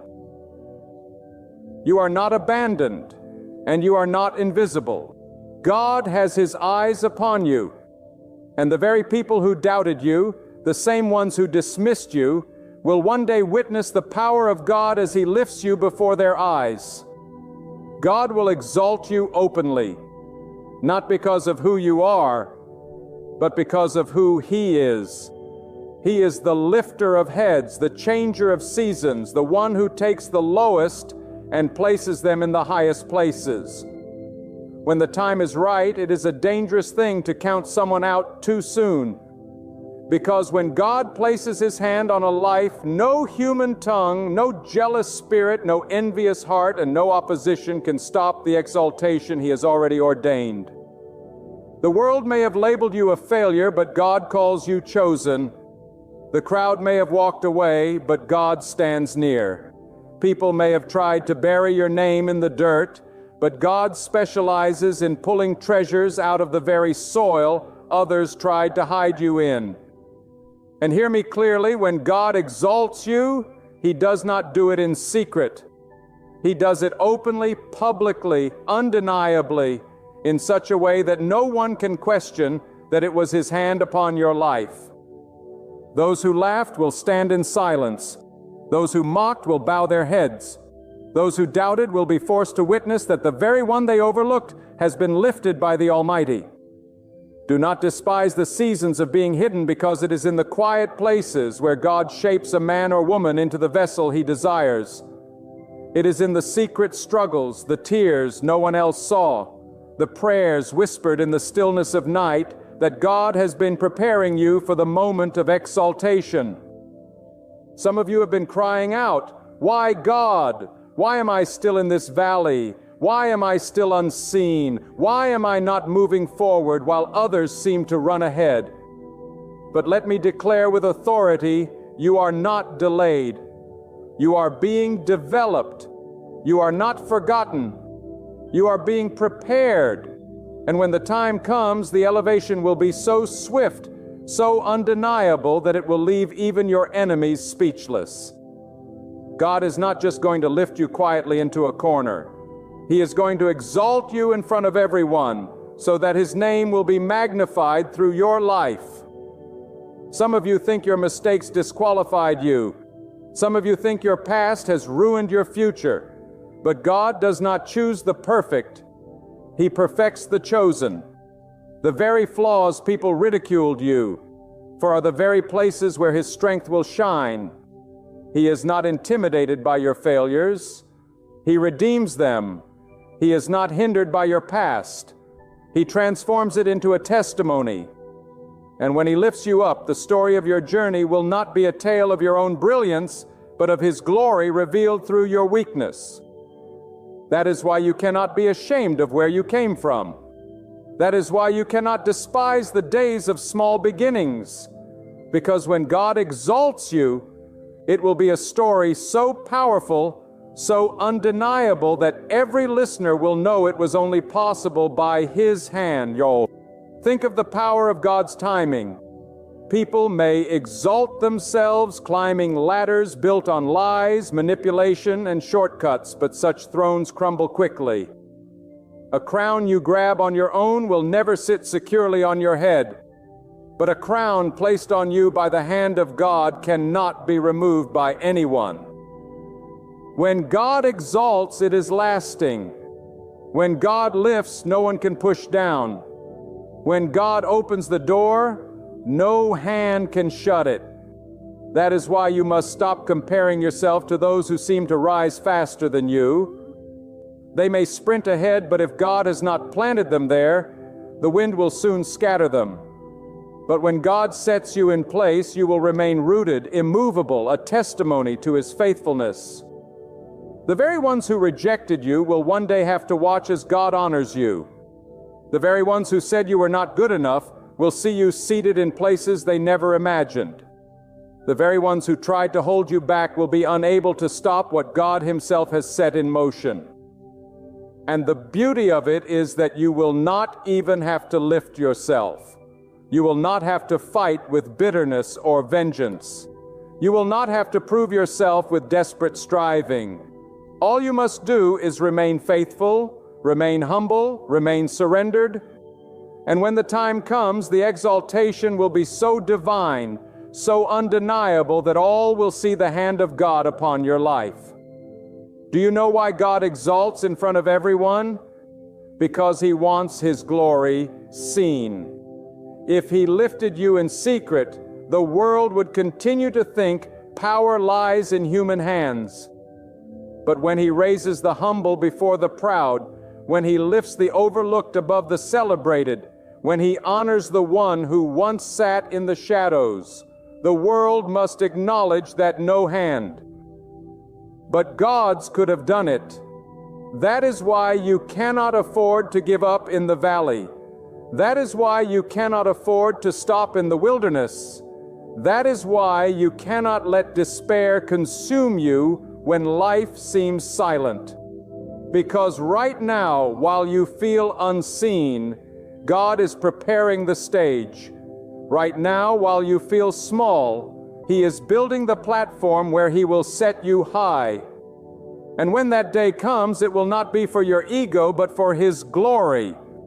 The exaltation of God is not just about position, it is about purpose. He lifts you not so you can sit in comfort, but so you can carry responsibility. He raises you up not to flaunt your name, but to declare His. And that is why the valley is necessary, because it teaches you humility. That is why the rejection is necessary, because it cleanses you of pride. That is why the silence is necessary, because it roots you in dependence on Him. And when He lifts you, you will not be corrupted by the height, because the depth of your valley will have prepared you to stand tall without losing your foundation. He is not just exalting you in front of everyone to show them what you can do. He is exalting you in front of everyone to show them what He can do through a life fully surrendered. There is a divine mystery in the way God works. A mystery that human logic cannot explain and human pride cannot predict. You see, when people look at you, they may only see the surface. They may only measure you by your appearance, your background, your resources, or your current situation. But God sees deeper. God sees the hidden strength, the quiet endurance, the untapped potential, and the faith that nobody else noticed. God sees the tears you shed when no one else was watching. God hears the prayers whispered in silence when you felt alone. And it is precisely those unseen moments that prepare you for the day when He will exalt you before the eyes of all. People may think they know your story, but only God holds the final chapter. And when that chapter unfolds, it will silence every critic and astonish every witness, because it will be evident that His hand has been upon you all along. The exaltation of God is not like the exaltation of men. When men lift someone up, it is often fleeting, fragile, and filled with conditions. People celebrate you one day and forget you the next. They praise you while it benefits them, then abandon you when it costs them. But when God exalts you, there is no expiration date on His blessing. When God lifts you, He secures you. When God places you in a position of honor, no hand can snatch your way. That is why you must trust His timing even when it feels slow. That is why you must surrender to His process even when it feels painful. Because God does not simply lift you for a moment, He establishes you for a lifetime. His exaltation is not a performance. It is a proclamation of His power, His justice, and His unfailing plan for your life. And make no mistake, the process is just as important as the promise. For before God exalts, He refines us. Before He elevates, He tests. Before He honors, He humbles. Why? Because He knows that the weight of exaltation can crush those who are not ready for it. He knows that power without humility is dangerous and honor without character is destructive. That is why your journey has been filled with challenges, trials, and seasons of silence. It was never punishment. It was preparation. The tears you cried watered the soil for your future harvest. The battles you endured trained your spirit for the heights you are about to climb. The rejections you suffered purified your heart so that when God exalts you, pride will not poison your soul. Everything you went through was shaping you into someone who can carry the honor of being lifted by God without being destroyed by it. There are people who do not believe you will make it. There are those who have already written you off, placing a period where God has only put a comma. They see you in the valley and assume you will never rise. They see you at the bottom and assume that is where you belong. But let me declare to you tonight, God's plan is not determined by people's opinions. God's timing is not dictated by their schedules. God's purpose is not canceled by their disbelief. And when He chooses to exalt you, He will do it in such a way that even those who doubted you will have to testify that it was His hand at work. They will look and say, "How did it happen? How did someone we thought so little of rise so high?" And the answer will be one word, God. This is why you must not grow weary in your waiting. The delay is not denial. The silence is not abandonment. The valley is not the end of your story. For the very path you walk in, humility is the path God will use to lift you up. Do you not know that the stone rejected by the builders can become the cornerstone? Do you not realize that the one who has been cast aside can become the very one God uses to display His glory? That is the way of God. He reverses the order of the world. The proud are brought low. The humble are lifted high. The forgotten are remembered. The overlooked are chosen. The last become first, not by human hands, but by the decree of God. And when He exalts you, it will not be a secret rise. It will be a public testimony, a living declaration that God is still in the business of lifting the lowly and honoring the faithful. So do not despise where you are. Do not despise the smallness of your current place. Do not despise the hiddenness of your present season. For what looks like obscurity is actually God's training ground. What feels like delay is actually God's protection. What seems like rejection is actually God's redirection.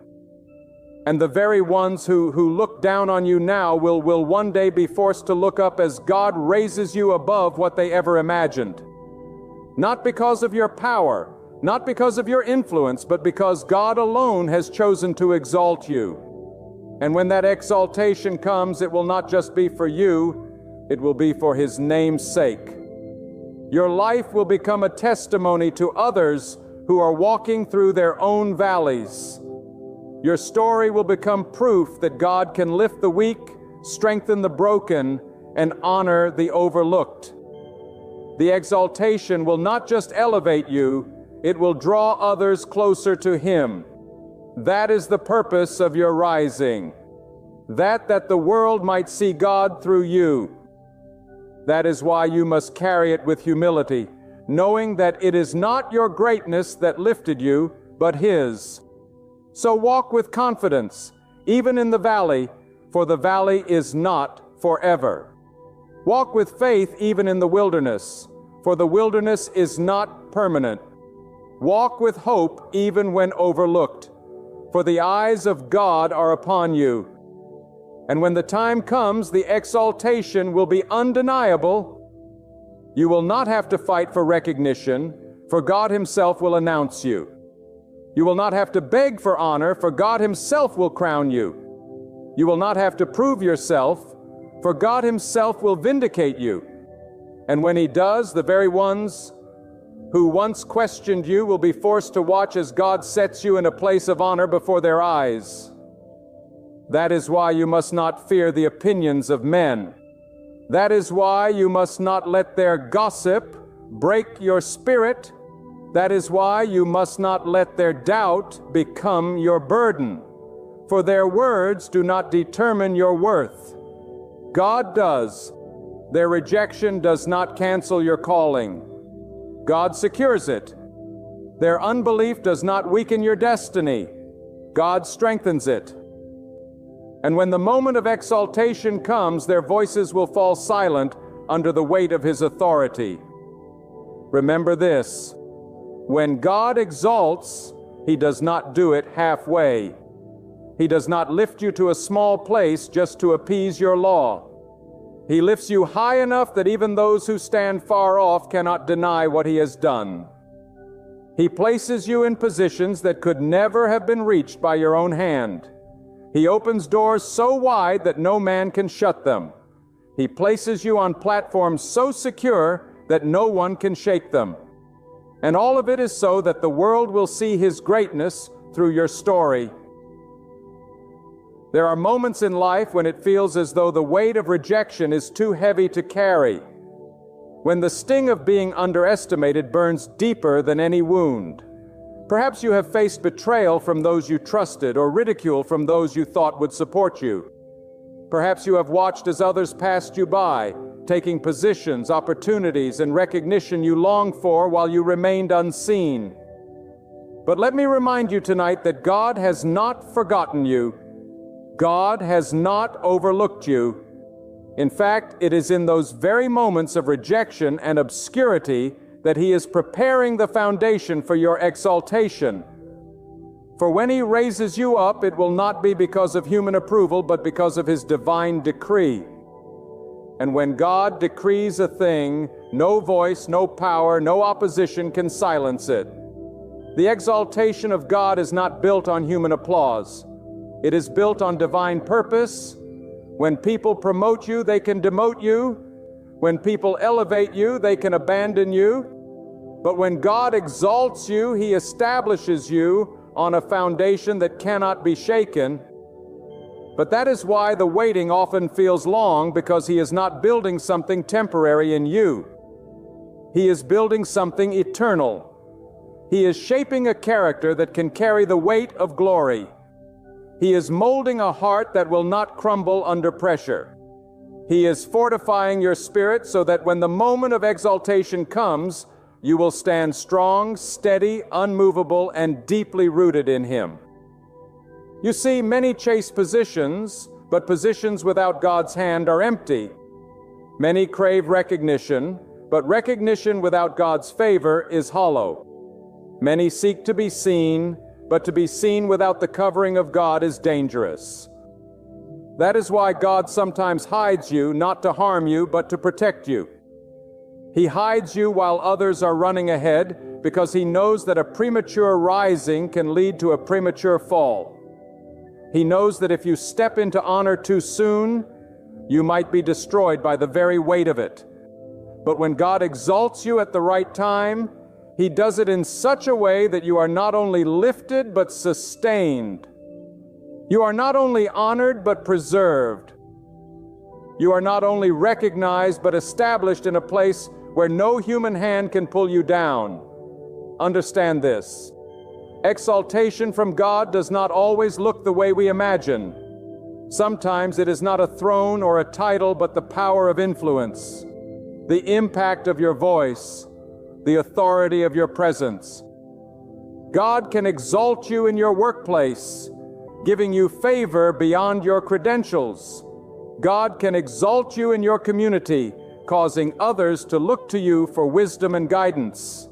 God can exalt you in your family, turning you into a pillar of strength when others falter.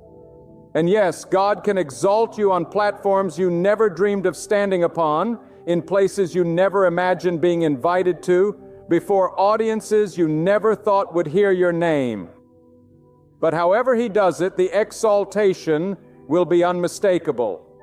It will be God and only God. Do not underestimate the power of humility in this process. For humility is the key that unlocks the doors of exaltation. When you humble yourself under the mighty hand of God, He lifts you in due season. And humility is not weakness. It is strength under control. It is the posture of one who knows that true honor does not come from self-promotion, but from God's promotion. Humility says, I will wait on God's timing even when it hurts. Humility says, I do not need to prove myself to people, for God Himself will prove me. Humility says, I will stay faithful in the little, knowing God is preparing me for much. And when God sees humility in a heart, He delights in lifting that person higher than they could ever lift themselves. But let me also speak truth with boldness. Exaltation does not come without opposition. When God begins to lift you, there will be those who resist. There will be those who question. There will be those who envy and those who conspire. Do not be surprised when opposition rises at the same time as exaltation. For the higher you go, the stronger the winds will blow. But here is the good news. No weapon formed against you shall prosper when God is the one lifting you.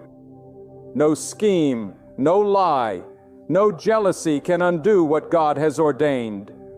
In fact, sometimes God uses your enemies as the very witnesses of your exaltation. He allows them to watch, not so they can stop you, but so they can see His glory revealed in your life. They will watch powerless as God takes you from the valley to the mountain. They will witness the unfolding of a plan they cannot interfere with, a destiny they cannot sabotage.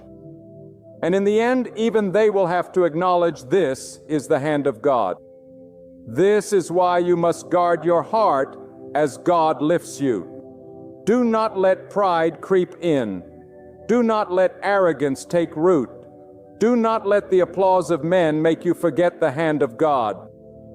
Because exaltation without gratitude is dangerous. Honor without humility is hollow. But when you carry your exaltation with a bowed heart and lifted hands, God can trust you with even greater things. He exalts not to make you boastful, but to make you a beacon. He lifts you not to inflate your ego, but to magnify His greatness through you. The higher He takes you, the more visible your testimony becomes. And the more visible your testimony becomes, the greater the opportunity to declare the glory of God. Perhaps right now you feel stuck, overlooked, hidden. Perhaps you wonder if your season of exaltation will ever come. Let me declare to you with conviction, it will. For God is faithful to complete what He begins. He does not start a story He does not intend to finish. If He has spoken honor over your life, that honor will come. If He has promised to lift you, that lifting will happen. If He has decreed exaltation, it will manifest in the perfect time. Do not measure God's plan by the clock on your wall, for His timing is not bound by human hours. He moves in seasons, not seconds. And when your season comes, it will not be late. It will not be early. It will be right on time. So stand firm. Keep your head lifted even in the valley. Keep your spirit strong even in the waiting.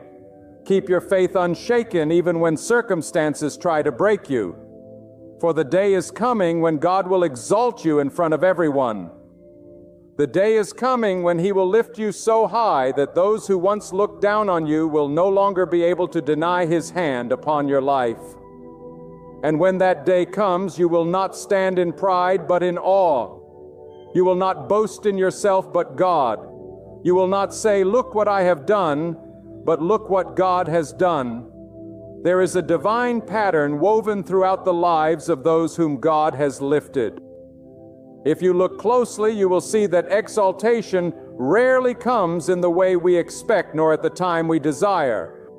Often it comes after long seasons of silence, when it seems nothing is moving, when prayers feel unanswered, and when the waiting seems endless. But this is the way of God. He does not exalt in haste, because haste destroys what patience can build. He exalts at the moment when the heart is ready, the spirit is purified, and the lesson of humility has taken root. That is why you cannot despise the waiting. For the waiting is the very furnace in which God shapes the vessel that He intends to lift. Some of you have been comparing your timeline to the timeline of others. You see people being honored, being promoted, being recognized, and you wonder, why not me? Why has God passed me by? But hear this truth. God is not late, and He has not passed you by. He is weaving a story in your life that cannot be compared to another's. What He is preparing you for is unique. And when He exalts you, it will not look like what He has done for someone else. It will look like something entirely your own. The honor He has prepared for you is tailored for you, and no one else can wear it. That is why He has hidden you for so long, why He has preserved you through rejection and obscurity. Because what He is building in you cannot be rushed, copied, or substituted. And when God exalts you, it will not be in secret. It will be before the very eyes of those who counted you out. The same mouth that whispered against you will be forced to witness your rising. The same eyes that looked down on you will be forced to look up in astonishment. And it will be clear to all who see you that it was not by your power, not by your striving, not by your manipulation, but by the hand of God. This is the glory of divine exaltation. It silences every critic, confounds every skeptic, and humbles every enemy. Because when God lifts a person, the testimony is undeniable. Do not miss this. Exaltation is not just about you. It is about the message God wants to proclaim through your life. When He raises you up, He is sending a signal to the world that He is still sovereign, that He is still in control, that He is still watching over those who are faithful. Your life becomes a living demonstration of His justice, His timing, and His power. That is why He does not merely exalt you privately. He does it publicly so that your story becomes a stage upon which His greatness is displayed. When people look at you, they will not be able to explain your rise without mentioning God. And that is exactly His intention, that your exaltation becomes an altar of testimony where His name is glorified. But understand this, with exaltation comes responsibility. God does not lift you just so you can bask in honor. He lifts you so you can carry influence. He exalts you so you can lead with humility, serve with integrity, and impact others with the lessons you learned in the valley. That is why your struggles were necessary. Without them, you would not have compassion for those still in the valley. Without them, you would not know how to guide others with wisdom. Without them, your exaltation would serve only yourself. But because you have walked through hardship, your rising will not just elevate you, it will lift others with you. Your testimony will become a torch for those still walking in the dark. A reminder that if God could exalt you, He can exalt them too. There is also a testing that comes with being lifted. For when God exalts you, you will be surrounded by both admirers and critics. Some will celebrate you, others will envy you. Some will draw close to you with pure motives, others with hidden agendas. That is why you must never forget the one who lifted you. Do not let the honor of men make you forget the hand of God. Do not let the applause of the crowd drown out the voice of the Spirit. Stay grounded in humility. For the higher God lifts you, the more you must bow before Him. Stay faithful in prayer, for the more visible you become, the more you will need His covering. And never use your exaltation to crush others. Use it to point them upward to the God who raises the lowly. Hear this clearly. No one can stop what God has ordained.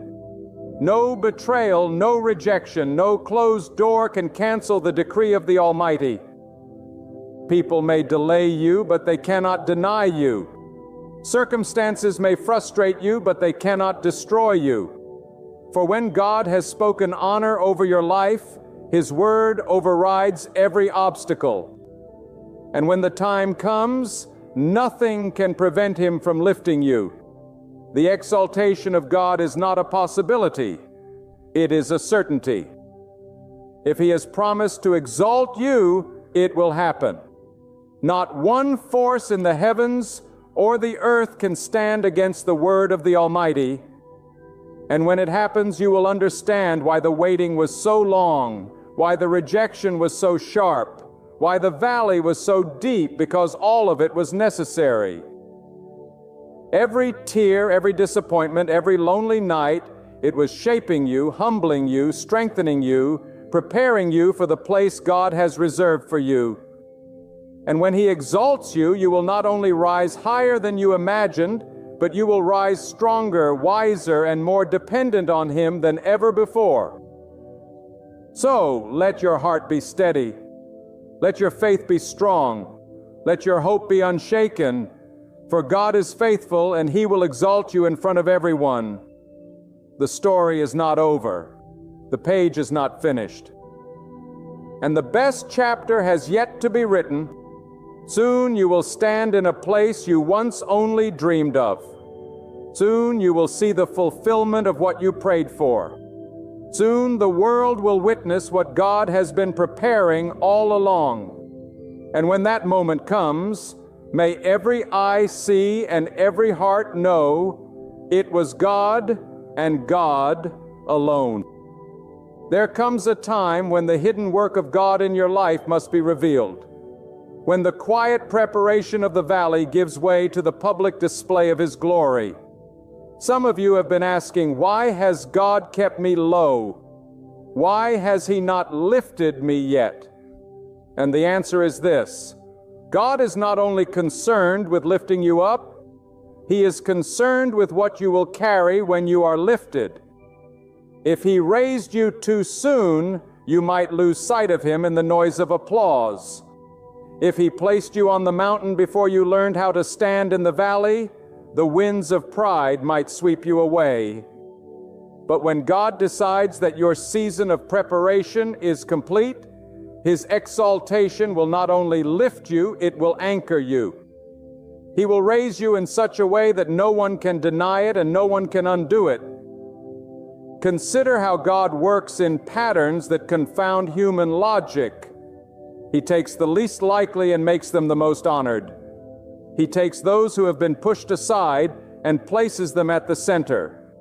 He takes the ones who were silenced and gives them a voice that cannot be ignored. This is the way of God. He delights in overturning the verdicts of men.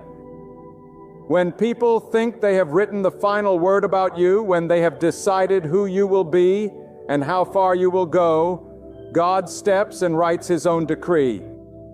And His decree is final. His decree carries weight beyond every rumor, every insult, and every rejection. When He declares that you will be exalted, the ink of His word cannot be erased. But let us not mistake God's exaltation as a mere elevation of status. God does not lift you simply to be admired.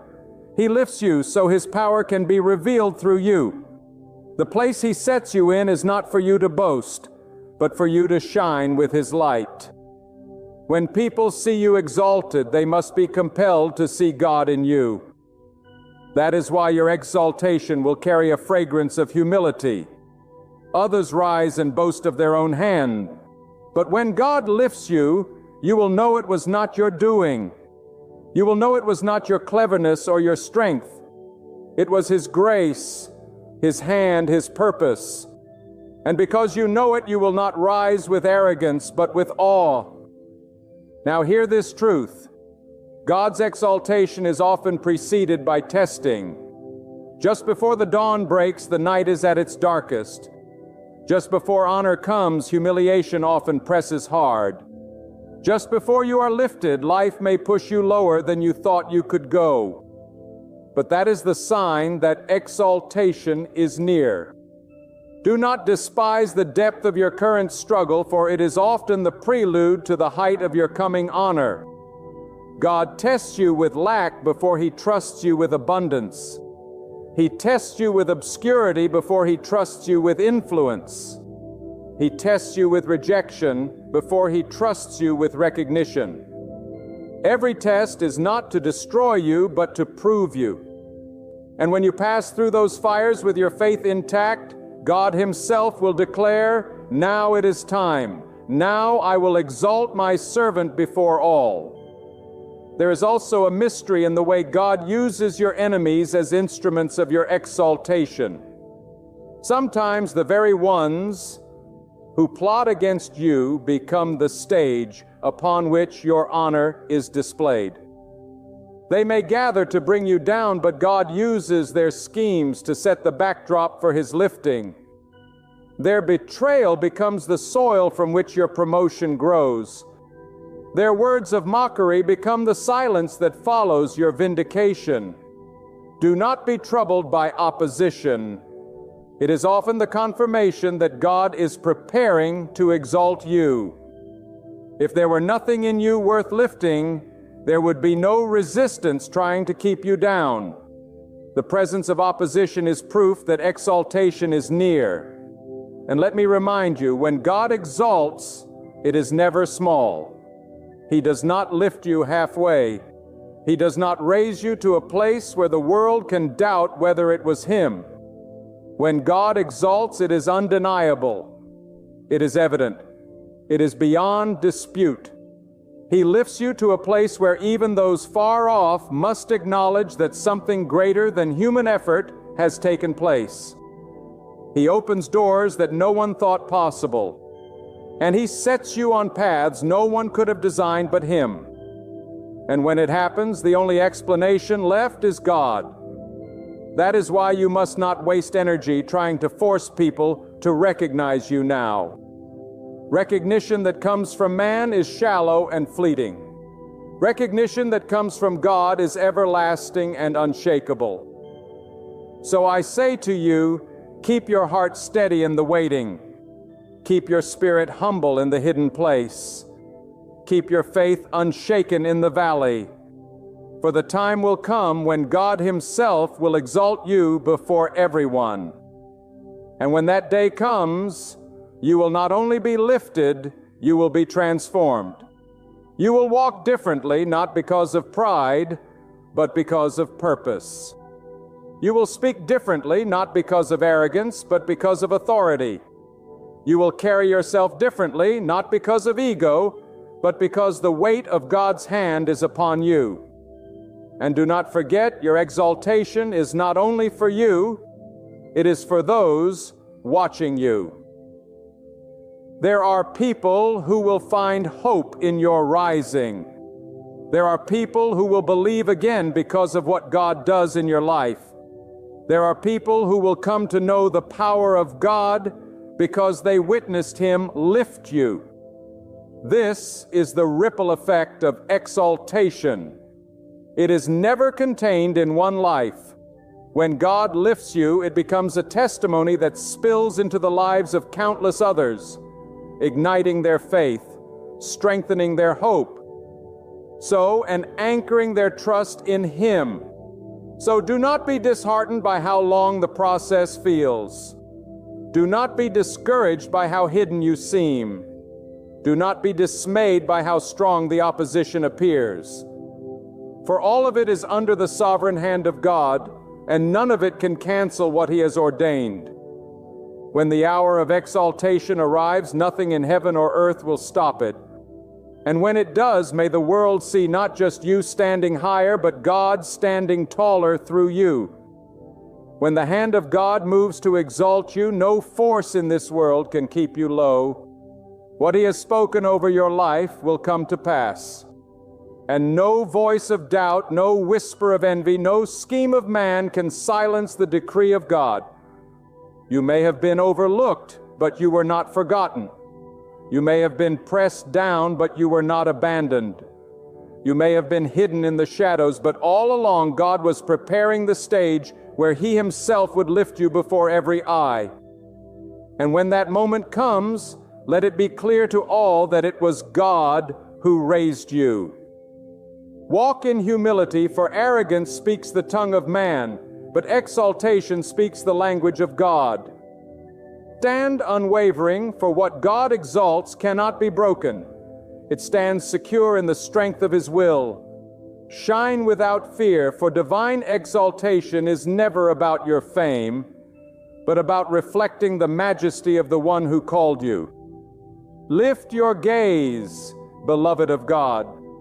Do not tremble at the delay, for even the waiting is the sculpting hand of the Creator shaping you for what He has ordained. Do not falter beneath the pressure of your trials, for those very storms will become the evidence of your rising.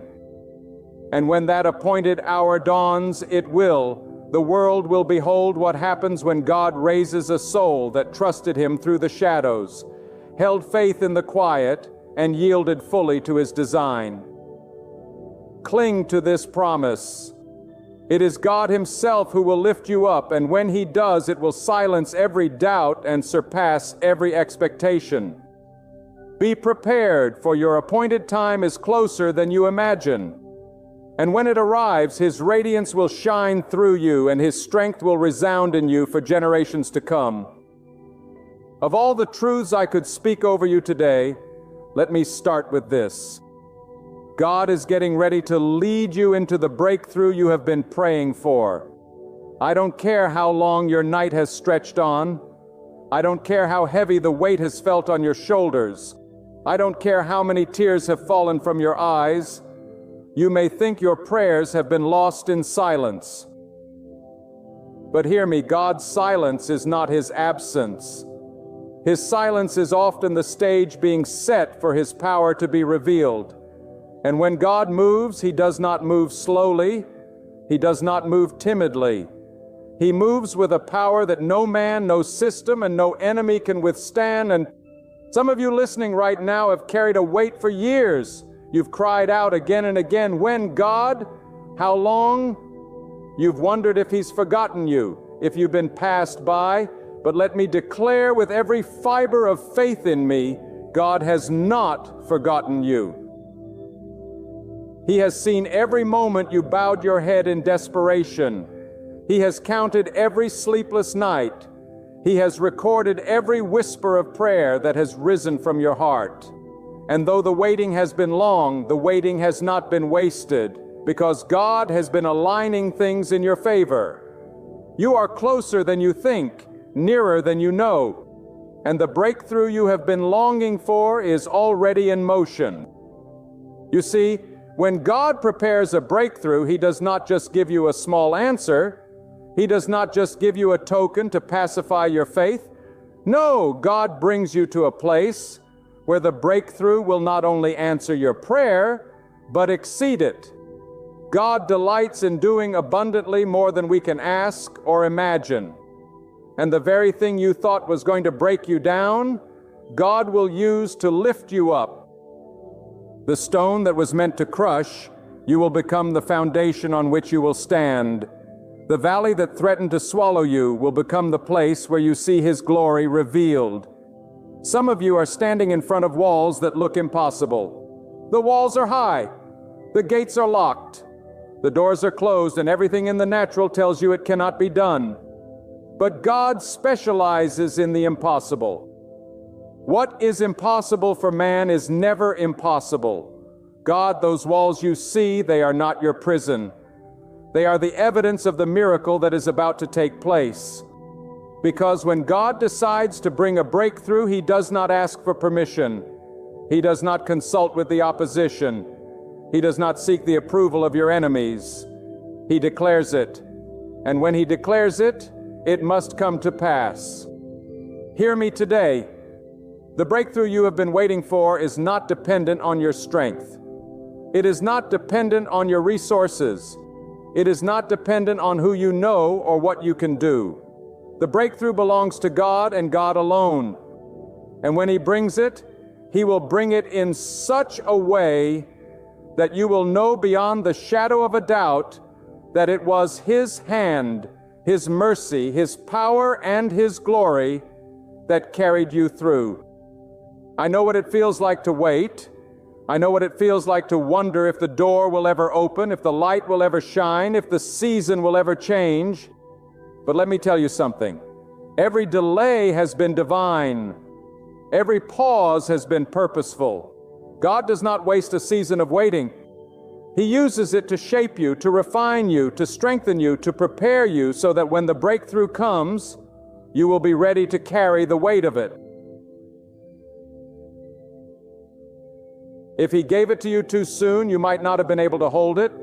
If He released it too quickly, you might not have been able to sustain it. But God has been building you, molding you, preparing you for the very blessing He is about to pour out. Do not despise the waiting. Do not curse the process. For the very pain you are feeling is the evidence of the birth that is coming. No woman gives birth without labor pains, and no great destiny is birthed without struggle. The pain you feel right now is not the end. It is the sign that new life is about to break forth. God is about to deliver you into the very promise He placed in your heart long ago. Some of you have been attacked, betrayed, abandoned, spoken against, pushed aside. But what others did to harm you, God has been using to position you. The betrayal was not the end of your story.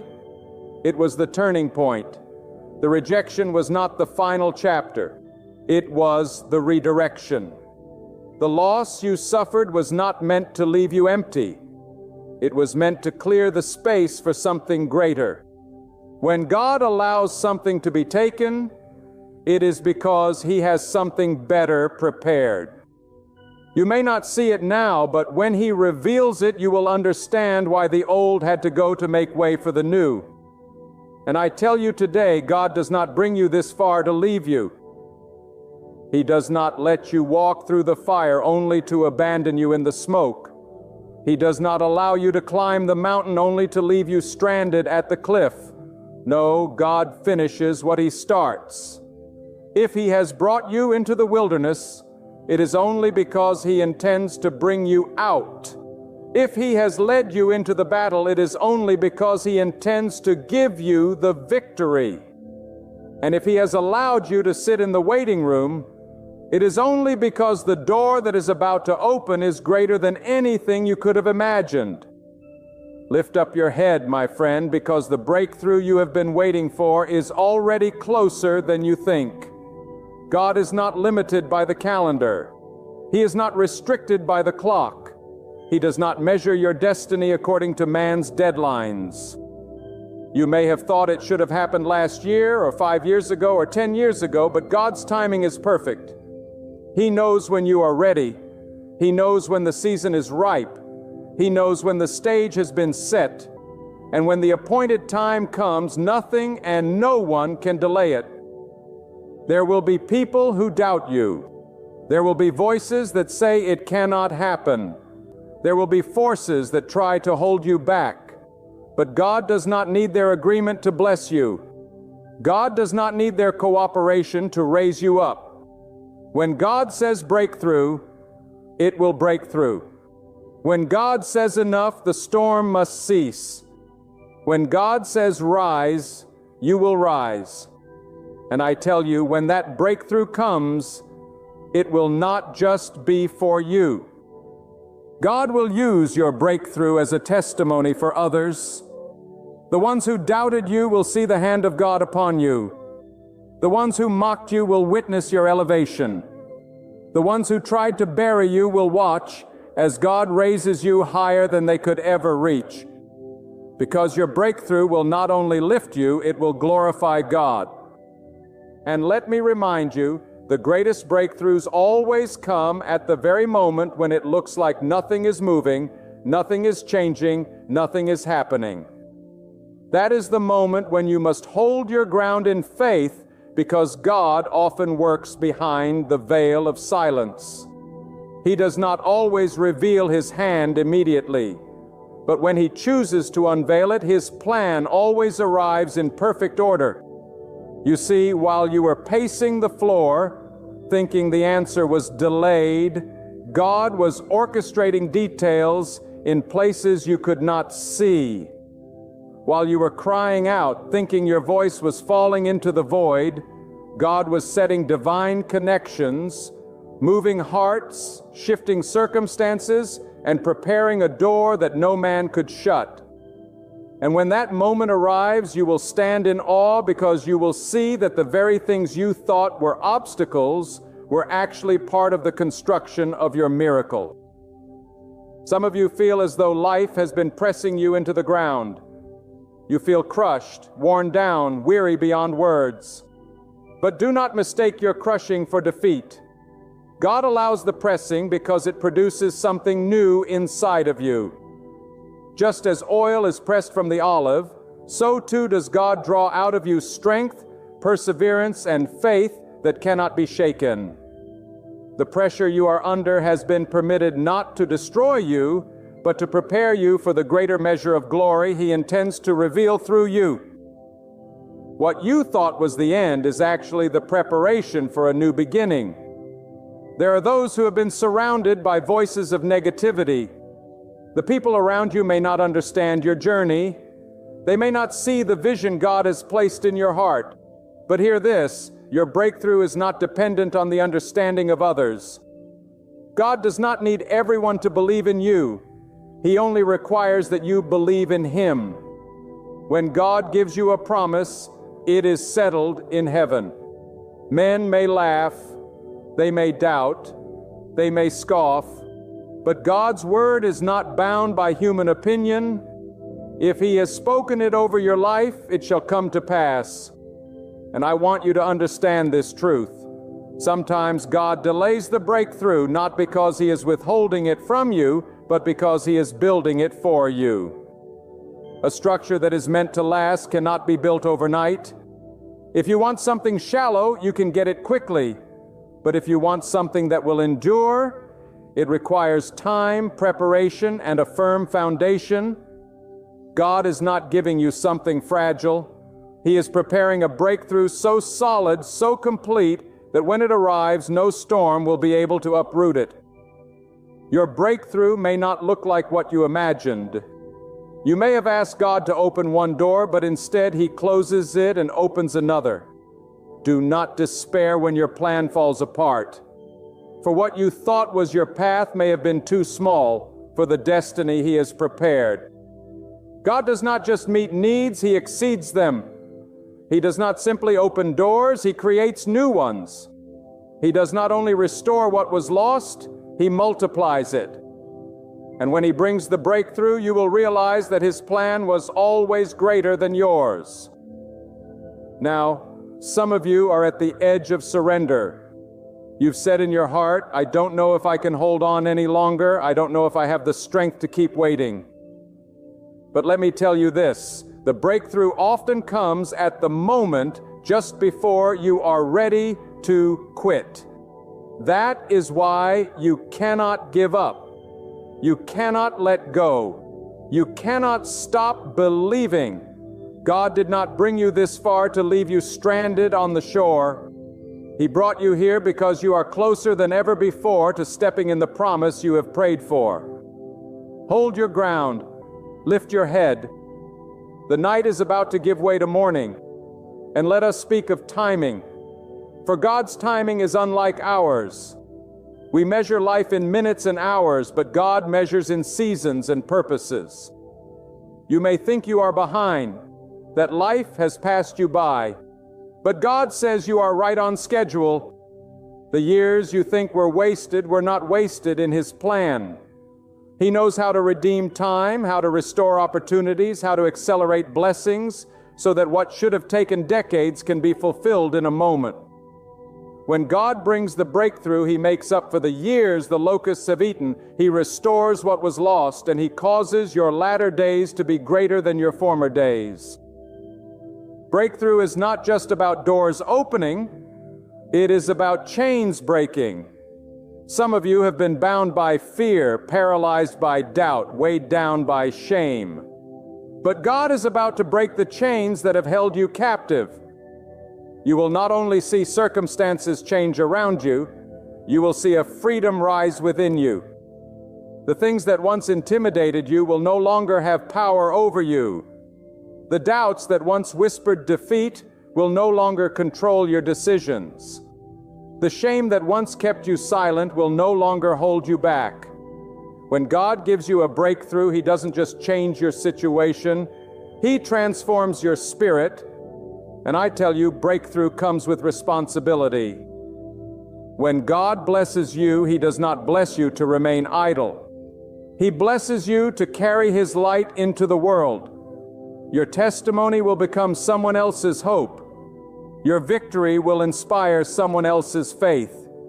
Your deliverance will prove to others that God is still moving, still active, still powerful, still present.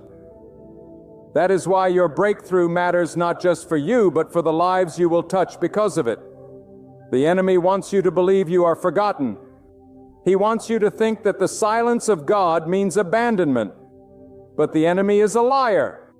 God has not forgotten you, not for a moment.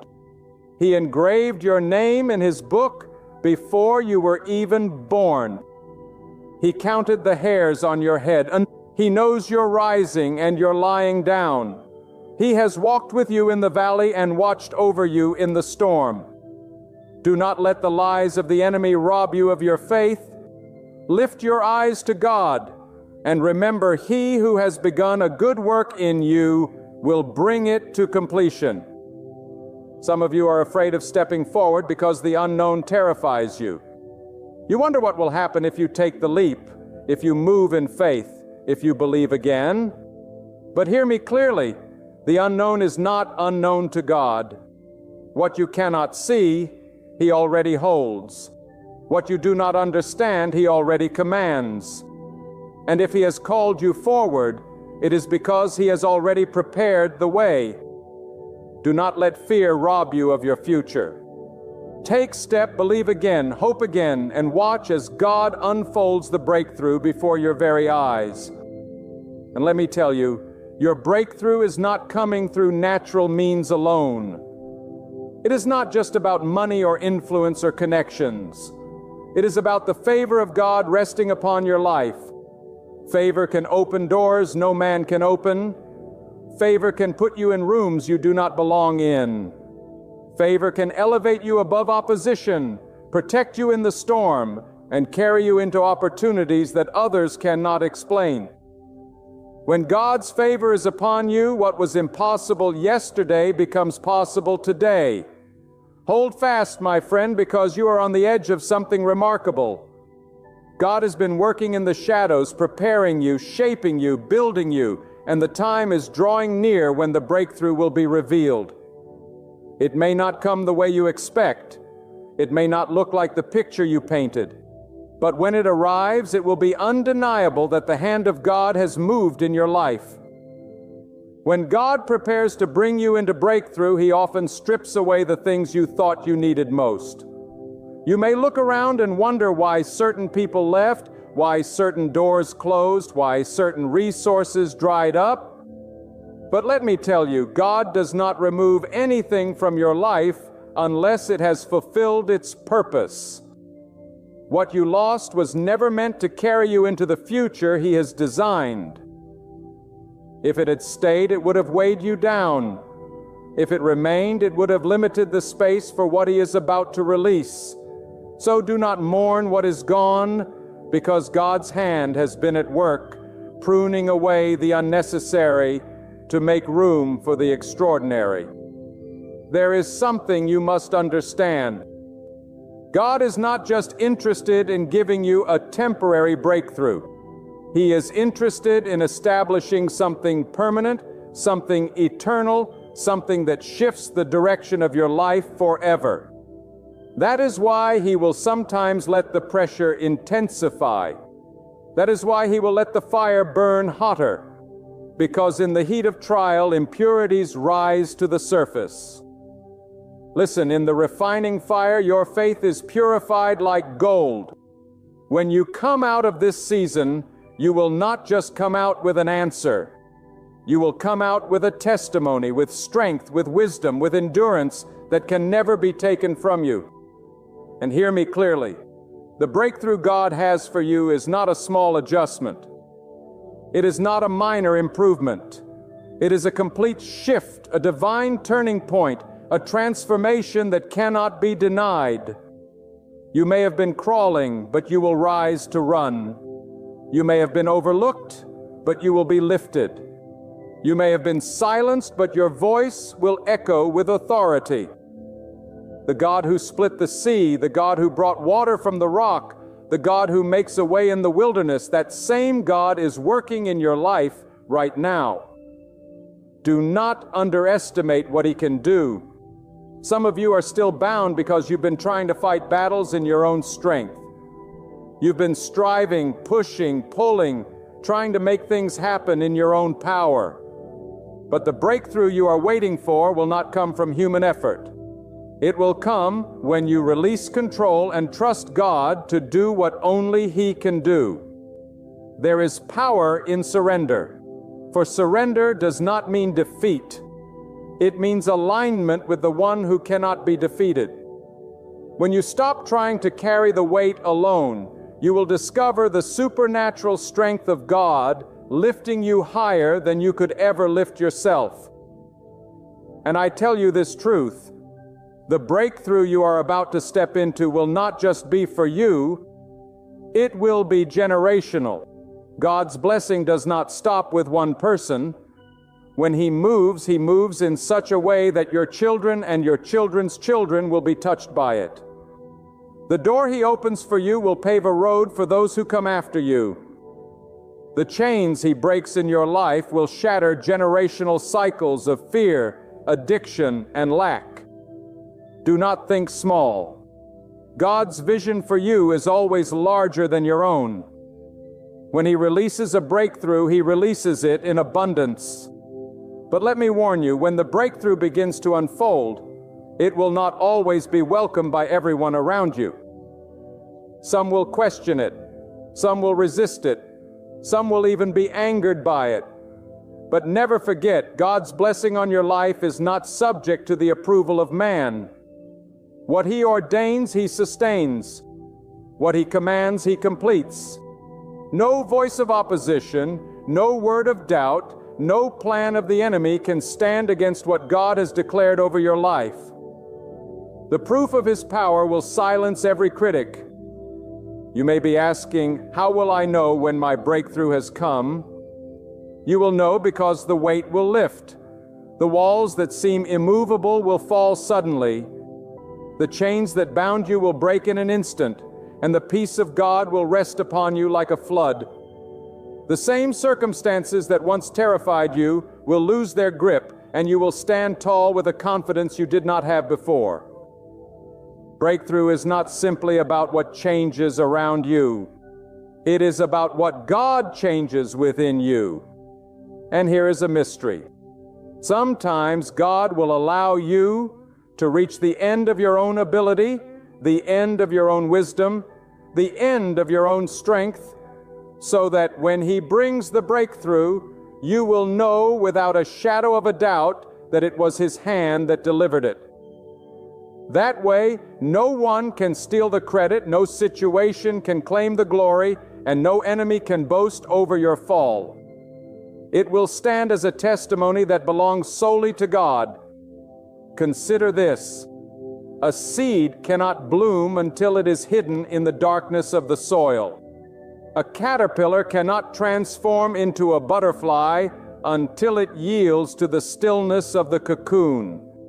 The night cannot surrender to dawn until it reaches its deepest darkness.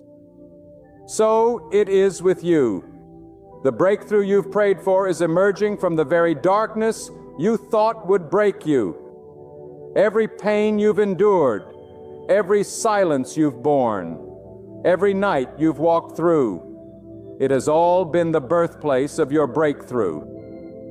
Do not despise the dark seasons, because they are the very places where God performs His greatest work. Lift up your spirit today. Do not let despair have the final word. Do not let the enemy convince you that this is the end. God's plan for you did not expire when trouble came. His promises for you were not canceled when hardship hit. His favor over you was not withdrawn when you stumbled. He is still God, still faithful, still powerful, still in control. And if He has said He will bring you to breakthrough, then nothing in this world can prevent it. I declare to you now, your waiting has not been in vain. Your labor has not been wasted. Your tears have not been forgotten. The very things you thought would bury, you have become the soil from which God is about to raise you. The very storms you thought would drown, you have become the waves that are carrying you into a new shore. And when you arrive, you will stand and say with conviction, "It was God who brought me through. It was God who sustained me. It was God who opened the way. It was God who gave the breakthrough." There are moments in life when everything around you feels like it is closing in, when every path looks blocked, and when your strength feels too small to endure another step. It is in those very moments that God is closest, though unseen, though silent, though hidden from the eyes of flesh. What you must remember is that silence does not mean absence. Delay does not mean denial, and hardship does not mean abandonment. God has promised that He will never leave His servant without provision, without guidance, without a way forward. What feels like a closed season is often the season where He is aligning things so that when the breakthrough comes, it will arrive with clarity, with certainty, and with power that no man can challenge. Do not think that because the answer has not yet come, God has forgotten you. He does not forget. He does not overlook. Every cry of your heart has been heard. Every prayer uttered in the night has reached His throne. He is not a God who turns His face from those who call upon Him with sincerity. He is a God who bends down to listen, a God who numbers the hairs on your head, a God who carries you even when your legs cannot carry themselves. The very fact that you are still here, still breathing, still enduring, is proof that His hand is upon you. And that hand will not let you fall when the appointed hour of your breakthrough comes. I tell you today, breakthrough is not always loud. Sometimes it comes quietly, like a door you didn't even notice beginning to open. Sometimes it comes suddenly, like a storm giving way to stillness in a single moment. And sometimes it comes gradually, like the slow rising of the sun, where darkness is chased away inch by inch until the whole horizon is bathed in light. However, it comes when God decides to bring you through. There will be no mistaking His hand in it. You will know, and all who see it will know, that it was the power of God that changed everything. You may look at yourself and feel too small, too weak, too flawed for such a breakthrough to belong to you. But remember this, does not choose based on strength. God does not measure worth the way man measures worth. Man looks at appearance, at power, at wealth, at status. God looks at the heart. And when He sees a heart willing to trust, a spirit willing to surrender, a soul willing to believe, He will move heaven and earth to fulfill His promise. Do not discount yourself because of your weakness. It is in weakness that the greatness of God is revealed. Think of the mountains in your life, those immovable obstacles that you have prayed against for years. To you they may seem fixed, eternal, impossible to shift. But to God, they are nothing more than dust in the wind. What stands like granite before your eyes can be swept away in an instant by His command. Do not limit the Creator by the small allness of your vision. He who formed the stars, who hung the earth on nothing, who calls the winds by name, is more than able to break through every wall and every barrier in your life. And remember this truth: sometimes the breakthrough God brings is not about what He gives you, but about what He takes away. Sometimes the greatest miracle is the lifting of a burden, the removal of fear, the breaking of chains. You carried for so long you forgot they were there. There is a freedom that comes when God delivers, a freedom that no wealth and no power can equal. When God breaks those invisible chains, you walk lighter. You see clearer. You live with a new strength that nothing can counterfeit. Do not be surprised if the breakthrough God gives you looks different than what you imagine. You may have prayed for one specific door, but God is opening a gate you never even knew existed.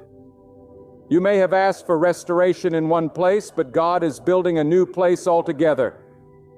You may have wanted Him to heal what was broken, but instead He replaces it with something greater than what you lost. Trust His wisdom more than your desire, for God knows the end from the beginning, and what He has planned for you is always better than what you planned for yourself. And here is another truth. The breakthrough you are about to step into is not just about your blessing. It is about God showing His power through your life. When He lifts you up, it will be as a testimony to those around you. People who doubted, who mocked, who thought you were finished, they will see that God is still a deliverer, still a provider, still a protector. Your breakthrough will be a light in the darkness, not only guiding your own steps, but inspiring others to believe again, to trust again, to hope again. The waiting may have been long, but waiting is never wasted when it is in the hands of God. He uses every delay to strengthen your roots so that when the blessing comes, you will not be uprooted by it. Many receive blessings they cannot carry, and the weight of it crushes them. But God in His mercy allows time for growth, for shaping, for strengthening, so that when your breakthrough arrives, you will not only step into it, you will stand firm in it. Do not allow discouragement to rob you of expectation. Do not let fear steal your faith. You may not see it yet, but the breakthrough is already unfolding in the unseen. God works in the places you cannot perceive, arranging details you could never arrange, softening hearts you could never touch, opening doors you could never force. And when the appointed time comes, everything will align in perfect harmony. Let me tell you, these breakthroughs are not accidents. They are divine appointments. Nothing in God's plan is random. Nothing is coincidence. Every step, every tear, every battle, every night of silence, it has all been part of the path leading you to the very moment of deliverance. Trust the process, because the God who holds the universe in His hand is also holding the timeline of your life.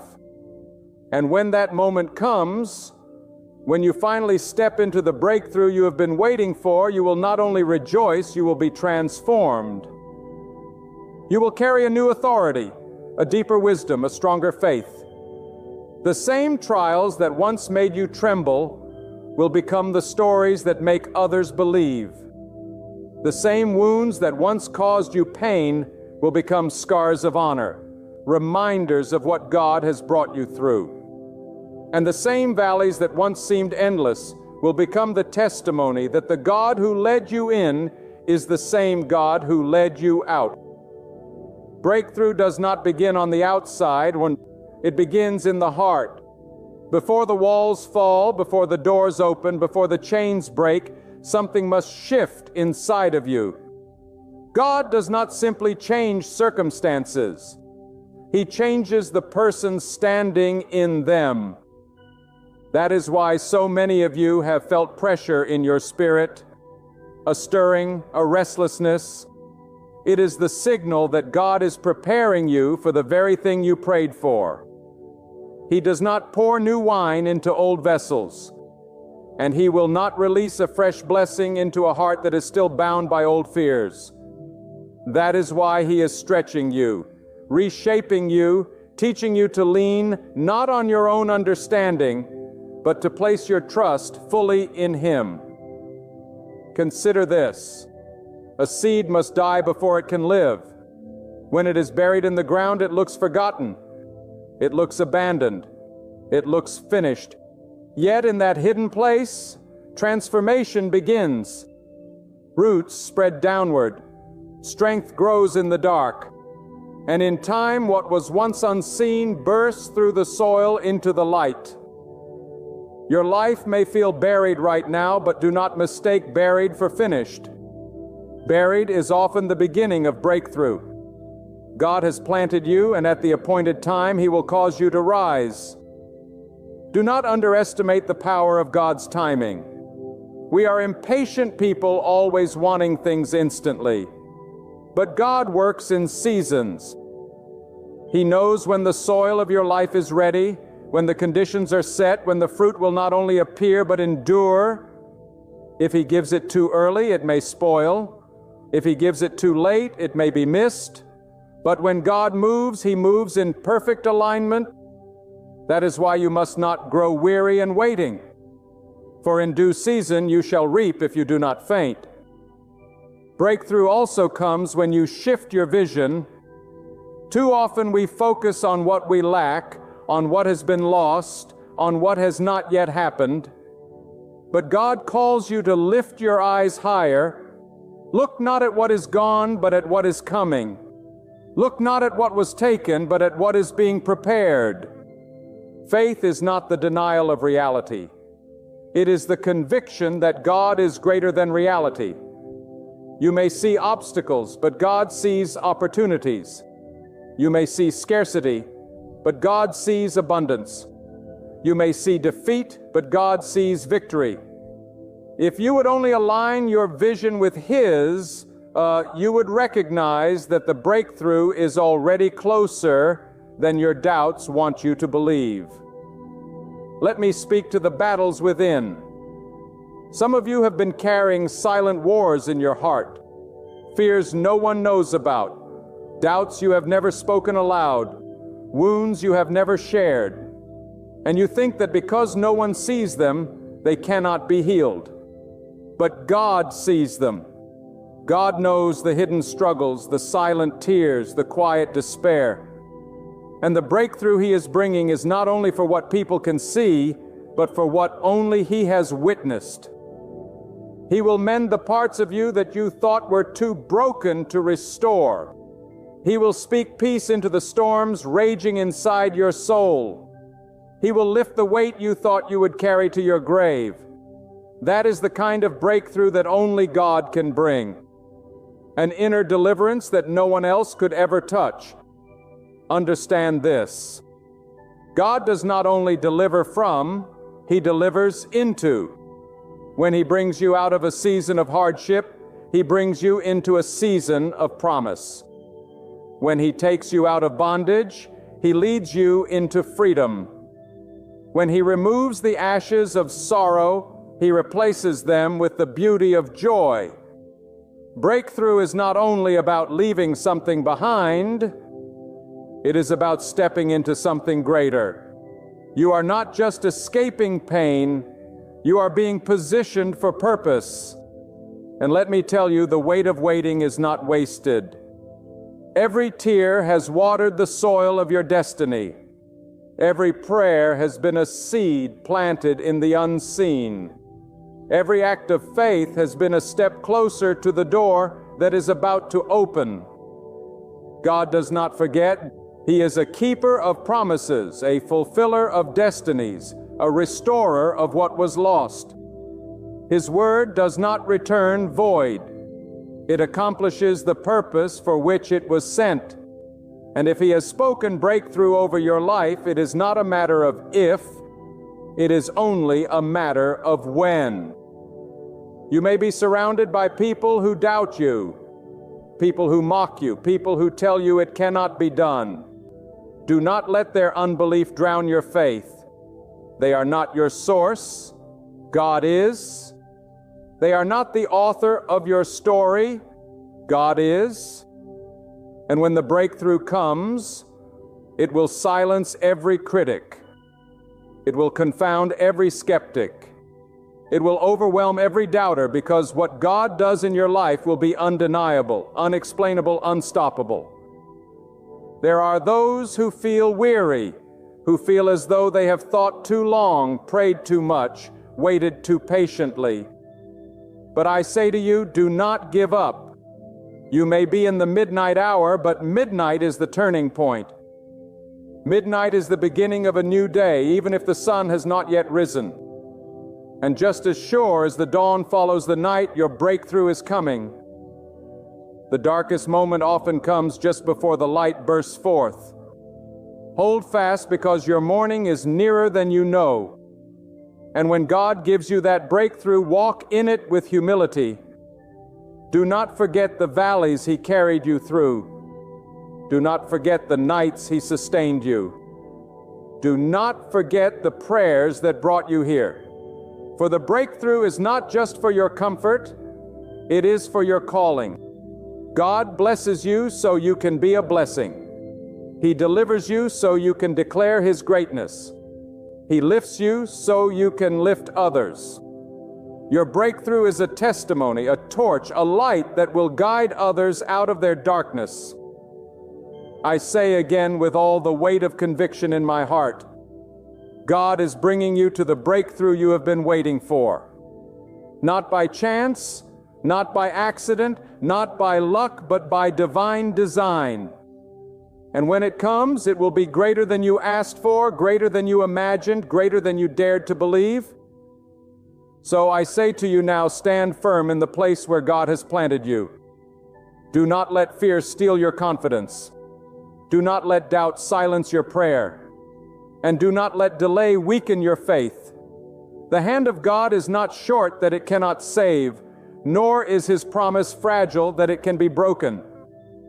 What God has spoken over your life will surely come to pass. When God unlocks a door, no one can shut it. When He raises you up, no force can drag you down. When He declares, now is the time, every chain will break, every wall will crumble, every obstacle will move aside, and blessings will begin to flow. Hold tightly to His promise. Trust Him with everything within you, and wait with faith that does not waver. For your story isn't finished until God writes the final word, and His ending will always surpass your beginning. You are not forgotten. You are not forsaken. You are not unseen. You are resting safely in the hands of the Almighty. His purpose for you is unshakable. Step forward with faith. Lift your gaze with hope, and walk boldly, knowing that God Himself is leading you into your breakthrough.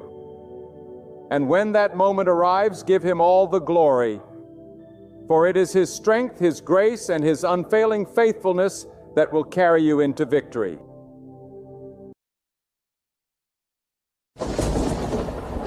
My friend, listen closely to me right now, because what I'm about to tell you is not a suggestion, not a theory, not a mere hope.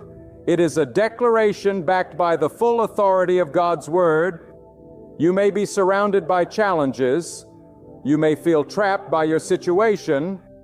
You may think the pressure is closing in, but God is already creating a way out. You do not have to live in fear. You do not have to drown in anxiety. You do not have to lose another night's sleep, because while you are worrying, God is working. While you are stressing, God is unlocking doors you haven't even seen yet.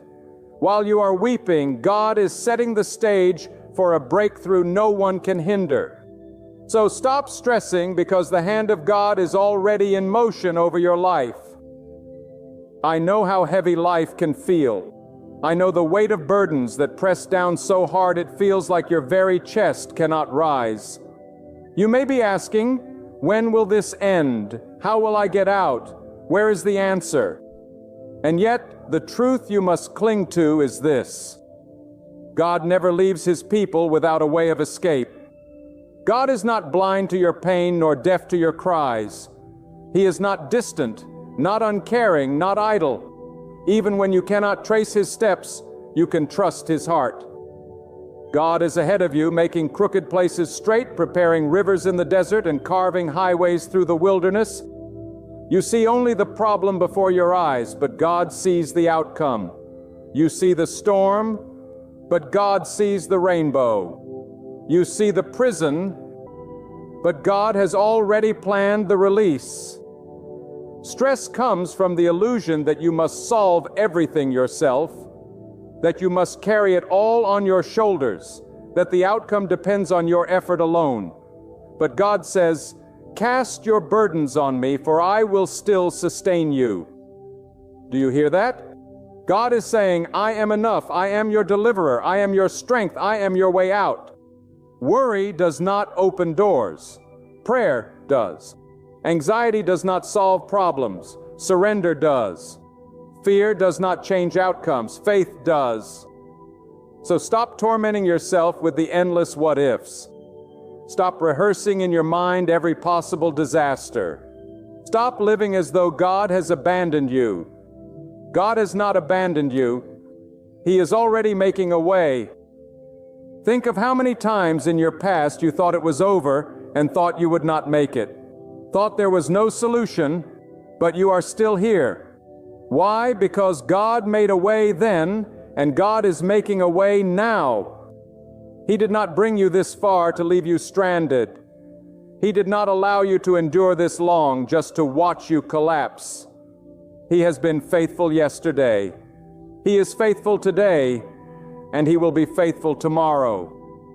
Stress is an insult to the faithfulness of God, for it whispers, "God cannot handle this." But faith shouts back, "God already has the answer." Stop letting your mind run wild with doubt. The battle is not yours. It belongs to God. The storm is not greater than the one who commands the winds. The darkness is not stronger than the light of God's presence. Even now, when you think nothing is happening, God is orchestrating the details, shifting the circumstances, aligning the right people, and dismantling the wrong ones. Your deliverance is already in progress. Some of you feel like you are drowning under the pressure. Bills are mounting, relationships are breaking, health is failing, and peace feels like a distant memory.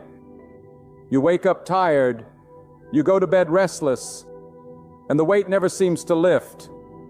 But listen, your stress cannot change what only God can do. God does not need your worry to accomplish His will. He does not need your sleepless nights, your trembling hands, or your racing heart. What He needs is your trust. What He desires is your faith. What He commands is your surrender. Stress is evidence of misplaced trust. Faith is evidence of surrender to God's power. You may be saying, "But I can't see the way out." You don't need to see it. God sees it. You may say, "I don't know when this will change." You don't need to know when. God has already appointed the time. You may say, "I don't know how this will work." You don't need to know how. God has already determined the method. You don't need to figure out the plan, because the plan belongs to God, and His plan is perfect, is unstoppable. His plan is already unfolding. Think about it. When a seed is planted in the ground, you don't see anything happening for a long while. The soil looks empty, lifeless, barren. But beneath the surface, something powerful is taking place. Roots are growing. The seed is breaking. Life is pushing upward. And then suddenly at the appointed time, the green shoot bursts form. That's what God is doing in your life. Beneath the surface, in ways you cannot see, He is moving, preparing, shaping, and setting the stage for a breakthrough that will astound you. Stop digging up the soil every day to check on it. Stop stressing about what you cannot see. Trust that God is at work in the invisible realm, bringing forth visible results at the right time. And when that breakthrough comes, you will see that all your stress was wasted energy. You will see that none of your sleepless nights added a single blessing to your life. You will see that the tears you cried in doubt did not open doors. Only God did. God is already doing what you could never do on your own. So why stress over what is already guaranteed by His power? The enemy wants you to live in fear. He wants you to live in panic. He wants you to live in a constant state of unrest because a restless mind cannot hear God clearly. But God calls you into peace. God calls you into stillness. When God calls you into trust, when you quiet the storm inside, you will hear His voice guiding you through the storm outside. He says, "Be still and know that I am God." That stillness is not weakness. It is power. It is the power of faith that says, "I will not stress because my God is in control." Let me tell you, stress is a thief. It robs you of today's peace while solving none of tomorrow's problems. It steals your joy, your focus, your energy, and your ability to recognize God's hand at work. It blinds you to the blessings you already have while magnifying problems that God has already. Stress shrinks your faith and magnifies your fear.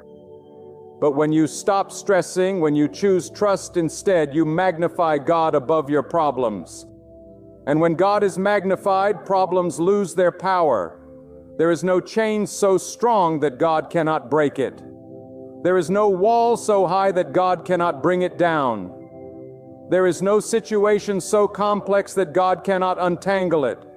And there is no night so dark that God cannot light the way through it. You may feel like you are hemmed in on every side, but God specializes in parting seas, in making rivers in the desert, in carving highways through the wilderness. You may think you're standing before a dead end, but God is already preparing the Red Sea to split before you. I know some of you are asking, if God is making a way, why can't I see it now? Because sometimes God hides His work until the appointed time. Sometimes the delay is your preparation. Sometimes the waiting is your strengthening. Sometimes the silence is your training ground. God is not only concerned with your destination, He is concerned with who you are becoming along the way. And if He must let you walk through pressure to make you stronger, if He must let you sit in waiting to sharpen your faith, then that is still His goodness at work. Stop stressing about the process. The process is necessary. The delay is not denial. The silence is not abandonment. The waiting is not wasted. Every step is ordered by God, and He wastes nothing in your life. He will use the tears. He will use the struggle. He will use the pain. He will use the waiting. And He will weave it all into a tapestry of glory. You may only see the tangled threads right now, but one day you will look back and see the masterpiece God was creating all along. And I declare to you right now, this is not the end of your story. This is not your final chapter. God is not finished with you. Stop stressing because the author of your story has already written the next page. The same God who brought you out before will bring you out again. The same God who opened doors before will open doors again. The same God who provided before will provide again. And He will do it in ways greater than you can ask or imagine. My friend, if you could only see what God is already doing, your stress would melt away like snow in the sunlight. If you could only glimpse the doors He is unlocking, the enemies He is scattering, the opportunities He is aligning, the blessings He is preparing, you would fall on your knees in gratitude instead of lying awake in worry. God is faithful and He is making a way out of this right now. Stop stressing. Trust Him. Let me tell you something that will set you free today. The weight you are carrying was never meant for your shoulders. You were not created to live in constant panic, clutching the reins of life as if everything depends on you. You were created to walk in trust, to move in faith, and to rest in the assurance that God is already ahead of you, arranging your deliverance before you even realize you need it. Stress is the false belief that you are alone. Faith is the true conviction that God is already working on your behalf. And right now I declare to you, God is already making a way out of this. So stop stressing. Every trial you face is not a sign of abandonment, but an invitation to greater trust. Do you understand that what looks like a closed door is often the place where God is about to show you His power? What feels like the heaviest burden is often the very situation through which God will reveal His strength in you. You see, God does not waste pressure. He does not waste pain. He does not waste obstacles. Every challenge is raw material in His hands.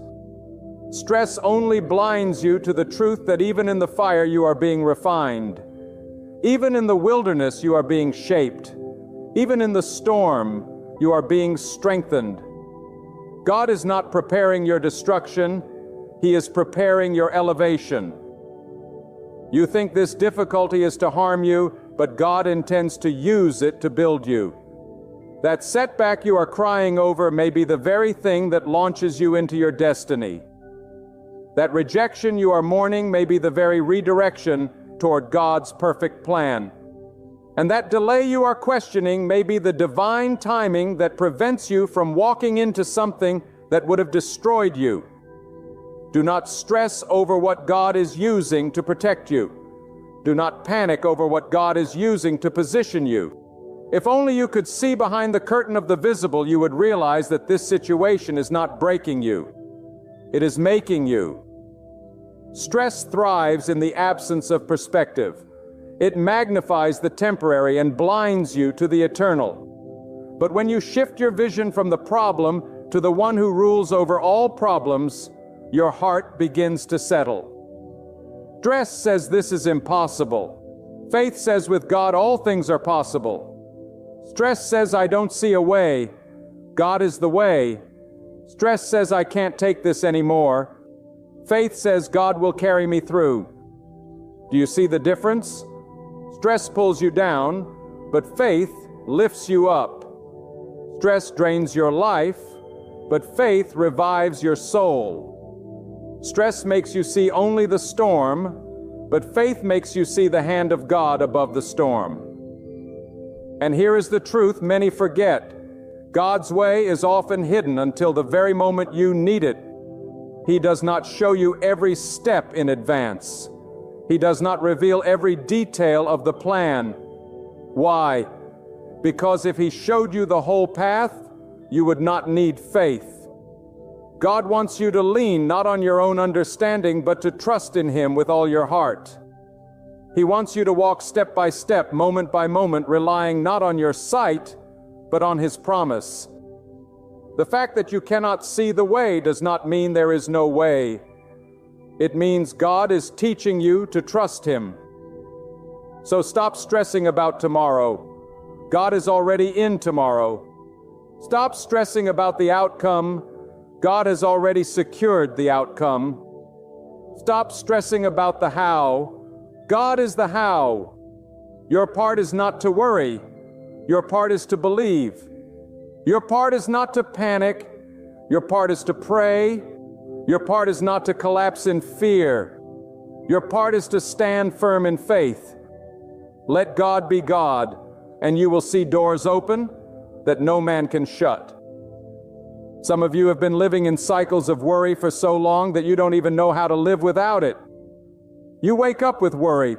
You carry it through the day. You lie down with it at night. But I am telling you now, God never intended for worry to be your companion. His presence was meant to be your companion. His peace was meant to walk with you. His guidance was meant to steady you. The reason you feel so tired is not because the burden is too big. It's because you've been trying to carry what belongs to God. Stress will wear you out, but surrender will lift you up. Think about the eagle. The eagle does not waste energy flapping endlessly in the storm. It spreads its wings and lets the wind carry it higher.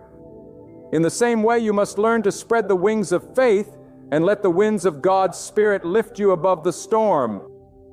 Stress keeps you flapping, panicking, exhausting yourself. But faith allows you to soar, to rest in the assurance that God's strength is greater than your struggle. Do not confuse motion with progress. You can run in circles of stress and never move forward an inch. You can worry, plan, calculate, overthink, and still remain stuck where you started. But when you trust God, when you release control, when you surrender the outcome into His hands, suddenly things begin to shift. Suddenly doors swing open. Suddenly burdens are lifted. Suddenly peace floods your heart. That is the difference between a life of stress and a life of faith. And hear me well, God is not just making a way out. He is making a better way out. He doesn't simply want to deliver you from trouble. He wants to deliver you into purpose. He doesn't just want to rescue you. He wants to restore you. He doesn't just want to remove the problem. He wants to transform you through it. That is why you must stop stressing, because God's plan is bigger than the problem. His plan is greater than the opposition. His plan is deeper than your fears. And His plan will prevail. Every single thing that is against you right now is already subject to God's authority. Your enemies may think they have power, but God holds all power. Your obstacles may look immovable, but God is the one who moves mountains. Your situation may appear hopeless, but God is the God of hope. And when God says, I am making a way, no devil in hell, no scheme of man, no obstacle in life can stop Him. His word is final. His power is absolute. His plan is unstoppable. Do you realize that stress is often the voice of unbelief whispering, what if God does not come through? But faith is the voice of certainty declaring, God has already come through. Stress binds you to fear, but faith anchors you to truth. You see, the problem with stress is that it magnifies the storm, but shrinks the greatness of God in your mind. Yet the storm is never bigger than God. The problem is never stronger than His power. The darkness is never thicker than His light. God is already working even when your eyes cannot perceive it, even when your heart struggles to believe it. When you wake up in the morning, the enemy wants the first thing on your mind to be your problems, but God wants the first thing on your mind to be His promises. Stress tells you to begin your day worrying about what you cannot control. Faith tells you to begin your day trusting in the one who controls everything. Stress keeps you checking your bank account, your circumstances for security. Faith keeps you lifting your eyes to the heavens because that is where your help comes from. God has never failed in His word. He has never broken a promise. He has never abandoned those who place their trust in Him. Why then should you allow stress to rule your heart when the throne of God is still occupied? Hear me well. God is not pacing the floors of heaven, wringing His hands, wondering how to solve your problem. He already has the answer. He is not scrambling to figure out how to rescue you. He has already prepared the way. He is not surprised by what you are facing. Long before you stepped into this trial, He had already written your escape. And not just any escape, but the perfect one, the one that will bring peace to your soul, the one that will silence your enemies, the one that will reveal His glory in your life. Stress also tricks you into thinking that God's silence is God's absence and all. But silence does not mean absence. Silence is often preparation. Silence is where faith is tested and trust is forged. Silence is where God works in the hidden spaces, aligning what must be aligned, shifting what must be shifted, moving what must be moved. Just because you don't hear Him does not mean He is not speaking. Just because you don't see His hand does not mean He is not moving. The hidden work of God is often the greatest proof of His power. Stop asking yourself, what if this doesn't work out? And start declaring, God is already making it work out. Stop imagining every worst-case scenario and start believing in God's best-case outcome. Stop torturing yourself with visions of failure and start strengthening yourself with visions of God's faithfulness. Stress is imagination in the wrong direction.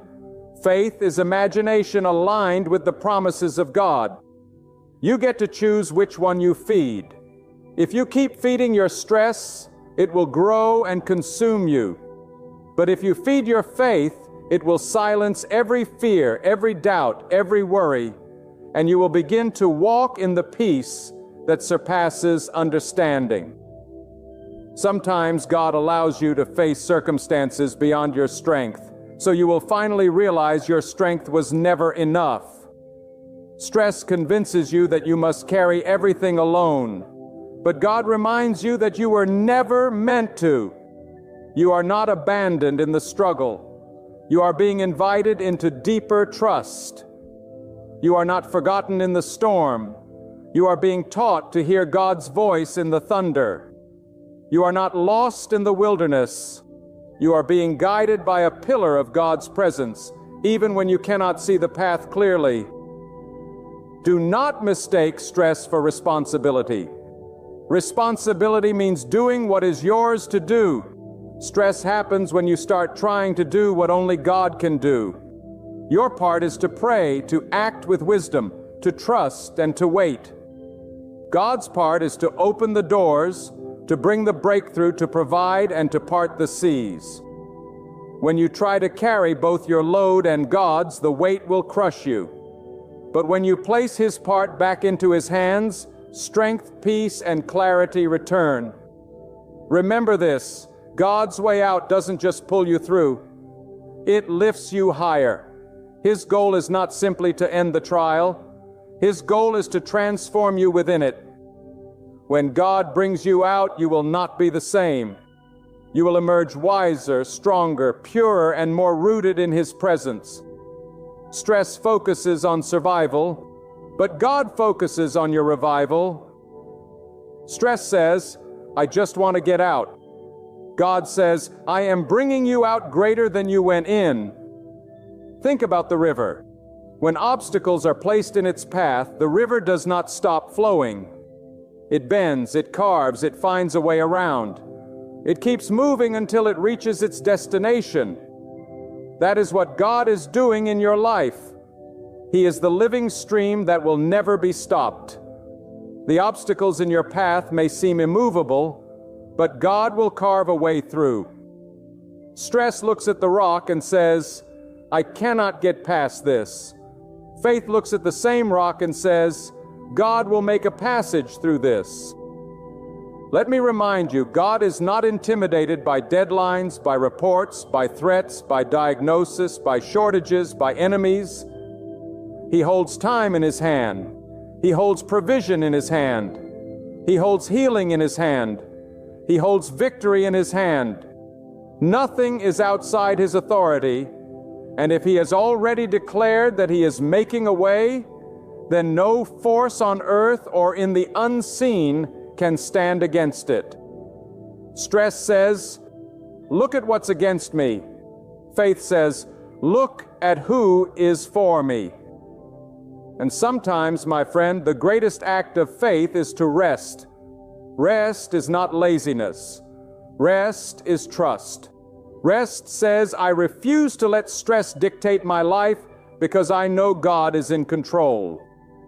Rest is proof that you believe God is already at work.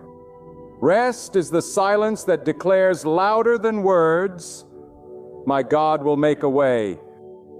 When you learn to rest in Him, even in the storm, even in the fire, even in the valley, you will see that His presence is enough. So stop rehearsing your fears. Stop feeding your doubts. Stop magnifying your stress. Instead, magnify God. Speak His promises over your life.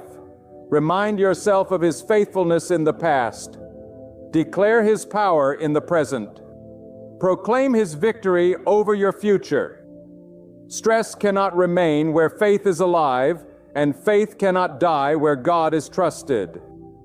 God is already making a way out of this. So stop stressing and start believing. Listen closely, because what I am about to tell you is not just encouragement. It is a lifeline for your spirit. Stress is not just an emotional reaction. It is a spiritual weight that tries to choke the life out of you. It whispers, you are alone. There is no way out. But faith rises up and answers, God has already made a way. I am not abandoned. I am not defeated. I am not trapped. My God is working right now. And when faith speaks louder than stress, chains begin to break, doors begin to open, and peace begins to flood your soul. You must understand that stress is not only dangerous to your mind, but it also poisons your body, weakens your heart, and blinds your vision. That is why the enemy loves stress, because it makes you too weak to pray, too tired to hope, too distracted to see what God is already doing. But when you shift your focus back to God, stress begins to lose its grip. God never intended for you to live bent under the weight of fear. He intended for you to live free, walking in His assurance, moving in His strength, and trusting His plan. And here's a truth you must hold on to. Sometimes God allows the pressure to increase so that you will finally release it to Him. As long as you think you can handle everything on your own, you will keep carrying the weight. But when the burden gets too heavy, when the storm gets too fierce, when the problem gets too great, that is when you finally drop to your knees and cry out, God, I cannot carry this anymore. And it is in that moment when you surrender that you feel His hand lift the burden, His peace cover your heart, and His power make the impossible possible. Stop telling yourself that you are failing. You feel overwhelmed. You are not failing. You are being positioned. You are being brought to the very place where you must depend on God completely. And dependence on God is not weakness. It is the very source of your strength. When you lean on your own strength, you collapse. When you lean on God, you rise. Stress says, I am not enough. Faith says, God is more than enough. And remember this, what looks like a setback is often a setup. The closed door you are stressing over may be the very thing protecting you from disaster. The delay you are fighting against may be the divine pause, saving you from walking into the wrong situation. The unanswered prayer may not be silence at all. It may be God's greater answer, one that will be revealed at the perfect time. Stress says, this is the end. Faith says this is preparation. Stress says I am losing everything. Faith says God is aligning everything. You see, God is not only making a way out, He is making a way forward. He is not only rescuing you from this problem, He is leading you into greater blessing. He is not only delivering you from danger, He is directing you toward destiny. Stress keeps your eyes locked on the obstacle. Faith lifts your eyes to see the horizon of God's promise. And if you would only lift your head, you would realize that your future is bigger than your present, that your destiny is greater than your difficulty, and that your God is greater than your fear. Think of the seed in the soil. It is pressed down, buried, surrounded by darkness. If seeds could think, perhaps they would panic, wondering, why am I trapped here? Why is everything pressing against me? Why can't I see the light? But what the seed does not realize is that the pressure, the soil, and the darkness are the very conditions for its growth. Without them, it could never break forth. And in the same way, the darkness you feel, the pressure you face, the weight you carry, they are not meant to bury you, but to plant you. You are not being destroyed, you are being developed. You are not being suffocated, you are being strengthened. You are not stuck. You are growing roots that will one day bear fruit.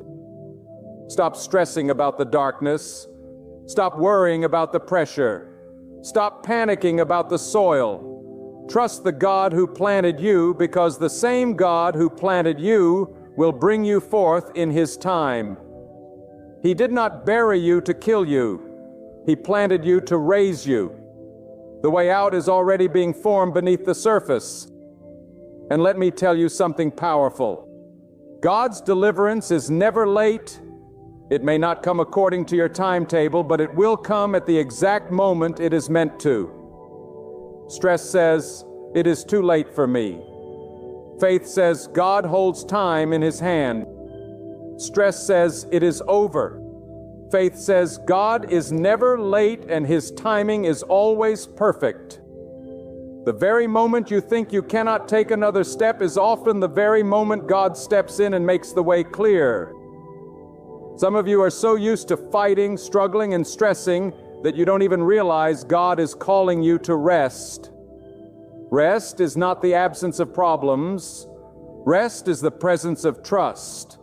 You can be surrounded by storms and still be at peace because you know God is steering the ship. You can walk through the fire and still remain because you know God is shielding you. You can stand in the valley and still be strong because you know God is lifting you. Stress says everything depends on me. Faith says everything rests in God's hands. Do not underestimate what happens when you choose to trust instead of stress. When you release your fear, God releases His peace. When you surrender your control, God releases His power. When you lay down your burden, God lifts you higher. This is why the command is always the same. Trust in God, not in yourself, not in people, not in circumstances. Trust in God because people will fail, circumstances will shift, your own strength will falter. But God remains unchanging, unshakable, and unstoppable. And here is a mystery you must embrace. Sometimes God's way out does not look like the way you imagined. You may think the only solution is for the storm to stop, but God may choose to strengthen you to walk through it. You may think the only answer is for the obstacle to be removed, but God may choose to turn the obstacle into your stepping stone. You may think the only resolution is for the problem to disappear, but God may choose to transform the problem into the very thing that propels you into blessing. Stop stressing when God's way looks different from yours, because His way is higher, wiser, and better than anything you could imagine. So I tell you again, stop stressing. God is already making a way out of this. While you are worrying about tomorrow, God is already in tomorrow, preparing what you need. While you are panicking about the outcome, God has already written the outcome. While you are losing sleep, God never sleeps, and He is working for your good. Trust Him, surrender to Him, rest in Him, because the God who has carried you this far will carry you through this too. There is something I want you to hear deep within your heart. God has already seen the tears you cried when no one was watching. God has already heard the silent prayers that never left your lips.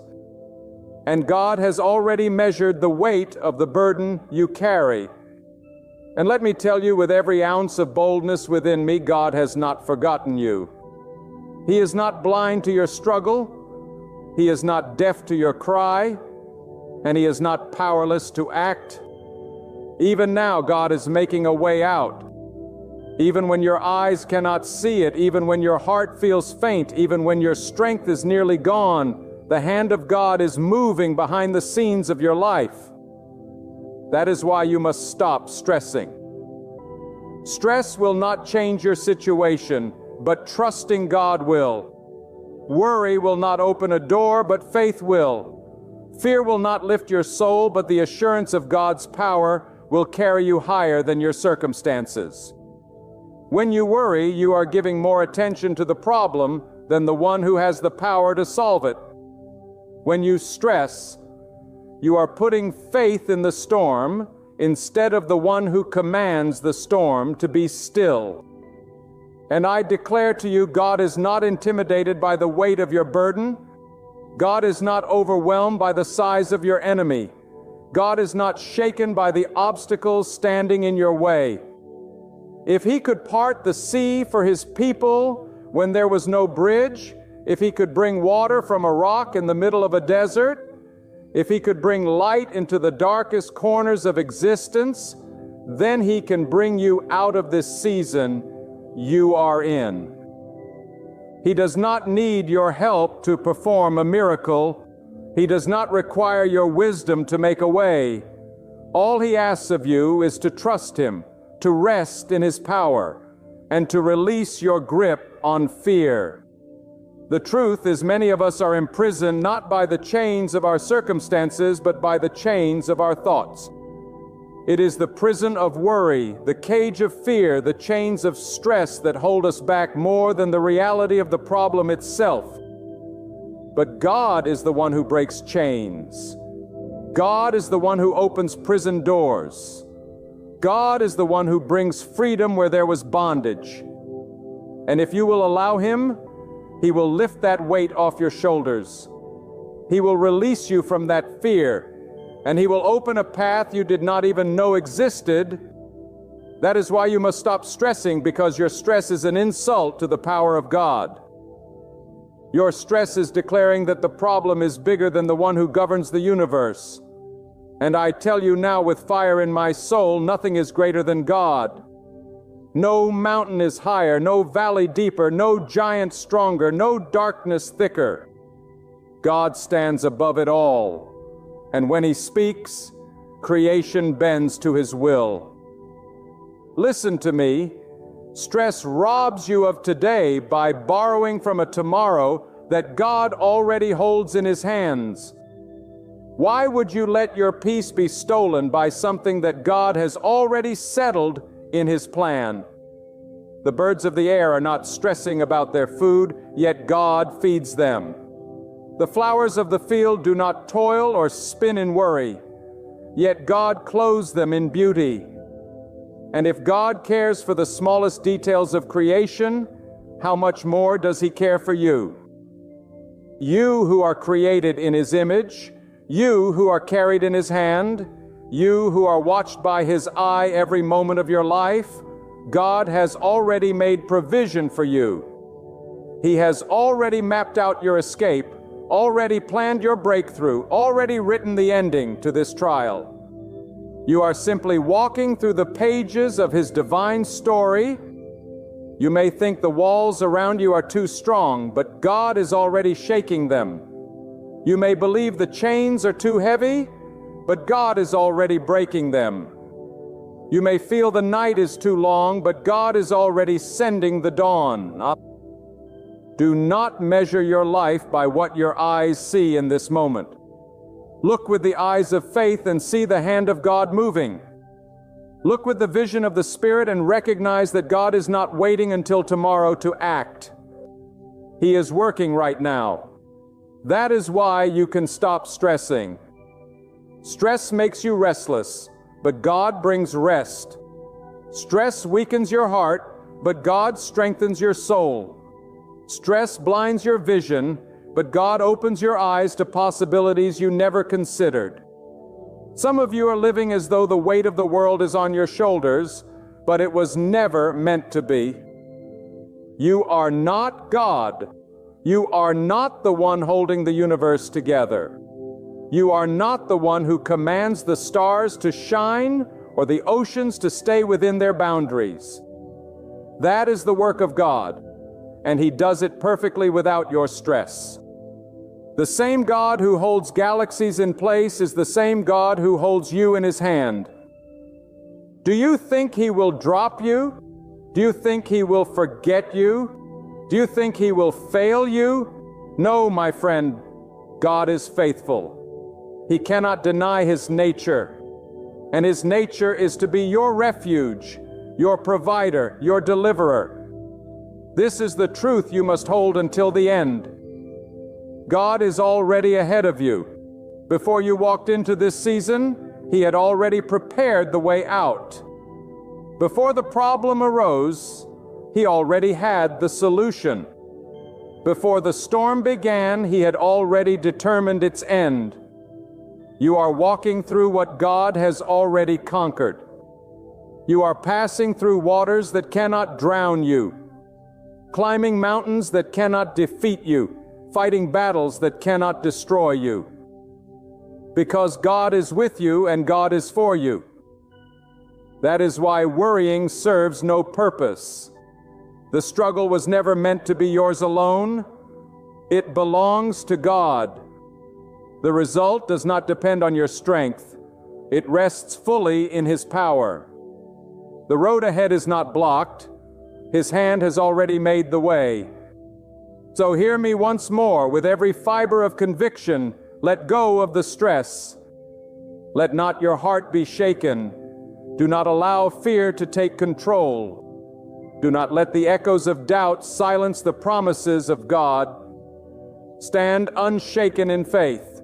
Lift your eyes and declare boldly, God is paving a way through this, and I will trust Him until it comes to pass. When you do, anxiety will lose its power. Fear will lose its hold. And peace will rush into your soul like a river that knows no end. God is moving. God is working. And God will never fail you. There will be moments in life when you reach the edge of your own strength and feel as though you cannot take another step. You see the burdens pressing on your shoulders, the chains gripping your thoughts, the walls blocking your path, and you whisper to yourself, this is it. This is as far as I can go. This is all I will ever be. But hear this truth spoken into your spirit today. The limits you see, the walls surrounding you, the ceilings you think cannot be broken, none of them were placed there by God. They are born from fear, from doubt, from the boundaries you have unknowingly built within yourself. And with the power of faith, I tell you this, if you will surrender those limits to Him, God will shatter every barrier you once believed could never fall. You were not created for a life of defeat. You were not born to crawl in the dust of despair. You were fashioned by the very hands of God, with potential so vast, with strength so great, with possibilities so endless that no human eye can measure it. Yet the tragedy of life is that men and women live small, they live confined. Not because God has made them so, but because they have placed shackles upon their own minds and souls. God has never once said, you cannot rise. God has never once said you cannot dream. God has never once said you cannot overcome. Those are words we speak to ourselves when fear whispers louder than faith. And yet when you turn your eyes toward God, when you surrender those limits you have placed upon yourself, then and only then will you discover that the very chains you thought unbreakable were only illusions of your doubt. I have met people who live defeated before the battle even begins. They walk into opportunities with their heads bowed low, already convinced they will fail. They approach dreams as though they are enemies, afraid of disappointment, afraid of rejection, afraid of falling. But hear me, my friend. God never intended for His children to live in fear. Fear is the prison of your mind. Fear is the greatest thief of destiny. Fear will convince you to stay in the valley when God has prepared the mountain. Fear will whisper, "This is too much for you," when God is declaring with me, "Nothing is too much for you." Do not let fear put a limit where God has placed no boundary. The human mind is powerful, but without faith in God, it becomes a cage. How many times have you told yourself, "I am not good enough"? How many times have you looked in the mirror and said, "I do not have what it takes"? How many times have you silenced your own dream before the world even had the chance to hear it? That is not humility. That is unbelief. And unbelief is a greater enemy than any obstacle in your way. Because when you do not believe, you rob yourself of the very power God placed in you from the beginning. God never created you to speak defeat over your own life. God created you to rise with strength, to move with courage, to believe with faith, and to walk knowing that every limitation you feel is no match for His power. There are people listening right now who have buried their dreams. You once had a vision, a fire inside of you, a passion that made your heart race and your spirit leap. But over time, the voice of doubt grew louder. The words of others weighed heavier, and the mistakes of your past built walls around you. And now you live with the ashes of what once burned brightly. But hear this truth: God does not bury dreams. God resurrects them. What you thought was over, what you thought could never live again, what you thought was gone forever, God can breathe life into it once more. Do not let your own voice of doubt become stronger than God's voice of promise. He is greater than your weakness, greater than your past, greater than every excuse you have ever used to chain yourself down. The greatest battles you will ever fight are not outside of you, but inside of you. The war of the mind is where destinies are won or lost. The enemy of your soul does not have to break down your door to stop you. He only needs to whisper lies into your thoughts and let you do the rest. When you believe you cannot, you have already surrendered the fight. But when you believe that God can, that God will, that God is able, then no force in heaven or on earth can keep you bound. God removes limits not by changing who you are, but by reminding you of who He already made you to be.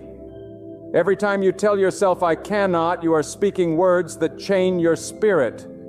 But when you declare with God, "I can," you release power into your life that no chain can hold. Some of you have been living under ceilings of your own construction. You have told yourself you cannot go higher, you cannot do better, you cannot reach further. But those ceilings are not real, they are shadows of your doubt. God is saying to you today, lift up your head, tear down the ceiling, walk in faith, step into the wide open space I have prepared for you. Think of the mighty river that flows from the mountain. No rock, no bend, no obstacle can hold it back. It may be slowed. It may change direction, but it will always find its way forward. That is what a life with God is meant to be. You may encounter setbacks. You may face detours. You may stumble and fall. But when you trust in God, your destiny will keep flowing.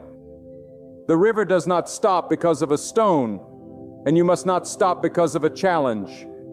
Do not let a moment of failure define the rest of your life. God has greater waters ahead, and He will remove every rock, every barrier, every wall if only you will keep moving in faith. I speak to those who have been told by others, you cannot do it. Let me tell you something. God does not consult the opinions of men when He creates your destiny. God does not need the approval of your critics to bless your life.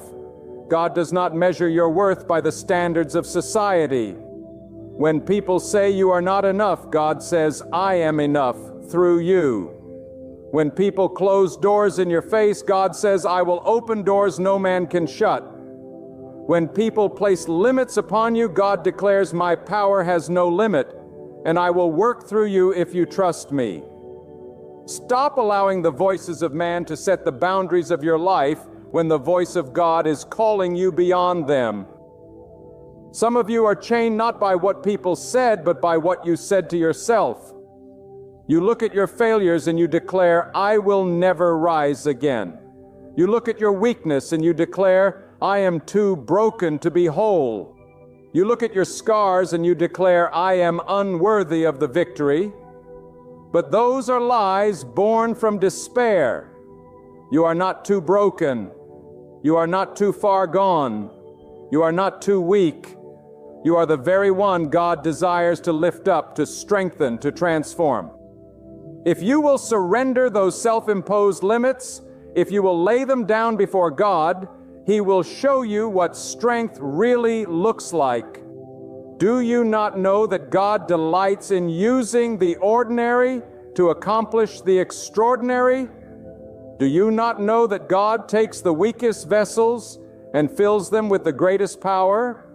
Do you not know that God chooses those whom the world rejects so that His greatness may be revealed? Do not disqualify yourself when God has already qualified you. Do not silence your own voice when God has given you words to speak. Do not shrink back in fear when God has called you to stand in courage.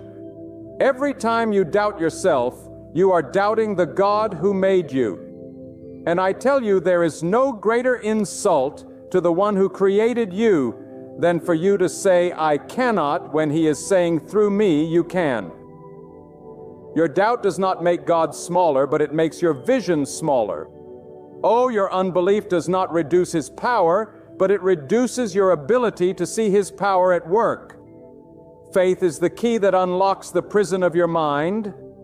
Faith is the light that shatters the darkness of your limitations. Faith is the bridge that takes you from where you are to where God has destined you to be. You have been living as though your limits are stronger than God's promises. But let me remind you, God's power has no limit. His wisdom has no limit. His mercy has no limit. His ability to transform your life has no limit. And when you place your faith in Him, He removes every limit you have placed upon yourself. He lifts you higher than you ever believed you could rise. He strengthens you beyond what you thought you could endure. He carries you further than you ever imagined you could go. Your life is not over. Your best days are not behind you. Your greatest victories are not in the past. With God, the horizon is always brighter. The future is always greater. The possibilities are always endless. But you must take off the chains of doubt. You must tear down the walls of fear. You must remove the ceiling of unbelief. Because as long as you keep them, you will live confined. But the moment you let them go, the moment you trust God fully, the moment you step beyond the prison of your own mind, that is the moment God begins to reveal what He has been waiting to show you all along. Let me tell you something that may shake you at the core. Most of the limitations in your life are not put there by God nor by other people, but by yourself. You set the boundaries of your thinking. You draw the lines around your dreams. and you decide how far you are willing to go. But hear me, when you come to God in surrender, He will not honor the small cage you built for yourself. He will break it apart. God does not shrink His greatness to fit your fear. He expands your vision to fit His power. What you see as impossible is not even a challenge for Him. The ceiling you placed above your head is nothing but dust in His hands. When you finally stop saying, "I cannot," and start saying with God, "I will," then you begin to walk in the freedom. There is a lie that many carry silently in their hearts, the lie that they are too weak, too flawed, too ordinary to do anything extraordinary. But who told you that? Did God say you were too weak? No. He said He is your strength. Did God say you were too flawed? No. He said His mercy covers every flaw. Did God say you were too ordinary? No. He said you are wonderfully made, chosen, and destined for more than you can see. The problem is not what God has declared. The problem is what you have chosen to believe. And as long as you believe the lie of your own limits, you will never live in the truth of God's greatness. I speak to hearts that are weary, to minds that are heavy, to spirits that feel confined by the weight of their own unbelief. Do not mistake your weariness for weakness. Do not mistake your struggle for defeat. Do not mistake your delay for denial. God has not turned away from you. He has not abandoned you in your struggle. He has not left you in the shadows of your doubts. He is waiting for you to lift your head, to release your grip on the chains you hold, and to believe that His power is greater than your restraint. God cannot be limited, but He allows you the freedom to limit yourself. And the moment you let go of those limits, you will see that His plan for your life has always been far greater than your imagination. Some of you are living in the aftermath of failure. You tried once and you fell. You stepped out and you stumbled. You reached for more and you came back empty-handed. And now you have convinced yourself that failure is final, that your story is finished, that you must lie small because greatness is not for you. But I say this with all authority. Failure is not final when God is involved. Failure is a lesson, not a sentence. Failure is a stepping stone, not a grade. Do not let one chapter define the whole book of your life. God has written a story for you that is filled with redemption, filled with triumph, filled with promise, but you will never know its power if you allow the ink of doubt to blot out the words of hope. Others among you are trapped by the voices of your past. Maybe you were told you would never succeed. Maybe you were told you were not enough. Maybe you were told to stay in your place, to shrink, to settle, to live quietly in the shadow of others. And you believed those voices because they seemed louder than your own. But let me tell you, the voice of God is louder still. He calls you out of the shadows. He calls you into the light. He calls you to walk boldly, to live freely, to rise courageously. And when God calls you, no human voice has the authority to silence you. Do not let the memory of what people said limit the reality of what God is saying right now. There are those who believe their circumstances are the limits of their life. They say, "I was born in poverty, so I must stay in poverty. I was raised in hardship, so I must remain in hardship. I was abandoned, so I must always live in loneliness." That is a lie born from despair. Where you began is not where you must end. The valley you came from does not determine the mountain you can climb.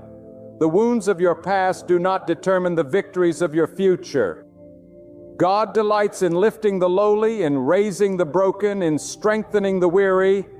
If you believe your circumstances are stronger than your destiny, you have believed wrongly.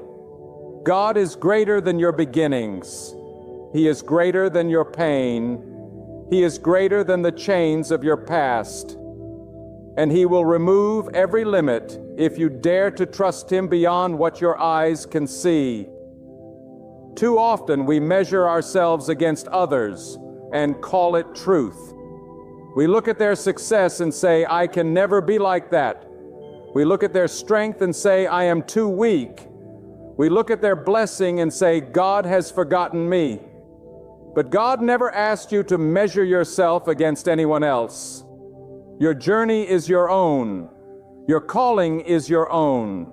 Your purpose is your own. Comparison is another limit you place upon yourself, and it will rob you of joy, rob you of peace, and rob you of destiny. When you look at others, you see what God has done for them.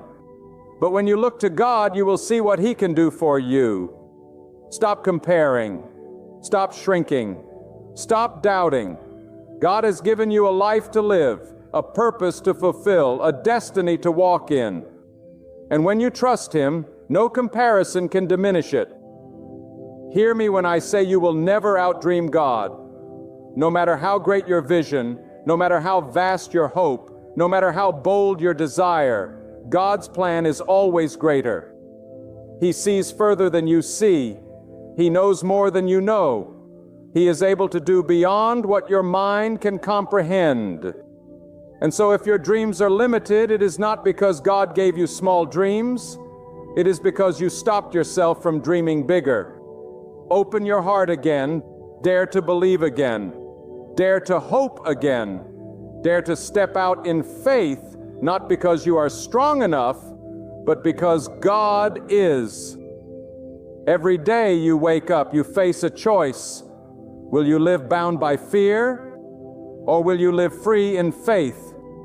Will you believe the lies of your limits, or will you believe the truth of God's power? Will you shrink back into the cage of your own making, or will you step forward into the wide open field of God's promise? The choice is yours, but the power is God's. And when you choose faith, when you choose courage, when you choose to believe that God is greater than your limits, then nothing can stop you. Do not think for a moment that God desires for you to live a life of mediocrity, trapped in chains of doubt and fear. No, God desires abundance, fullness, freedom, and victory for His people. He is not glorified in your defeat. He is glorified in your triumph. He is not magnified in your despair. He is magnified when you rise from despair into hope. He is not honored when you hide in fear. He is honored when you walk boldly in faith. Do not dishonor the greatness of God by living small. Live wide. Live free. And when the storms come, and they will come, do not see them as proof of your limits. See them as opportunities for God to show His power. The storm is not there to drown you. It is there to reveal that the God within you is greater than the storm around you. The mountain is not there to block you. It is there to reveal that with God you can climb higher than you ever imagined. The challenge is not there to defeat you. It is there to prove that the strength of God in you cannot be broken. What you see as a limit, God sees as an opportunity. What you see as an end, God sees as a beginning. There comes a time when you must look in the mirror of your soul and ask yourself, who told me I could not? Who told you that the dream in your heart was too great? Who told you that your weakness was permanent? Who told you that your failures had to define you forever? It was not God. God never whispered defeat into your ear. God never stamped impossibility across your destiny. Those words came from your fear, your doubt, and your wounds, Kron. But the voice of God is different. The voice of God calls you upward, outward, forward.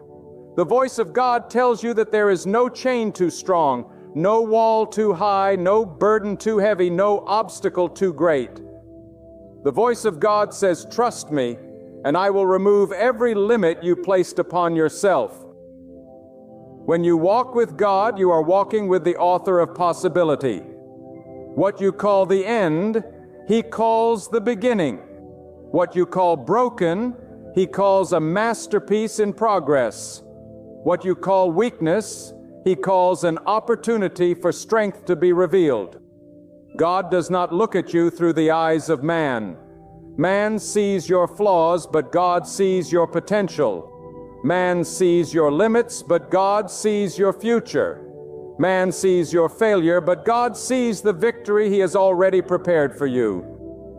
And when you align your vision with His, when you stop looking at yourself through the eyes of doubt and start seeing yourself through the eyes of God, then you will understand that the limits you believed were permanent were nothing but shadows ready to be scattered by His light. Too many live like prisoners, though the door of the cell has been left wide open. They sit in the corner bound by invisible chains, convinced that they cannot leave, when all the while God is calling, step out. The door is open. The walls around you may look real, but they are walls built of fear, not of stone. They are walls built of your own words, your own thoughts, your own hesitation. Tear them down with faith. Tear them down with courage. Tear them down with the truth that God has made you for more.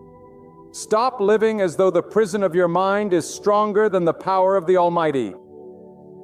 Do not mistake this truth. Limits will always stand before you.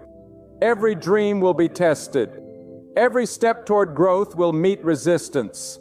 Every longing for greatness will walk through fire. But the limit itself is not your enemy. The real question is whether you choose to see it as final or hand it over to God and watch Him clear it from your path. Some of you stopped right before the breakthrough.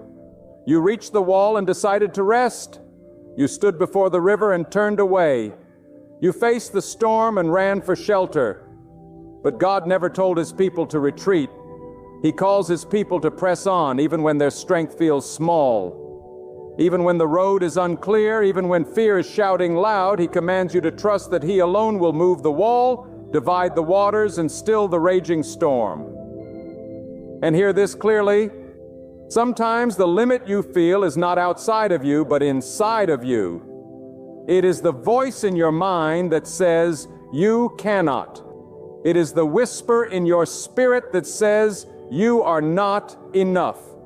It is the doubt that grows louder every time you try. But God did not place that voice within you.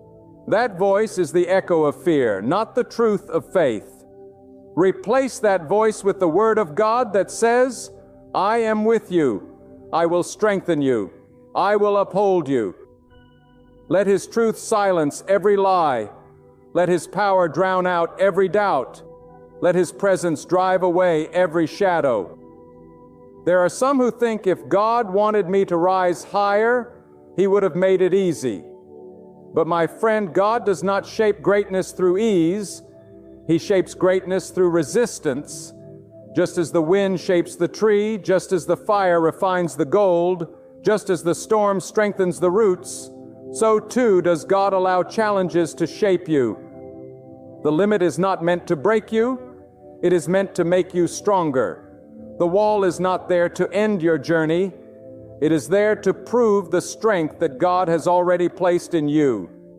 If you would stop seeing limits as barriers and start seeing them as teachers, you would understand that every challenge is a message from God, saying there is more in you than you think. Think of the eagle. It does not fear the storm. It uses the storm to rise higher. While other birds hide from the wind, the eagle spreads its wings and lets the very force others fear become the force that carries it upward. That is what God calls you to do. Do not run from the storms of life. Do not hide from the winds of resistance, but spread the wings of your faith and let God lift you above the very things that were meant to keep you down. The storm does not limit the eagle. It elevates it. And in the same way, the storm does not limit you. When you trust in God, it elevates you. Some of you think your past disqualifies you. You look at the mistakes you made, the wrong turns you took, the years you wasted, and you say, I am too far gone to rise. But hear me well. Your past is not a prison when God is your Redeemer. What you see as wasted, God sees as preparation. What you see as broken, God sees as ready to be rebuilt. What you see as shame, God transforms into strength. Do not let your past become a chain around your neck. God has already cut it loose. Stop dragging what God has already released. Stop carrying what God has already forgiven. Stop limiting your future with the weight of your yesterday. I must speak to those who live in silence, those who keep their dreams buried deep because they are afraid of ridicule, afraid of failure, afraid of disappointment. My friends, silence will not protect you. Hiding will not save you. Shrinking will not secure you. You are not safe when you live in fear. You are in prison. The only safety is in the arms of God, and the only freedom is in the courage to live the life He has given you without restraint. Speak the dream. Take the step. Walk in faith. Because when you do, you will find that God is already there clearing the path, removing the obstacles, tearing down the limits you thought unmovable. Do not settle for a life that is less than what God has placed in you. Settling is another word for surrendering to your limits. Settling is choosing comfort over calling, safety over purpose, fear over faith. And every time you settle, you shrink. But every time you step out in faith, you grow. You rise. You expand. God has not called you to settle. He has called you to soar. Do not dishonor Him by living small when He has given you wings for the sky. Every limit you break through becomes a testimony to someone else. When you rise from the ashes, you show another that it can be done. When you overcome the mountain, you inspire another to climb. When you live free, you invite another to step out of their prison. Do not think your victory is only for you. It is for all who will watch and believe because of what God has done through you. Your life is not meant to be a quiet survival. It is meant to be a shining testimony of what God can do when someone refuses to live by limits. And so let me ask you, what limits have you accepted as truth? What walls have you embraced as permanent? What ceilings have you decided cannot be broken? Bring them before God. Lay them at His feet. Speak them out, and then let them go. Because the moment you place them in His hands, He begins to remove them. And when He removes them, you will find yourself running where you once crawled, soaring where you once stumbled, rejoicing where you once wept. For with God, the word limit loses all meaning, and the word impossible becomes nothing more than a lie exposed by truth. ChatGPT said, "There are people listening right now who have walked for years with invisible chains around their hearts. You move through your days with a smile on your face, yet inside you are weighed down by belief that your life will never change. You say to yourself, this is just the way it is, this is who I am, this is all I will ever be. But let me tell you the truth. When you believe that, you are not living by the power of God, you are living by the power of your limits. And as long as you cling to those limits, they will shape your life. But the moment you open your hands and release them into the care of God, you will see that He has been waiting all along to take you higher than you dared to imagine. Do you not understand that God created you with intention? Every breath you take is a reminder that your existence is not random. The mind you carry, the talents you hold, the desires that stir in your heart, none of it is meaningless. God planted those seeds within you so that you would bear fruit in this world. But when you say, I cannot, you refuse the very harvest He intended for you. When you limit yourself, you bury the seeds before they ever see the sun. And when you bury them, you rob not only yourself, but also those who were meant to be nourished by the fruit of your life. Do not bury what God has planted. Do not silence what God has spoken. Do not diminish what God has designed. Some of you carry the weight of impossibility because you are trying to carry it all by yourself. You measure your strength against the size of the mountain and you say, I will never climb it. You measure your wisdom against the size of the problem and you say, I will never solve it. You measure your resources against the size of the dream and you say, I will never reach it. And yes, if it were only you, you would be right. But it is not only you, it is God through you. And when God is with you, the mountain is not too high. The problem is not too complex. The dream is not too far. Do not measure your destiny by your power. Measure it by God's power. There is a reason that people who trust God live differently. They walk into storms with peace. They step into uncertainty with courage. They face challenges with hope. It is not because they are stronger than others, but because they know that God is greater than the storm, greater than the uncertainty, greater than the challenge. They do not deny the presence of struggle. They deny the finality of it. They do not ignore the weight of their burden. They trust God to lift it. And because they refuse to let limits define them, they walk into places others are afraid to go. They do things others said could never be done. They become living testimonies of what happens when a person believes in the limitless power of God. Do not think for one moment that God has forgotten you. Some of you have prayed and the answer has not yet come. You have waited and the door has not yet opened. You have believed and the dream has not yet appeared. And now the temptation comes to say, maybe it was not meant for me. Maybe this is all I will ever have. But hear me, delay is not denial. Waiting is not rejection. Silence is not absence.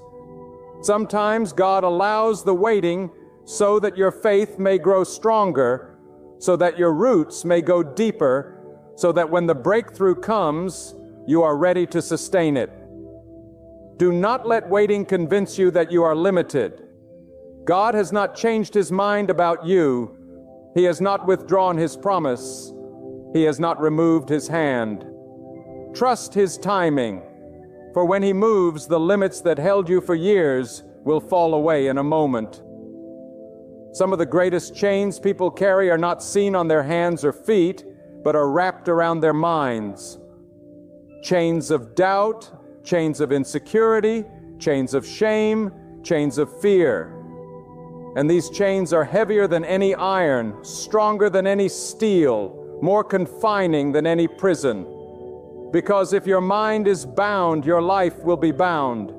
But if your mind is free, your life will be free. That is why you must renew your thinking, not with your own words, but with the truth of God. Fill your mind with the knowledge that He is your strength, He is your guide, He is your provider, He is your shield, He is your freedom.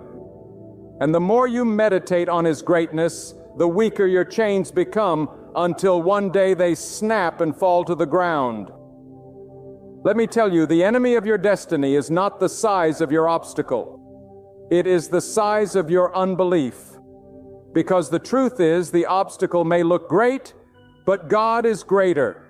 The mountain may look immovable, but God is unshakable. The storm may roar loud, but God's voice thunders louder still. It is not the obstacle that holds you back. It is your choice to believe it has more power than God. Once you flip that belief, once you declare, "My God is stronger," then you begin to walk in the authority of one who cannot be confined by limits. I want to speak to those who feel unworthy. You say to yourself, God can bless others but not me. God can use others but not me. God can lift others but not me. That is a lie you have carried too long. Your worth does not come from your perfection. Your worth does not come from your record. Your worth comes from the simple truth that God made you. And if He made you with value. Stop letting your scars disqualify you. Stop letting your past silence you. Stop letting your weakness convince you that you cannot rise. God is not limited by your imperfections. He works through them. He takes what is broken and makes it whole. He takes what is weak and makes it strong. He takes what is ordinary and makes it extraordinary. If you are still breathing, then God is not done with you. Every person has a choice. Will you live by what you see, or will you live by what God has promised? If you live only by what you see, you will always be limited. You will see the obstacle and stop. You will see the storm and turn back. You will see the desert and give up. But if you live by what God has promised, then you will move forward even when the path is unclear. You will press on even when the night is long. You will endure even when the weight is heavy, because you know that God's promise is not bound by what you see. And those who live by His promise, not by their sight, are the ones who break through the limits and become living proof that nothing is impossible with Him. And so I declare to you, rise up. Do not let another day go by with chains around your soul.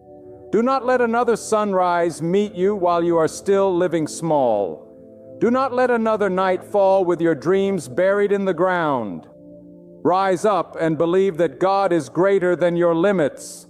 Rise up and trust that He will remove every wall, every chain, every barrier you have placed on yourself.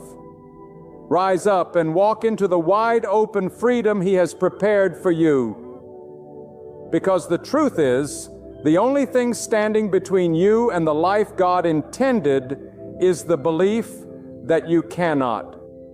Replace that with the truth that through Him you can, and you will see a life beyond limits unfold before your very eyes. There is a moment in every human heart when doubt begins to whisper, when fear begins to creep in, and when the voice of limitation seems louder than the voice of hope. But I tell you with all the authority of truth, God did not create you to live under the weight of chains you built yourself. He did not breathe His life into you only for you to surrender to the bars of self-doubt, fear, and hesitation. He is the one who can remove every limit you have placed upon your own soul. For where your strength ends, His power begins. What you see as a wall, He sees as dust that can be blown away with a single word. What you call impossible, God calls small. Every time you tell yourself, I cannot, you are not describing the reality of God's power, but only the frailty of your own vision. You are speaking from the language of human weakness, not the language of divine strength. And when you cling to those words long enough, they become chains. They become a prison. But God in His mercy breaks the very locks you put on the doors of your own destiny. He does not wait for your permission to be God. He only waits for your faith to align with His greatness. And when you allow Him to take control, the walls you thought were too high begin to crumble. The oceans you thought were too wide begin to part. And the ceilings you thought were fixed begin to shatter. There are countless lives today that live in quiet defeat, not because God has withheld His blessings, but because they have believed the lies of limitation. They measure their future by their past failures. They judge their worth by the opinions of others. They shrink their dreams down to the size of their fears. But I say to you, when God has written your story, no failure defines it, no critic can erase it, and no fear can silence it. The same God who stretched out the heavens and set the stars in place has never once needed permission from your doubts to make you victorious. Think about the power of the human mind when surrendered to God.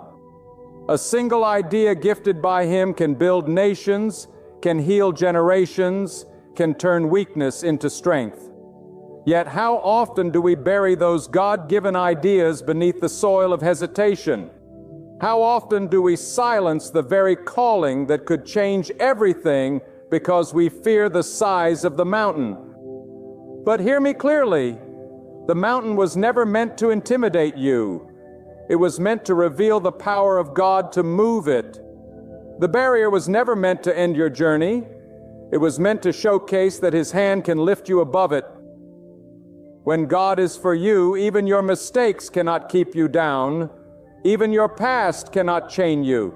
Even your own weakness cannot destroy you. For what you call weakness, He calls opportunity.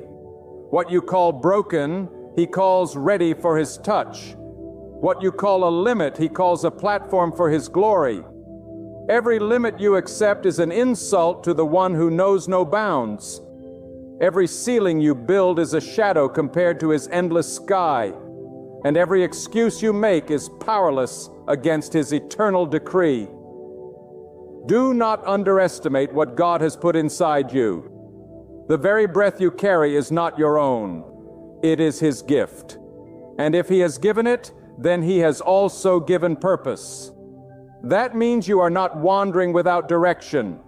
Even if your eyes cannot yet see the path, the limits you see are temporary.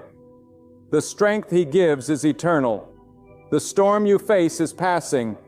The victory He promises is forever. I must warn you, if you live your life only by what your eyes can see, you will never rise above the limits of this world.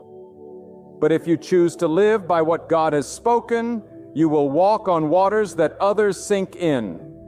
You will climb mountains that others surrender to, and you will see possibilities where others see only impossibilities. For God does not speak in terms of limits.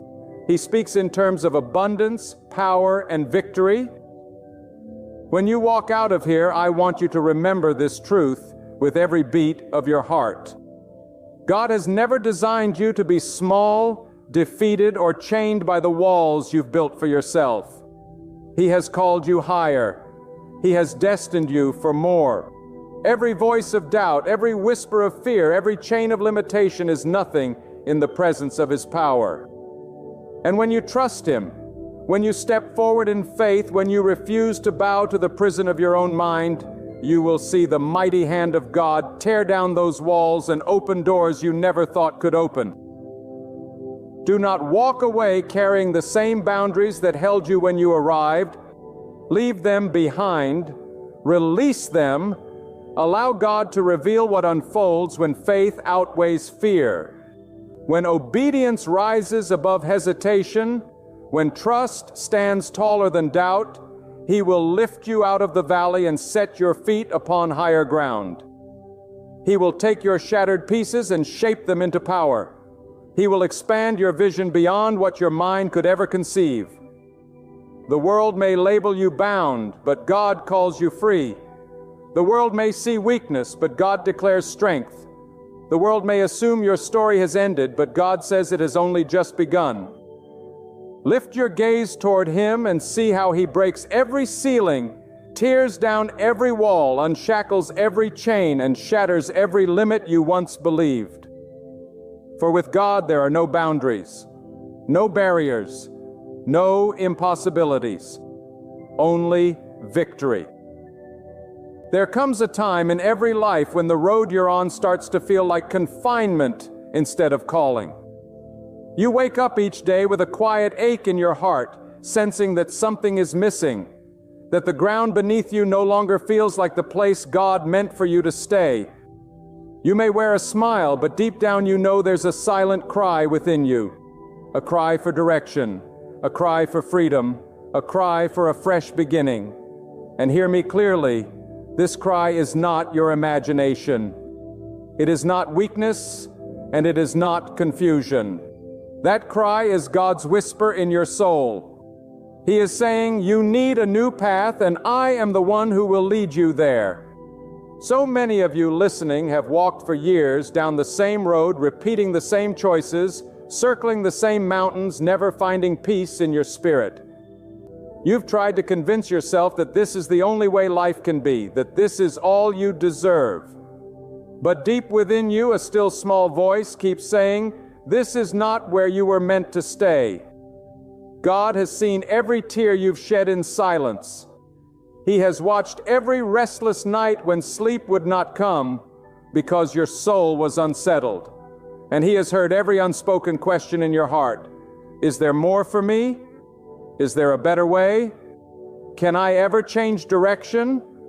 And His answer is yes. Not only can you, but you must. Because when God sees that you need a new path, He does not leave you where you are. He calls you to rise, to move, and to step into the destiny He designed for you long before you took your first breath. You see, the danger of staying on the wrong path is not just wasted time, it is wasted life. And life is too short, too precious, too sacred to be squandered on roads that lead nowhere. Many of you are clinging to a path that God has already told you to leave. You are holding on to relationships that poison your spirit, to habits that chain your future, to fears that paralyze your potential. And as long as you keep walking down the road of compromise, defeat, and disobedience, you will never taste the fullness of what God created you to experience. That is why He shakes your world. That is why He disturbs your comfort. That is why He will not let you feel settled in a place that was never meant to be your home. Because God loves you too much to let you die on the wrong path. And some of you know exactly what I mean. You thought you were losing everything when that door closed, when that person left, when that plan failed. But what you thought was lost was actually protection. What you thought was the end was really the beginning. Because God knew that if He allowed you to keep walking the same road, you would destroy yourself. So He disrupted your direction, not to punish you, but to prepare you, not to break you, but to build you, not to push you down, but to lift you up. God knew you needed a new path, and He is still calling you to follow it today. But here is the question: will you listen? Because the tragedy of life is not that God refuses to lead us. The tragedy is that we refuse to follow. God has been speaking to you in ways you cannot deny. Through circumstances, through challenges, through the deep unrest in your heart, He has been saying, "This road ends here. It is time to turn." But too many of us close our ears to His voice because we are afraid of the unknown. We cling to what is familiar. Even when it is killing us, we would rather walk in circles on a broken road than step out in the uncertainty of faith. But hear me tonight. The path God calls you to may be unfamiliar, but it is never unsafe. It may feel uncertain, but it is never unwise. If God calls you to it, He has already gone before you, and every step you take in obedience will lead you closer to the life He intended. Do not confuse comfort with calling. Do not confuse survival with success. You may be surviving on the path you're on, but you're not thriving. You may be moving, but you're not advancing. You may be busy, but you're not fruitful. And God did not create you just to exist. He created you to live with purpose, to walk in His light, to become all that He designed you to be. That is why He is calling you to a new path, because your old one cannot carry the weight of the future He has prepared for you. I want you to think about this. Every great turning point in life begins with a moment of decision. You can't walk into a new destiny while clinging to an old direction. You can't step into tomorrow if you are chained to yesterday. God is not asking you to understand everything about the new path. He is asking you to trust Him enough to take the first step. That's where faith comes alive. Faith is not waiting until every question is answered. Faith is moving when God says move, even if the road ahead is hidden in shadows. Because when you take that first step, God will meet you there. And with every step you take in trust, the path will become clearer, stronger, and brighter. Some of you listening right now are at a crossroads. You know the road you've been walking is not leading you anywhere. You know deep inside that the longer you stay on this path, the more you lose time, joy, peace, hope, and yet fear has kept you stuck. But let me tell you this, the only thing more dangerous than stepping into the unknown is refusing to step at all. Stagnation is death. Hesitation is defeat. But obedience is life. If you want to see the power of God in your life, you must have the courage to step into the path He is showing you. Think of how many times you have asked God for change, for a breakthrough, for a new beginning. And now that He is answering, now that He has opened the door, will you hesitate or will you step into it with boldness? Because the path may not be easy, but it will be worth it. The road may not be smooth, but it will be sacred. God never promised that the path would be without trials. He promised that He would be with you in every trial. And I would rather walk a difficult road with God than walk an easy road without Him. This is the hour to decide. This is the moment to choose. The longer you wait, the heavier your chains will become. But the moment you turn your feet toward the path God has set before you, the moment you surrender your way for His way, the moment you stop resisting and start following, you will discover a freedom you have never known. Because the will of God will never lead you where His power cannot sustain you. When God begins to stir in your life, it is never without purpose. The uneasiness you feel, the dissatisfaction with the path you're on, the longing for something more. These are not accidents. They are divine signals. God is awakening you to the truth that the road you have been walking cannot take you where He desires to lead you. And I say to you with all the authority of conviction, when God calls you to a new path, it is not to deprive you. It is to deliver you. It is not to strip you of joy, but to restore it. It is not to destroy your plans, but to replace them with His greater plan. The path you cling to now may be comfortable, but it is also confining. God does not call you to comfort. He calls you to transformation. And transformation requires change. It requires courage. It requires stepping into the unknown, knowing only that God Himself goes before you.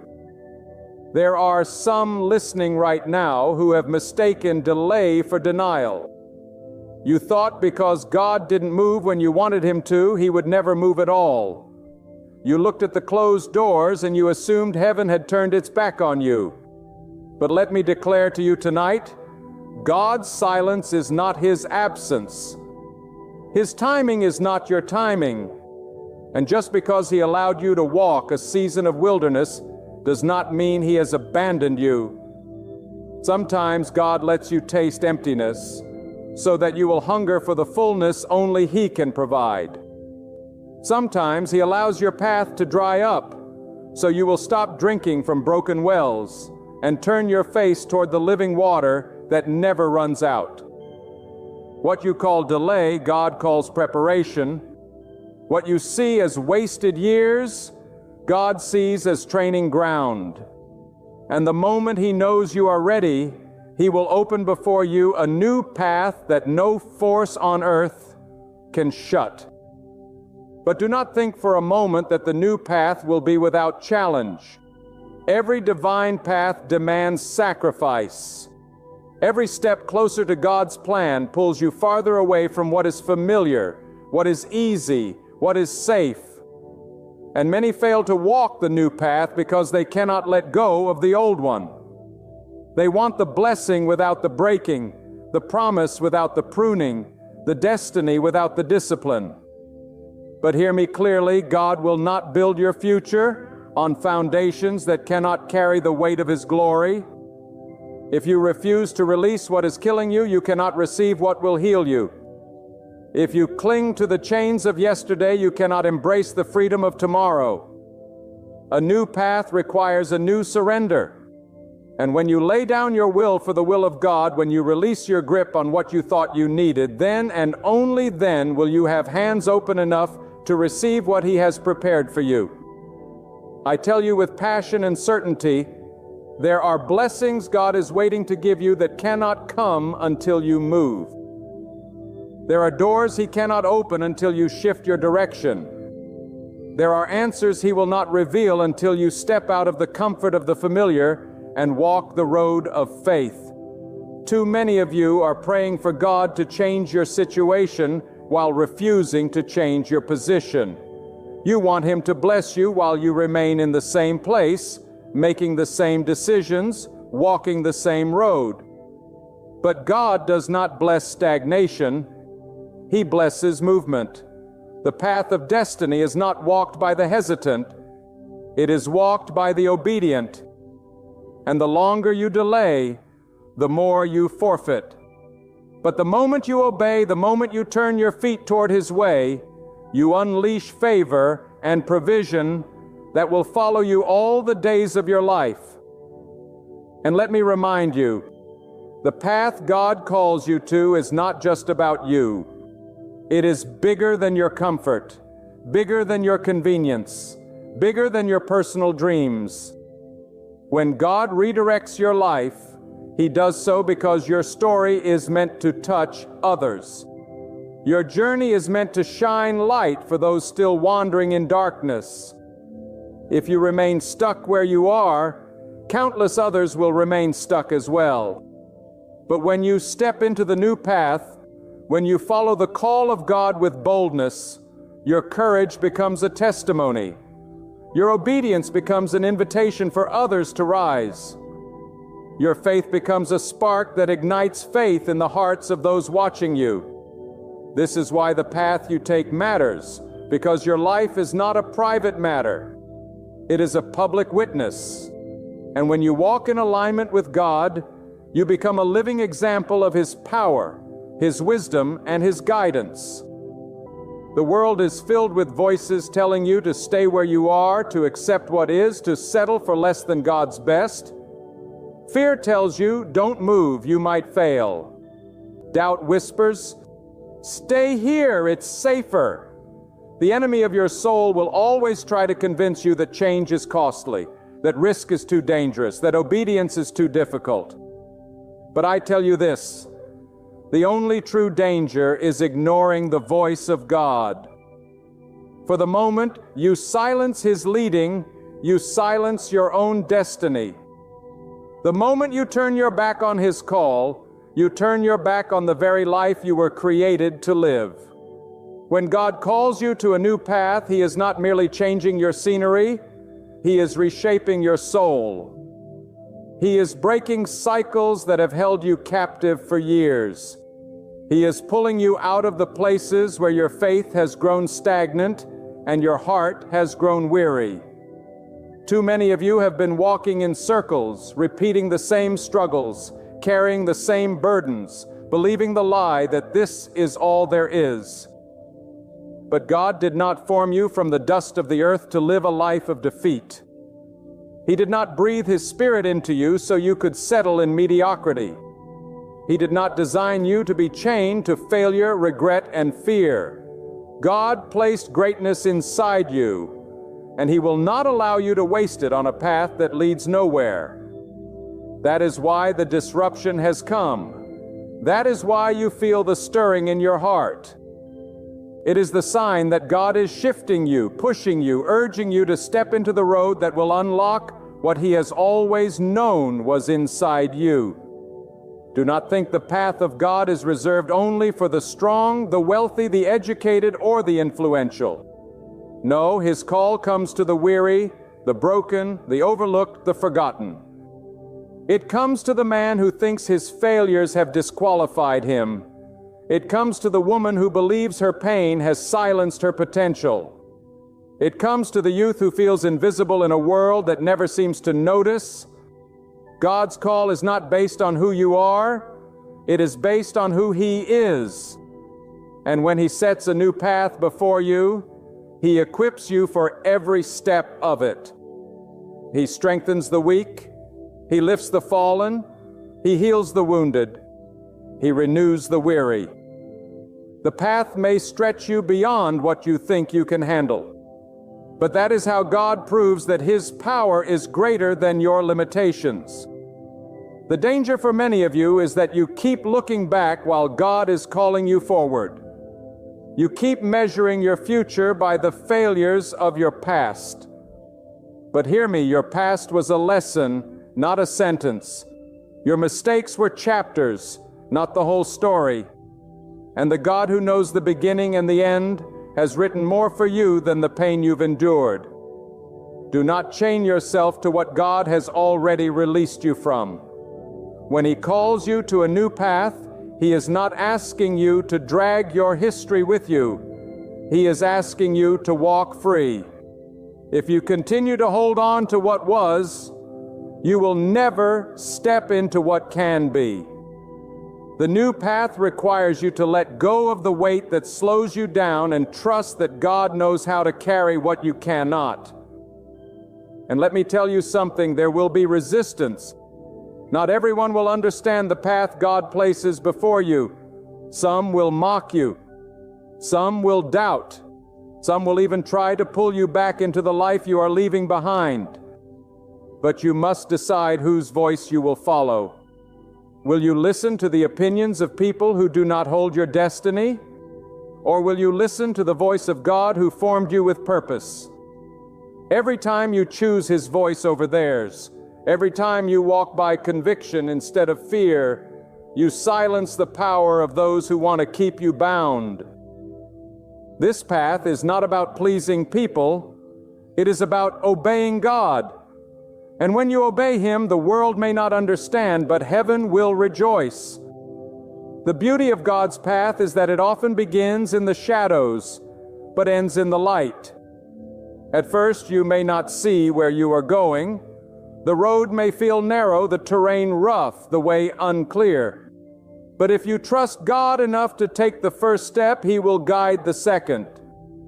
And with each step, clarity will grow, strength will rise, and peace will settle in your heart. God does not promise to show you the entire road at once, but He promises to be with you for every step of it. And I would rather walk one step at a time with God than run 1,000 miles without Him.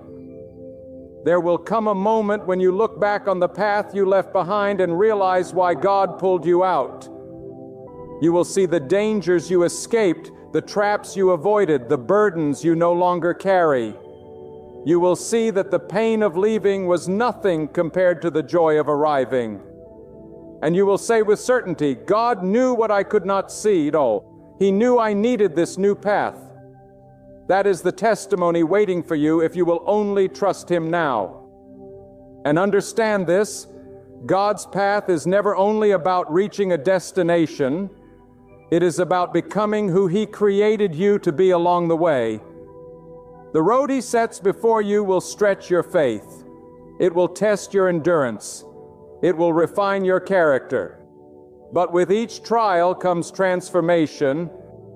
With each challenge comes growth. With each step of surrender comes a deeper connection with the One who leads you. The new path is not just about where you are going, it is about who you are becoming in the process. Some of you have been praying for a sign, asking God to show you if it's really time to move. Let me tell you, the unrest in your spirit is the sign. The dissatisfaction that will not leave you is the sign. The closed doors that once were open are the sign. God does not waste His children's pain. If He is making you uncomfortable, it is because He knows comfort has kept you captive too long. He is shaking you loose from what no longer serves your destiny so that you can rise into the life He has prepared. Do not ignore the signs. Do not silence the voice. Do not harden your heart. God knows you need a new path, and He is calling you to walk it today. There comes a time in life when God will not allow you to remain where you are any longer. He will disturb the ground beneath your feet. shake the walls around your comfort and make it impossible for you to stay in a place that no longer carries His blessing. This is not because He seeks to harm you, but because He knows that if you linger too long in the wrong place, you will miss the purpose for which you were created. God's mercy does not always come as ease. It often comes as disruption. He will close doors you thought you needed.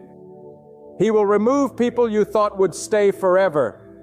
He will dismantle plans you built with your own strength, all so that you will finally lift your eyes from the path of your own making and see the path of His choosing.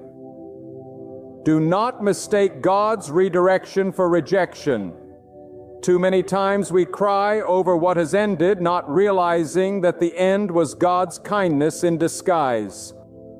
That opportunity that slipped through your fingers was not punishment.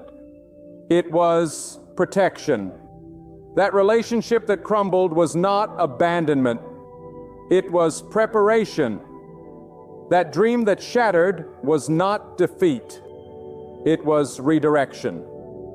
When God takes something from your hands, it is only because He has something greater He is preparing to place in them. You may not understand it now, but when you look back one day, you will see that every detour, every delay, every disappointment was part of the map leading you to the path you were meant to walk all along. And let me tell you this, the new path God sets before you will always call you higher. It will demand more faith, more obedience, more trust. God does not lead you into the familiar. He leads you into the future. And the future He calls you to will stretch you beyond the limits you have placed on yourself. It will feel bigger than you, greater than your abilities, stronger than your resources. That is the point. Because if you could accomplish it on your own, you would not need God. But when the path requires more than you can carry, when the road demands more than you can give, when the journey seems impossible in your own strength, that is when God's power becomes undeniable. He does not call you to what is possible. He calls you to what is impossible without Him. Some of you have been clinging to your own plans as though your life belongs to you. You map out your future. You script your story. You build your dreams on the foundation of your own understanding. But then when those plans collapse, you wonder why the ground shakes beneath you. Hear me. Your life was never yours to control. You were formed by the hands of God, and only He holds the blueprint of your destiny. Until you surrender your plans to Him, you will always feel the tension of walking a path that does not align with His design. The safest place you can be is not on the road of your choosing, but on the road of God's calling. And yet, I must warn you, walking God's path will require courage. It is not the easy way. It is the right way. It is not the path of the majority. It is the path of the faithful. There will be moments when doubt will scream louder than faith, when fear will try to chain your feet, when the voices around you will question your every move. But you must silence those voices with the truth that God does not lead His children into failure. If He has called you, He has equipped you. If He has led you, He has prepared the way before you. If He has stirred your heart, then the very fact that you feel His pull is proof that He has already made provision for your journey. Think of the many men and women who settled for less because they were too afraid to step out in faith. They spent their lives looking over their shoulders, asking, "What if?" never realizing that the path of fear is far more dangerous than the path of faith. For fear destroys dreams before they can breathe, silences voices before they can speak, and buries destinies before they can bloom. But faith, the path God invites you to walk, awakens a life unlike any other. A life marked by courage, a life marked by peace, a life sustained by the strength that comes from walking hand in hand with God. Do not waste your years walking in circles. Do not build your foundation on shifting sand. Do not let the praise of people keep you bound to a path God has already asked you to leave. Every breath you draw reminds you that time is moving. With each passing second, the chance to step into God's plan grows nearer or slips further away. You cannot stay still. You cannot wait for everything to be perfect. The perfect time is now, because this is the moment God is calling you. And here is what I want you to understand. God's path will never lead you in emptiness. Even when it feels uncertain, even when you cannot see the next step, He has already prepared what you need. On His path, there will be provision where you least expected. There will be strength you didn't know you had. There will be doors you could not have opened on your own. There will be favor that no man can explain. God's path is not always the shortest, but it is always the surest. It may not be the smoothest, but it is always the strongest. It may not be the path you planned, but it is always the path you need. There are seasons in your life when God will make the ground beneath you tremble just enough so you can no longer ignore His call.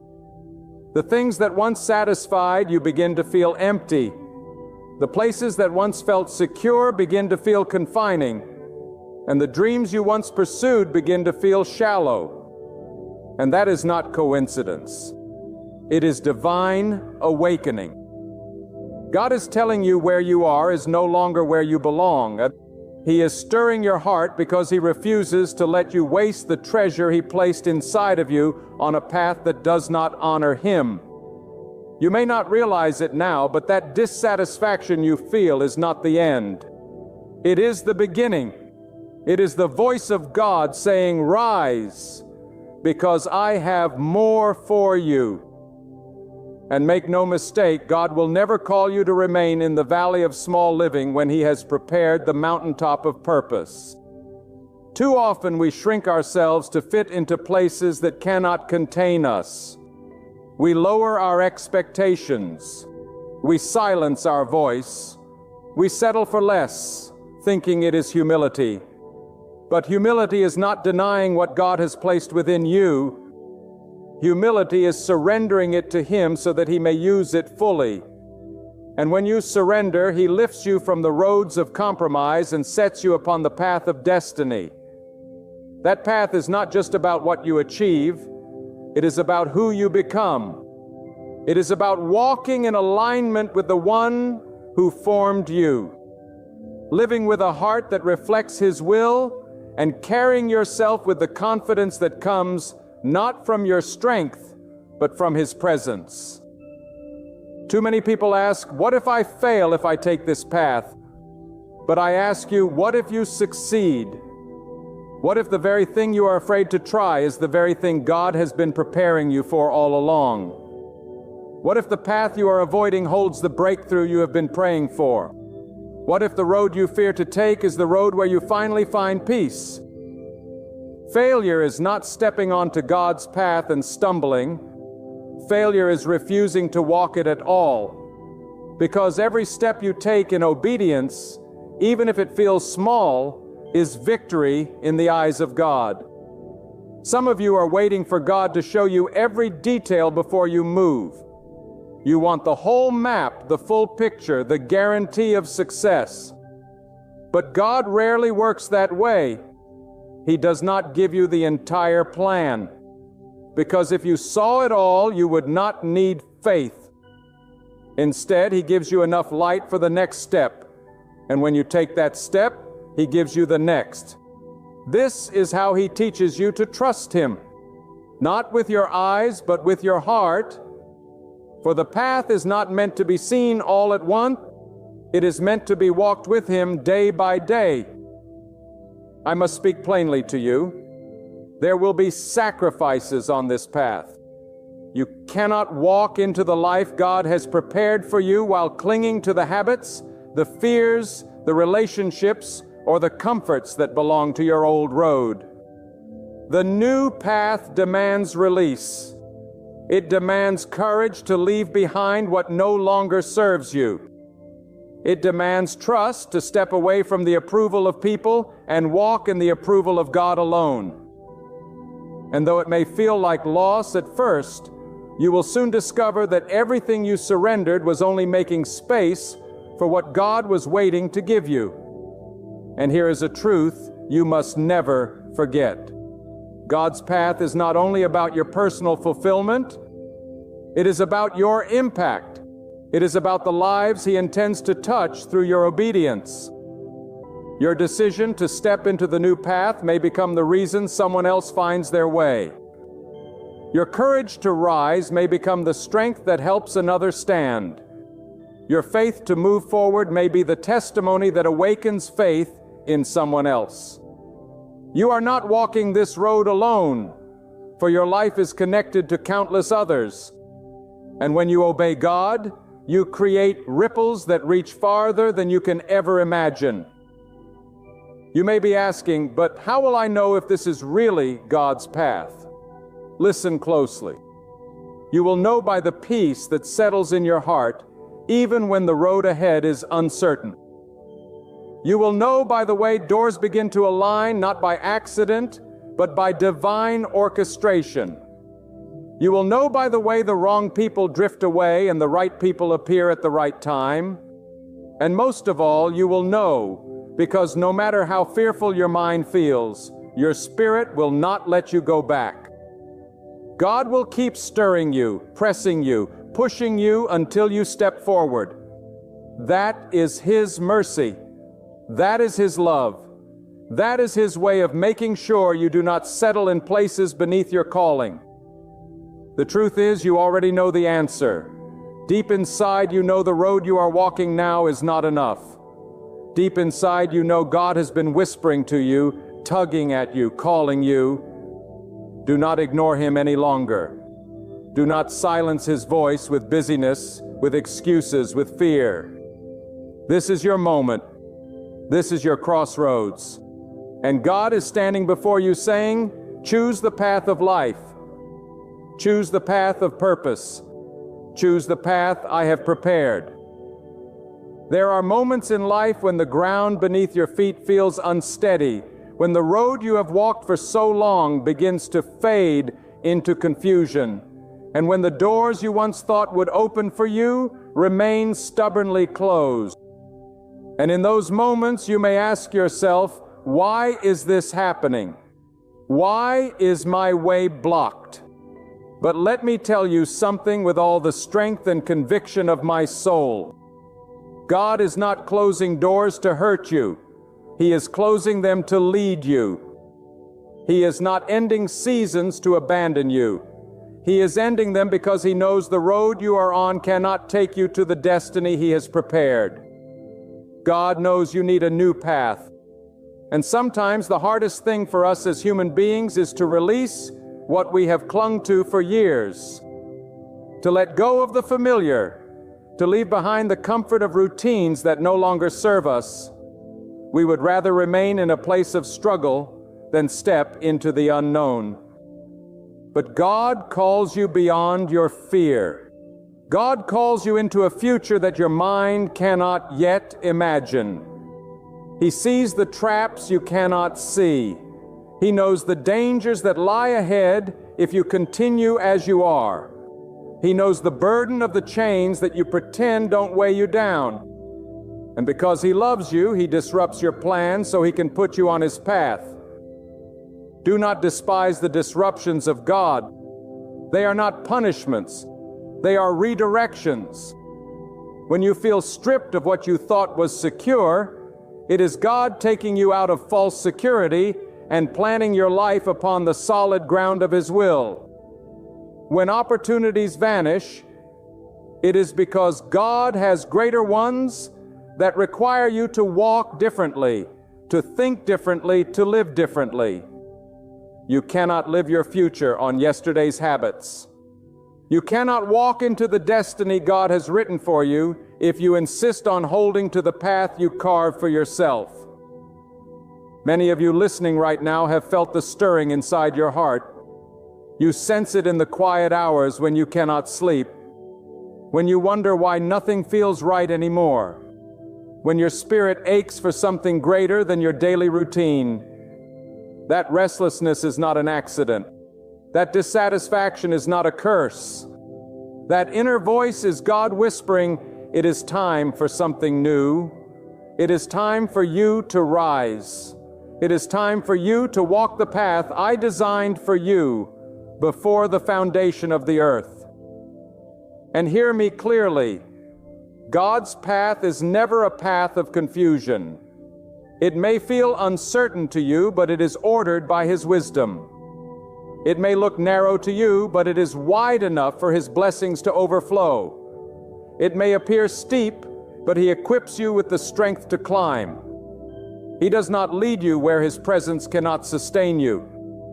If He shifts your direction, it is because His hand is already waiting at the end of the road to crown your obedience with favor. But to walk the new path God has for you, you must be willing to surrender the old one. You cannot cling to what is broken and expect God to give you wholeness. You cannot clutch the past while asking Him for a new future. You must decide that His way is higher than your way, His wisdom greater than your wisdom, His plan more perfect than all your striving. The question is not whether God is willing to lead you. He is. The question is whether you are willing to follow when He calls you to step out. Do not let fear paralyze you at the edge of your breakthrough. Too many lives remain stuck because people would rather stay in a valley they know than climb a mountain they do not. But if God says climb, then climb. If God says walk, then walk.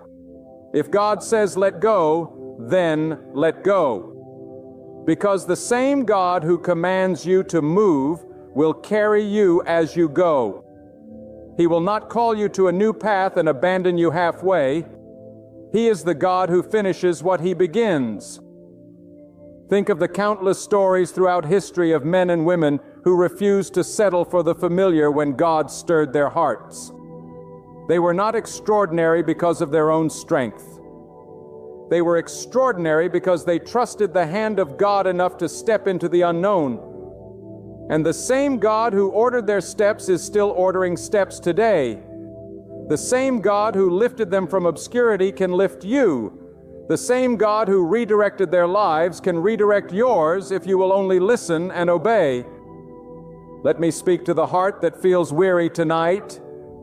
You have tried, you have fought, you have given all you had, and still the path you walk has led to emptiness.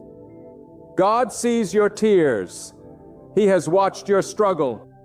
And He whispers to your soul, "This is not the end. This is not your final chapter. I have something greater for you." God never brings you out to leave you empty. If He is pulling you away from something, it is because He has something richer, deeper, more fulfilling prepared. But hear this with clarity. God's path requires trust. It requires faith when your eyes cannot see. It requires surrender when your hands want to hold on. It requires patience when your heart is desperate for speed. Too often we miss the blessing of God's new path because we want to run ahead of His timing. But the God who knows the way also knows the when. If He holds you back for a season, it is because the ground ahead is not ready yet. If He pauses your steps, it is because He is clearing obstacles you cannot see. Trust His delay as much as His direction, because both are part of His design. And I want you to understand something deeper. When God puts you on a new path, He is not just changing your direction, He is changing you. He is shaping your character, purifying your heart, deepening your faith, and strengthening your resolve. The path is not only about where you are going, but who you are becoming as you walk it. God is less concerned with how quickly you arrive and more concerned with how faithfully you follow. So I say to you with urgency, do not fight the hand of God when He calls you to a new path. Do not cling to what is familiar when the Almighty has written a future beyond your imagination. Lay down your fear. Lay down your doubt. Lay down your need for control. And lift your eyes to the one who sees the end from the beginning. He knows the storms you will face and has already prepared the shelter. He knows the mountains you will climb and has already placed strength within you. He knows the deserts you will cross and has already provided living water. God knows you need a new path, and He is not asking you to create it by your own wisdom. He is asking you to trust Him enough to follow. He is asking you to believe that His way, though it may cost you comfort, will give you purpose. He is asking you to surrender the small plans you hold so He can replace them with His great design. And if you will dare to walk with Him, you will discover that His path is not only new, it is the path that leads to life. And so I leave you with this truth burning in your heart. God is calling you to rise from the dust of where you've been and to walk boldly into where He is leading. Do not look back at what was lost. Do not cling to what has ended. And do not mourn the doors that have closed. Lift your eyes to the God who knows you better than you know yourself, to the one who sees the full design of your life when all you can see is a single step. His hand is steady, His plan is perfect, and His love is unshakable. This moment is no coincidence. You are not listening to these words by accident. God has stepped into your journey to whisper that a new season has begun. It's time to place your full trust in Him, to release the path you've been building on your own, and to follow the one He designed for you. It may challenge you. It may stretch your faith. But it will never leave you empty, because God never calls His children into less, only into more. More peace, more purpose, more life. Walk boldly into this new beginning. Walk with faith. Walk with a heart fully surrendered to Him, trusting that His strength will carry you, His wisdom will direct you, and His goodness will overflow along the way. For when you walk in God's divine path, you don't just discover direction, you discover the very heartbeat of life itself.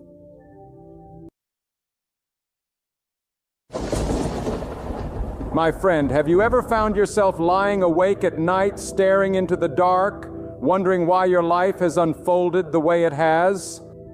Have you ever whispered to yourself, if